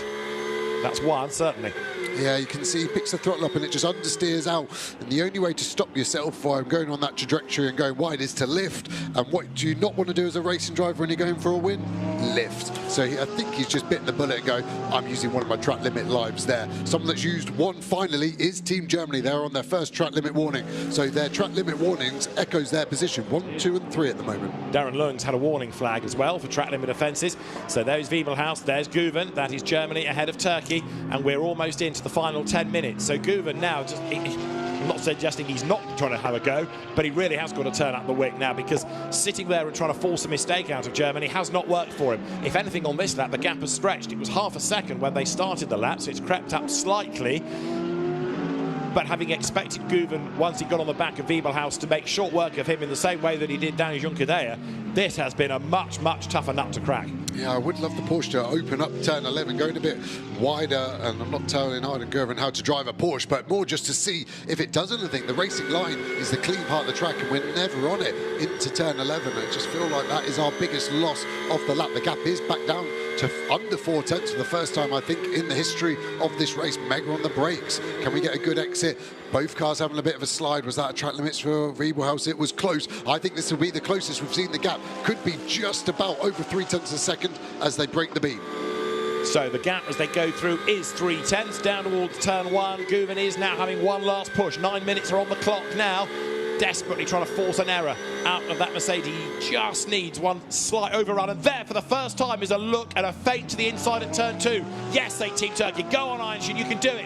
Now suddenly that Porsche has come alive, hasn't it? Guven is on the attack in a way that he wasn't really over the last few minutes of the race, but suddenly he has pulled the pin and he's right there darting around from left to right to try to distract Wiebelhaus, give him a hard time, see what he can do to try to get the lead of this GT sprint race and go for gold. Yeah, definitely distracted at turn 2, Germany. They got a poor exit. I was thinking Guven was going to send it down the inside of 4. The gap has grown back up again, though. We didn't strike when there was a chance, I don't think. It was a good idea into 2, but I think there was an opportunity at to 4, potentially, with Germany on the back foot, looking in their mirrors. Let's have a look at this line I'm talking about. The Porsche staying further to the right. You can see the cleaner part of the track as the line, so we win at this point. But do we gain or lose on exit? This time it's actually pretty stagnant, isn't it? Yeah. So that shows you what I know about driving a GT3 Porsche around Valencia. Yeah, for the first time, really, Guven was able to stay right with the Mercedes all the way along that short straight. Here, though, it looks like he's lost a couple of lengths as the grunt and go Mercedes stretches back down under braking. The Porsche claws it back. The gap at the start of this lap was 0.3 of a second. I don't think Guven has lost a lot over the course of the lap. Let's see, because now we've got less than 8 minutes to go. Wiebelhaus is getting closer to gold. Guven is running out of time in which to do this. It's still 0.3 of a second, and again he's much quicker down into turn 1. But is he going to run out wide and incur another track limit penalty? Don't think he is. That looked okay. No warning comes. He's not able to make a dive on the inside at 2 on this lap, but he's staying right with the Mercedes. Yeah, I think the feint to the inside is working. Done it a couple of times now on the last 2 laps, and I think it has affected Wiebelhaus having to check his mirror as he wants to be looking ahead into the corner, and that's the best time to do it as a driver. What do you want to be doing? You want to be looking forward, focusing on your marks, on your vision, and if you're just then having to look in your mirror to make sure you're not going to get torpedoed from a car behind, that is not easy to keep your lap time and your focus up. You're riding on board the Turkey Porsche. The Germany Mercedes is ahead. And a great shot as the drone loops its way around turn 8, chasing those top 2. And this is the part of the circuit where normally Turkey is so late, so good on the brakes. Guven uses a lot more curve on the way in, closes up. There's half a gap on the inside, but by the time he gets there, it's gone. Does he stay close to the Mercedes on this lap? Yeah, just about. That doesn't really stretch too much. And this is where a good run out of 12 is absolutely vital. They both use the curve. They make that little climb up 13 with now 6.5 minutes on the clock. But Anshin Guven has not been able to find the answer. Does that Mercedes look a little bit more nervous that time into turn 14? There was possibly a bit more movement in it. Let's see. Guven looks to the eye even closer now as they come over the line. The gap was 0.3, being willed on by the team. The gap is now, still 0.3, but down by hundreds. Guven wide in, can't really dart up the inside, can he? Not there. And the Mercedes creates so much dirty air. It's probably the most aero-focused GT3 cars. Guven again turns in early, rolls all the way. Are we going to give a little nudge? Not close enough. I think it would have been an option if he physically could have, just to try and unsettle mentally more than physically that Mercedes AMG. But yes, the Mercedes generates so much of his lap time from aerodynamics. The side effect that for any cars following is it is so turbulent. I've been stuck behind a Mercedes many a time in lots of different GT3 cars, and it is a hard car to follow. And I think that's what Team Turkey are finding at the moment. 5.5 minutes remaining. There's not going to be many more opportunities. Maybe 1, maybe 2. They're going to have to just take it. Do they want silver or is it all gold? The UAE Porsche has gained a 5-second penalty for track limit offences. The real quirk for Guven, for Turkey in all of this, is that while this car is so hard to pass, and now he has a go on the inside and it's going to work. Finally, Turkey alongside. They rub, but on the inside line he's done it. The team is elated with that, and understandably so, because Anshin Guven has finally done it. Contact from the Mercedes. Germany is not taking this line down as they come up towards turn 13. Anshin Guven has finally gone by. Yes, say Turkey, we've done it, but he's got to stay there for another 5 minutes, give or take, and Finn Wiebelhaus will want to fight back. I was about to say that has been a completely different situation for the Turkey Porsche compared to getting past the Spanish Mercedes, the German one.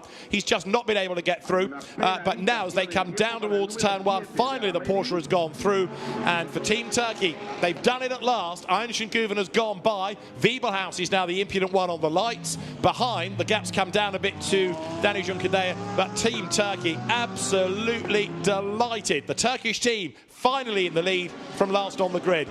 And boy, did Guven work hard for that. What a move. And it was that turn 11, that different line that I was talking about. I actually think him taking that tighter line for the entirety of this race was the difference, because I think Germany were used to him being there, so didn't think it was an attack. They assumed it was his line, and Guven used that. He was like a little Trojan horse, wasn't he? Sent it down the inside. There was a gap. Was it fair? Yes. Was it hard? Yes. It was a great move, and I think he's got the pace just to check out now. Mercedes, Germany, Wiebelhaus, no answer yet.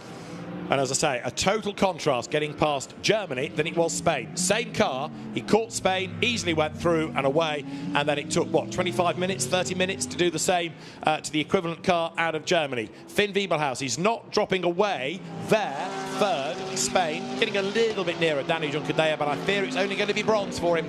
But what a drive, what a race.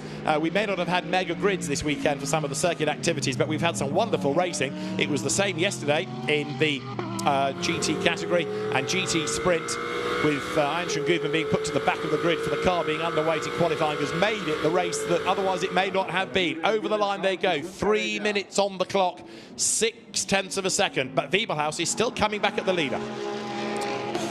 Yeah, so we've seen the flash, but I think this is job done. Let's see how the job was done from Guven in the Team Turkey Porsche. We go on board with Wiebelhaus. So we've got the Porsche on the inside, a bit of roughing up, and then we have a bit more of a contact. I think Wiebelhaus rolls off the brake here. Watch this, we're going to rear end the Porsche. Now, poof!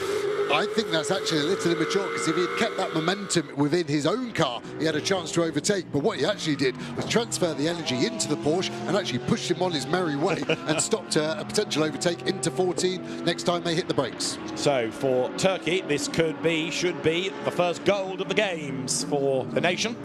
And you can see how much it means to the ASN with the delight in the pit bunker as Aenshin Guven took the race lead. They got a couple of silver medals, but a first gold of the games heading Turkey's way. One of those medals has come out of the Rally 2 category, and there's more rallying to come at the end of the day here, so their medal tally is not done yet after this necessarily.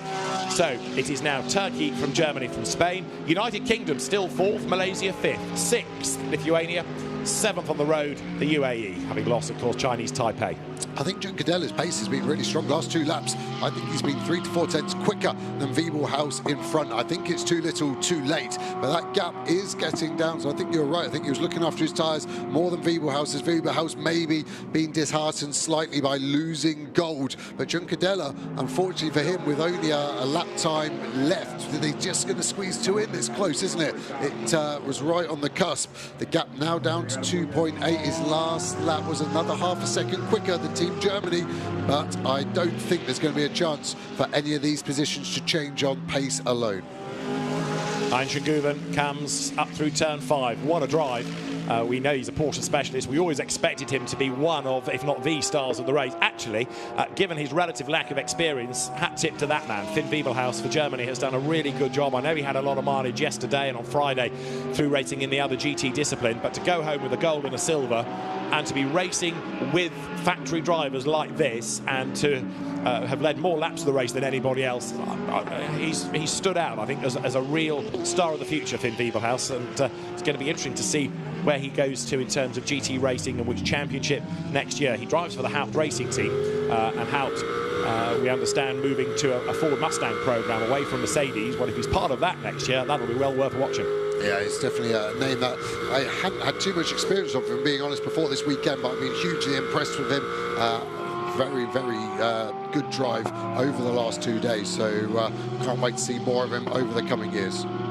Race leaders will cross the line with just a few seconds to go, and hands clasped almost in prayer now in the Team Turkey pit garage. They are willing Aenshin Guven through. They're also making, I'm sure, all the obvious hopes that the car gets through scrutineering okay. Unlike at the end of qualifying, it would be bitter gall to lose it in the scrutineering bay, but for the last time they come out of turn 2. They just squeezed this last lap out by a handful of seconds, but what a drive by Aenshin Guven. But he was made to work really, really hard for that. But having sat there behind Wiebelhaus for really the middle half of the race, that final quarter, he turned up the wick and made a great show of it. Yeah, it was just catching a back mark, aren't we? The Porsche of the United Arab Emirates. I don't think it's going to come into play on this last lap, but that would be the last thing you want as a leader. Can actually see the rain light flashing as well on that Porsche from the United Arab Emirates, so we just see it come into shot on the exit of this corner. I think we're safe, but great job, Team Turkey. I've loved every single second of this race. The whole Motorsport FIA Games, I'm a massive fan of. Bringing nations and making it competitive is a great element to motorsport that we definitely need to do more of. Indeed so, and you've got Porsches bookending the results potentially then. The UAE entry is going to be lapped by Turkey, I think, just before the flag, but Ayhan Şengüven then making the run around turn 13. It is the last race activity of the FIA Motorsport Games on the Circuit Ricardo Tormo here outside Valencia, and therefore it is going to be the last checkered flag of the Games to Ayhan Şengüven for Turkey. Turkey takes gold in GT Sprint. It is silver for Germany. It is going to be bronze for Spain, and it is delight for Turkey. Look at that, the celebration's underway. And again, if you want to know what winning at the Motorsport Games means to people, that is your answer. Look at the delight. Mega, especially for a country that is coming into motorsport more and more. One of the best racetracks in the world at Istanbul Park, and Ayhan Şengüven, one of the fastest GT drivers, doing his nation super proud. Absolutely right. And it's one thing being a Turkish driver and going off and winning, but when you've got lots of support from the family, from friends, from your sporting national authority, it is quite something. And make no bones about it, Ayhan Şengüven had to work hard for that. 4th place to the United Kingdom's Darren Lung, and that is no disgrace whatsoever, bearing in mind that Darren is a businessman that goes racing for fun. He's a shiny bronze, he's a successful bronze, but he's done a great job in the company of some young guns and pro drivers. Yeah, see the low fuel alarm on the Team Turkey Porsche. They've timed that just right, including we had a safety car as well, so I hope they've got enough for their fuel sample. Well, exactly, I was coming to that. They need a given amount, a litre and a half, is it, for the fuel sample? And also, of course, the car's got to have some weight in it as well, so it's, you know, it can't be dry fuel and therefore underweight. So fingers crossed it all gets through safely. Ayhan Şengüven will no doubt be going offline now, getting some pickup on the tyres, which will help with the ride height, help with the weight of the car. Whew, what a race. So 26 laps of drama. GT Sprint rounding out the race action of the weekend. Turkey the winners by half a second from Germany, and Spain in 3rd place. United Kingdom was 4th ahead of Malaysia and Lithuania, with the UAE in 7th. It's bronze for Spain, it's silver for Germany, it is gold for Turkey in our final race action of the weekend. More medals to come in the rally, 2, 4 and historic categories yet, and they will have a special shootout on the circuit here, but the actual race action concluded by GT Sprint, and a really impressive drive by Ayhan Şengüven. Half a second, that margin. He had to come from the back of, admittedly, a small grid, but it was no walk in the park for him. That was a race in which he had to work very, very hard indeed. He was probably most people's favourite to win it, but the circumstances in which he did it, you could not have predicted. Yeah, I would say it was our favourite before qualifying, after qualifying, but then once they started from the back, it was going to be a big ask to get past those 2 Mercedes. One he got past relatively easy in Juncadella, but this one we're on board with. Team Germany put up a really, really good fight. And well done for the BOP for working so well, because it certainly made those cars very evenly matched for the best part of, what, 20, 25 minutes?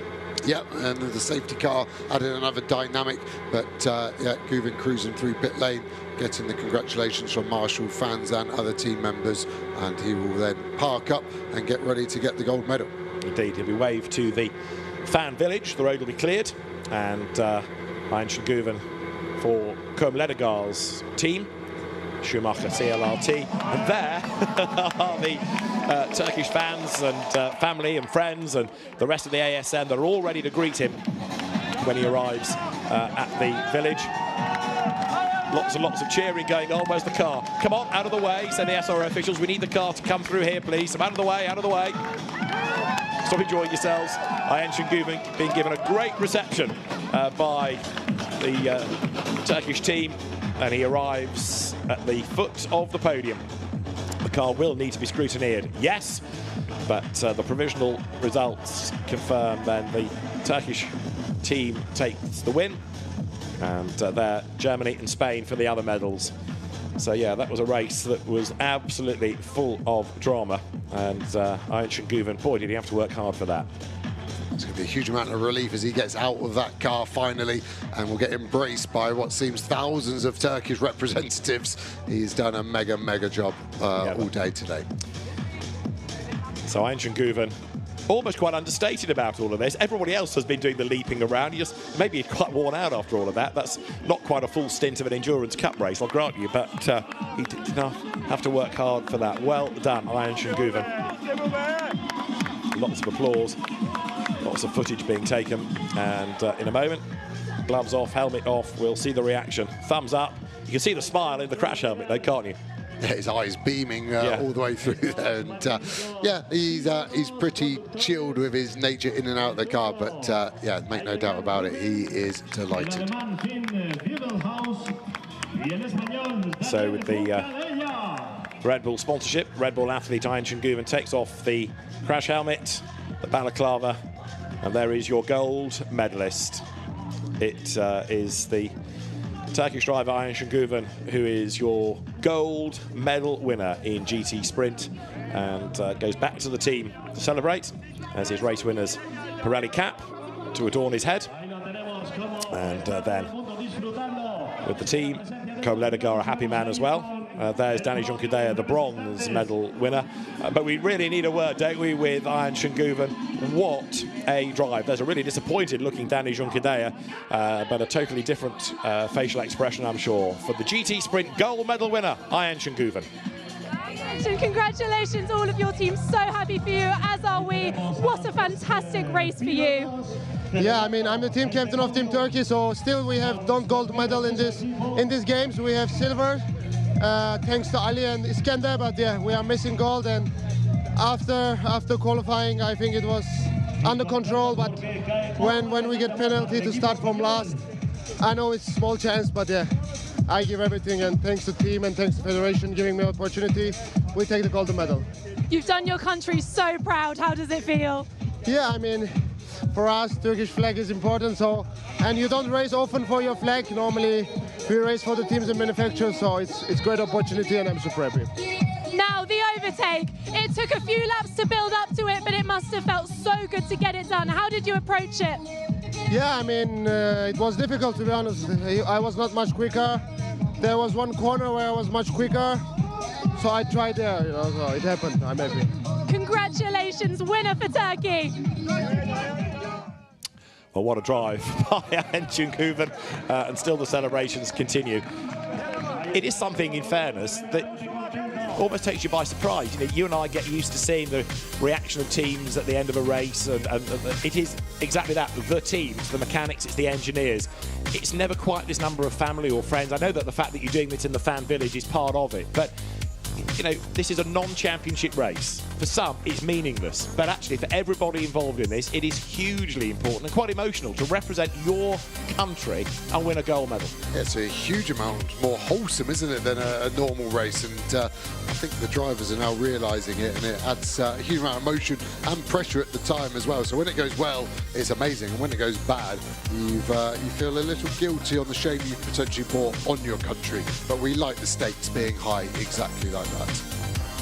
Well, one is hoping that there are no scrutineering dramas as they were in qualifying for Turkey. Back the car there in and amongst all the fans. You can see there James Cottingham and Chris Froggatt from United Kingdom's GT discipline entry. Hubert Haupt is there as well, in fact, next to them.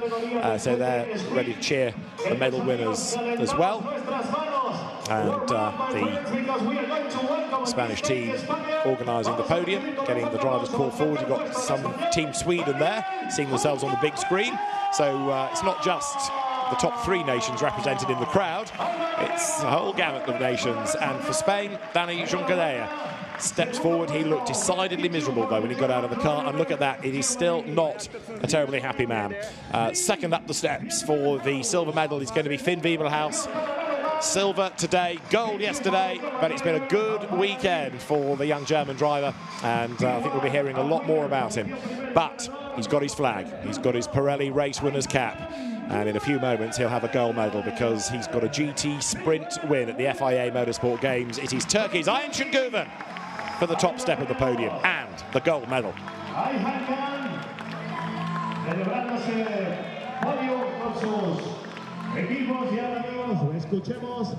So the top three are ready for the national anthem of the winning driver.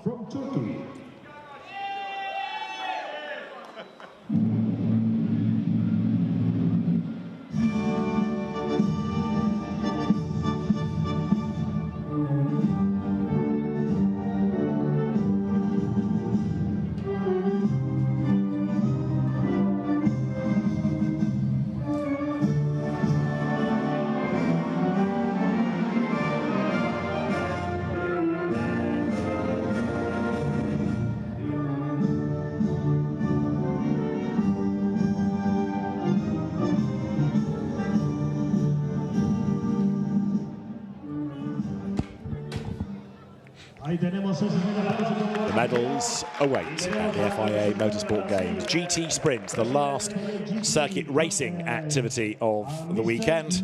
And Team Turkey, Team Germany, Team Spain represented. For Spain, Dani Junqueira, he takes bronze. And the medal is now presented. A welcome return to the Valencia circuit for Dani Junqueira. First time he's raced here in 13 seasons, and he takes bronze. Silver for Finn Wiebelhaus, who led for more of the race than anybody else in the end. Silver is the medal that he takes after a really good drive. And then we have gold to be presented. There is also the Silver Cup trophy, because Finn Wiebelhaus is not a gold or a platinum, so he's a class winner, if you like, within GT Sprint. But the gold medal for the man draped in the Turkish flag. Ayhan Şengüven it is who takes the gold medal. And he is a very happy man, up from the back of the grid to take the win, and a hard-fought win it was too. Dani Junqueira forces a smile, so does Finn Wiebelhaus.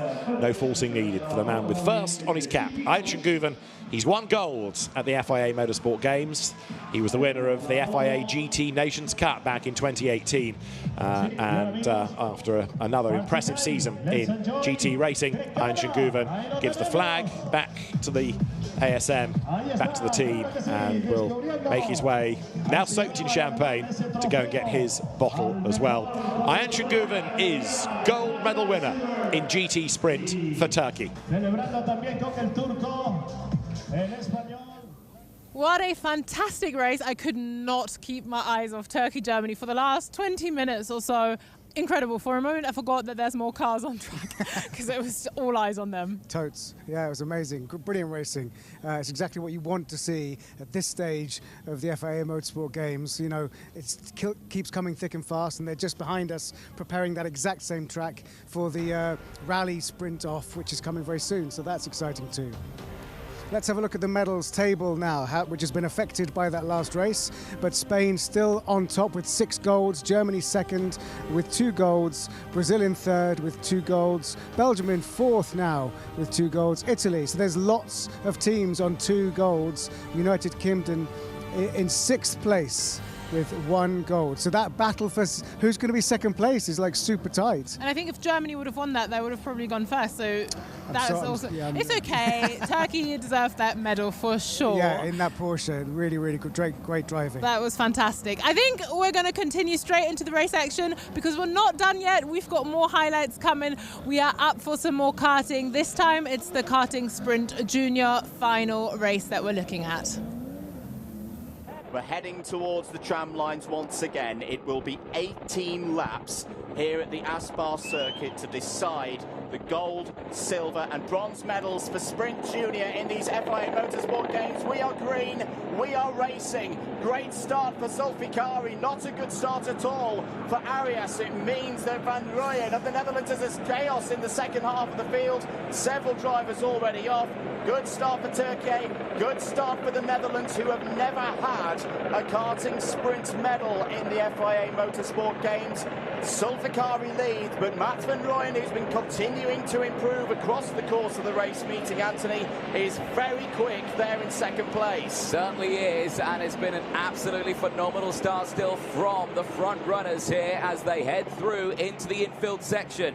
Out of the race is Vicente Garcia of Chile, going no further in this medals final. Chile's hopes are gone, but at the front here for Turkey and the Netherlands at the front of 1-2, their hopes are still very much alive as they exit out of the final corner. It's Turkey from the Netherlands, India, United Kingdom, Germany and Spain as the UK sends it down the inside. George Edgar gets up into third place and is pushing forward. Had a little chat to George Edgar before this race. He was quietly confident. What a start for the younger of the Edgar family, who've got a rich history in kart racing. Can they get a medal here? The United Kingdom have already had one at this circuit. They took the bronze in the karting endurance race less than 24 hours ago. Zulfikari looking to control this race, as he said to Nicole that he would look to do. They look to control the pace and manage it. It's a long race. These are drivers at the very front of the field who've all had long karting seasons. For Zulfikari and Van Rooyen, they've both raced in the FIA Karting OK Junior category across the course of this year in European and World Championships. Here goes Van Rooyen down the inside for the Netherlands. The Netherlands take the lead. Absolutely superb there through turn one. That brings the UK just that little bit closer. Remember, the UK have never won. Well, they have won. Never won a sprint one, they've won sprint. Okay, so yes, they have got some. So they need to be careful here. They have won a medal, but have they won a gold? I don't think they have ever won a gold. No, they have. They've done one 2 years ago. So this could still be a second for them. But let's see what happens here. He's still there in third place, is George Edgar, but he's working hard. India there, though, in P4 as well with Jagrat Titroja. They are pushing forward very nicely here, but they are still there in P4. Keep an eye on Mats van Rooyen, though, in the lead. The Netherlands still controlling this one. And keep an eye on Arjen Kraling as well for Germany in 5th place. Arjen Kraling is starting to get a bit of momentum up here. Edgar feels the need to defend a little bit. That opens the door for Kraling. There was a slight hesitation there from the Troja. That is all the opportunity that Arjen Kraling needs to step down the inside. This is danger now for Edgar, Zulfikari and Van Rooyen, because Kraling, the Works Kart Republic driver, very, very familiar with this chassis, is now on a roll. There is Bosco Arias as well, trying to fight back down the inside of Jagrat de Troja. Beautiful move by the Spaniard. That is Team Spain back up to 5th place, looking to add to their huge tally of medals as the host nation. We're on lap 4.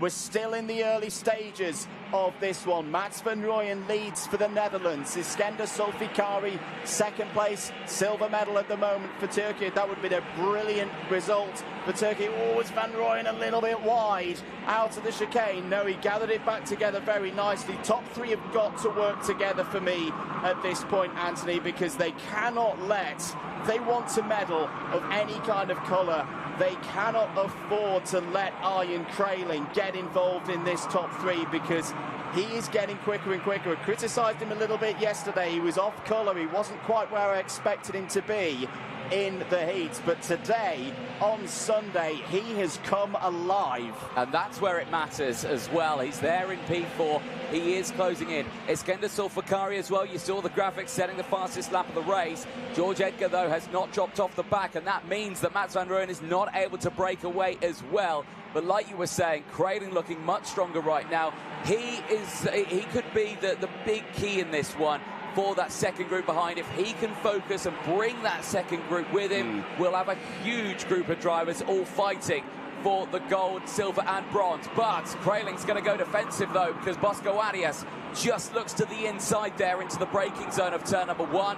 That's opened it up just that little bit more, as now the top 3, they're starting to break away a little bit here now. Edgar is on the back foot, but looks so much faster through that second sector. And look how much quicker he's back on the rear bumper there now of Zulfikari, who's trying to hold on to second place here. George Edgar playing a very smart game here, not trying to get through on Zulfikari, because I think the threat for these drivers at the front right now is if they start fighting, they'll throw themselves back into that pack with Kraling, Arias, Salamau de Troja.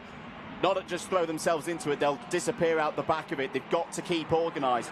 I tell you what as well, Team Peru are giving this gold medal defence a really, really good go. Mariano Lopez is up 13 places so far in this race at the end of lap number 6. Don't count out Peru as here goes Zulfikari down the inside. George Edgar's going to step through as well. Van Rooyen just has to be patient there. Loses the lead. It's all out of Georgia. And Ryan Dharmadasa for Sri Lanka is out as well. That has happened out of turn number 18. We've seen that be a hotspot, Anthony, and it's claimed another 2 drivers. It certainly has, and that is a huge shame. You could see how upset he was, but there is the change for the lead.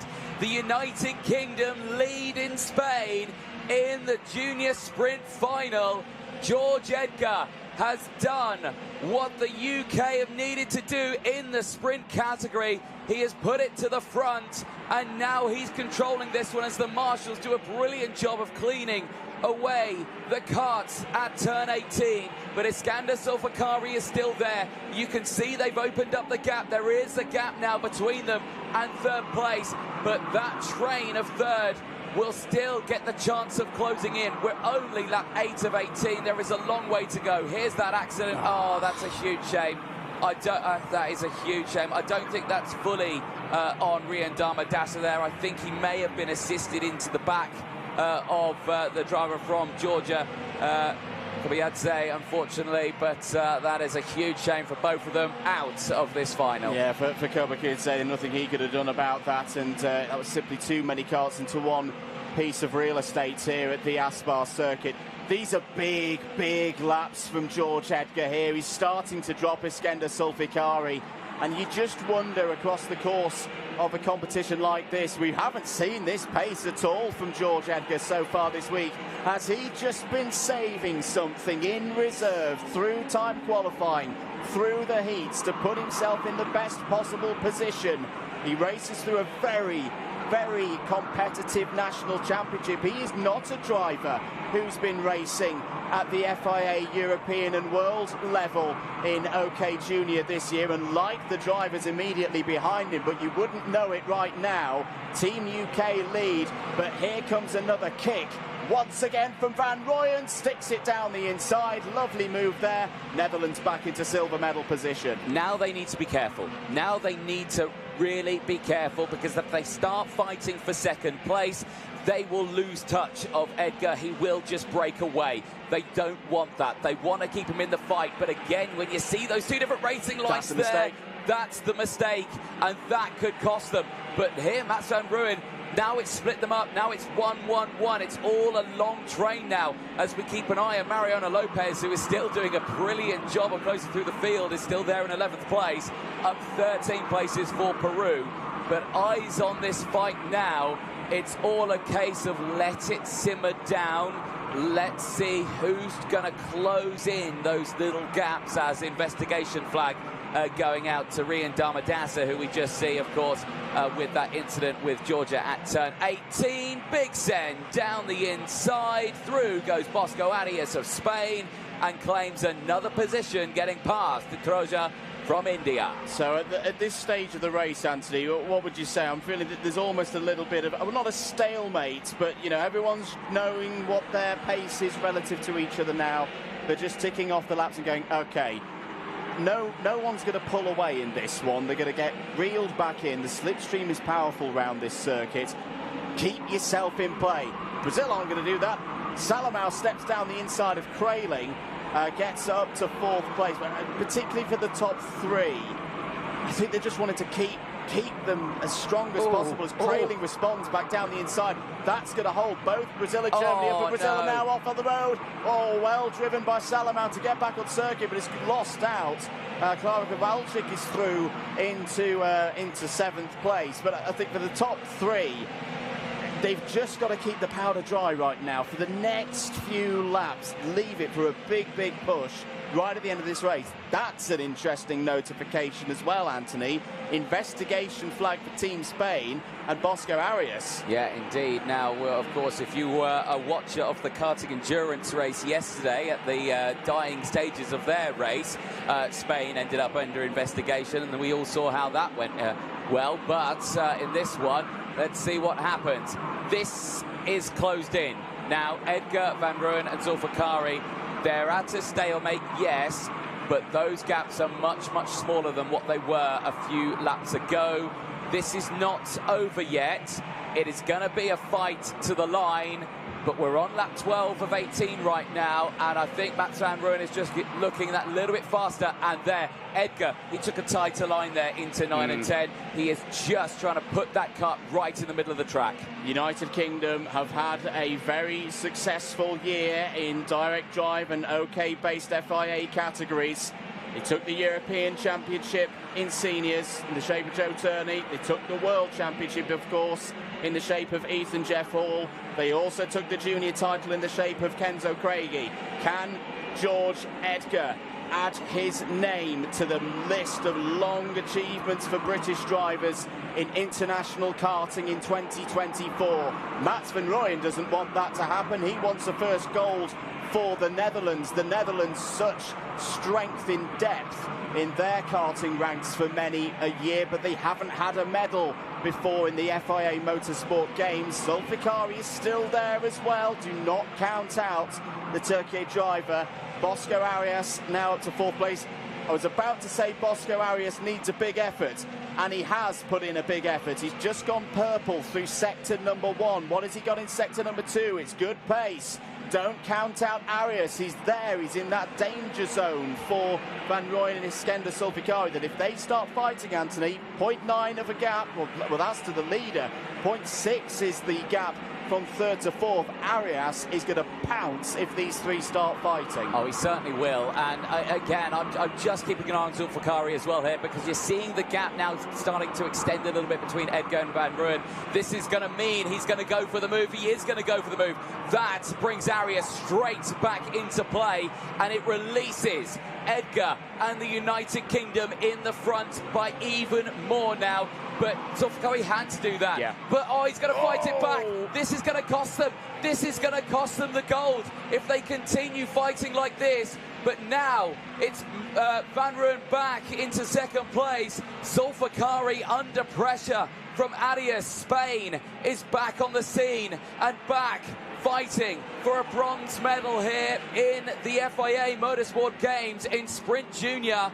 Into the final chicane. The race lead now. They cross the line. The gap, 0.6 of a second. That is the gap. What is going to happen? Are they going to close in? The sector times there indicates that, well, they are running a little bit faster behind. That's the interesting thing. Yet the gaps, and because these overtakes, they're just losing out on time on each other. It's not what they want to do. And look at that, Krayling, De Troja, Samalat, they're all there. They're all right back in this. They are indeed. The battle for the silver. Oh, that's a very close moment. Vinpit, and through goes Zulfikari. Zulfikari on Van Rooyen. I'd be interested in another little look at that one. Arias wasn't able to take advantage. Zulfikari back up to 2nd place, back into the silver medal position. 3 laps to go. I know he can't hear me, but George Edgar, do not tighten up now. Your lead is 1 second with 3 laps to go. Here goes Arias. Arias down the inside takes bronze medal position away from the Netherlands and Mats van Rooyen. What a race we're having here in Sprint Junior, and Krayling's on the scene again. In comes Salamau for Brazil. It's round 2 between the German and the Brazilian side by side out of turn 6 through 7 and 8. The Troja's still there as well. This is turning into one of the races of the year. Krayling steps down the inside. Van Rooyen's fading. Van Rooyen's fading. The hopes for the Netherlands of a first medal in kart sprint events at the FIA Motorsport Games that was in their hands. They were in silver medal position for so long. 2 more laps to go, Anthony Jordan. It's looking tough that for Van Rooyen to see if he can get back up in this top 3. It certainly is. It's such a shame to see it. He was so quick at the start of this one. But again, it's just that disheartening thing. And Krayling again is going to go defensive, is going to keep Salamau from Brazil at bay, and of course that will keep everyone else slowing down. Van Rooyen, who's there, of course, De Troja, Kowalczyk, who's able to close back in. Mariano Lopez, we didn't speak much about him, of course. He's up now 15 positions. He's inside the top 10 for Peru. What a drive. He has got the Peruvian gold medal gesture from last time out in 2022 under him. But there, down the inside, Salamau from Brazil gets up into P4, gets past Krayling, as out is Australia. And Riley Harrison, I think, has had a moment with Portugal's Martin Menendez. Unfortunately, I think they've come together out on track, and both of them are tumbling down the order. But back on this one, the fight's not over. Zulfikari and Bosco Arias, a line astern here. Change for 2nd place. Not quite yet on this final lap. Oh, really good on the brakes there was Zulfikari for holding on to this silver medal position. George Edgar 7th on the grid. He's built through the course of the weekend so far. He checks over his shoulder coming out of turn number 6. The gap is still holding at just under a second. Arias is desperate to repeat the silver medal that Spain got in the endurance yesterday. Turkey trying to take their first medal here at the Aspar circuit of the weekend. Are they closing in on George Edgar? George Edgar finding the pace, finding the grip. 3-4 corners to go. What a win this is going to be for George Edgar, continuing the success of United Kingdom drivers in 2024 in karting. George Edgar wins gold. Gold for the United Kingdom. What a drive. He wins by a second. Iskender Solfikari takes silver for Turkey, and Bosco Arias repeats the performance he put in Valencia to kick off his European Championship campaign. This time, though, for his nation, for the host nation, it's a bronze medal. Another fantastic race done. Not just the karting minis are super impressive, but also the karting juniors have shown what they can do here on these tracks. Absolutely impressive, I must say. I stan. Other than that, I can't describe it. I think it's a great idea to have a look at some highlights of GT Sprint with our commentator, David Addison.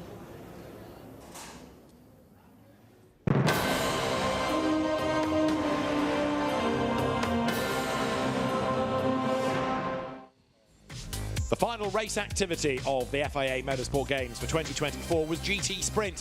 Fastest in qualifying, the car underweight put Team Turkey's Ayhan Şengüven to the back of the grid, but he was 5th by the time they got to the first corner. And there it was side by side between Germany and Spain. Finn Wiebelhaus and Daniel Juncadella going toe-to-toe. Germany coming out on top.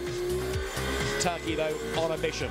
It was hard work getting past a very wide Malaysia Lamborghini, but Jasmine Jafar eventually had to cede the place. Coming out of turn 12, Turkey made the move. Guven was through.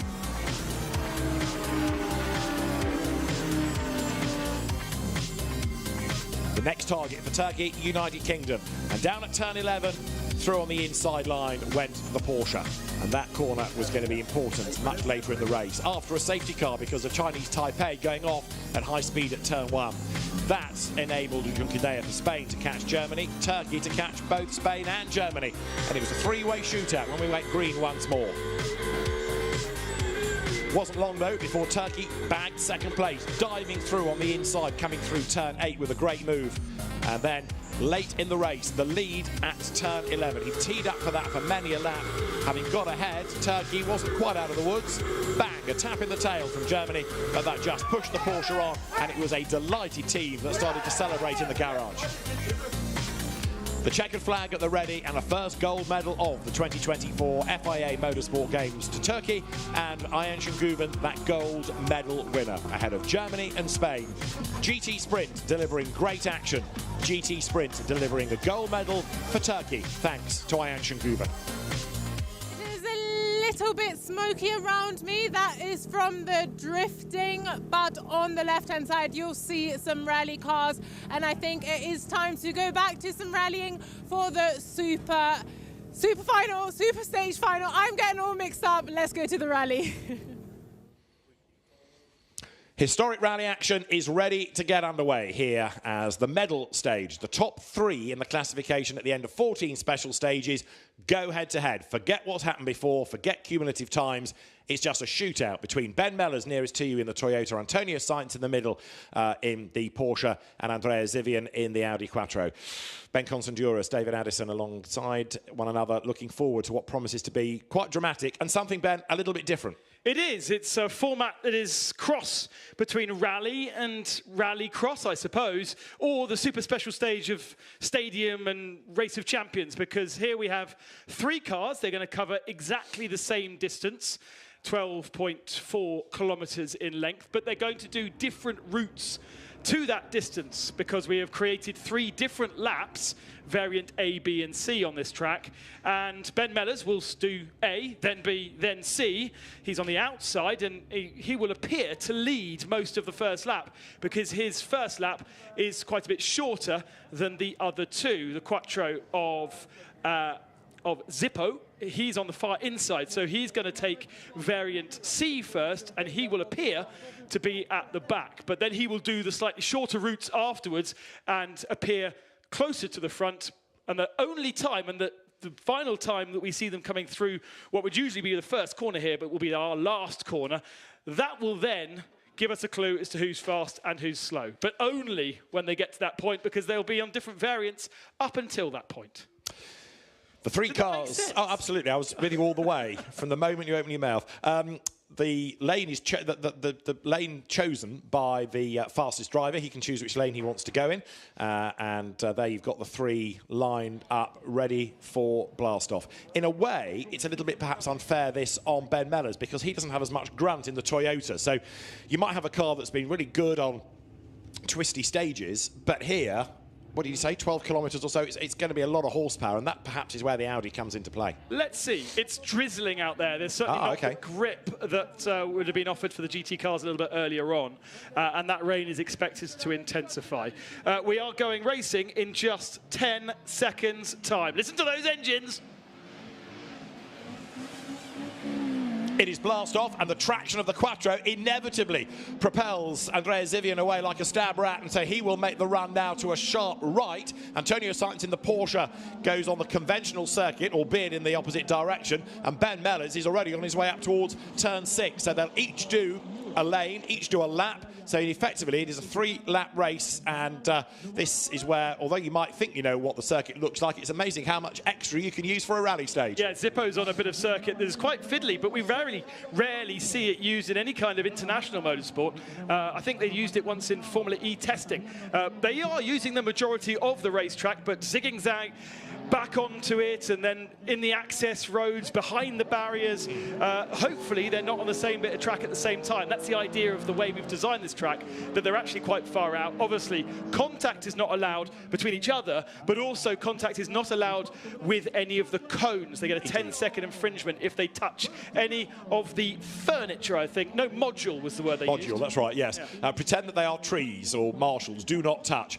There you can see the markers there, just to narrow the corner, tighten the corner, so you don't have quite perhaps the same freedom around the circuit as you would if it were a pure racetrack. This is Ben Mellors then in the Toyota, the Celica that is not a period rally car, it's a period car made into a rally car, carrying the Toyota livery, and of course for this event the United Kingdom flag as well. He's part of Team UK, and he uses the handbrake to flick the car out of the access point at turn 1, now up the pit straight. So this is where they will blend on lap 3 together, but here is the distance. We know that Ben Mellors is on a much shorter lap, and in fact it's a lot shorter. Here comes Antonio Sainz, brother of Carlos Sainz Sr., and he is on the racetrack, but he's a long way behind Ben Mellors. He's got to go to the right of this cone to stay on the racetrack, but that shows how much shorter the first lap is, variant A to variant B and C. We maybe should note those down. It might help us have some idea of what's going to be going on. Behind them further will be the Audi Quattro. Yeah. But that's because he's covered the most ground in this first lap. Where is the Audi Quattro, actually? There he is. He is still moving. In the background, yeah. So there is Ben Mellors coming through the next of the chicanes, and he just glanced off that tyre stack. Now, is that a penalty? He didn't really move it very much. There is the Audi. Andrea Zivian, or Zippo, as he prefers to be called, comes then up towards the end of a lap, in quotes. Now, you've got Ben Mellors doing the same lap that Antonio Sainz had to do last time. So he's making his way down to turn 11, but in the opposite direction. For him, this is his second lap. Wipers on for Antonio Sainz in the Porsche. He was incredibly circumspect around here yesterday evening at the end of day 2 of the competition. He's a bit more cautious through the tyres there. I would offer you this is going to be a battle between the Audi and the Toyota. Sounded to me as though Zippo had to drop down a gear there, was expecting to be able to carry more speed through that corner than he was actually able to do. He's going to have the short lap next time round, so expect him to catch up to Ben Mellors on this time. And looking out of my window, I can confirm he is now on variant A of the lap. Mellors still at the head of the field, but now doing a longer lap. Yeah, in terms of the splits, if you like, at the end of the first lap, Ben Mellors the quicker, but of course that was the shorter lap. So at the end of the next lap, we'll start to see perhaps a truer sense, and then most definitely when they all converge at the end of lap 3, we'll start to see. And it is first past the post, this, never mind what went on those previous stages. This is it for the medals. We've got a result 4th and down, but for the top 3, it will all play out at the end of this stage, on this stage alone, the medal stage. Look at the dent that brush against the tyre stack has caused to the left door of Ben Mellors' Celica. We saw that with Chinese Taipei's Rally 4 car yesterday. Yeah. There might be a glancing blow, but it does do quite a lot of damage. And I'm guessing that race control aren't going to actually tell us about penalties and movements of modules because it's actually clerk of the course and race control is in a completely separate building to the circuit race control. So there is Ben Mellors as he accelerates with Alex Lee, the co-driver, left-hand drive Toyota, and he comes up towards the pit straight tyre chicane. And in the background, you'll be able to see the next car bleed back in from lane A. And it's the Quattro, there it is, which had a bit of a fight to get through there. It's still a big car, actually, the Audi. Of course, this takes you back to the early 1980s, the historic rally category for cars of the 70s and 80s. And Ben Mellors then has gone through that chicane. I don't know whether this rain that's intensifying out there is helping that Audi Quattro whatsoever. In theory, Quattro traction, it should, but it does seem as though Zippo is not really able to attack as much as we've seen in the last couple of days, as much as we've seen on the gravel and tarmac of the stages of the last 2 days. They really have loved this mix of different disciplines. Nice and wide, though, to round off this corner. Brilliant, isn't it? Way out wide over the curve. Never mind track limits. That's going up through turn 13 the wrong way. The drone is busy here following Ben Mellors. Now he is on to this is the longest variation lap. C. Yeah, much longer.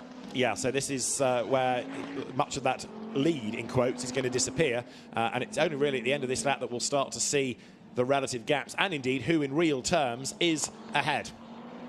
I'm surprised at how tidy they're all having to be. That's where the blend would have been for the Toyota, and the Toyota is, I think, already behind here.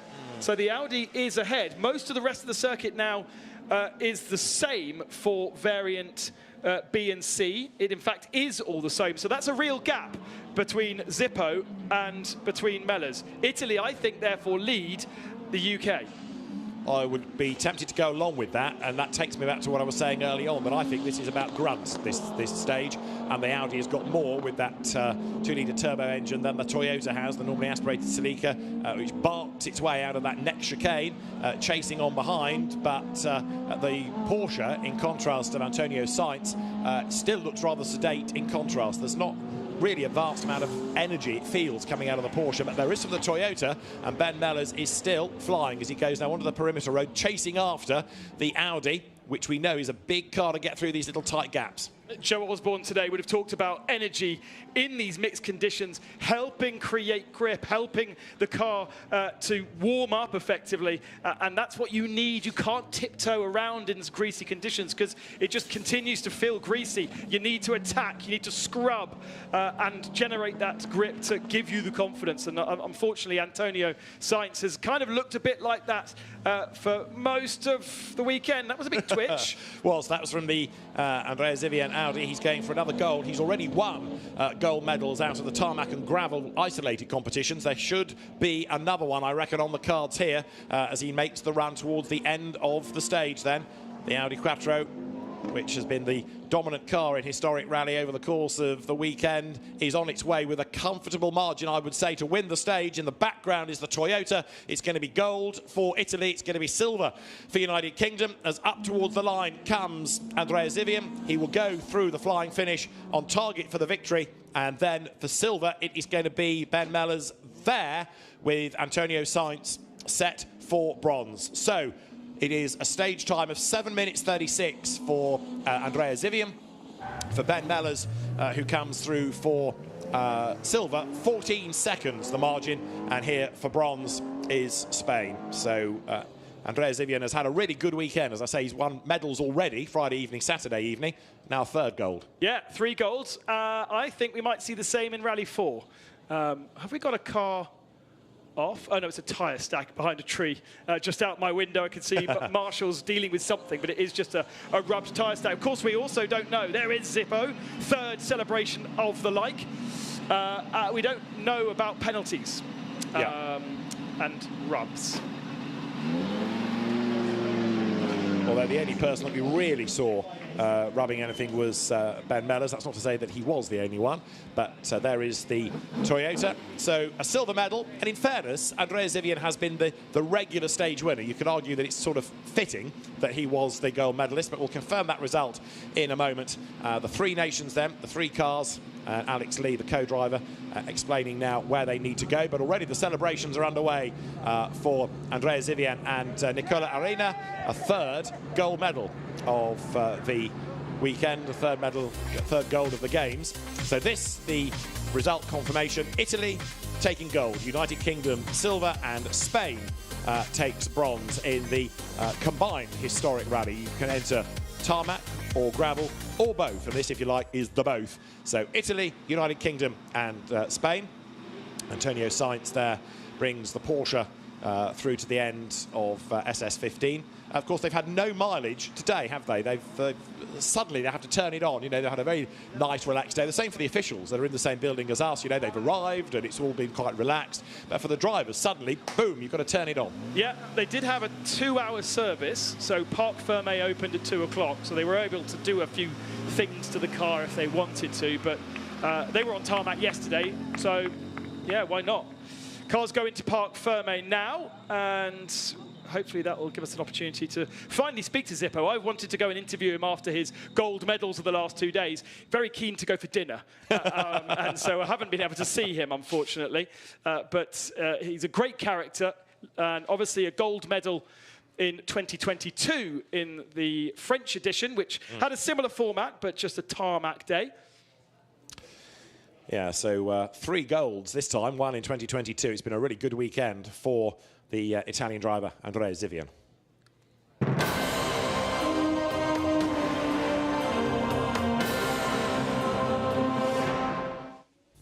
So this is how historic rally medals were decided. The top 3 after 14 special stages, all going head-to-head on 3 different laps, 3 different configurations around the Riccardo Tormo circuit outside Valencia. And with all the grunts of the turbocharged Audi Quattro engine, Andrea Zivian for Italy was going to have the advantage over the spectacular Ben Mellors, the United Kingdom driver in the Toyota, brushing the tyres as he wriggled through the chicane.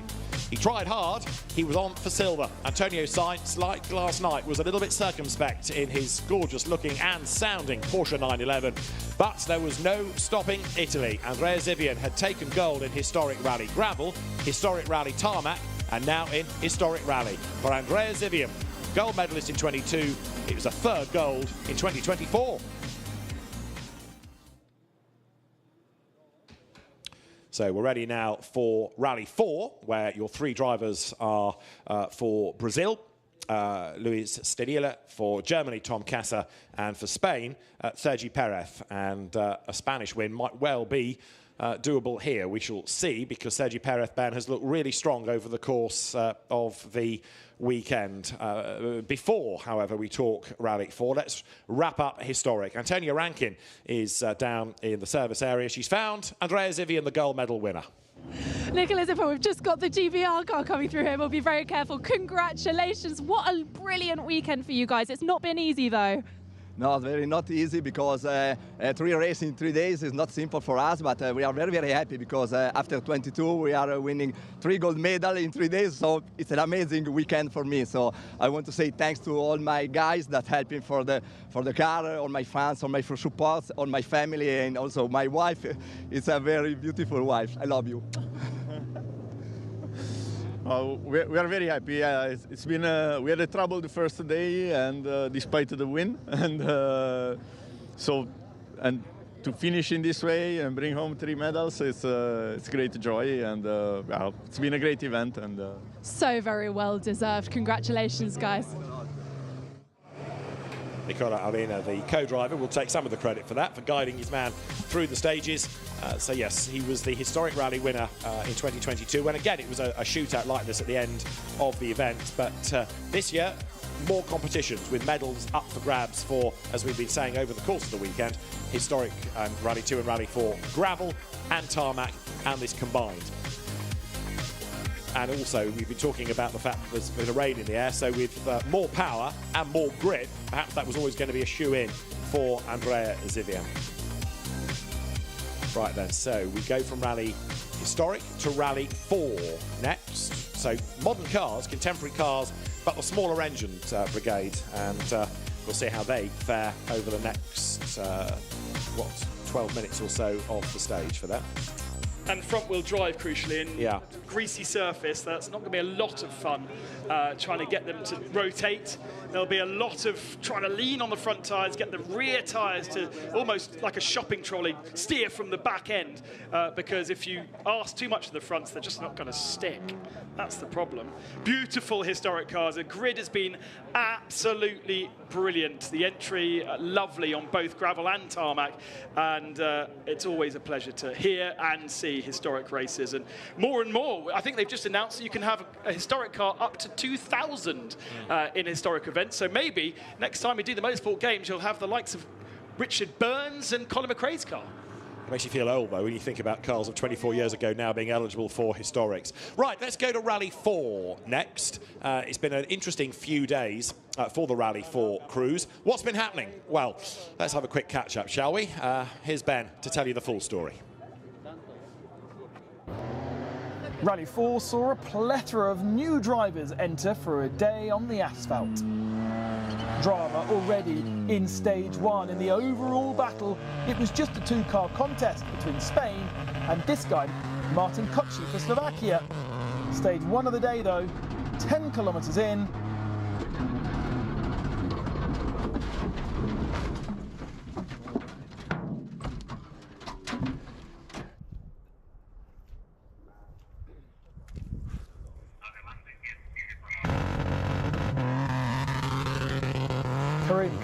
Was back.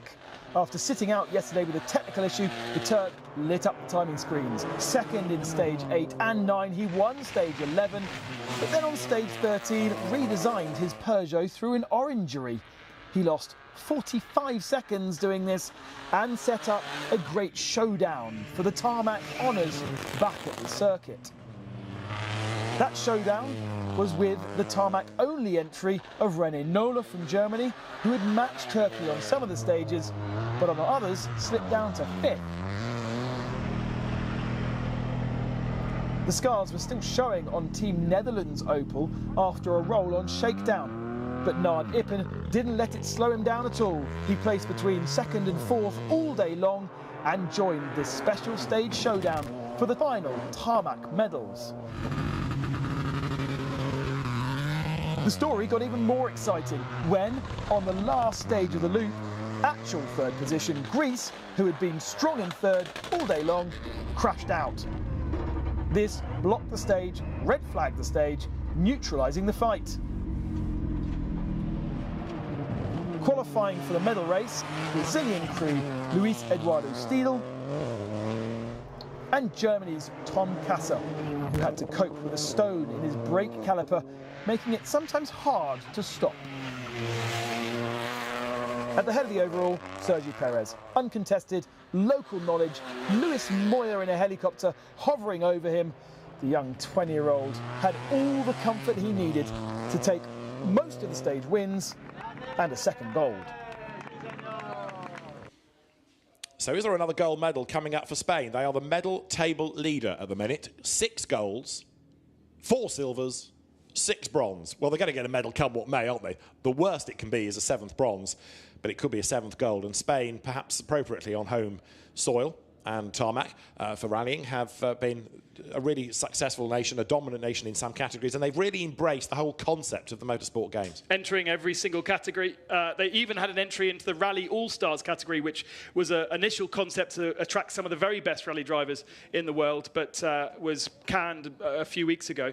I saw their entry, who's ERC rally star Javier, in catering today. So he's still here with his co-driver Sarah Fernandez, watching on and supporting the Spanish entries. They had 2 in gravel, Jose Suarez taking the victory in gravel, and second fastest was Alejandro Cochon. He comes up later in Rally 2, and Sergi Perez in Rally 4. They took a medal in silver in France, but it wasn't one of these 2 drivers. They're new, but they're not new to these roads. There is a tarmac rally that's run out of Valencia every year, and the tarmac stages we used yesterday were the same. So Sergio Perez had a bit of local knowledge.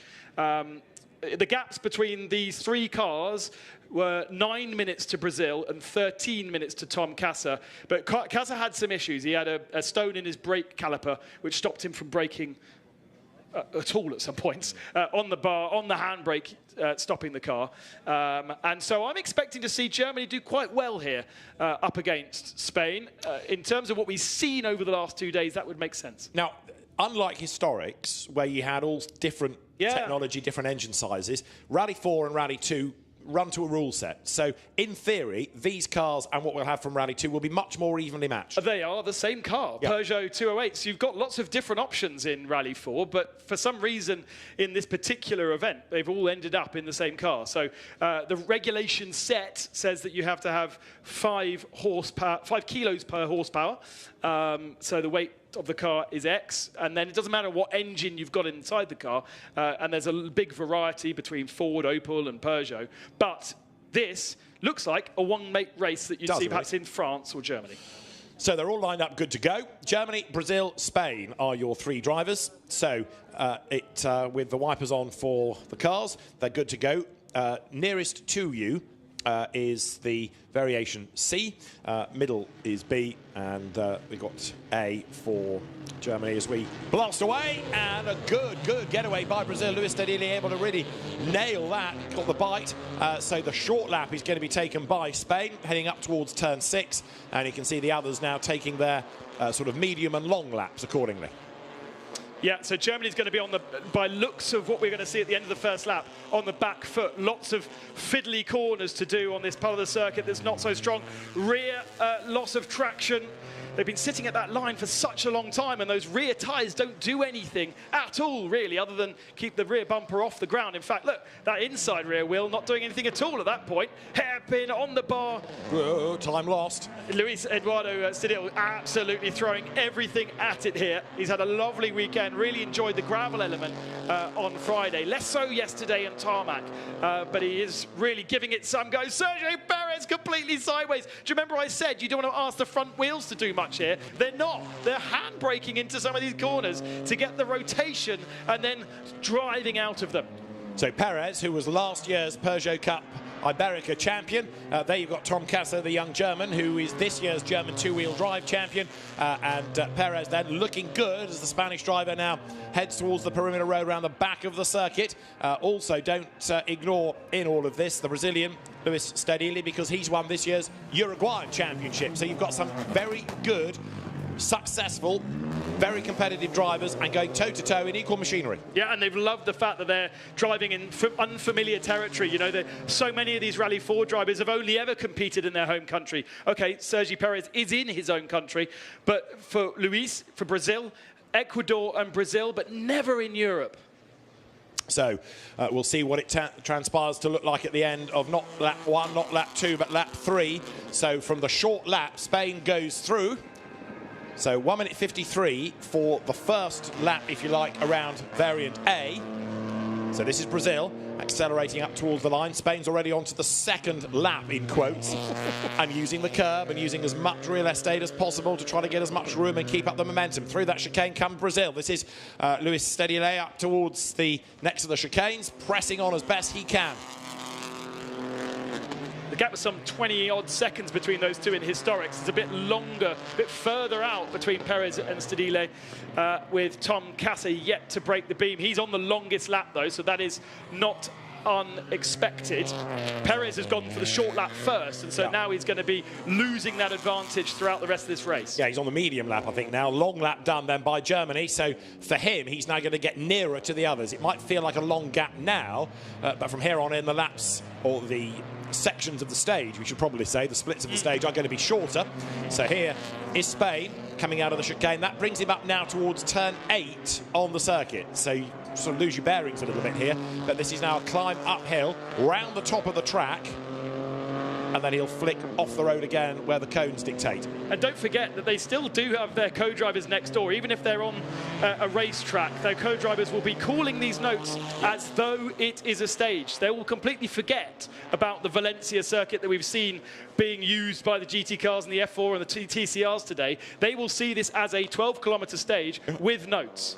A little bit understeery there from Brazil. Yeah, who's lost a fraction of time elsewhere on this, so it's going to be really intriguing to see how they all pan out. There's a little bit of opposite lock needing to be corrected. Luis Stedili, wipers working overtime, understeering his way out. We said yesterday on the tarmac how with these relatively small engines, underpowered cars, it is so important to keep up the momentum. You can't afford to throw away time, throw away momentum, throw away speed. Perez has really got the rear end of that car rotating. It's working well for him. He's not having to put too much extra lock into the front tyres, extra energy. And in fact, every time he turns in, it seems as though the rear wants to step out. So it's very, very oversteery, his Peugeot 208. He's done a longer lap now. Where is Tom Kasser? Kasser will be on the shortest lap this time, won't he? So the German should be catching up. So here is Perez then, up to the end of the second split, if you like. So he did the short lap, he's now done the medium, then he'll go long. And the Spanish car comes through. So as he effectively does the end of that second split and goes into the chicane, his time to that point is 4 minutes 34. And we'll see the time of the next car through, because of course your lap becomes a little shorter each time if you did long first time through. Here is Germany. So this is Tom Kasser heading up towards the end of the second split, and already in the third section of the stage, if you like, is Spain. So now it's 24 seconds between Spain and Germany, but Germany here on the shortest lap is going to buy back a massive chunk of time now because Spain is on the longest lap. Yeah, we said the difference between the shortest and the longest was something like 27 seconds on that first lap. Gap between Perez and Kasser, 24, but Kasser needs to do the medium lap, right? Yes. And a cone has been whacked, I think, by Brazil, I understand. So there might be a penalty looming for Stedili as he comes through. This is Brazil, who goes by, and he's a minute back, but he will have a shorter lap, and he's fighting that car. It's not looking a comfortable drive for Brazil right now. This is looking like it's going to be Spain versus Germany. And Tom Kasser, having done the short lane last time, there he is. And he's ahead, is he not? So this now, as they come towards the end of lane 3, is absolutely together. Germany ahead of Spain. Now, all of a sudden, forget rally terminology, go to race, because Germany is ahead. This is the run up to the end of the stage. They're in lane 3 now, effectively, and it's their third lane for both of them. And Germany is ahead as they come up towards the end. And the track is exactly the same for all three, apart from one has to go into the long lap at the end. So who's on variant A right now? It will be... Stedili, wouldn't it be? Yeah, I think so. So Brazil's going to drop further back, but these two are on exactly the same track until the end of the race here. So Sergi Perez, to get a gold, has to overtake Tom Kasser. This is not really what they expected to happen in this format of racing, but it is really very close. Oh, Brazil making a mistake. Exactly. Again, we've seen Stedili lose time there in the past as he tries to throw in. He's wide into the gravel, but Tom Kasser with loads of understeer just keeps it out of the gravel here, being chased by Sergi Perez. In a way, it seems unfair. You do all of that hard work over 14 stages to get ahead in the rally, but then you come here and it comes down to a different type of competition. But Tom Kasser then, the German two-wheel drive champion, is going to be ahead seemingly when it counts. This is looking really good. It's a very different situation for these guys, and they've had the last 2 days. They're not expecting to see another car in their mirrors. If they do on a rally stage, you're supposed to pull over and let the other guy past. Here he's being chased down. That would have been pressure for Tom Kasser, but it looks as though Germany here are going to steal away glory from Sergi Perez. He's had 2 gold medals, has Sergi Perez, in the 2 individual disciplines. He had a 12-minute advantage over Kasser, but it's Kasser who takes gold in Rally 4. Germany taking gold then, thanks to Tom Kasser, and that's a 3rd gold of the games for Germany. For Spain, it is silver, a 5th silver. They're still atop the medal table, and it is going to be bronze for Brazil, a 2nd bronze of the competition here for Luis Stedili, and that was a bit more like it. You could see how it was meant to pan out with the cars together at the very end, but you know, in a sense, there's still a lot of the lap left, a lot of the lane left when the three blend back in. So for 2/3 of this, you've got to think about rallying, and then for the last bit, there is an element of racecraft involved. Yeah, that was mad. I wasn't really expecting to see them that close, to be honest. And I'm not sure Tom Cass is going to be particularly expecting that result. It's been a tough weekend for him. The gap was large, as I said, between himself and Sergi Perez, and he was fretting quite a lot, especially with the loss of brakes yesterday and having to slow the car down on the handbrake. Of course, after every stage, they get out of their cars, they take off their balaclavas and their helmets. They then have to drive a road section between one stage to the next. Then they get back ready again. The road section is usually about half an hour on this rally. Then they get back into rally mode, and then they do their 12-kilometer stage, about 8 minutes, and then they do the same thing. Do that 6 times a day. You can imagine how it can be stressful, and Tom has been dealing with it with a few cigarettes. The rally driver's demon tweak. So this is the provisional result of the Rally 4 medal stage. The super special stage for the medals goes the way of Germany, from Spain, from Brazil. Tom Cass, the driver for Germany, Sergi Perez doing driving duties for Spain, and Luis Stedili for Brazil. So bronze Brazil, silver Spain, gold for Germany. And it was 1 second, the margin at the end of the competition between Germany and Spain. So 15 special stages for the drivers that are entered into the overall event. And it comes down to a battle and just 1 second between them. Right, so bravo, Tom Cass. There'll be a celebratory cigarette maybe for him. And a really good drive by the German driver to take honours for Germany in Rally 4. He takes that coveted gold medal, the last gold medal for Rally 4.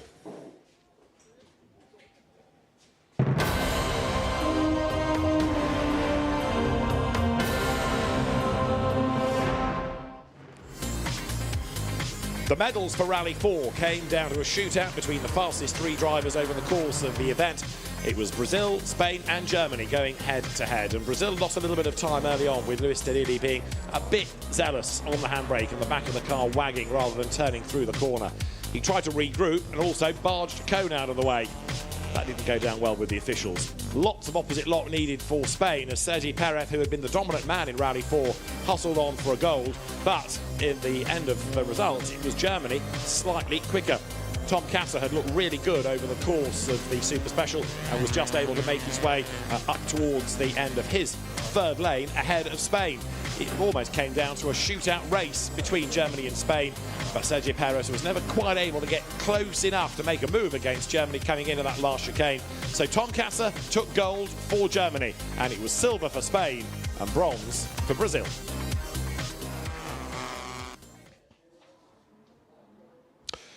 So then, Rally 4, Rally Historic done. And next, Ben, we get to the fastest cars within the rally competition. Rally 2, and the man to beat here over the course of the weekend has been Alejandro Cachon. The Spanish driver has looked mighty.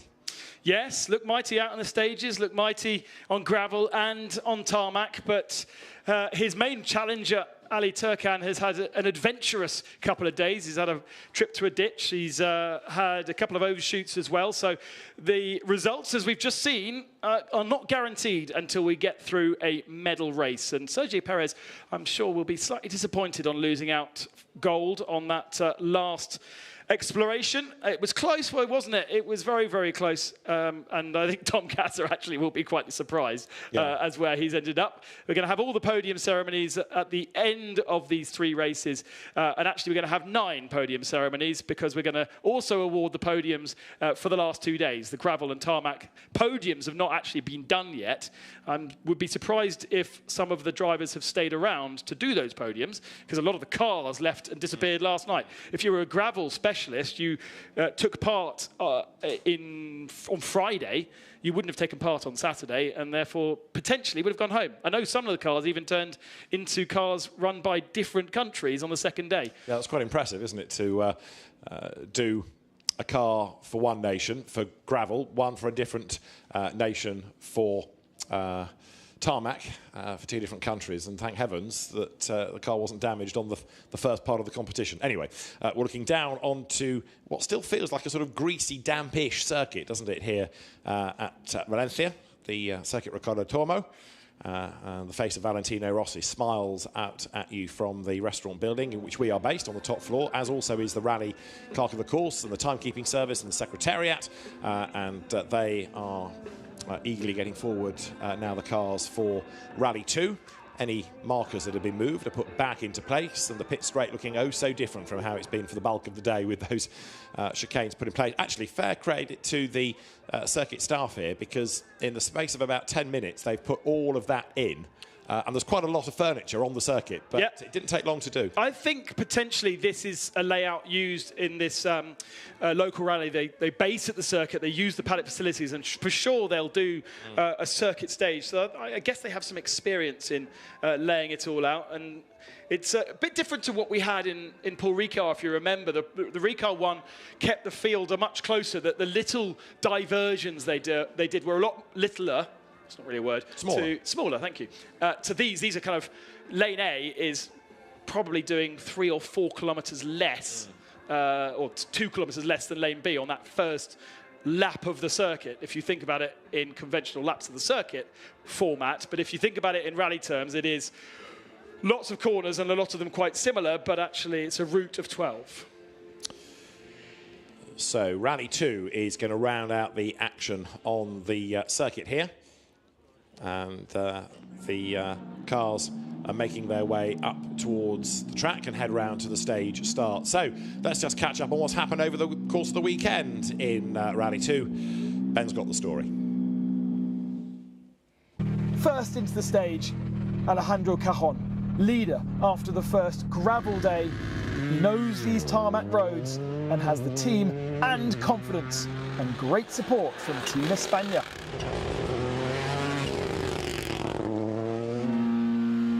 The first stage of the loop in the early morning was by far the most challenging. No gravel crews to tell drivers the difference between the morning and the recce on Wednesday, and there was a big difference. A big rainstorm had covered parts of the road with mud, and there was little warning.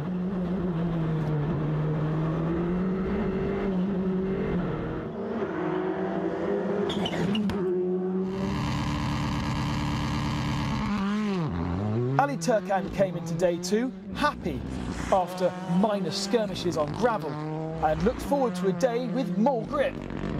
Parts of the stage, though, lacked grip.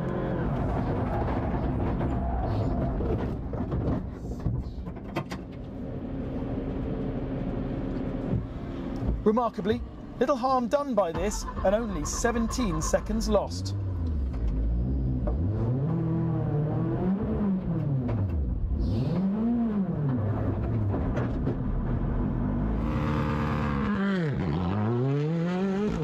Germany sat on the edge of medal honours overall, but was only able to compete one stage before retirement. This left Team United Kingdom in 4th. Hopeful of a recovery after mechanical woes on Friday afternoon, Holly Mellers completed the morning loop, but retired after the first stage of the afternoon.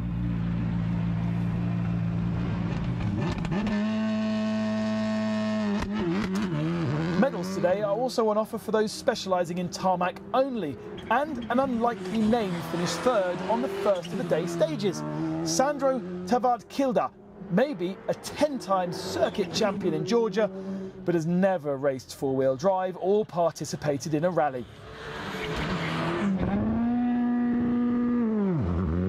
Eventually he was overcome by Danish champion Kenneth Madsen, who spent the morning on terms with the silver in Rally 2 tarmac, but as the day went on, he had to settle for bronze. 3rd overall, and a spot in the medal stage was assured to Team Mexico, who also had a strong day matching Team Turkey's pace, but unfortunately yesterday's puncture deficit carried over to today.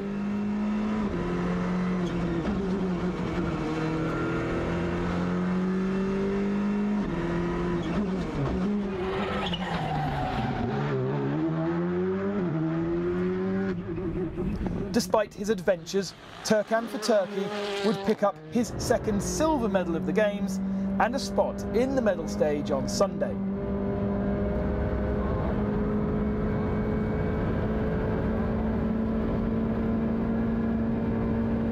Well, Cajon, 2-minute advantage overall, gets wiped out for tomorrow's medal stage, but at least he could celebrate his first gold in tarmac to join Suarez's yesterday for Team España.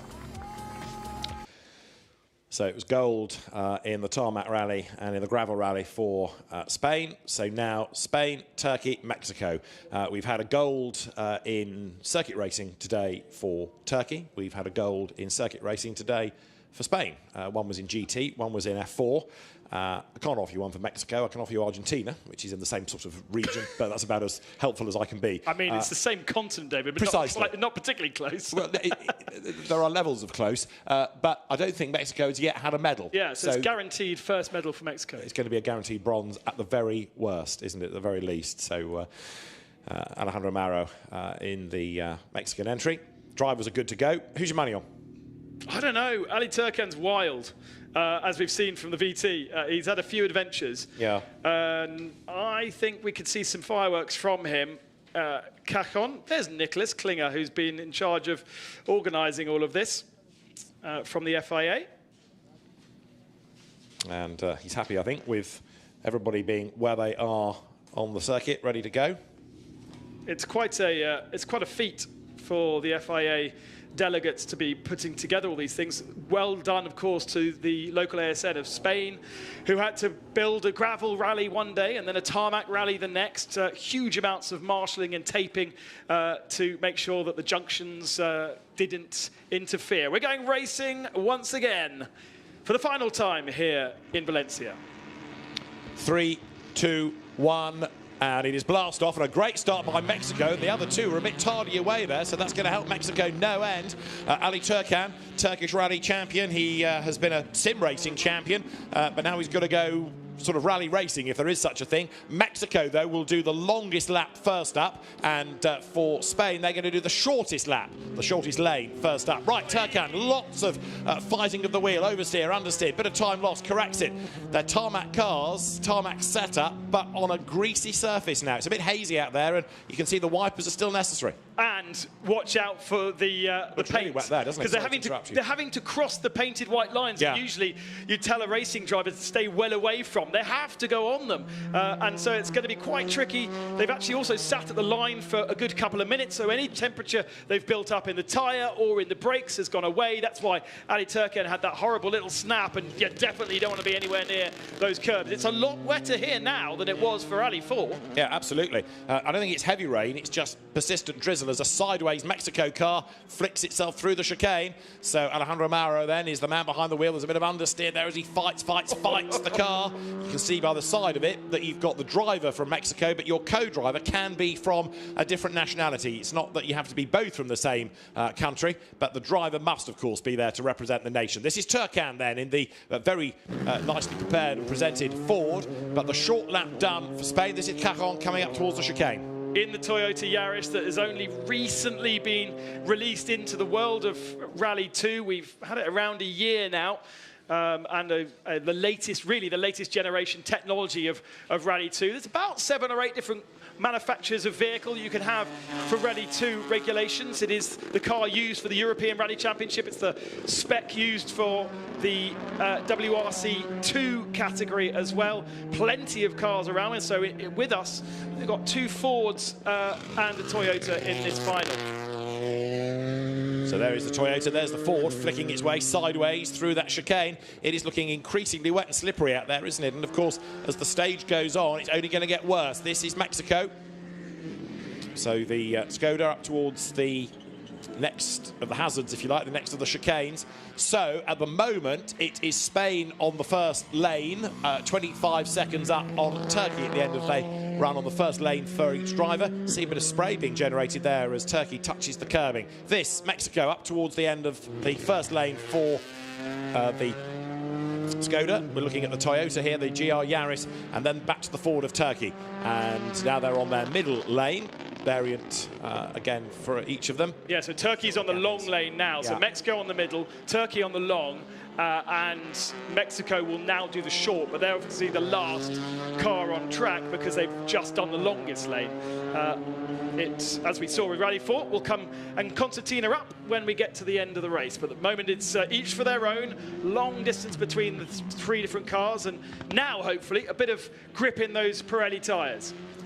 So this is Mexico we're looking at, that has done the long lap and got that out of the way. It must be quite a nice feeling for a driver, in a sense, when you're getting closer again to the cars. Yeah, exactly. That first lap's a bit demoralising, but at the end of lap 2 or lane 2 and at the end of lane 3, you're right back with the opposition. It gives you a proper sense of where you are in the event, because like all rally stages, I guess, you're out on your own. You can only do what the co-driver tells you and go as quickly as you can with the conditions allowing. There's the Toyota. This is Spain. This is Karting. There used to be split times into the car, so you had an idea where you were in relation to other drivers, but that was outlawed about 10 years ago, and now it is a different philosophy to circuit racing. You don't have any idea. You're racing yourself and your comfort zone and how fast you can think you can go, but you don't really have any way of comparing yourself against anyone else. Here, maybe you do. Maybe you can just about see what they're doing. So a slightly different philosophy as Cajon comes through the penultimate corner of the lap. He will stay... Oh, no, he's on the final corner of the lap, or the first corner, and onto the main straight.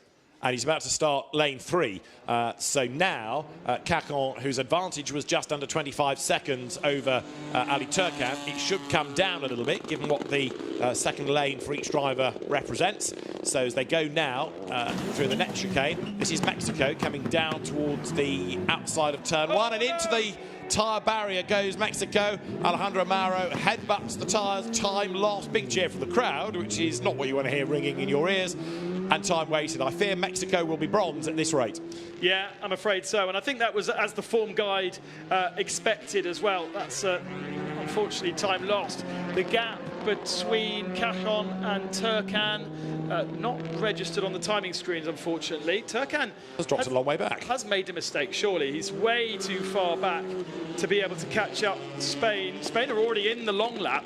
Yeah. And he's barely finished that lap. So Turkan's had a mistake somewhere. I think he's had a spin. Yeah, he goes through, and Turkan, that time, over 3 minutes. That says a problem somewhere, says a drama. So we'll try and hunt it out. But Ali Turkan somewhere seemingly has had a big moment and lost a massive amount of time. So suddenly, Mexico might be able to get silver. Mexico's the short lap to go? Yeah, I think so. Yeah, so they could, even if they parked themselves on the barrier there. There was no movement in the module because the module was very hard. Even though they hit the tyre stack, there is a regulation to say that there's a 10-second penalty for moving a module. But if you hit a tyre stack that's solid, then I suppose that's okay. But Turkan now is on the short lap for Turkey. So he's ahead? And he's ahead, I reckon, of Spain. So Ali Turkan must have done the short lap. So I think we're jumping ahead of ourselves a bit now. Ali Turkan for Turkey is having done that long lap, dropping back, but now he's got the short lap. So he started with the medium, then the long, then the short. Yes, okay. So he's now going to be ahead of Spain. Look, as there in the background is Cajon coming down the hill. Who would have thought it? Absolutely. So apologies to Turkey. It's going to be a possible second gold of the games, this, for Turkey, because Ali Turkan not only is ahead, but he's ahead by some margin. He's had 2 silvers over the last 2 days in the individual categories. But as I said, I knew he was going to come out fighting. He was going to get his elbows out and be aggressive. And in these mixed conditions, it's exactly what you need to do. He's got that Ford Fiesta working well, and it's a healthy advantage too. Absolutely right. So treating this as a circuit race lap rather than a rally stage in some respects. The lines are there. He's not power sliding it now. He's got to get through this final part successfully. Here, though, he will lose time because he has to go the longer route down towards the last corner. So look to the right. Spain will be fast approaching. Here they are, and Spain is going to just lose out. They're almost nose to tail up to the chicane. That is how this is meant to work. And Cajon thought about trying to go through, but he can't because there's the chicane in the way. He's quick, but he's not going to be able to get the bite off the final run, and it is going to be, by the slenderest of margins, gold for Turkey, silver for Spain, and the margin between the two of them was 0.261 of a second, and that's the perfect way to round out the FIA Motorsport Games, isn't it, with the last medals decided by 0.2 of a second. Wow, that was unbelievable. Turkan having to take the shorter early part of the lap, but that longer late part of the lap And in the end, almost lane choice came down to it. Kakon deciding to do that short lap early meant he was on the long lap, and had he been on a different lap, potentially track position, not something you ever think about in rallying, would have been different. Well, a delighted Ali Turkan following the success from earlier on in the day of Ayhan Şengüven, who won gold in the GT sprint discipline.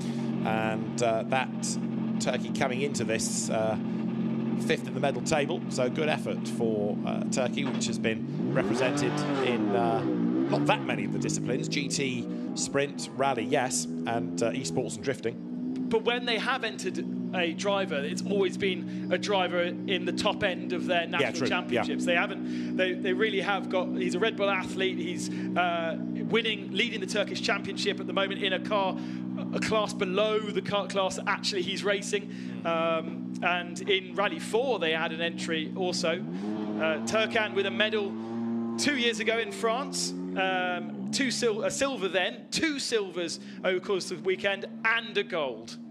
Somewhere in all of this, there's a story about Turkish motorsport, because in the last few years, it really has been promoted onto an international platform, having been popular back home. Let's look at the results then, deciding the medals in Rally 2 at the FIA Motorsport Games. Bronze to Mexico, silver for Spain, and gold for Turkey. Bronze for Alejandro Mauro Sanchez, silver for Alejandro Karting, and gold for Ali Turkan. So Ford from Toyota from Skoda, Turkey from Spain from Mexico, Turkan from Karting from Sanchez, and it is gold medal time again for Turkey, and that's going to be a delighted Team Turkey. We saw the delight earlier on in the day from the pits when they won in circuit racing and now in rallying. Well, even more so. Well done, Turkey. Well done to Ali Turkan. So that was rallying in a very different format, but deciding medals and rounding out the 2024 FIA Motorsport Games.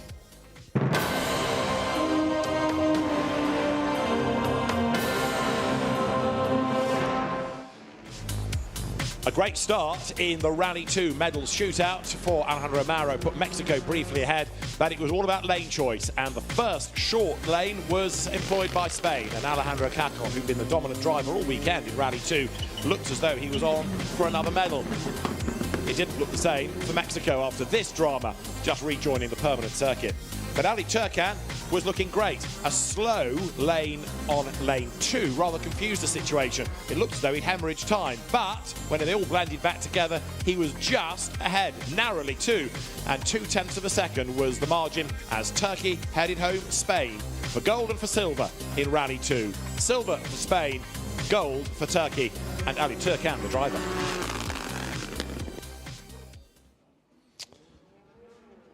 So looking down onto the circuit where it almost breathes a sigh of relief. That was the Motorsport Games, thinks the circuit. Gosh, I've been busy this weekend, and so have all of the marshals, the legion of officials running all these different disciplines, some specialising in rallying, some specialising in drifting, karting. We've got 3 different venues, if you like, here with the drift track, Electric Street for auto slalom and karting slalom and the race circuit. Then another venue in the middle of the city where esports has been happening over the weekend, and 2 more up at Aspar where the kart track and the Crosscar track has been in action as well. So much has been going on all around the Valencia area. A huge task, no wonder it's every 2 years, for the SRO Motorsports Group team, headed for Motorsport Games purposes by Anthony Comas, and it's been a massive production, and so many competitors, so many nations, and so much action and so many good stories over the course of the last 3 days. There, Ali Turkan's car being marshalled back into position. And a happy man for sure, just being careful not to wipe the door off the Team España Toyota GR Yaris. Perfectly done, well done. The last task of the event executed, precision parking. I imagine there's going to be a big smile on his face. He really has had to work pretty hard out on the stages. So Ali Turkan then is indeed all smiles, and says to Nicolaus Klinger, yes, well done, what a great event you put together. And it may not have been a massive entry, but the commitment to win is certainly no less.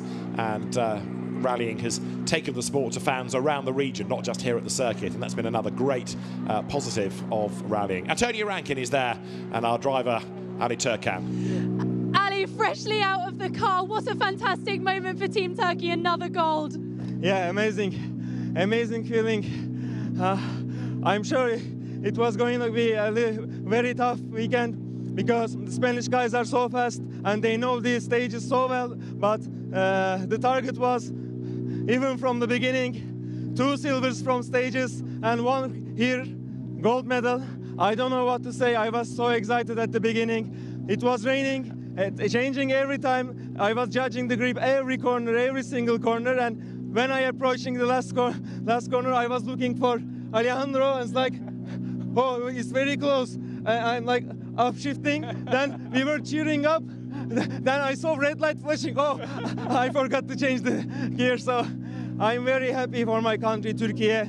We did an amazing job, I think. Only 2 half days of testing with this car, and we are here. Incredible. What you say? Yeah, first of all,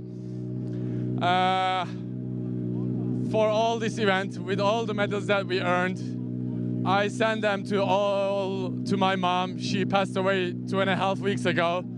It was so hard for me to come here, but I said, okay, if mom was here, that is what she would want me to do. Other than that, you know, we had a very fantastic day, weekend. I don't know what to say, you know. After the last chicane, I was like shouting in the car, yeah, it was okay, yeah, mom. It's great, it's great. You did it, guys. Huge congratulations. Thank you.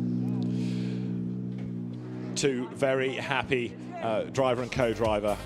So a fantastic way to end not just the rally action, but also to round out the 2024 FIA Motorsport Games. We've had some hard luck stories, some great drives, some very happy people.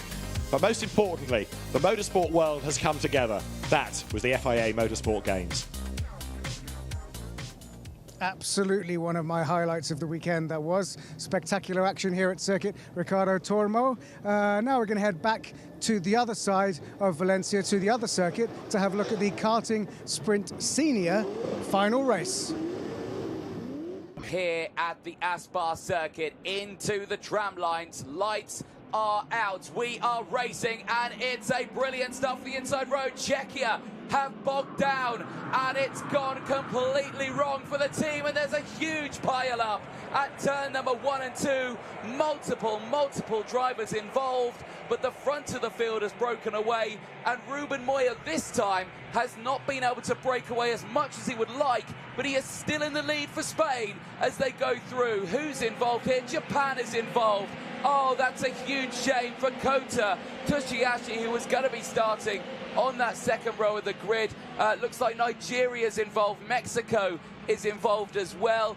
And Pip Casabin from Australia also out of the race. What a shame for all those drivers. They'll get 1 attempt to get restarted. They've got to use the compression valve and push start. If their start isn't successful in getting the engine going, they will be out of this race. And to be honest, they're already out of contention. Yellow flags, waved yellow flags covering that local area through turns 1 and 2. And yeah, I think most of our drivers haven't been able to get going. So yes, Roy Bacco is out. Hoppenstead, Mexico, out. Hubeka, Lebanon, out. Herrera, Dominican Republic, and Casabin, Australia, all joined on the sidelines by one of the favourites for this race. Toshihashi, Japan, will not medal. No, that is a huge shame. But eyes on this one here. Andorra's Alex Machado is there in the race lead. There is some of our drivers, unfortunately, there. Stephanie Hubeka out of this race, and Eddie Herrera for the Dominican Republic also walking away. I think they were in a separate incident a little later round at turn number 3 involved in this one. Right, Moya has run wide there out of the chicane, and now he's under pressure here. He's under pressure from Andorra. Do they go for the lead at turn 1? They try it, but they're not close enough. and that just loses them the speed out of the corner. Shilkunas is there, Guy Albag is there. These are all drivers who were called out earlier on that had moved up the order, and now Shilkunas is there in second place and is in a position to hunt down Ruben Moya. Good reading of the race there by Marcus Shilkunas. It was always going to be an attack from Alex Machado. That has been the power of Ruben Moya over the rest of this field, that when you've got a chance, when he makes a mistake, you can't sit behind him and wait for another opportunity, because they'll be like buses. They don't come round very often. And so, with the attack from Andorra that didn't quite work, that opened the door for Marcus Shilkunas and Lithuania to step through. Investigation flag for the number 3 of Daniel Dalakian. I think that's for the start. I think I noted here from the camera position that we've got in the comms box that Dalakian cut across turns 1 and 2 at the very start of the race. So I would imagine this early in the race that is probably what that is for, as to whether he's gained an advantage from cutting the circuits. I mean, it's thick grass and a bit boggy down in that part of the circuit, so we'll see whether he did gain a position or not. There was a lot going on at turn 1 in the early stages. Fastest driver out there is Team Brazil's Lucas Moura in the 55s. There's a good run. This is where Ruben Moya will now start to get into his rhythm, I suspect, Anthony, which we've seen him do so much across the season. Yes, Lithuania and Andorra and Israel are right there, but Moya's used to this kind of pressure. He is used to this pressure, but the gap was larger than this. They have closed in, and now with Machado, who's thinking he's on the back foot, he already tried that move into turn 1. He's going to try it again. Lithuania are going to cut across the front. The two make contact, and sideways goes Marcus Shilkunas. Through comes Guy Albag. He gets through past Andorra, but that was a bold attempt. He sent it back down the inside. Machado gets it back through. Now Moya can feel a little bit more comfortable with them scrapping for second place.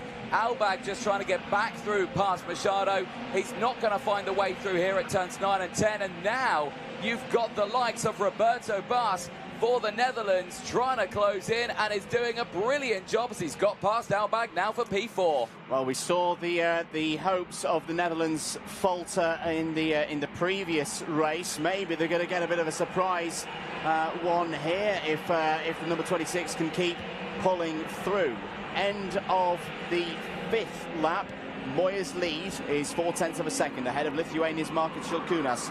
Andorra and Alex Machado holding on to the bronze medal right now. Roberto Bas for the Netherlands is there in 4th, having gained 7 places so far. Guy Albag holding in 5th for Israel. Has had some big results across the course of the 2024 international karting season. Daniel Dalakian is up 13 places. Would wonder whether, that maybe something has not quite gone right there. Dalakian's going to keep pushing on for now. Of course, was just lost 7th place to Jakub Mikulev out there for Malta. Let's have a look at this moment. This was down into turn 1. This was, well, I don't think Machado was expecting Shilkunas to have his own little go at Moya there. That just caught him out. Great reading of the race by Guy Albag to step down the inside and take 3rd. Bit of a nervy one there. I think for Andorra and for Machado, he's right to pull out of that one, because that was only going to end in one way if he'd fully committed to it and tried to make the move. Yeah, Moya starting to feel the pressure now. He has not raced with Shilkunas yet this weekend in an actual battle on track. They've been separated in this field. Shilkunas, with a bad qualifying, has been starting in around that mid-pack. This time around, with the clean air in front, he's been able to go to work. He's already gained 3 places in this race to get into P2. He's just set the fastest lap of the race as well, and it is still just continuing to pile on that pressure. Moya now, this is the closest he's been to pressure this weekend. And let's see how the Spaniard deals with it as they exit out of turn 17 and 18 now. Back on the start-finish straight, they'll be ending lap number 7. They'll be going on to lap number 8 of 22 in this final. A big look over the shoulder there for Ruben Moya, assessing the situation. And I'm thinking the pressure's starting to build a little bit here for Moya in the lead. It definitely is, and you're absolutely right to point out that he's not had to deal with this situation. A very quick driver from Lithuania in the shape of Markus Šilkūnas, who is really fired up. I saw him in the paddock this morning, and he had a spring in his step. That's always a good sign in my... Oh, it's off the road. Oh, Moya's off! Moya's off! He's made a mistake! Oh, my goodness me! Ruben Moya has cracked under the pressure of Markus Šilkūnas. It's the first major mistake he's made all week, and it's potentially cost him the gold. Was that all by himself there, or was there assistance? They were close on track, but what has happened? Markus Šilkūnas of Lithuania then leads the way. Lithuania have never won a gold in these games. They have won medals in the past, but have not won a gold. What happened? Oh, it was side-by-side action, and squeezed off on the exit there was Moya. Now, will he protest with that one? Will there be an investigation for Šilkūnas, who leads the way here? Well, Machado at the moment is in second place and is starting to close in, but this final, Andrew, is far, far from over. I'm absolutely shocked at what we've just seen there, Ruben Moya, but this is what can happen in a final, particularly in a medal race. And yeah, I thought that might be coming. The number 22 under investigation, Markus Šilkūnas, is in the lead of this race, but knows now that there is a cloud hanging over him, metaphorically, physically, here at the Aspar circuit as the clouds continue to roll in. Alex Machado, what must be going through his mind right now? Andorra have never won a medal of any colour in the FIA Motorsport Games in its 3 editions of history, and right now he's sitting in a silver position.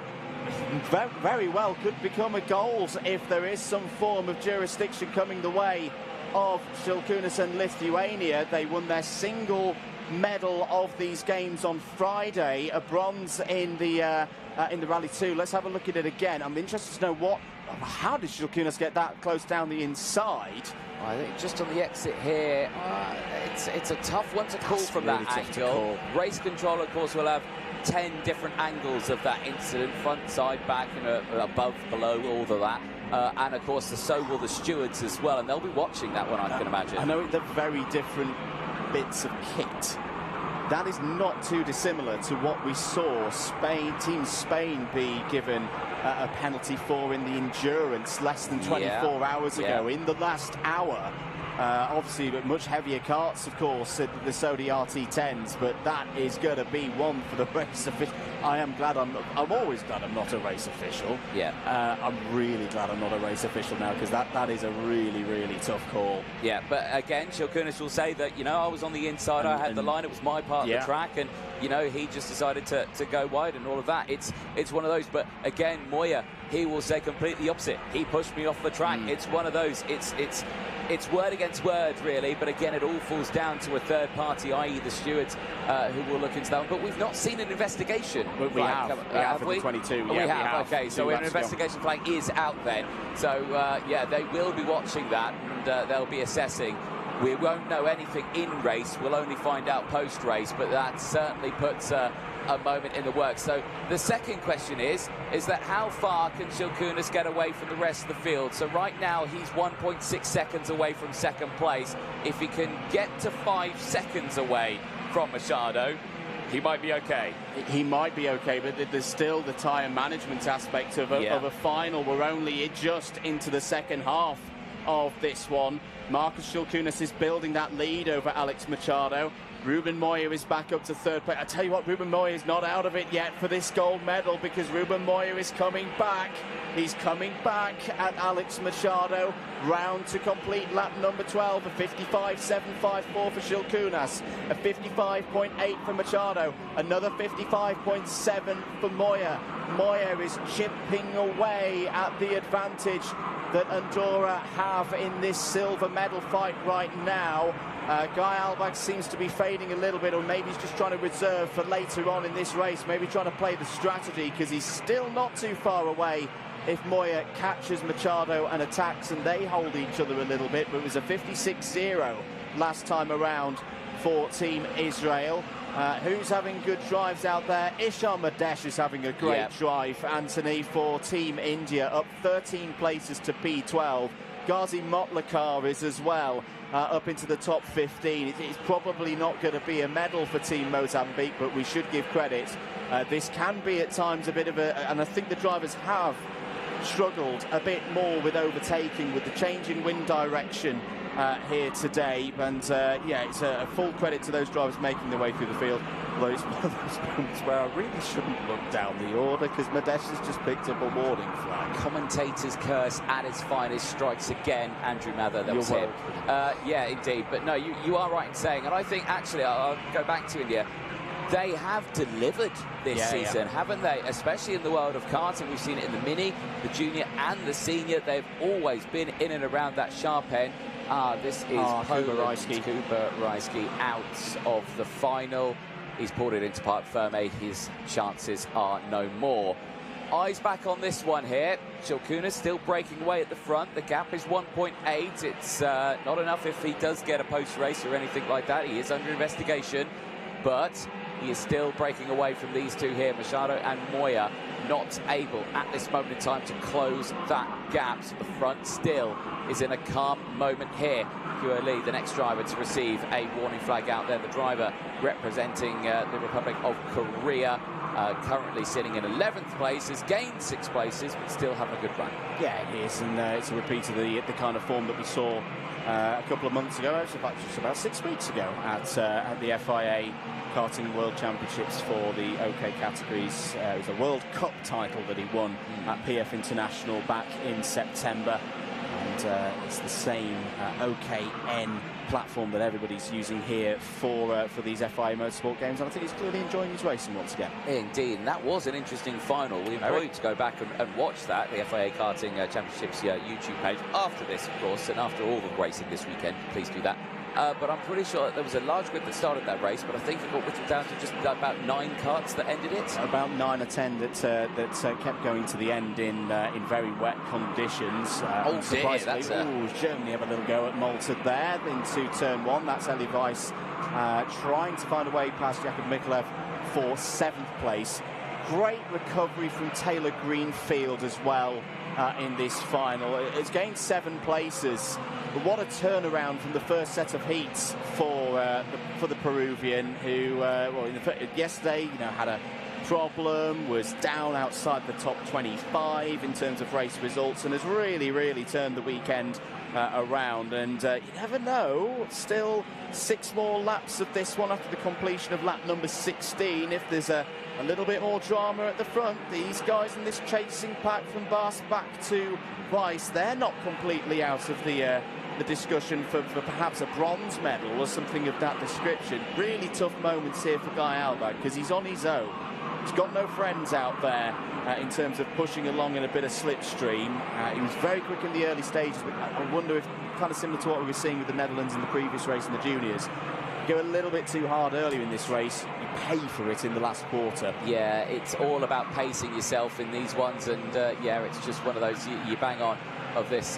Elia Weiss, though, is looking mighty fast out there, as we see a replay here. This is Marcus Shilkunas getting the move done initially on Alex Machado of Andorra, gets it through the inside. That was a nicely timed move back earlier on. But yeah, no, you are correct in saying pushing too early can certainly have a detrimental effect. Pushing later in the race, though, after you've got it into a good position, usually ends up with a good result. And I think that's what we're seeing here from Elia Weiss, who's currently there in P8 and is now pushing through. Defensive goes Roberto Bass. That gives the green light to Elia Weiss, who sends it down the inside of Jakub Mikulev of Malta and moves up into P7. That was one of those moves as Weiss goes through past Bass. This is all getting a little bit tight out there. Weiss does very well to keep it within track limits there. The gravel is waiting for anyone who runs a little bit too wide here at the Aspar circuit. That move on Mikulev was one of those of like, I'm giving you an option here, Jacob. Move out of the way or we're not going to finish this race. Now, intriguing situation, Anthony. Machado set the fastest lap of the race last time around, a 55.550. Moya has responded. on this lap and has closed the gap to 0.1. And either way, these guys are going to fight, because it's either going to be for a silver medal or it's going to be for a gold if there is a penalty coming the way of Gil Kunas. They're two very experienced racers. Alex Machado has won many a race on the international stage. Personally, had the pleasure of watching him race for 5 years, and he is, in my book, a very underrated driver. He is showing his skills here this weekend in the FIA Motorsport Games. Can he hold off, still, at the moment, the undefeated Ruben Moya? Exactly, and again, continuing to push that one along. Race, like you're saying, is coming to a close. It is those dying stages now, and this is where you start to think it's make or break time to get that last position. And well, I think we're going to see that here from both of these two drivers. Machado's going to make it or break it by pushing as hard as he can now in these last few laps. The same for Ruben Moya. This was the moves further along. That was Elia Weiss getting down the inside later in that same moment, having a very close one, because then wide would go the Netherlands, and backwards would go Roberto Bass. And then this one here, kind of like a ping pong, first into the back, then into the back, and then yeah, it's kind of a front backwards forwards bit there. So very strong moment. That Sweden out of contention. It is Leo Nilsson out of this final in the dying stages. That is a huge, huge disappointment for Sweden. It is, I'm afraid. It's not been the kind of weekend that Leo Nilsson would have wanted after a decent run in the European Championships earlier on this year. 2 more laps to go then. Gil Kunas still leads on the road by 1.5 seconds now. An interesting thing has happened in terms of Gil Kunas' pace here, Anthony. And it's a very big if, ladies and gentlemen, there was to be a 5-second penalty, which is the minimum level of post-race penalty that Marcus Gil Kunas could receive, and could is an important word in that one as well. He would now hold on to a bronze. He's got 5.2 seconds clear of Guy Albag for Israel. So Marcus Gil Kunas, I think he's still obviously got the big bearing down problem of Machado only being 1.5 behind, and Moya being 1.9 behind. But Marcus Gil Kunas could still be adding a medal, even with a post-race penalty, to the Rally 2 gravel bronze that Lithuania won on Friday. Yeah, exactly that. Well, we'll keep a close eye on this one as well, because those last laps were also looking a little bit interesting as we go on to the final lap of this race. It is lap 22 we are on right now, and the gap continues to just slowly creep down to 1.2, but Marcus Gil Kunas at this moment has it under control. Yes, he is under investigation. Yes, he knows that. He will have seen the notification on track, but he will defend that. He will say, no, it was my part of the track. Moya will say, no, it was mine. But it's all down to what happens afterwards. Marcus Gil Kunas, like you were saying, this is going to look like their second medal of the Games, but potentially their first gold medal. Lithuania, Marcus Gil Kunas, only one chicane to go in the sprint senior category, is looking to claim his nation's first gold medal. It is Lithuania for Marcus Gil Kunas, winning at the Aspar circuit in Spain. Alex Machado for Andorra claims the country's first medal ever of the Games, and again it's a question mark over it. Could he gain even a higher one than that? Ruben Moya for Spain, the undefeated, finally becomes defeated as he rounds out the top 3 and claims bronze for Spain. And Spain go into double figures in terms of total medals. What an effort from Spain here in these third FIA Motorsport Games. There is your provisional results. Marcus Gil Kunas, P1 on the road, 1.1 seconds clear of Alex Machado. It is at least a silver for Alex Machado, because Gil Kunas and Lithuania are under investigation. What an effort from Alex Machado. Ruben Moya will medal as well for Spain. Guy Albag, 4th on the road, 5.2 seconds behind Marcus Gil Kunas in the end. Taylor Greenfield, P5.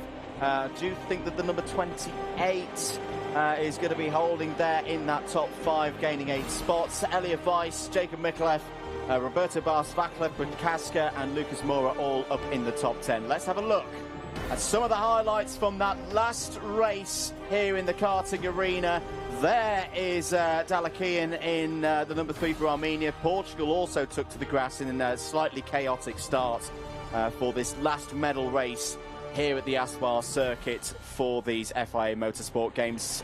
Anthony, it was all about survival in the first couple of laps. It was indeed, and unfortunately for Japan's Kota Tsuchihashi, unfortunately just getting caught out in that event. You can see him there trying to push it along in the 19, but you can see it's a kind of slight uphill fight there, and yeah, it just wasn't going to go. And unfortunately as well for Lebanon and the Dominican Republic of Habeika and Herrera also out of contention on those opening laps. You can see the live feed there from Park Ferme, Lithuania's contender there, Markas Šilkūnas at this moment, I think just in a controlled manner there at the front. But there, the replay still, these moments here, this is where it really starts to get interesting. That was a heart-in-mouth moment for the Lithuanian there. It was a heart-in-mouth for Moya, for Šilkūnas and for Machado. The driving between the two of them, very close indeed. That was a crucial moment for Machado, getting through past Albag. And this is the real crucial moment. This is the one where we still don't know. That is the moment where Moya in the gravel, after a side-by-side moment with Šilkūnas under investigation. Kuba Raisky would retire from the race after a tough 2024 international karting season on lap 14. That result isn't done yet. It really isn't. And, of course, everything that we say here is provisional. Great shots there from Park Ferme, really getting the understanding of the frustration. The Netherlands there also a relatively decent final in that one for Roberto Bas. 3 places gained in the end, does finish inside the top 10 in P8. But, again, for so many others, just falling down the order, and unfortunately for Sweden and Leo Nilsson out in the final stages. There across the line, Markas Šilkūnas takes the win. Nice work, Marcus, there, bringing home a gold medal for Lithuania in the karting. We're going to stick with the sort of junior categories, if you like, and go for an absolute gold rush as we catch up with all the finals over there in the Crosscars. Crosscar Mini, Final A, Race 2. And we have another chance for one of the drivers to maybe get his hands on the gold medal. Will this gold medal go the way of Beryl Hoekstra? Will it go the way of Hugo Fuertes? Will Fuertes be the 3rd Spanish driver to win a medal this afternoon in a Crosscar off-road competition? It remains to be seen. He just took the win in the Final A, Race 1. But the fastest lap went to Beryl Hoekstra. That's an interesting one, because in case of a tie, well, that's the fastest performance of the two races combined that can give the advantage to any of the drivers. Side by side, here we go. The light went green. Oh, and contact already. Watch out not to get yourself into the dirt and to go to a DNF at that early stage, but forcing his way through. Hugo Fuertes on the left takes Tim Spain again in the lead of that second final of the mini category. Whoa, what a start that was. It was a bit hectic, wasn't it? As you can feel that this is now or never for Beryl Hoekstra, for Hugo Fuertes as well. There's no room for mistake, no room for backing off just too much and maybe wait for the last lap to make a difference. This is now or never that the difference needs to be made. And for now, Hugo Fuertes just didn't let himself be impressed. Beryl Hoekstra just tried to hold down to a lead, but Fuertes just fought his way through, back in the lead, clipping the curb a little bit. Yeah, the so-called curb with the dirt around the racing line, but banging wheels just a tiny bit on the outside of turn number 1. And as a result, Hugo Fuertes has been able to build himself a bit of a gap, 1.4 seconds as we enter lap number 2. Now it's down to Beryl Hoekstra to try to refocus on the task at hand. The gap has been built, but there's still time in that final to try to switch those positions to at least give the leader a bit of a hard time to try to get close as much as possible out of turn number 5. And you can hear some, hopefully for you guys as well, on the streaming, the shouting, the cheering up for that young driver from Spain. We've had medals so far for Spain, leading the table of medals 8 medals so far in total. Will this be gold medal number 6 for Spain on soil? A la casa for Hugo Fuertes. We're not there yet. Let's not put any pressure any more than he has already on his young shoulders for the current leader of the mini category in Crosscar. Lap number 2 completed. Here we go into lap number 3. And the gap has been again extended 2 full seconds now for Hugo Fuertes. If it stays like that, it's no longer down to any lap time performance, down to the track result. And Hugo Fuertes, if he keeps on going like that, will be the third driver from Spain to bring a medal home.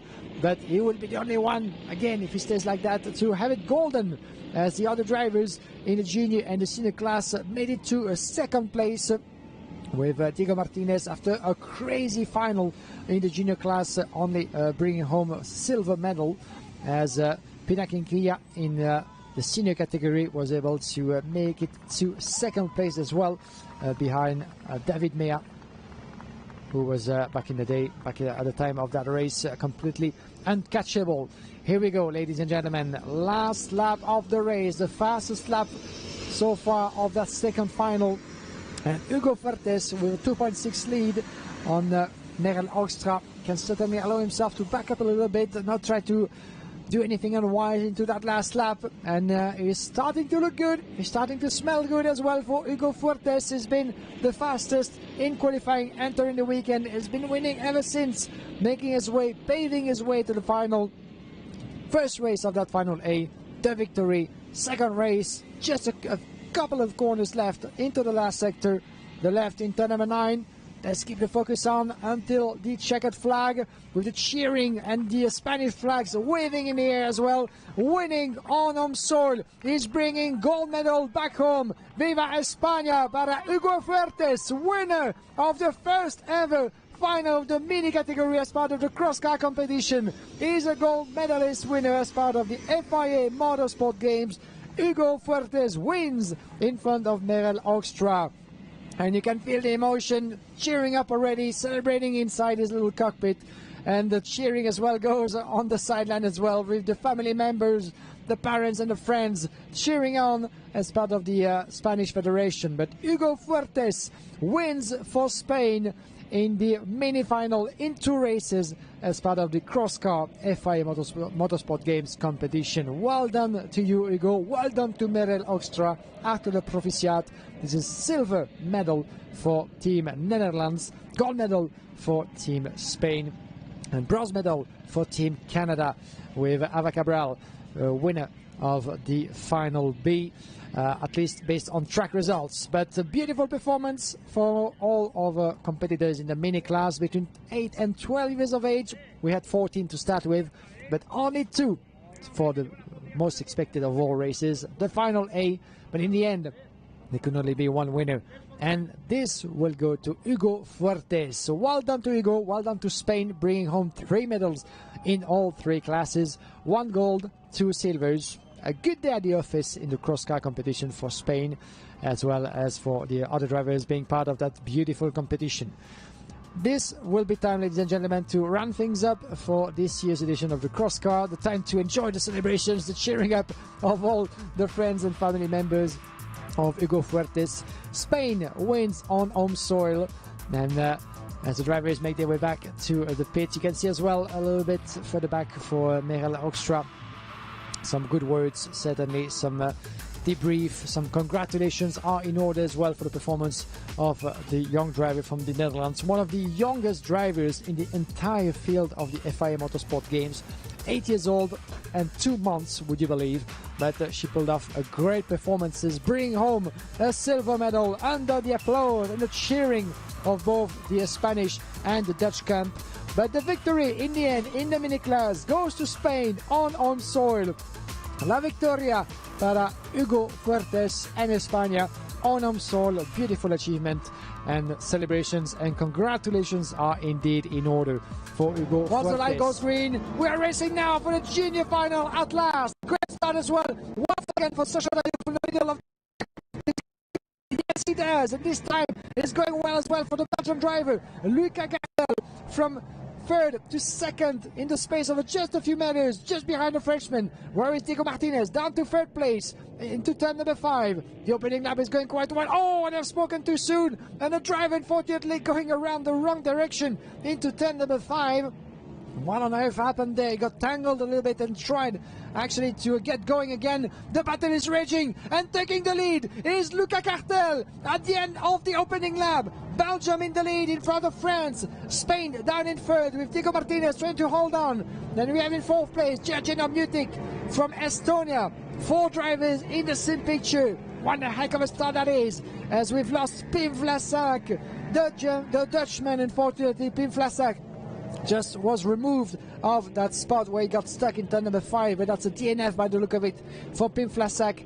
That's quite unfortunate. He was one of the drivers involved in that big incident in turn number 9 in the first attempt of a final, and unfortunately he got stuck a long time, got back on his wheel, and that's another DNF. Certainly a day to forget completely for Team Deutschland. Now, another lap completed. Luca Cartel, he had been tangled in turn number 1 with another rival. Somehow, thanks to that big coming to... Oh! Is that... Oh, I thought for a minute it was France, but unfortunately, Vasilios Iliopoulos, technical problem, unfortunately, for the Greece driver. Vasilios Iliopoulos is tumbling down the order. Technical problem, and another driver having to go through DNF into that junior final, led by Luca Cartel. Nothing to worry about so far, no incident whatsoever. He just took the lead brilliantly in front of Sacha Dayo, who lost the second place to Diego Martinez. Spain is back in second place. France down to third, under the pressure of Estonia, with JJ Normutik trying to give the Frenchman a bit of a hard time outside of turn number 1. Lap number 4 out of 7 for the juniors. Look at the battle raging into turn number 4. Watch out for the hairpin. Cartel first, Martinez second. Still the Frenchman down in third place, under the pressure of Mutic. Then we have Luca Neumeyer and Bernardo Beatty as well, 5th and 6th respectively. Further back as well, this is the unfortunate driver, Vasilios Iliopoulos, who's going to have to get back to the pit in no time, otherwise he's going to find himself as a back marker. Yeah, 1 lap down. And yeah, you can see him on the outside of the racing line. He keeps on going, actually, Vasilios Iliopoulos, unless his car comes to a stop at some point. As in the meantime, Luca Cartel is pulling away. Oh, and that might be one of the reasons why there was something wrong going on with Vasilios Iliopoulos' cars. If it's that indeed coming from his car, unfortunately. Oh, and one driver rolling over one driver in turn number 5. Big incident over there. It seemed that, from my perspective, it just did it on his own, unfortunately. Oh, and Martinez is in trouble. Diego Martinez just went for the mistake. Disaster for Diego Martinez, one of the favorites, the local hero, just made a mistake as we were entering the penultimate lap. Disaster, another one into that crazy final. Martinez is out, by the look of it. He's still stuck into the dirt. The Greece driver keeps on going. Well, look at what we have. Red flag is being waved. Wow, wow, wow. Yeah, to a point, it was becoming way too much dangerous with that piece of metal, one of the tubes coming from one of the machines, potentially from Vasilios Iliopoulos, but it remains to be confirmed. But yet another red flag. 2 junior finals, 2 red flag, and that does mean at some point that we've been through 5 laps completed already. We were in lap number 6, the penultimate round of that final. The race just came to a red flag, the time certainly for the track to be cleared, and we have, don't forget, one driver in a very, very precarious position, rolling over in turn number 5. Didn't get to see who it was, but I think it might have to be Thomas Prigliasco from Argentina. We had lost Pim Vlasak. Vasilios Iliopoulos is still with us in that race, but going through some difficulties as well. But I didn't get to see who was the driver who got rolled over, getting onto one of the side of the track and doing that on his own by the look of it. But that was a pretty hectic, a pretty frightening incident there. But I guess that's part of what off-road racing and crosscar are all about. Sometimes with that amount, that height of a fence on the side of the track, this is what can happen sometimes. But for the time being, the race has come to a stop, as we're gonna need as well, yeah, the truck and the officials, the marshals are coming into action certainly for trying to get first Diego Martinez out of his misery. And you can see the drivers and the machines going back outside of the track. So at this point, the question is, we have the classification as for now, 5 laps completed by Luca Cartel, Sacha Dayo, Brian Lecanomeyer and Bernardo Billy. I do wonder if that final is gonna start again, since we've covered more than 75% of the distance. I don't think that there will be, in nowhere near, we should have a restart, and I think that it's very likely that we're not going to have another start to this final. Diego Martinez must feel certainly so frustrated with himself, so disappointed. A mistake into that turn number 9, at least from a perspective that looked like it very much, as he lost the front wheel into the dirt and got stuck, and maybe some mechanical trouble over there as it's trying to get out of the dirt. But some of his fans, peers and family members are watching from the sideline and trying to see, hoping for their favorite to try to get back onto the track, and he can't have any help from any of the officials. He's got to do this on his own, unfortunately, if he wants to keep on going with the cheers and the support from some of his rivals, checking out about the front suspension, checking out about the chassis, trying to get himself onto the track for now. Will Diego Martinez be able to get back into this race? We'll find out in just a moment. The gold medal winner from 2 years, David Mea, on the pole position on the left side of your picture. The green flag is waving. Sébastien Hennon, Jonathan Ilelami as well on the front row. And we're racing for the seniors. Green, green, green for the final of the senior cross car. Who will take the medal? And a little bit of a mayhem, and some of the drivers outside of the racing line into turn number 1. 7 laps to go through on the Horsepower circuit. Welcome along for the cross car senior final. David Mea, the winner of last year, of 2 years ago, gold medal in Marseille, the European champion, a French champion from Bretagne. He's the one certainly to look for. He's the prime favorite in that category. And a little bit of a moment for one of the Spaniards, Ivan Pina Chinchilla. The Spaniard went from P4 to P2. What a start and opening lap for Ivan Pina Chinchilla, up into second place in front of Sébastien Hennon, as well as Adar Melamed. Adar Melamed up to P3, and disaster for Sébastien Hennon, the Swedish driver. He was on the front row of the grid, finds himself all the way down to P5 only. Into turn number 5 they go. The battle is raging. You can see Team Sweden going around the inside. Sébastien Hennon upper place in front of Niklas Lukas Jensen. The battle is on. It's gonna be long. It's gonna be fierce. It's gonna be very tactical and straight to the point until the checkered flag. David Mea, Pina Chinchilla, Adar Melamed. These are the drivers. 1, 2, and now 3 crossing the line just in front of us. 4th place, Sébastien Hennon in front of Jensen. Ililami, Jonathan Ililami from Finland, Team Finland, all the way down to P6 only. He was on the front row of that grid. Disaster striking as well for the driver from Team Finland. Unfortunately, he's trying to keep up from Felix Bodelmeier, the German. Then we have Maciej Lakowski down in P8 in front of Joris Denis and Sahil Khanna. That's for your top 10 at the moment. We had 25 drivers, 25 nations represented, only 10 of them in the final of the cross car senior category. And David Mea, 2.1 seconds. Look at the Frenchman doing what he does best. A little bit of a contact. A slight error, a slight mistake from David Mea on the inside of turn number 3. Just kick the dirt just a little bit as the and mistake as well for Adar Melamed. Adar Melamed from Team Israel just lost it on the outside of turn number 5. Does that mean that the grip conditions not as much as they used to be? Certainly a couple of mistakes from one of the 2 favorites out there. Nothing to worry about for David Mea. Ivan Pina Chinchilla still in second place, very much trying to catch up as well. He still has 2.3 seconds, has run the inside.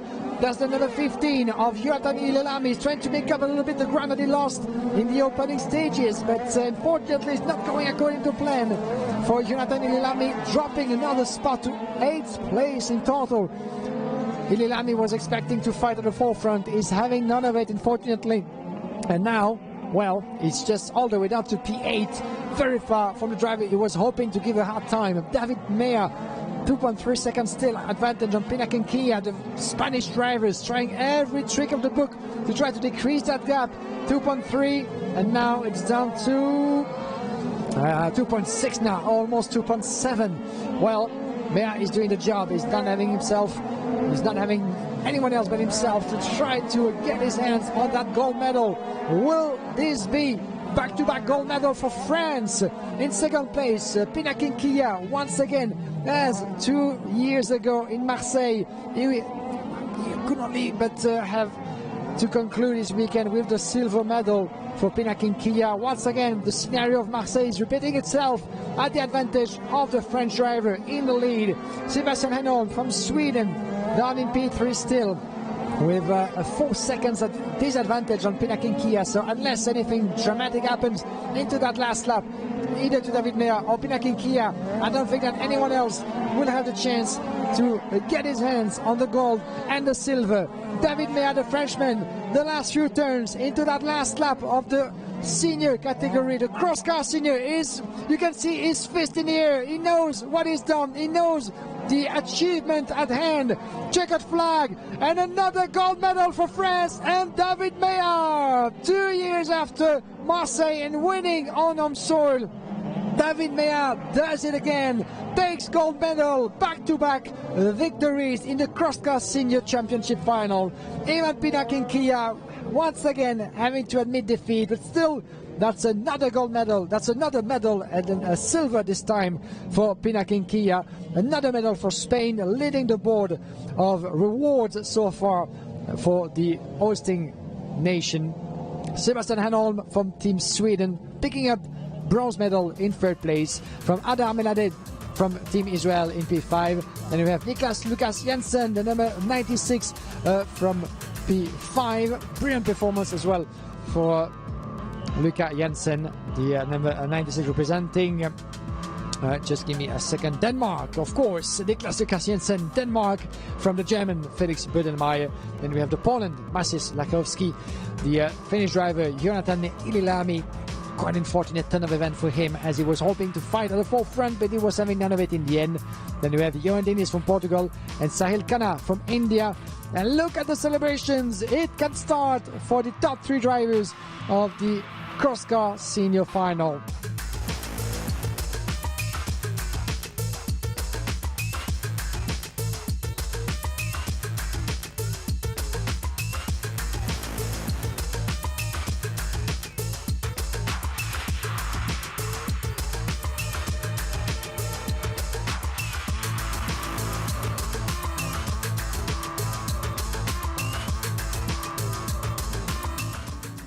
The cross-car category has quickly become one of my favourites throughout the motorsport games. So much fun to watch. From one of my favourites over to one of your favourites. Yeah, we're right above the drifting track, and what I love is when we arrived on Thursday, that was like a pristine car park, really. And look at the way they've laid down rubber in that perfect formation with their skill and expertise. I think it's time for us to catch up on everything that happened on the final day of drifting here at the Motorsport Games.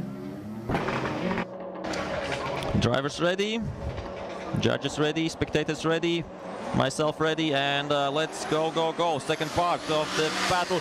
Kaderabek out front. We see Van Riel really closely at the first outside zone 1, outside zone 2 as well, putting up some pressure, so that's great to see. Kaderabek has to try to be faster to get away from Van Riel, because otherwise it will go into the favor of the driver from Luxembourg right now. A bit of a mistake, I think, chasing there during that transition from Van Riel, filling out that outside zone 6 by the Czech Republic. And a mistake there by Van Riel. He spins out, and that means Kaderabek has to finish just the run. Oh yeah, unfortunate there for Rohan Van Riel, because up until that point I think he was really playing the favorite in this battle, and yeah, one mistake and you've done a mistake, and that can be a really crucially painful mistake for Van Riel, as the judges will look at this pretty close to see if there was maybe some mistake from the lead, but I think the lead driver was doing everything all right, and yeah, okay, we'll drop the cone hit, but he was pretty smooth there, and at that point, yeah, Rohan van Riel got really close, and I assume he didn't want to hit Kaderabek's car and hit his car as well. So yeah, we will wait for the results, but I think looks pretty clear after these two runs.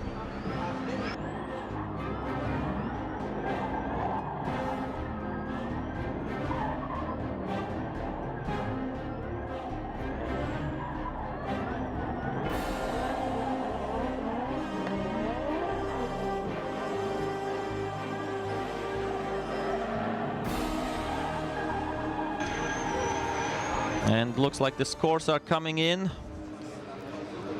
Who will advance to the top 8? Will it be Van Riel or Kaderabek, Luxembourg or Czech Republic? And the judges say Zdenek Kaderabek gets the win. Czech Republic advances on to top 8.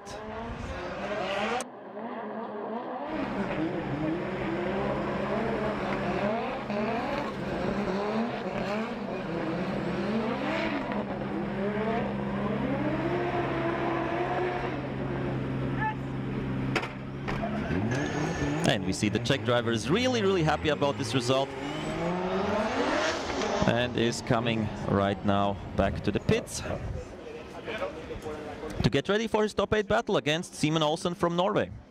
And we are getting ready for the next top 16 battle, which will be Poland against the United Kingdom, Jakub Przygoński against LV Edwards. I think this will be a nice battle to watch because previously LV Edwards was doing a great job against the Turkish driver Berfu Tumlu as Jakub Przygoński automatically advanced on to top 16 and now has his first real battle in this drifting competition. Let's see how they will do. Nice initiation there by both drivers. Really close is Edwards, really close to Przygoński, who missed his outside zone 1. Outside zone 2 was much better. Right now coming up through the inner clip to outside zone 4, and that is filled out nicely. Outside zone 5 as well. Pretty done by both drivers. Good transition by the driver of United Kingdom. Yeah, amazing lead run, and we see but that the chase is also close, really close, almost hitting each other there. Nice job there by Edwards and over the finish line. Good job there. That's what we want to see in these drifting competitions, putting up some pressure there by Edwards. And let's see it once again in replay. It was okay, the outside zone 1 wasn't perfect, but was okay by Przygoński, as Edwards was fully committed also from right from the first meters and maintaining this, yeah, half a car distance, even less proximity through the whole course, as yeah, Przygoński was doing what he's doing best, really precise driving and filling out all the outside zones. We see some left foot braking to get to that outside zone 8 in the end, and that's what a lot of drivers are doing. Of course, in the chase position, we see a bit of less angle there by Edwards. As we have said, that's a thing that the drivers are sometimes doing to get closer, to don't have so much risk while chasing. But here in the end, almost some bit of banging there, but nicely done by both drivers. Can't wait for the second part of this, when we will have LV Edwards out front and Jakub Przygoński following.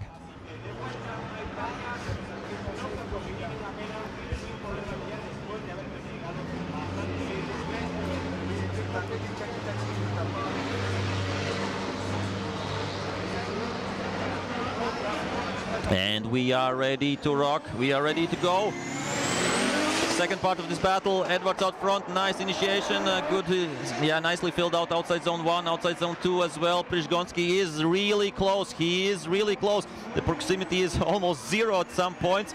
Nicely done this outside zone by Edwards as well, but Przygoński is closer. I think he is a bit closer than Edwards previously.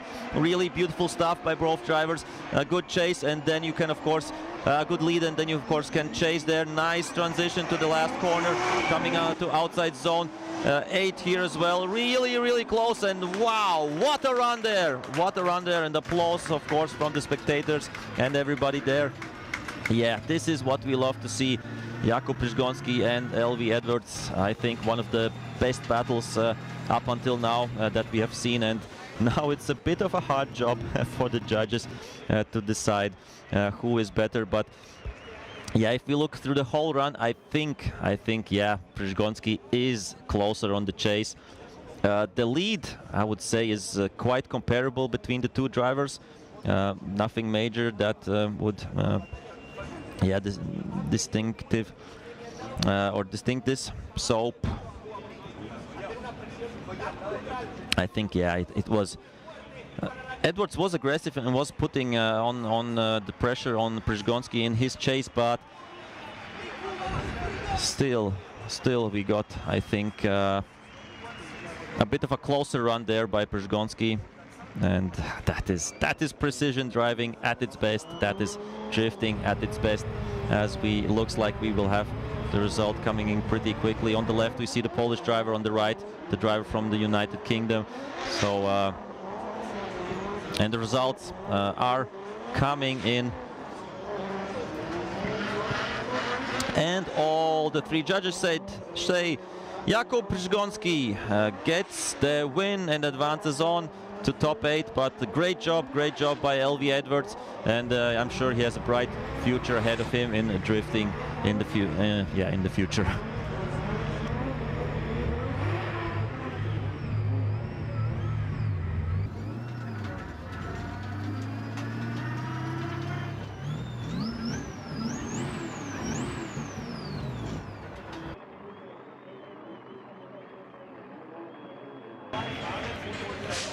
Okay, that's it for this battle.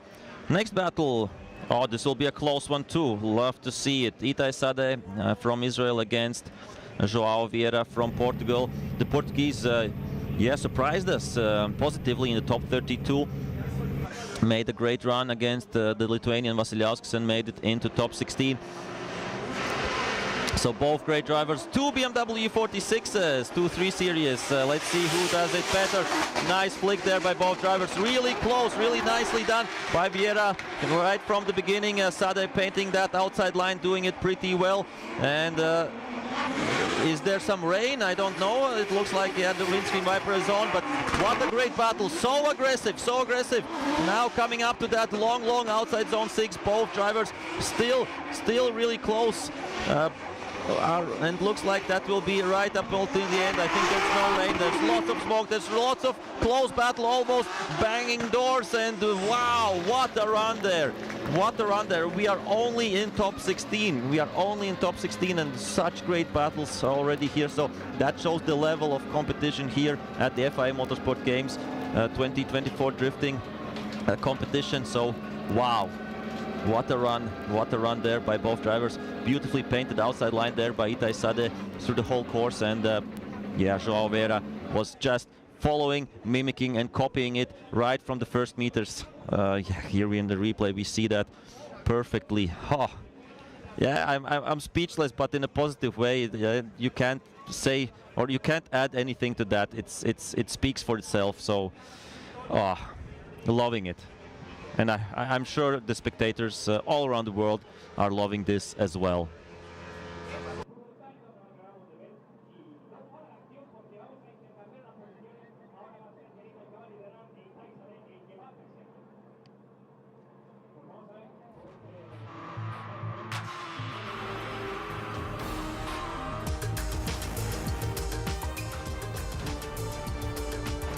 As we are getting ready, of course, for the second part of this, Itai Sade will be right now in the chase position. João Vieira will be leading, and knowing the driving of Itai Sade, this will be a close one. It's too early to call right now after the first run. We need a full second run, and let's hope it will be a clean one and we will see the best of both drivers out on track.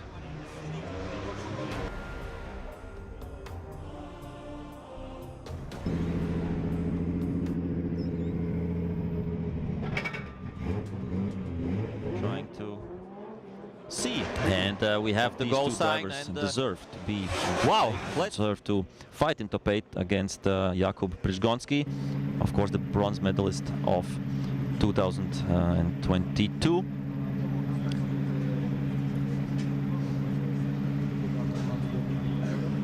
As we see, both drivers, yeah, they also don't know who has won this battle, and they are anxiously waiting for the decision to know if they will advance or if their competition is already over in top 16.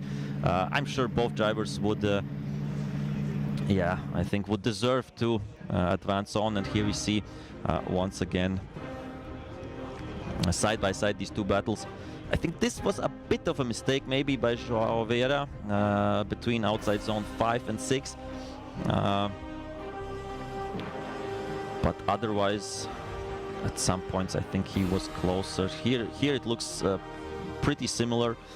So it's a tough one. It comes down to details. It comes down to details, and who is the best with the details? That's for sure the judges. And right now we have the shot that we usually have if we have a result. And okay, the results are coming in. The results are coming in as it's one more time. We go again, and I think that's a fair decision. And I'm sure we can, yeah, switch it quickly to David Callas to make a comment about this decision. So what we saw in this battle, first of all, it was great drifting. It was really pleasurable to watch.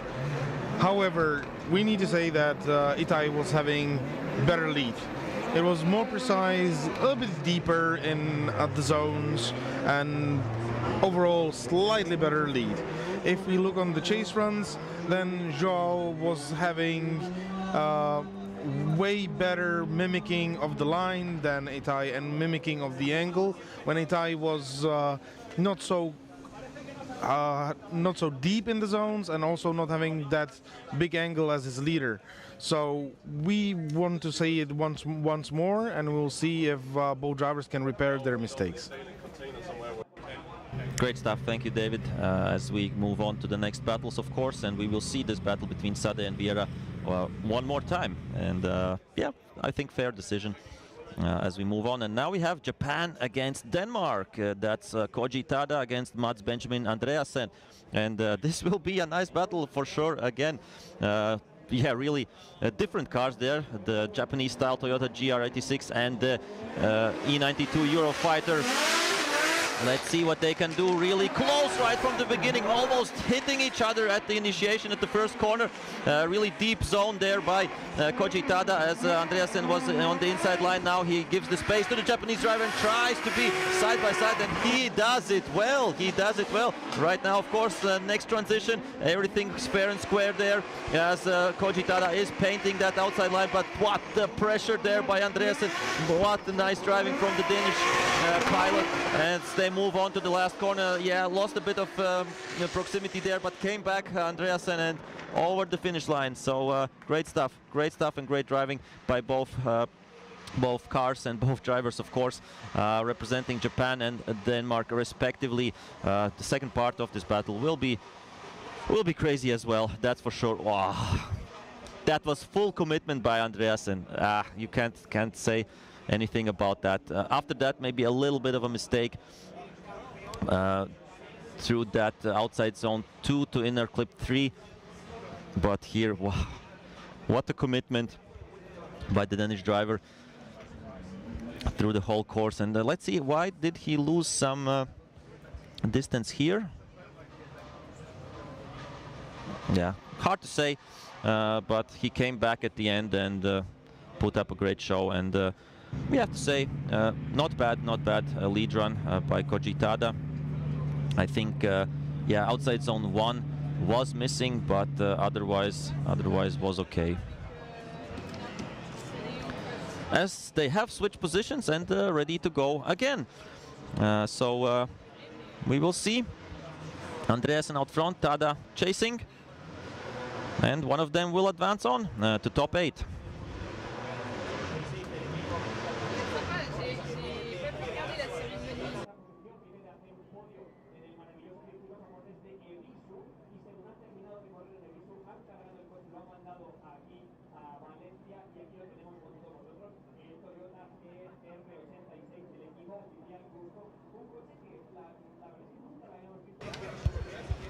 Looks like the judges are still thinking a bit about the first run. I think the smoke is cleared, and we will be getting ready for the second part of this battle. So many nations represented in the whole FIA Motorsport Games, 82 in total and 32 in drifting. So yeah, more than a third of all the countries that are here are competing in the drifting competition. So nice to see that. And let's go, second part. Denmark against Japan, Andreasen against Tada. Andreasen with a nice flick there and good outside line. Missing a bit maybe there, but now he is there on that outside zone 2. Tada is following quite closely, as lots of smoke coming from Andreasen's car. Now he fills out outside zone 4, fills out 5.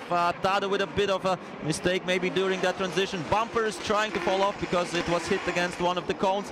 Let's hope that it will fall off and won't change anything there. Once again, one more cone, nicely outside zone there. Tada is up there and over the finish line. Woohoo! What a run there by both drivers.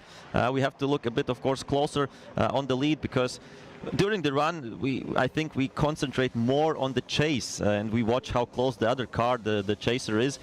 And then when we see in the replay the lead run, sometimes we see some new things. But here, yeah, he was committed at least with one wheel in that outside zone 1. Here, outside zone 2, yeah, also with one wheel only. So that's a bit of a mistake in the lead run there for Andreasen as he comes up to that outside zone 4 where he wasn't perfect. And here, yeah, I think in almost every zone he could have been a bit of deeper. Here he was a bit too deep, then he came out of that zone. Yeah, some mistakes here and there on the lead run by Andreasen, and we see Tada was fully committed to be alongside him through the whole course, and I think another close decision before us, that's for sure. And the judges will look closely at that.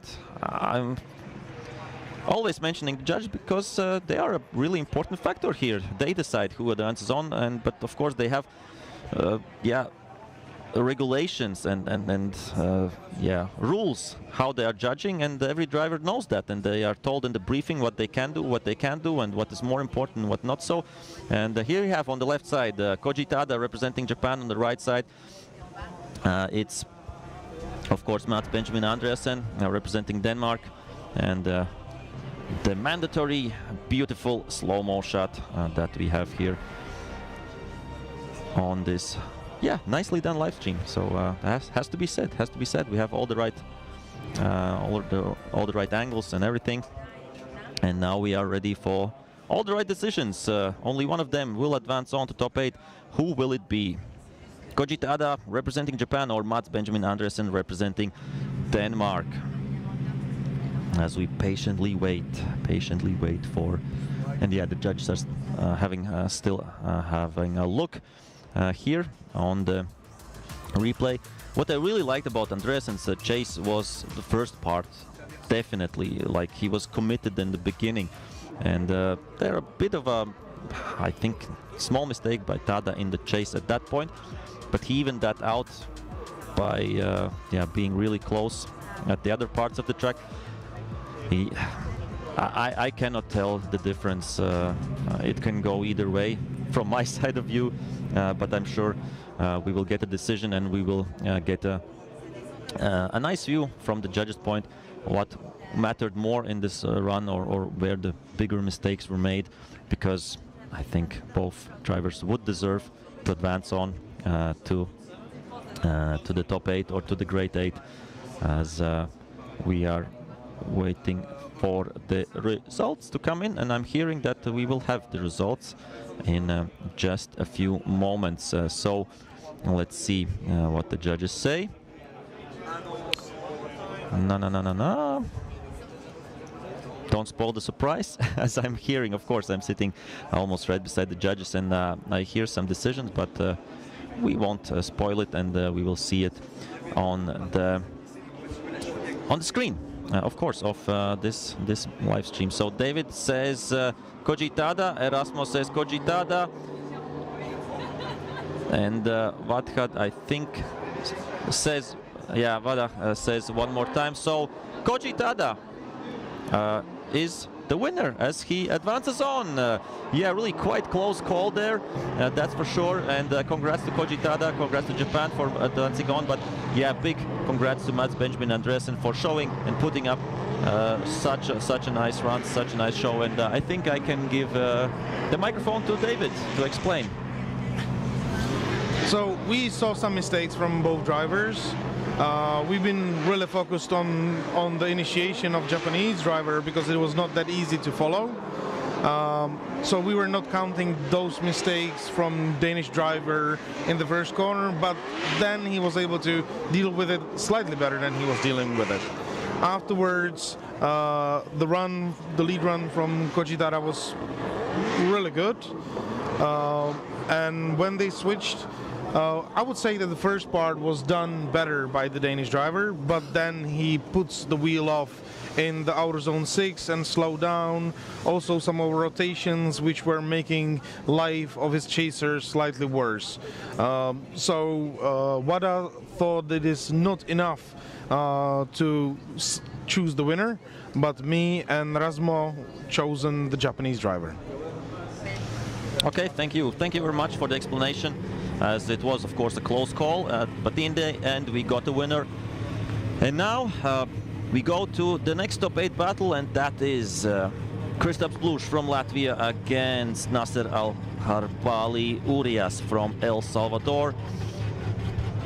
Blush will be in the lead position, and Nasser will be chasing, and then of course they will be switching positions. So great battle ahead, two really powerful and fast cars, and can't wait to see this one. The winner will go against up against Japan, up against Koji Tada, and let's go. We have the starting line, and they are accelerating towards the initiation. Good initiation, really wide line there by Kristaps Blush. We see that Nasser is following him quite close, really close battle right now up until this moment. As they move on to the next zones, outside zone 4, outside zone 5 is done by both drivers there. Nasser tries to hang on and is quite close, almost contact there, and there is contact between the two drivers, I think, during transition.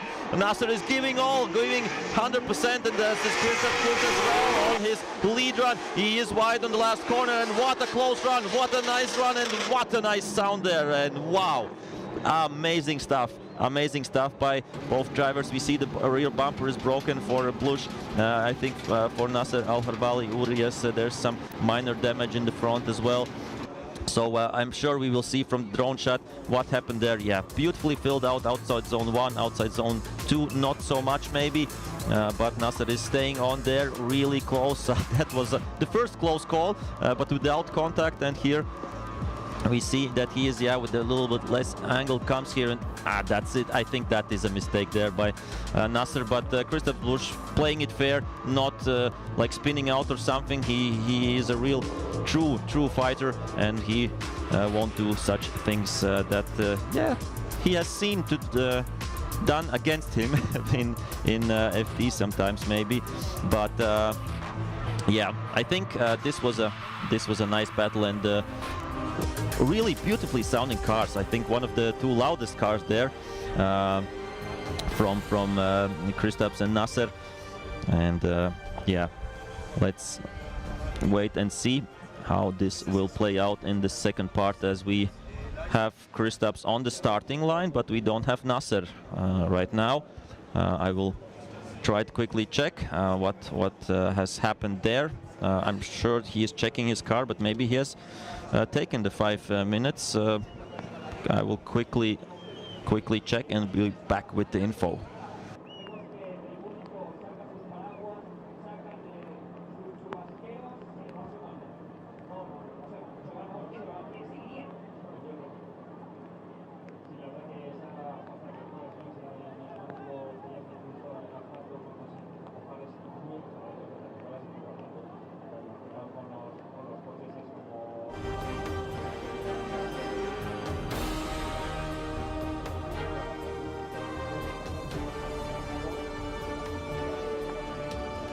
Okay, the info is that Nasser has taken off his front bumper, just to maintain it there.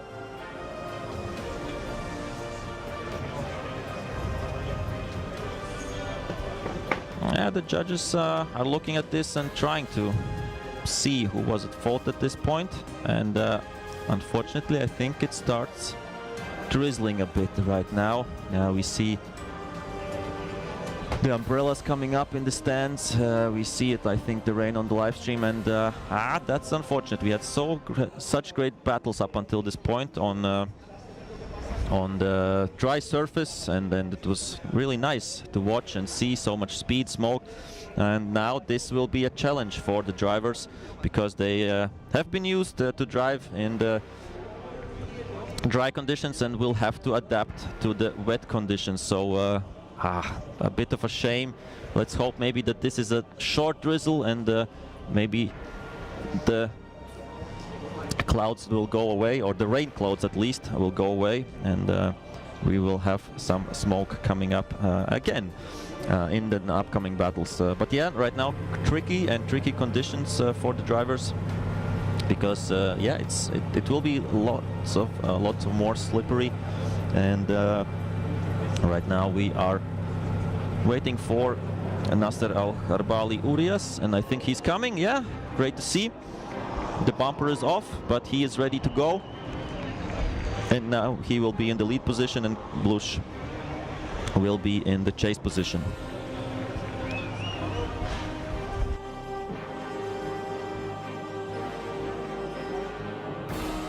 Yeah, the wind is picking up a little bit more as well. It wasn't hot previously, but it's definitely getting colder right now. But okay, tough battle right now. Both have to adapt. Nasser out front, Kristaps in the chase position.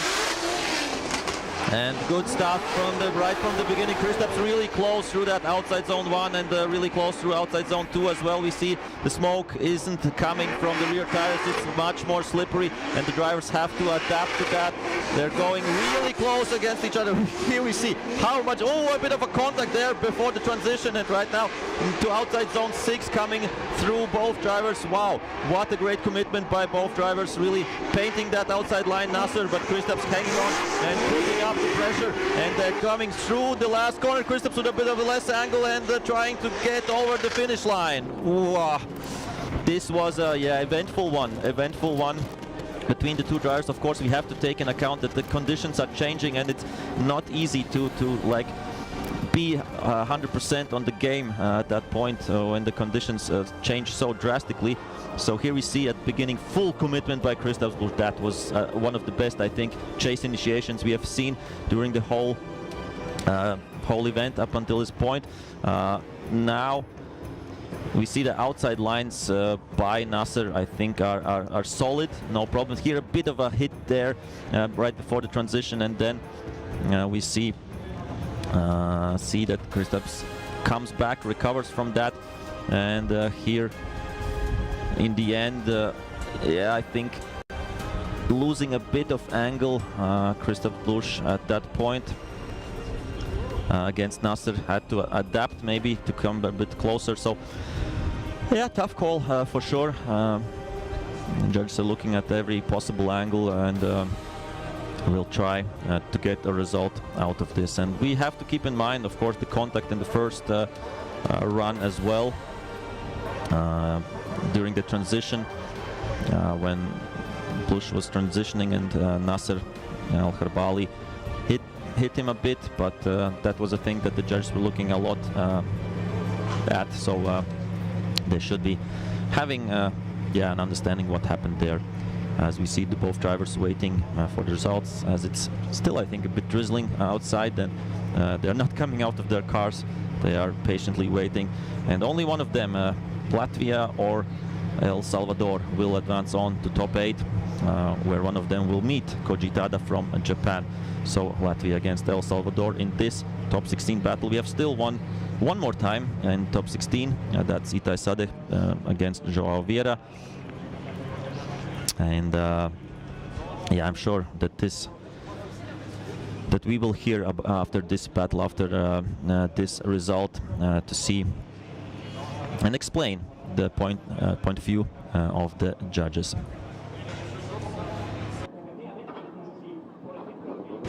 Okay, the judges will look once again at the side-by-side, so both battles simultaneously on the screen for them, as the next pair is already warming up their tires.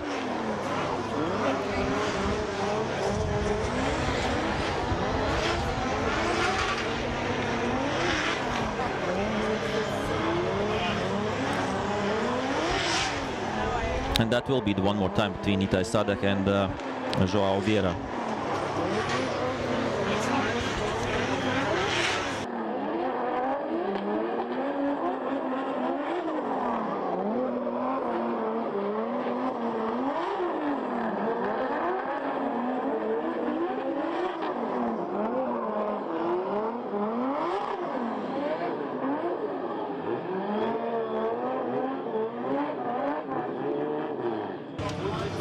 Yeah, it's definitely still raining as the windscreen wipers are on Kristaps' car. And here we see once again side by side these two runs.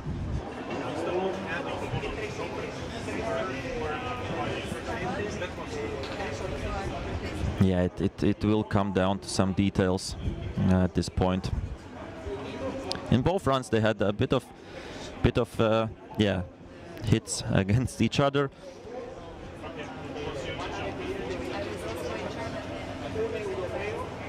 So yeah, really close, and let's wait for the result.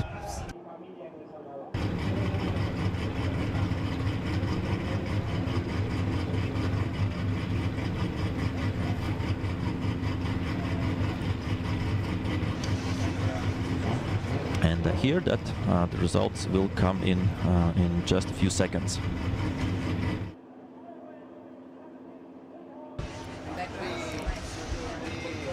Okay, the moment of truth for both drivers right now. One will advance, one will have to end the competition, and it's a one more time. It's too close to call. It's a one more time between Kristaps Blush and Nasser Al-Kharbali Urias, and I think, yeah, I'll give the mic to David to explain this decision. Yeah, it was not easy to decide this one. There was so many mistakes.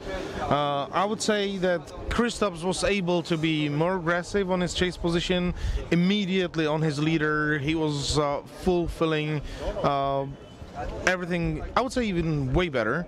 However, until everything went sideways, there was contacts, he was maybe even over aggressive. And if we go for the first run, there was also a contact which we blamed on the leader because he was on the wrong line and also pulling the handbrake in the orange zone a little bit too much than we would like to. So that was not possible to find the winner of this battle, and we need to see it one more time. Thank you, David. Thank you, David. Great stuff. And we will see them one more time in these, yeah, a bit drizzling conditions. It's still raining, but here we have another one more time of the top 16, which is between Itai Sadek representing Israel and Joao Vieira representing Portugal. Was really nice and close battle between these two, and was, yeah, too close to call. So we will have the one more time in completely different conditions. Previously they drove on the dry with lots of smoke, lots of speed. Let's see who of these two will adapt better to these wet conditions. So let's see. Of course, no smoke anymore, but still really close battles ahead, that's for sure. And yeah, it's quite difficult to adapt, but they are doing it really, really well. Itai Sadek painting that outside line right from outside zone 2, and Vieira is close as previously. Right now, next transition to that outside zone. Sadek, yeah, doing his outside line magic, doing his lead run magic, what he's done previously, but Vieira is hanging on really close, so no difference there in speed or tires or something like that. So nicely done there, a bit of a wheel drop, but still they are within each other, within a few feet, and wow, what a nice run by both drivers, and can't wait for the second part of this.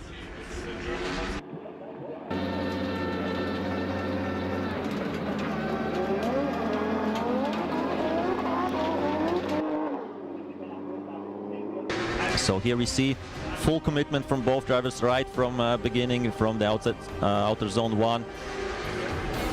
Nicely done inside clip. Yeah, It's a joy. It's a joy to watch these two battling against each other. Unfortunately, we will have to decide a winner. We can't look at these two all day long. So I'm sure it will come down maybe to this second run right now, when Vieira will be leading and Sade will be chasing. So great things, great to see. And yeah, the rain is here still, but the spectators are also here despite the rain. So nice to see that they love drifting so much, and they are fully committed to watch it out up until the winners and the medalists are decided.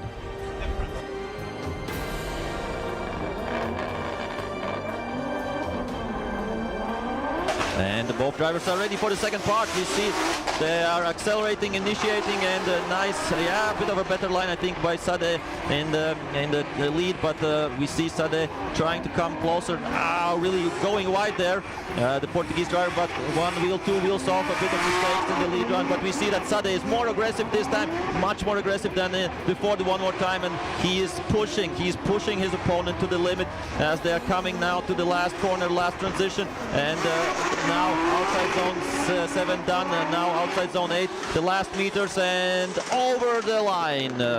What a great battle between Portugal and Israel on this one. Yeah, João Vieira, I think with a bit of too much mistakes in the lead run, and Itai Sade, yeah, stepped up his game in the chase when we compare it. We will see it once again on the replay here. So yeah, not the perfect line maybe at the beginning. Itai Sade was not side by side from the beginning, but he came closer, and yeah, did a great job on this. So wow, a beautiful sport, and beautiful runs from these two guys.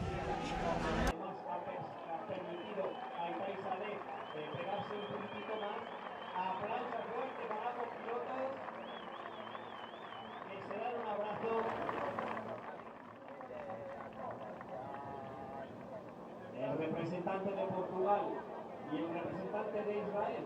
Es la primera vez que Israel trae a Itai Sade como representante en Portugal. Es la segunda vez que él trae a Benita Vieira.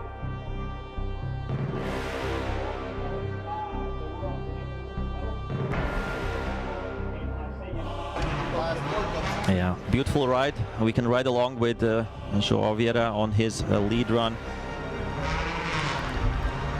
as we continue, and we are waiting, of course, right now for the decision here.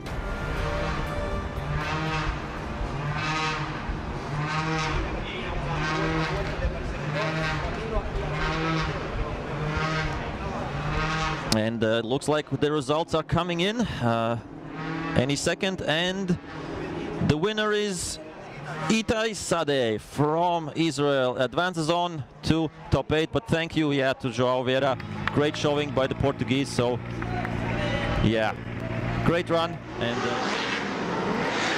already in top 8 we have Joachim Andersson from Sweden, Kevin Pesser from Estonia, Simon Olsen from Norway, Zdenek Kaderabek from the Czech Republic, Jakub Przygonski from Poland, Itai Sade from Israel, and Koji Tada from Japan. So these drivers are already in, and we are waiting for the 8th driver to go into top 8. Will it be Blush from Latvia or Al Harbali Urias from El Salvador? We will know that in, I don't know, 5 to 7 minutes, something like that, as the drivers are ready.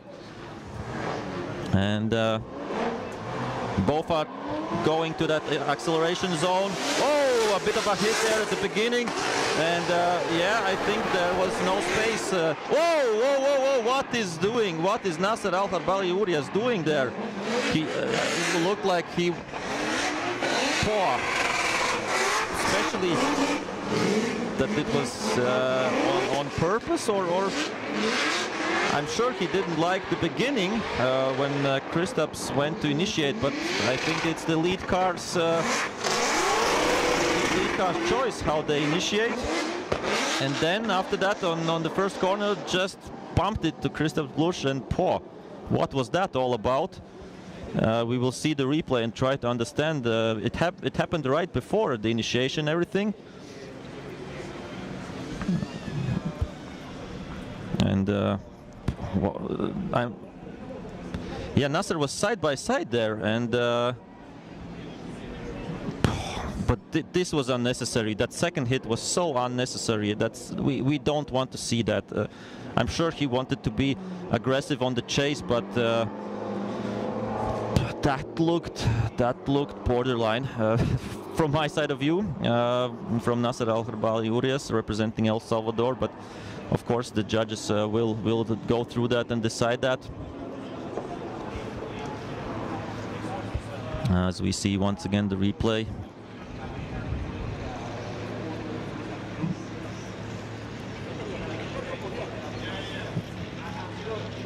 Yeah, this is after the second contact already. I'm sure the judges are looking through that, but I'm a bit speechless. I'm a bit speechless about what happened there on the track. Yeah. Okay, controversial. Controversial one more time here. As we have Christoph Blusch already on the starting line, and I think for the second run. Do we have Nasser there? No, Nasser not.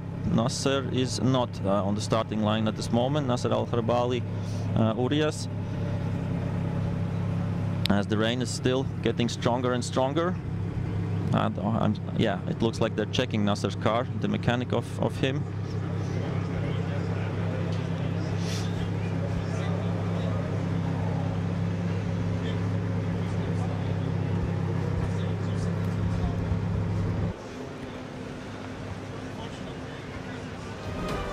And here we see once again that second contact on the first corner.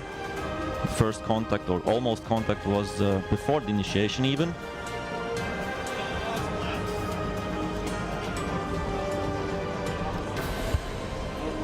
And yeah, after that hit, Christoph's like went off track and shut down his run, but that's completely understandable. So it was a big hit and it was right into the door, and yeah. Trying to understand what's happening now. I think they're checking Nasser's car still, as Christoph Blusch car was checked already and is ready for the second part of this tandem.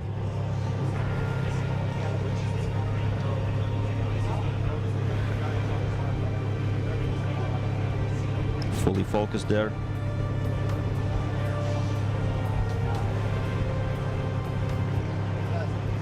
Okay, I will try to check and get some information what's happening. Why isn't Nasser on?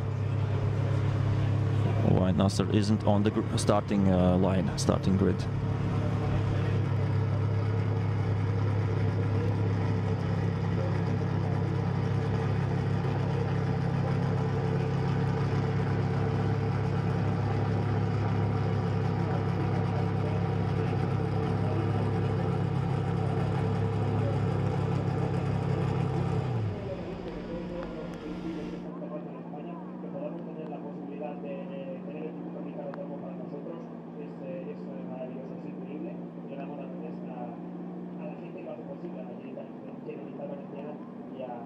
So we still see that the car of Nasser Al-Kharbali Urias is being checked.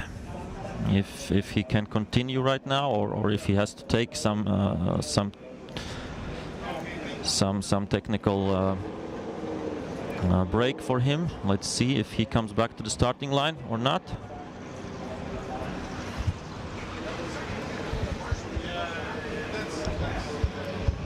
It looks like he's going back to the pits, and I will quickly try to get info on that.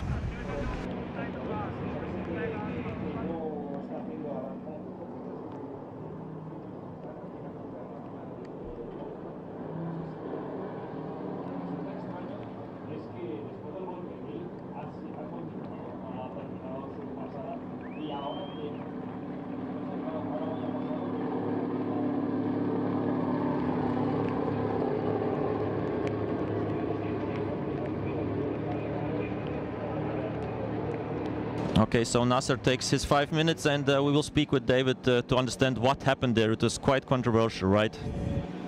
Of course. Actually, I would also like to know what actually happened there.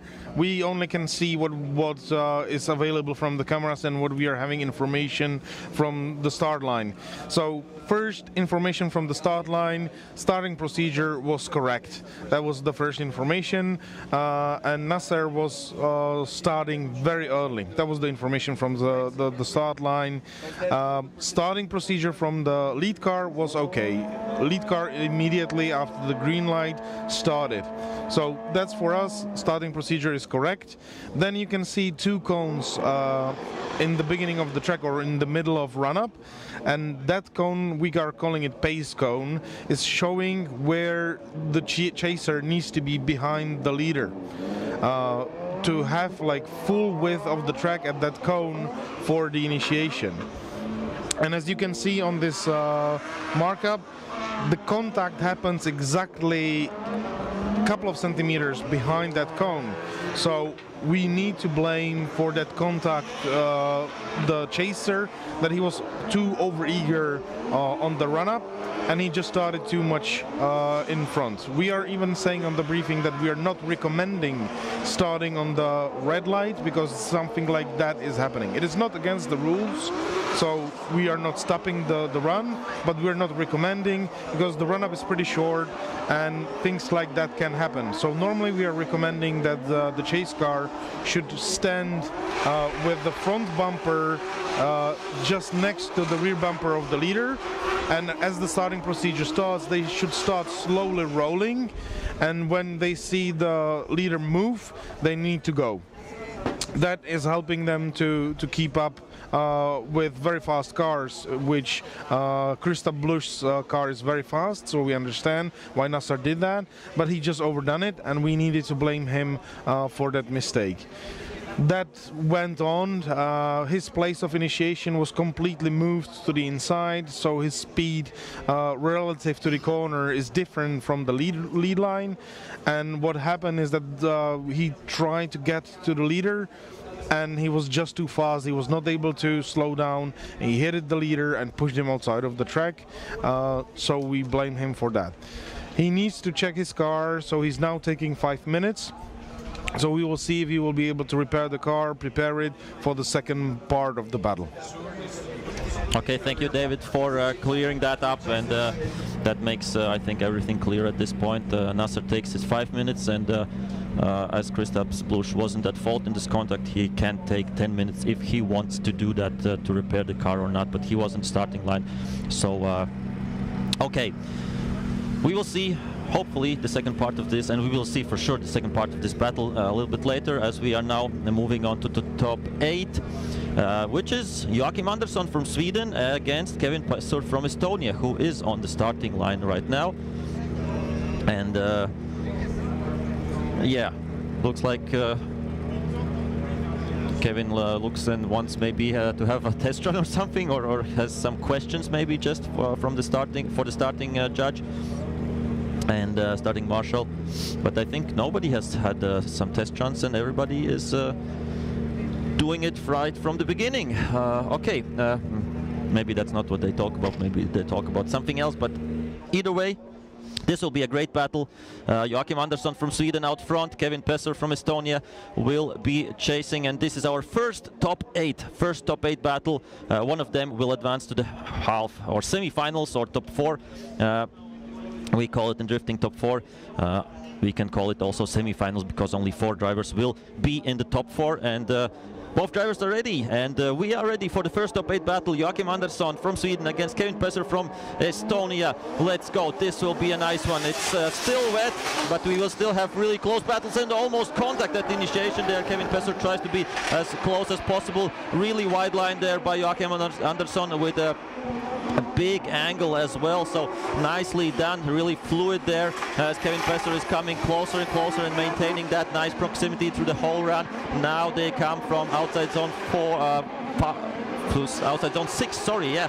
And really, yeah, still showing that outside line. Andersson, great job by him up until this moment, and Kevin Pesser maintains it close. Big angle there, really close. What a run there. Yeah, despite the rain, the guys are putting up a great show, and yeah, of course, a bit of the speed is lacking, smoke from the tires is lacking, but still such great car control on these slippery conditions. Wow, amazing to see. As we have here the replay, yeah, looked closer than it was in the initiation, so everything all right, everything good there. And of course, this is for both guys the first runs in these wet conditions, so they adapted beautifully, I would say, without any hesitation. And here we see this was, I think, one of the nicest parts of this run between them, when Pesser was just a few inches away, as he was here as well. And yeah, previously he was really deep. Had to correct the car a bit, Pesser, while chasing Andersson, and yeah, look how close they were at the finish line. So yeah, beautiful shots. I'm sure they already are back on the starting grid, switching positions, and now Kevin Pesser will be in the lead and Joachim Andersson will be chasing.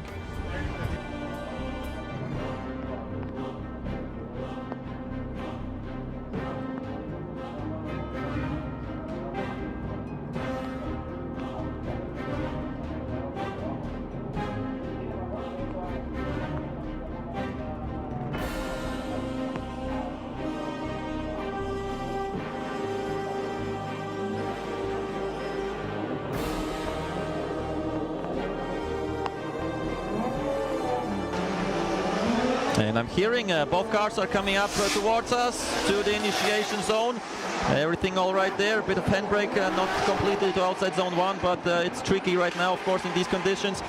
Windscreen wipers are on. Both drivers are trying to see as much as possible. Nice transition there. Yeah, Andersson leave the space there for Pesser, and wow, really close battle, as close as it was previously, and wow, both drivers doing a great job adapting to this, and we see lots of close action between Pesser, between Andersson, and between Estonia and Sweden, and wow, almost tapping each other at the end. What a run there. Beautiful to watch, and let's see who will prevail and who will move on to already top 4 from this battle.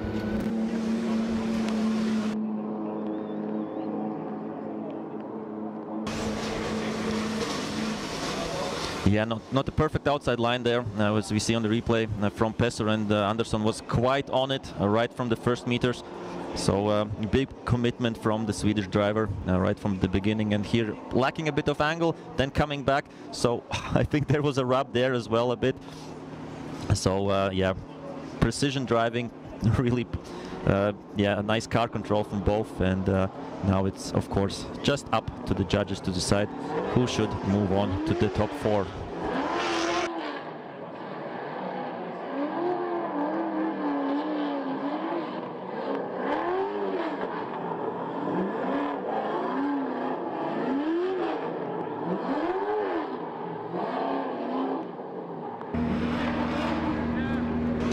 Yeah, despite the rain, both drivers out of the car. Joachim Andersson and Kevin Pesser both looks like smiling, and yeah, congratulating to their nice battles. But we have the results coming in, and who will be the winner? And the winner is Joachim Andersson. Joachim Andersson, Sweden, gets the win, advances on to top 4. But yeah, Pesser also doing a good job. So the qualifying winner moves through the battles and already in the top 4.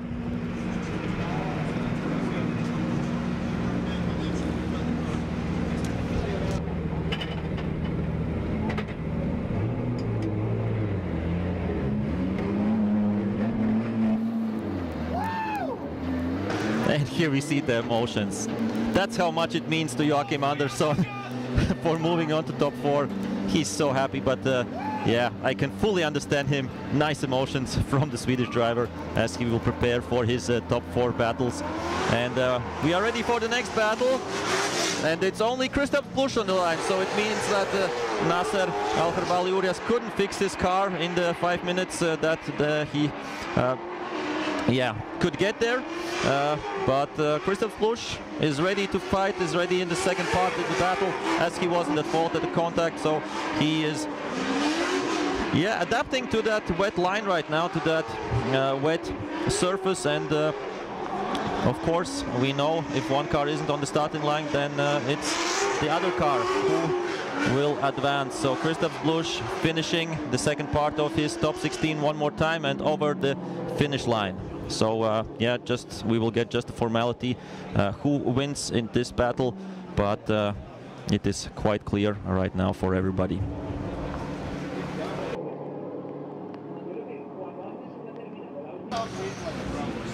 And if you look at the run itself, I think it was quite a good yeah, lead run at this point.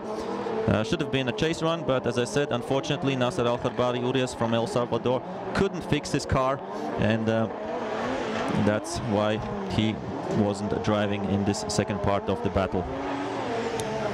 And we will have the confirmation right now that the winner of this top 16 battle is Christoph Blusch, advances on to top 8.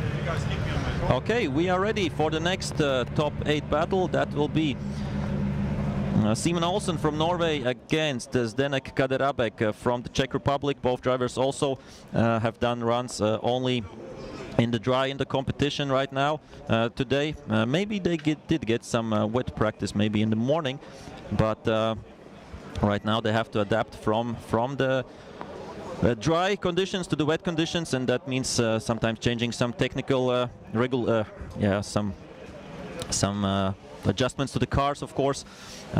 Let's see who has done that better. Simon Olsen, of course, with big experience, with great results in the previous years in different competitions. So Simon Olsen will be the lead car, and Zdenek Kaderabek will be the chase car. Norway against Czech Republic. Looks like the track is ready, and we will be ready for this top 8 fight. And yeah, one of them will advance to top 4 and come really close to the medals. Will it be Olsen or Kaderabek? And in the top 4 they will have to fight against the Swedish driver Joachim Andersson. So great fights ahead of us. Both drivers okay, thumbs up, and we are ready to roll. Let's see how this will play out. Right now, nice flick there by Olsen. Tries to get with the handbrake to that outside zone. Kaderabek will try to be as close as possible. Outside zone 2 is quite nicely done there by the Norwegian driver. Kaderabek tries to push, tries to hang on, and does it, I think, quite nicely at this moment. Beautiful outside zone there by Olsen, and you see it's getting wetter and wetter. The speed is not there from both drivers, of course, if we compare to some previous runs. But right now looks good. It looks good from both drivers, and now it's the time to push for Kaderabek. He slides a bit off track with 2 wheels and can't keep up 100%, but right now really close at the end. And yeah, wow, amazing that. Yeah, drifting still in the wet. Of course, the speed is right now not there, but you can appreciate the car control of both drivers in these slippery conditions with semi-slick tires. Yeah, they don't have, I don't know, special rain tires or something. They don't change that. We know that in other disciplines they have rain tires, but here they're driving with the same tires that they had on the dry, and that's why it's really important to heat them up as well. The good thing is, of course, that the surface is a bit rough. It's not a newly paved tarmac, so that's, I think, is the good thing right now. Because if it would be a new tarmac, then it would be much more slippery. So right now it's all about the precision, keeping it calm, keeping it cool, and that's what both drivers did, I think, in this run, as we see it on the replay. They're both back on the starting line. Now, of course, Zdenek Kaderabek will be out front, and Simon Olsen, who will be chasing in this run.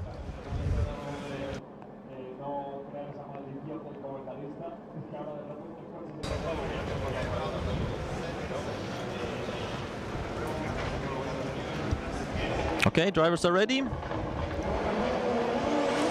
We as well. And off they go. Let's see what they can do. Nice initiation. Really wide line there by the Czech driver. That's nice to see.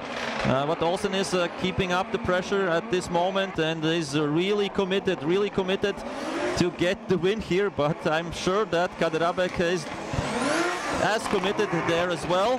One wheel there in outside zone 5 as we move on to the long outside zone 6, and Olsen is still there, still keeping it really close. Yeah, almost copying everything that Kaderabek is doing out front. And now to the last transition, now to the last corner, as they are going and sliding to the end of the finish line. And that's it for this battle. And we see that Simon Olsen is celebrating already after this run, so he feels that he did a pretty good job, and he did a pretty good job, as we see it once again on the replay. Yeah, 2 wheels off there for Kaderabek. It was a bit too deep. Of course, it's hard to judge right now with these slippery conditions, but I think still solid job. Olsen really maintaining that proximity through the whole course, and we will have a result, I'm sure, after these 2 runs. And yeah, the chase, of course, I think both runs a bit better by the Norwegian in the chase. In the end, we see how close he got. So yeah, a joy to watch these 2 drivers on track.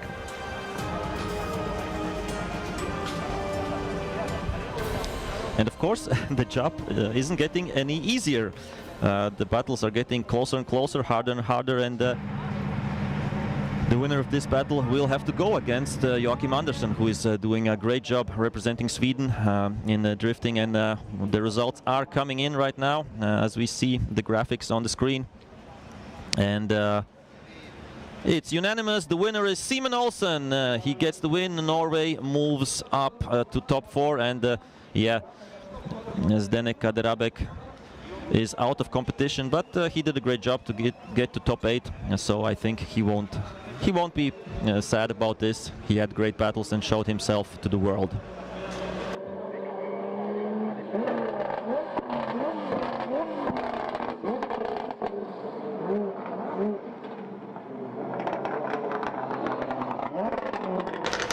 So yeah, we will have a Scandinavian battle there. Sweden against Norway, Andersen against Olsen.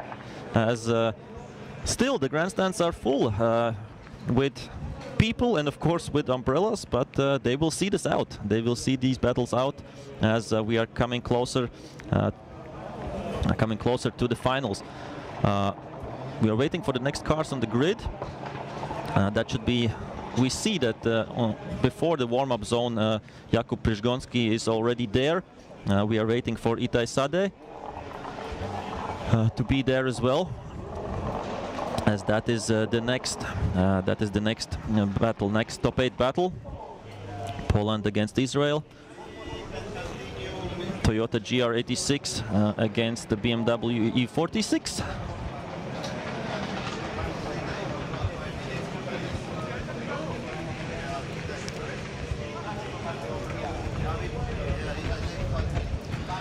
Okay, so the information, came in as we right now know that Itai Sade took 5 minutes, so this technical pause to check the car to fix something, and that's why the next battle will be The next top 8, Koji Tada from Japan against Kristaps Blush from Latvia. So Jakub Prižgonski will have to wait for his opponent, and we will move on to the next battle to keep the things running as we are getting closer and closer to the medals, to the grand finals, to the final, and of course for the battle for 3rd place. That will all come up as we right now need one top 4 battle we have already. That will be Joachim Andersen against Simon Olsen, and the second one, let's see who will be in the top 4, as we see also in the before the warm-up zone. Koji Tada is there, Kristaps Blush is there, so I think there's a chance to get this battle running in just a few moments.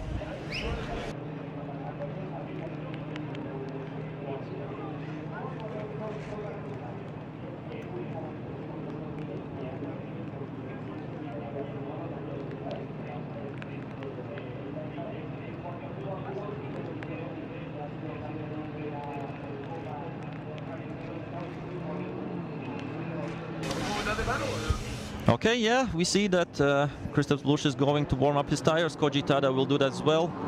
Koji Tada had a higher qualifying result. He was 3rd, that's why he will be in the lead at the beginning.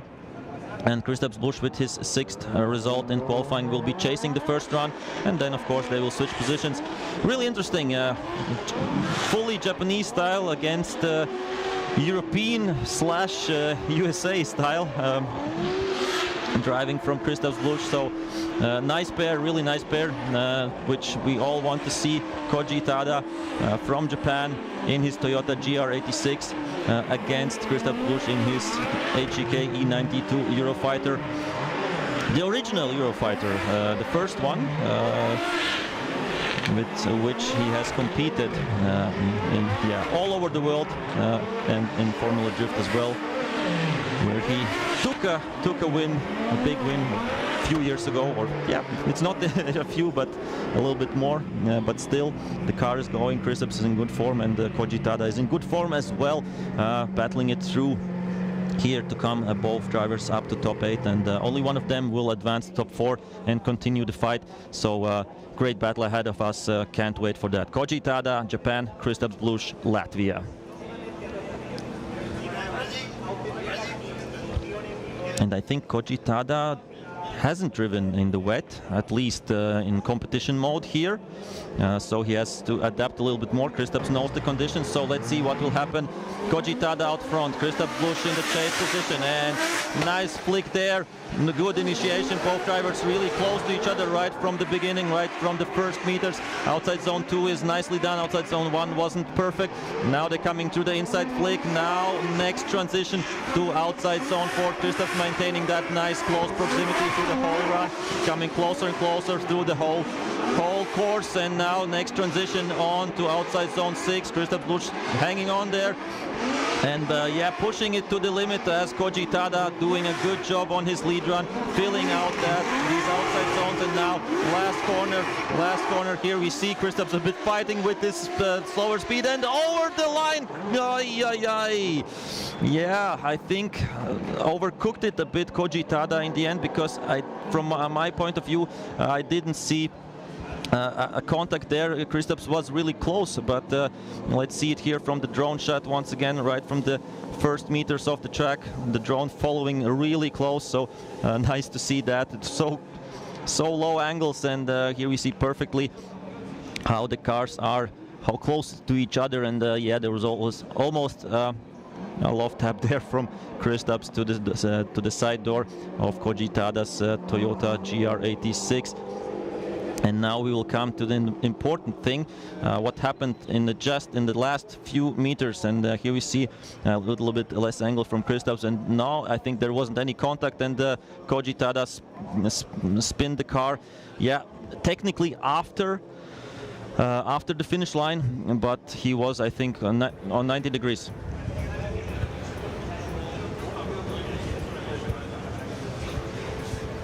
Okay, yeah, so in the rules it says that you have to be controlled over the finish line, and that wasn't the case in when Koji Tada did this. So So yeah, that was a mistake in the lead run by the Japanese driver. Now they have switched positions, already ready for the second part. Christoph Busch out front, Koji Tada will be chasing, and now the first corner. Yeah, not perfectly on outside zone 1, but they're getting to outside zone 2 there pretty well. Koji Tada is really close, pushing on that pressure. Yeah, we know this Japanese close style. Right now, Christoph Busch painting that outside line, getting through the outside zone 5 as well. Now coming up to 6, and yeah, Koji Tada, a bit of a mistake. I don't know why, maybe because of some adjusting there. Christoph Busch, the next transition, and they're coming to the last corner. Koji Tada can't keep up, and a bit of a distance between the two drivers, and they're over the finish line. Yeah, really eventful battle between Christoph Busch from Latvia and Koji Tada from Japan. Ooh, yeah, let's see on the replay what happened there. Wasn't perfect outside zone 1, but outside zone 2 was much better. And here we see Koji Tada, I think, hits a little bit Christoph, so that's why the cone flew off.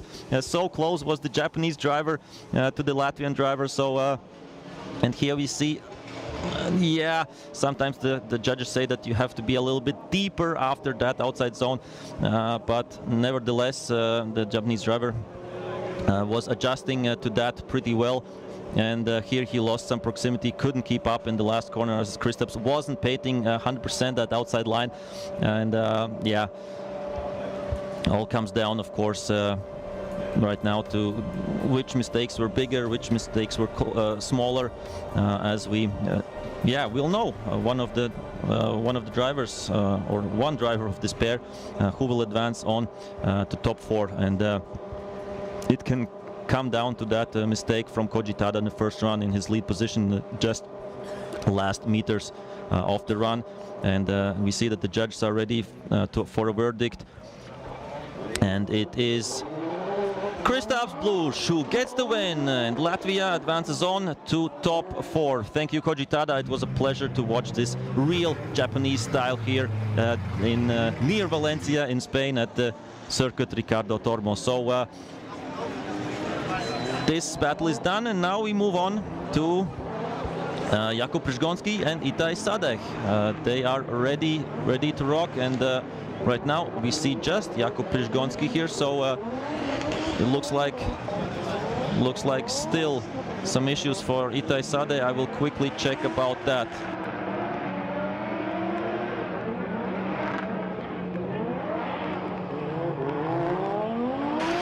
So yeah, the unfortunate news are coming in that Itai Sadek's car couldn't be fixed, unfortunately, and he is out of the race. Oh, such a shame for the youngster from Israel.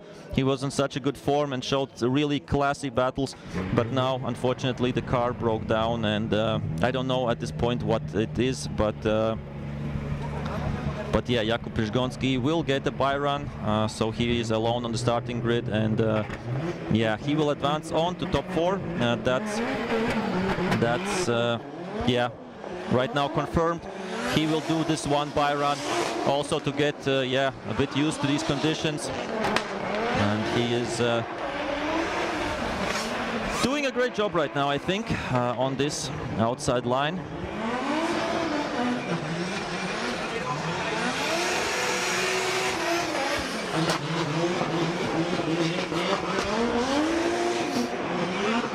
So yeah, one GR86 lost in top 8, one GR86 gets a win automatically, and we have right now,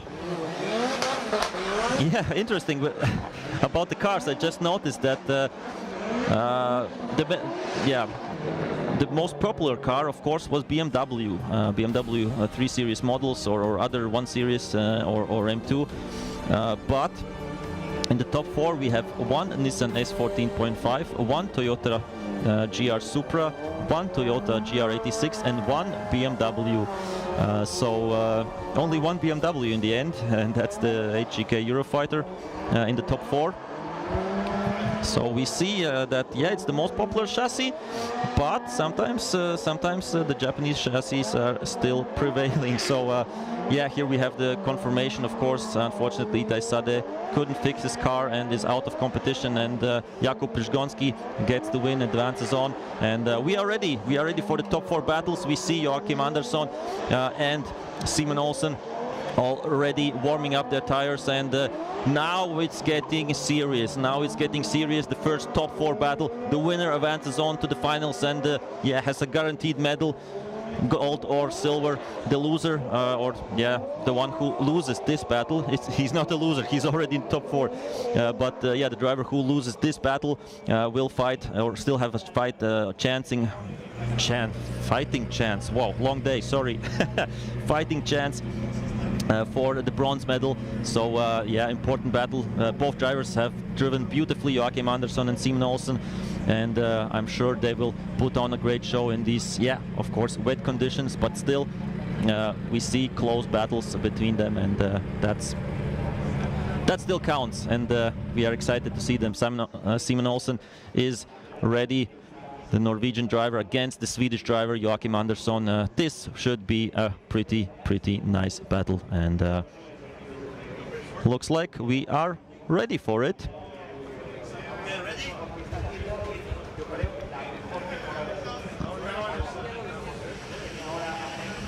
Yeah, the starting judge checking if both drivers are ready, and then just giving the signal. So let's go. Let's go. This is it. Top 4. Top 4 is beginning. Andersson out front. Olsen chasing. Nice line there by Andersson, overcooking it a bit with 1-2 wheels off. Olsen keeping it close, keeping it calm right now through the first corners.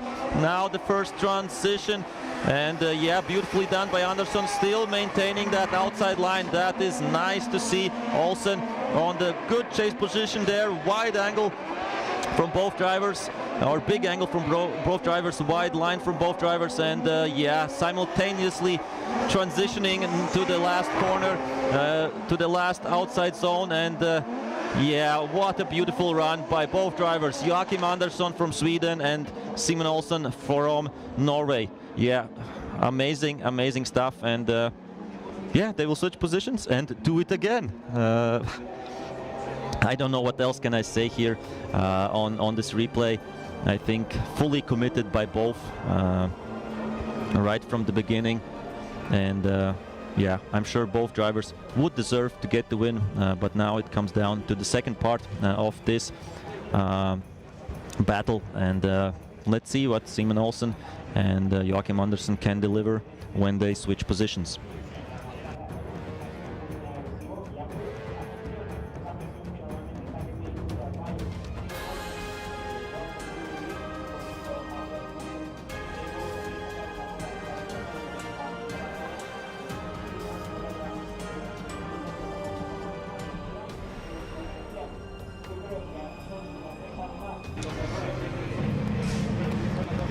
Okay, here we see Joachim Andersson fully focused, not looking at the camera, but he has to be fully focused. He will have to chase Simon Olsen. Let's see if the speed will be there, a little bit more maybe than we saw previously.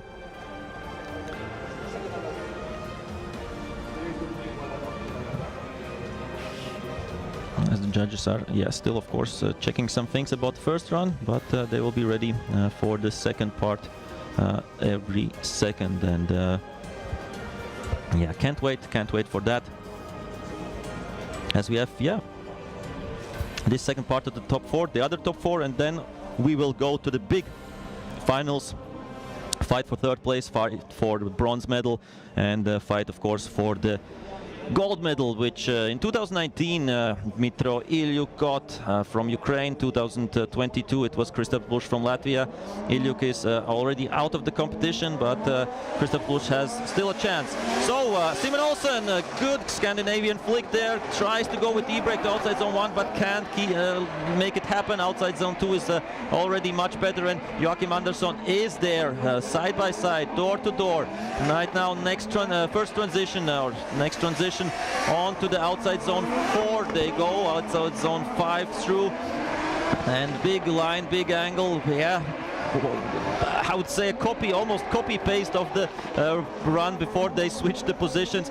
Deep angle from Simon Olsen, really smooth and fluid driving as Joachim Andersson is right by his door, banging, tapping and doing everything. Wow, what a battle between these two nations, between these two drivers, Simon Olsen and Joachim Andersson. And this will come down to small details, that's for sure, because, yeah, basically copy-paste from the beginning.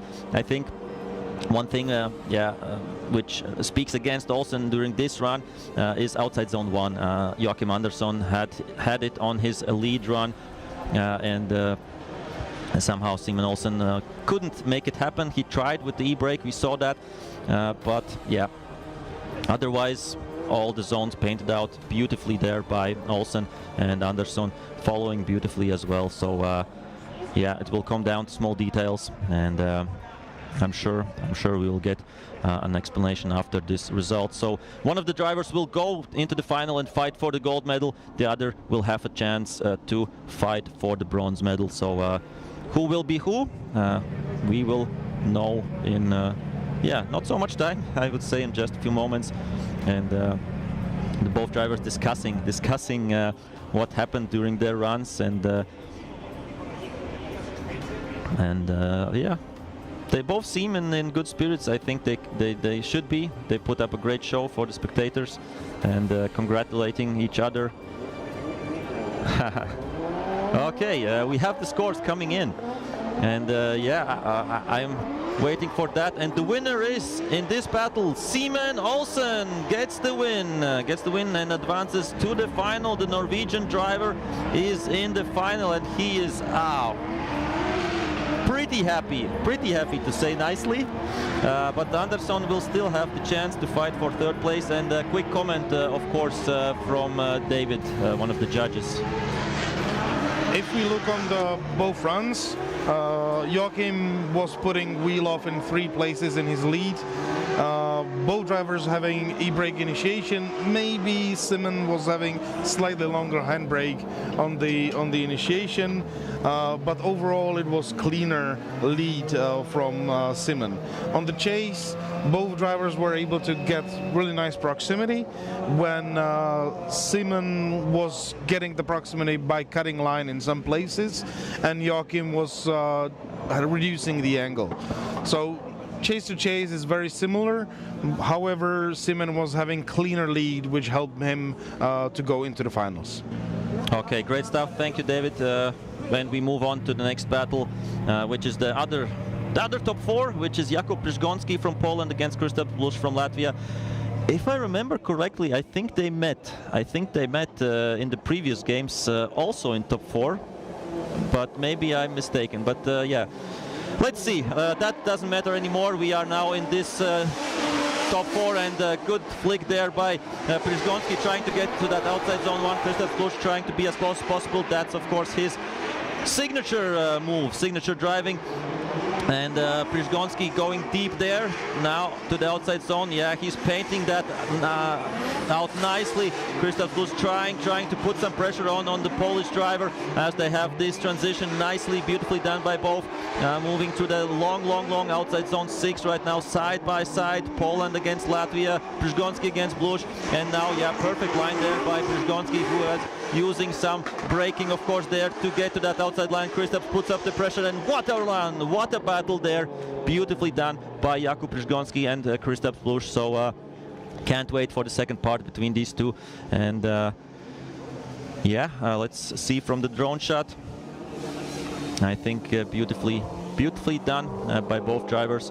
As we see a little bit of smoke coming up there. I don't know if is it still raining or not, but of course we won't get the surface to completely dry out, as of course it's not so hot. We are in Spain, but it's it's not freezing, but it's around 15 degrees, something like that.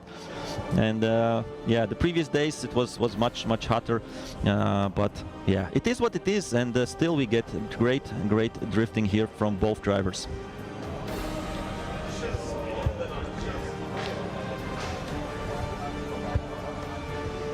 Both drivers, on the starting grid, getting ready for the second part. Now Kristaps Plush will be out front. Jakub Przygoński will be chasing. Two really good drivers, of course, really experienced drivers. And right now we'll see. Only one of them will go into the final and fight for gold medal. The other one will have to fight for the bronze medal. So both drivers are ready, we are ready, and the lights go green, and we go racing once again. Kristaps Plush out front, Przygoński chasing. Kristaps Plush with a good outside zone 1 right now. Przygoński on the inside of Plush, and a nice outside zone there as well. Inside clip done beautifully, hugging it a little bit, kissing it a bit there. Now to that outside zone, Przygoński is hanging in there, hanging really close and mimicking everything, almost contact between the two drivers, mimicking everything what Kristaps Plush right now is doing on his outside zone. And you see Przygoński, what a precision there, almost touching. One cone goes off, but that's okay, as Kristaps Plush is beautifully painting out these outside zones and trying to get away a bit from Przygoński. Przygoński is close, and that's it for this run. Amazing driving. What a lead, what a chase. Wow. I'm again speechless, I would say. I have to get some air into me at this moment, because it was beautifully done. Missing a bit of outside zone too, maybe Kristaps there, but otherwise we see the spectators are cheering, and they're really happy about what the drivers have shown them. As right now, of course, the judges will look at all the angles and see which lead run was better, which chase run was better, looking for that small mistakes. We as a spectators really don't go into so much detail, but that's the job of them, and we are just enjoying the view, and missing a bit of that outside the last zone, almost touching there after the finish line. Will be difficult, I think, here to get a winner, but we will know for sure about the results in just a few moments, as we will look right now at the battle side by side, to compare them, to compare the lead runs, to compare the chase runs, and I think they were quite similar.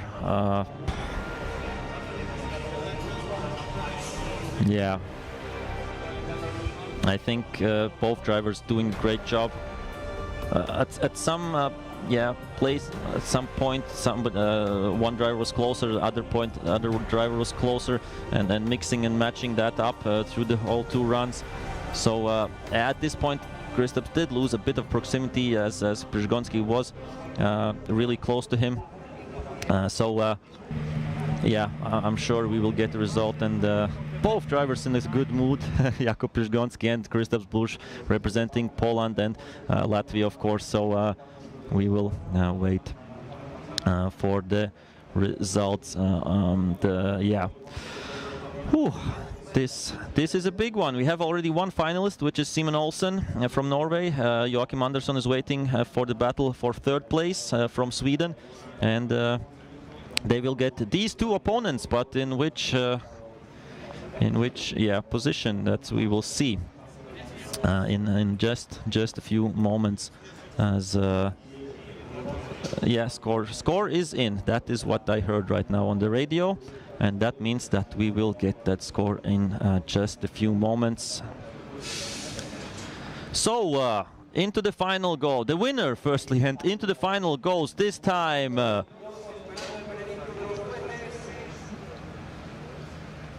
One more time. We will go once again. Looks like that. Yeah, one judge said Jakub Przygoński, two judges said one more time. And the marshal is getting the information about this, and will show it that they go once again. They're both pretty happy, and we are happy to see them going once again at each other. So too tough, too close to call, and I will give it over in just a few moments to David Kalash to explain this decision to us. So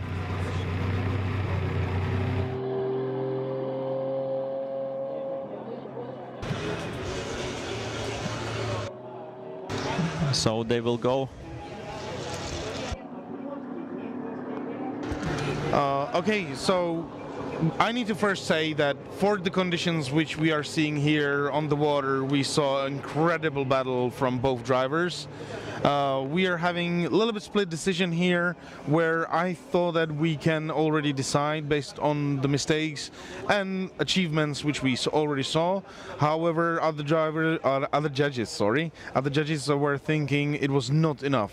For me, the deciding factor was outer zone 6, where Kristaps put the wheel off, and that's affecting the chaser quite significantly, also cutting quite significantly on inner clip 3. But Kuba in his lead run was also having mistakes. He was putting wheel off just before the finish line, and he was on outer zone 1 in the mid lane. So those mistakes for the other two judges were enough to send it one more time. I was able to choose, but really glad to see this battle once more. Thank you. Great explanation. And yeah, that's why you have 3 judges. That sometimes the opinions don't match, or they're close. But this time, 2 judges said one more time. One judge said Jakub Przygonski.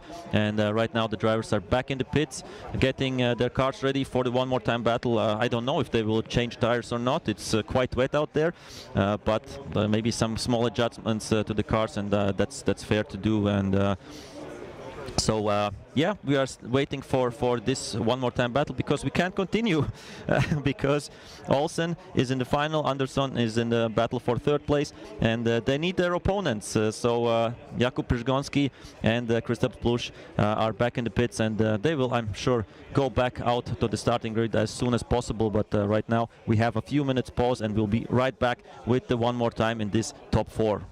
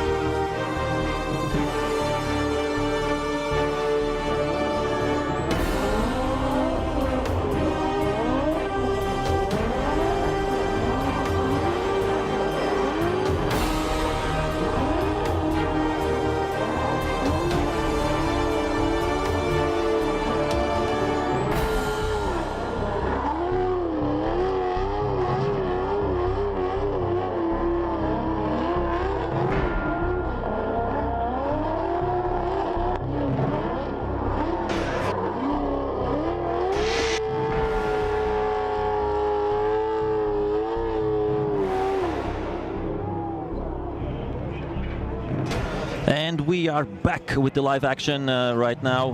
One more time between Jakub Przygoński and Krzysztof Zlusz, Poland against Latvia. The top 4 battle. One of them will go into the final. One of them will fight for 3rd place. Oh yeah, really close battle. A really close battle in the first. Top 4 running between these two, and they are ready for the one more time battle. So yeah, it will be a blast, that's for sure. So tune in and watch this spectacle happening. Drifting at FIA Motorsport Games 2024. Big flick there by Jakub Przygoński. Now he got more to the outside zone than previously. Then Krzysztof Zlusz following him closely right from the first meters. Coming up to that inside zone here, and now the transition to outside zone 4. Krzysztof tries to be as close as possible right now, and Jakub Przygoński, yeah, painting beautifully that outside line. One more transition here to outside, the longest outside zone 6. Krzysztof's hanging on there right by the side door of Przygoński. Kuba is doing a great job on his lead run, as he has done through the whole day. And now coming up to the last corner, really close battle. Both drivers doing their best, and that's it, over the line for this battle, for the first part of this battle, of this one more time between Jakub Przygoński and Krzysztof Zlusz, and they will switch position, of course, and go once again. It will be their 4th run against each other, and I'm sure we will know who advances on to the final after this 4th running between them. As we see the replay here, yeah, Krzysztof Zlusz being quite close through the whole course, not maybe millimeters away, but centimeters away. And Jakub Przygoński, such a beautiful lead run. I think 0 mistakes on the lead, almost 0 mistakes. Of course, you always can find some small things, some small details to see, but otherwise I think it was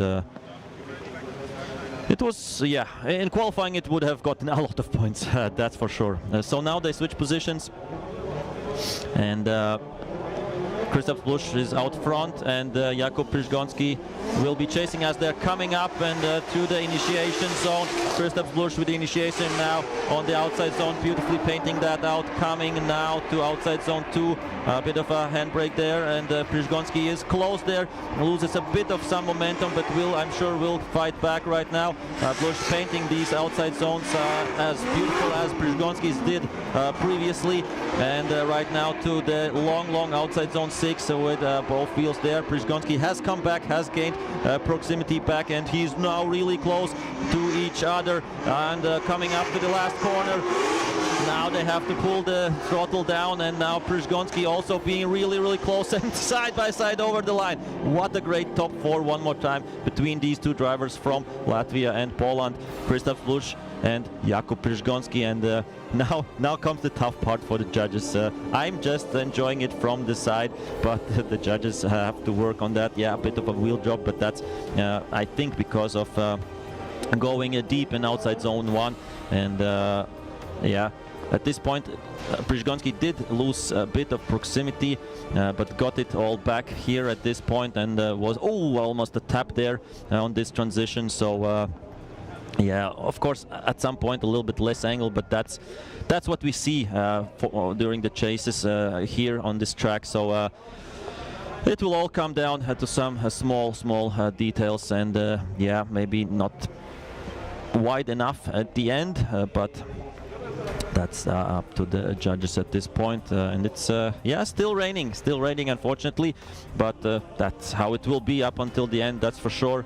And Jakub Przygoński has come out of the car. I think Krzysztof is doing the same, and yeah, Jakub Przygoński waving to the fans and getting some cheers, of course, well deserved. Great driving by both, and we have the results right now coming in.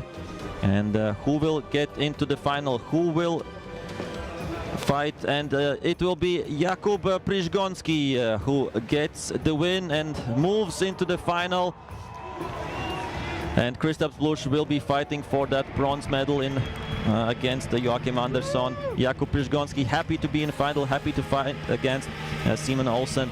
And yeah, two hot battles coming in just a few minutes, as of course Przgonski will go back to the pits to check the car and maybe making some adjustments or looking for better grippier tires, as will do Kristaps Blush as well. And now we'll be waiting, of course, for Simon Olsen and for Joachim Andersen as well, who have waited a bit through this one more time battle. But now, yeah, I think we will try to get an explanation as well for this decision from our judges. So let's try to check in with them in just a few moments.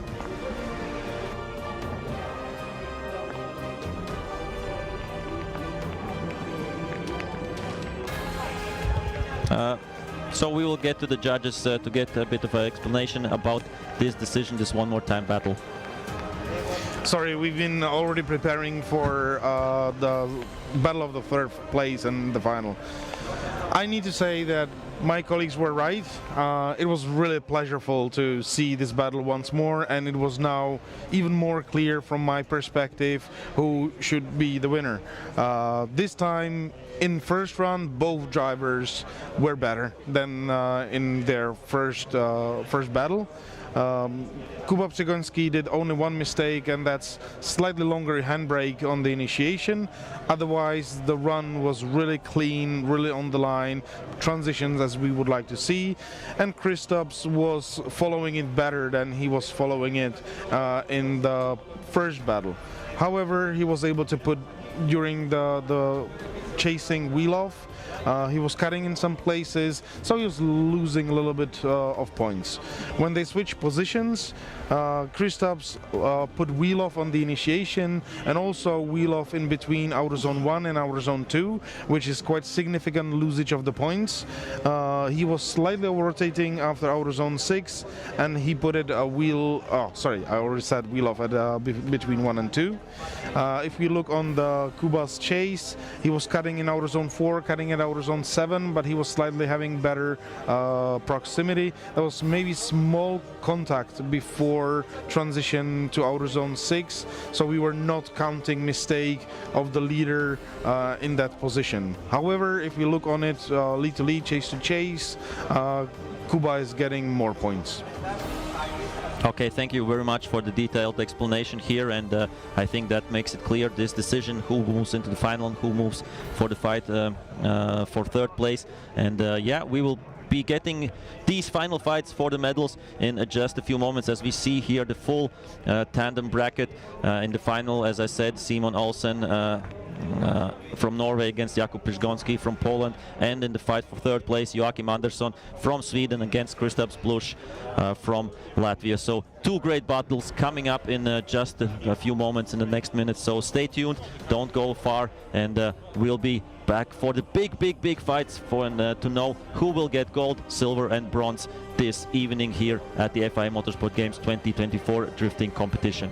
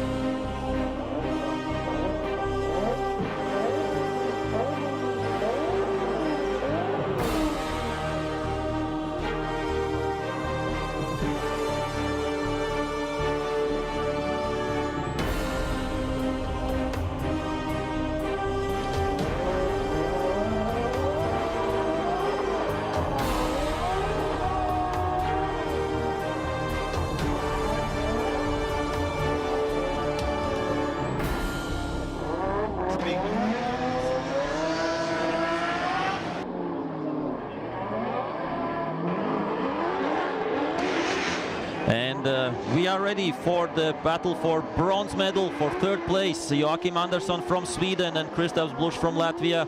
They both are warming up their tires, and this is, I don't know, I think this is even a bigger battle because only one of the drivers will get a medal and get to the ceremony. And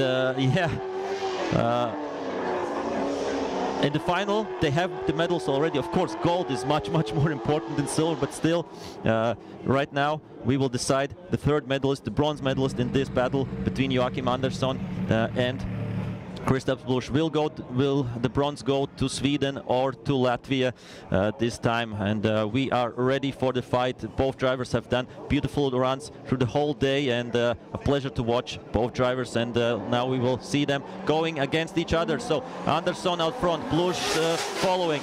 Andersson with a nice flick there, going to that outside zone one. Kristaps Blush following right from the beginning, from the first meters, and doing it both beautifully.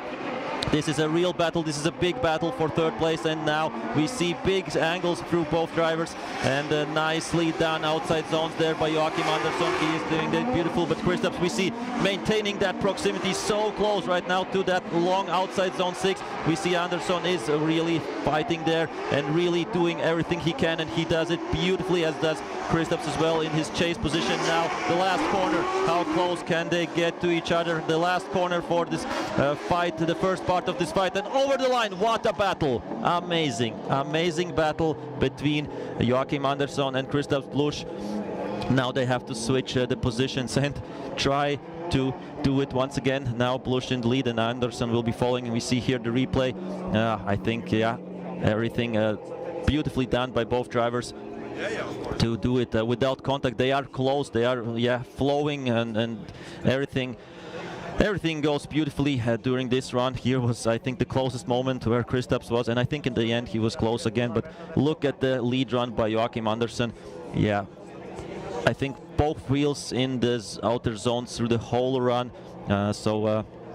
Yeah, another magic lead run there.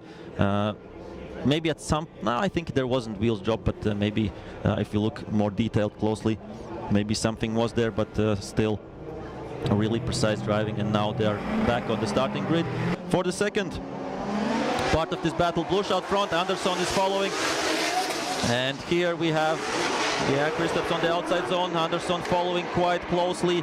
Both drivers doing the maximum, and we see Andersson is putting on the pressure in this chasing position. Kristaps Blush now to that outside zone 4, coming to that outside zone 5 here as well. And now you see Andersson is hanging really close there, Both drivers in that long outside zone 6, and what a battle between these two drivers here. I think pretty similar between them. And now the long corner, last corner, and almost touching there as well. What a great battle between Kristaps Blush and Joachim Andersson. This was a real fight for the third place, and only one of them will get third place and will get that bronze medal. We can see a bit of a wheel dropped at the initiation by Kristaps, as Joachim was there almost the whole time right beside him through the whole course. And this was a beautiful one once again. This battle for third place between Blush and Andersson, between Latvia and Sweden. And now we will have, of course, taking a close look at both runs, of course, to decide the winner of this battle for third place. And beautifully done by both drivers during their fight. And we still have, of course, the big final coming up. Jakub Przygonski against Simon Olsen. And that will be a beauty to watch as well. Toyota Supra against Toyota GR86. And they are already going there and warming up their tires. And we'll try to get through their battle as quick as possible, of course, to get to the ceremonies, etc., etc. So here we see Blush speaking with Andersson. Everything, under control right now. and I think two great drivers here. And we have the result coming in, and who will get the bronze medal? Who will get the bronze medal? And we have a decision that the bronze medal goes to Joachim Andersson. Joachim Andersson gets the bronze medal, and he's pretty happy about it. But we see Kristaps, yeah, appreciating also the driving of Joachim Andersson, who is, yeah, happy. So great to see these drivers battling it out. And right now, Kristaps Busch gets 4th position, Joachim Andersson gets 3rd, and we are ready for the big final fight right now, as Andersson is still over the moon, it looks, with this 3rd place, and he should be, well deserved.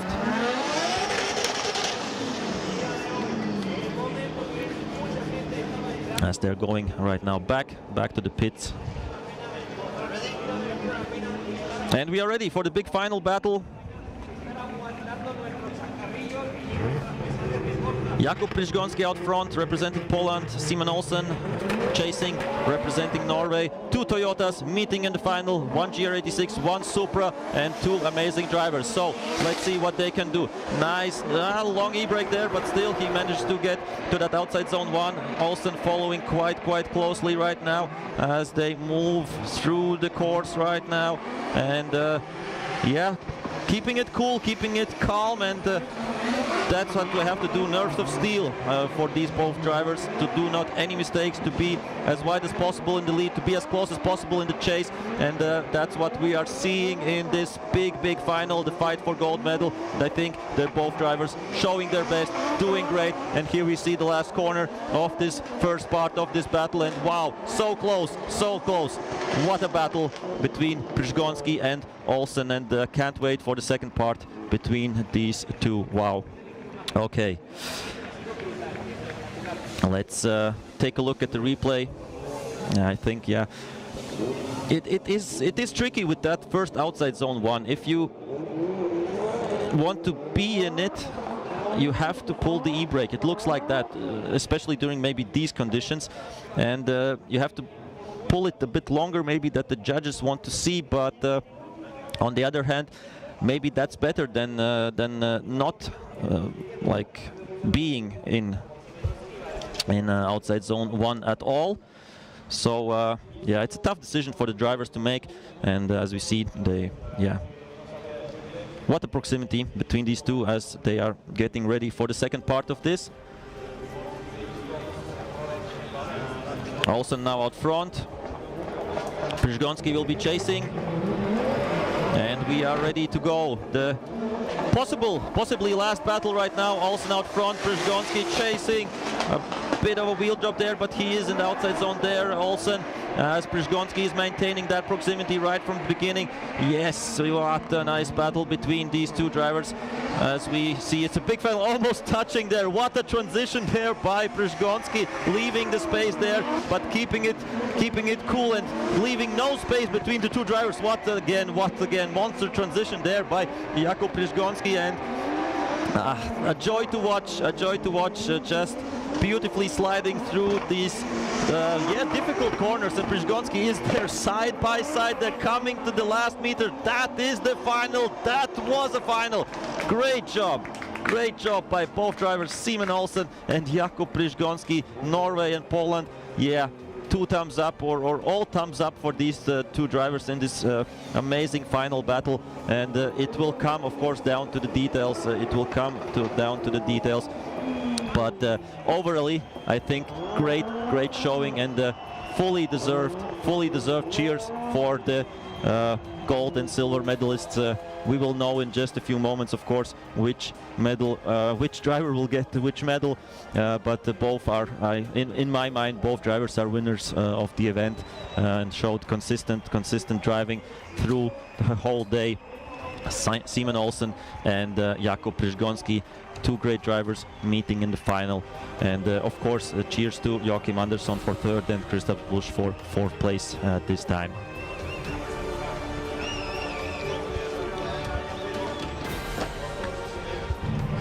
So we're getting to a decision in just a few moments. Both are happy, that's for sure. Both got medals, and We remember Jakub Przygoński got the bronze medal in the previous FIA Motorsport Games, and right now let's see which medal he will take home this time, and which medal will go to Simon Olsen. So the winner of the event, and the gold medal goes to Jakub Przygoński. Poland can cheer. Norway is still happy about second, about silver medal. So thank you all to all drivers for such an amazing event. And yeah, despite the rain, we got great battles, and Jakub Przygoński is your gold medal. Fantastic bit of drifting. You're in the spirit. Is that your best drifting impression? I don't know how well you do, to be honest. It looks like you're dancing. That's what we said. Drifting is dancing. The fans love the drifting, and I love the drifting, and you love the drifting. Drifting is everything. But this has been an incredible FIA Motorsport Games 2024. It has been, and we have to say, congratulations to Team España. Felicitaciones. They did brilliantly. Incredible race weekend for them. Yeah, who knew? Like, there's only ever been 3 FIA Motorsport Games, and Spain have never won it before, and they've never hosted it before. So huge pride, and what a year actually in sport for Spain. I mean, they've pretty much hit every major, and towards the end of the year, they also scooped the FIA Motorsport Games. So well done. Yeah, Chapeau to España.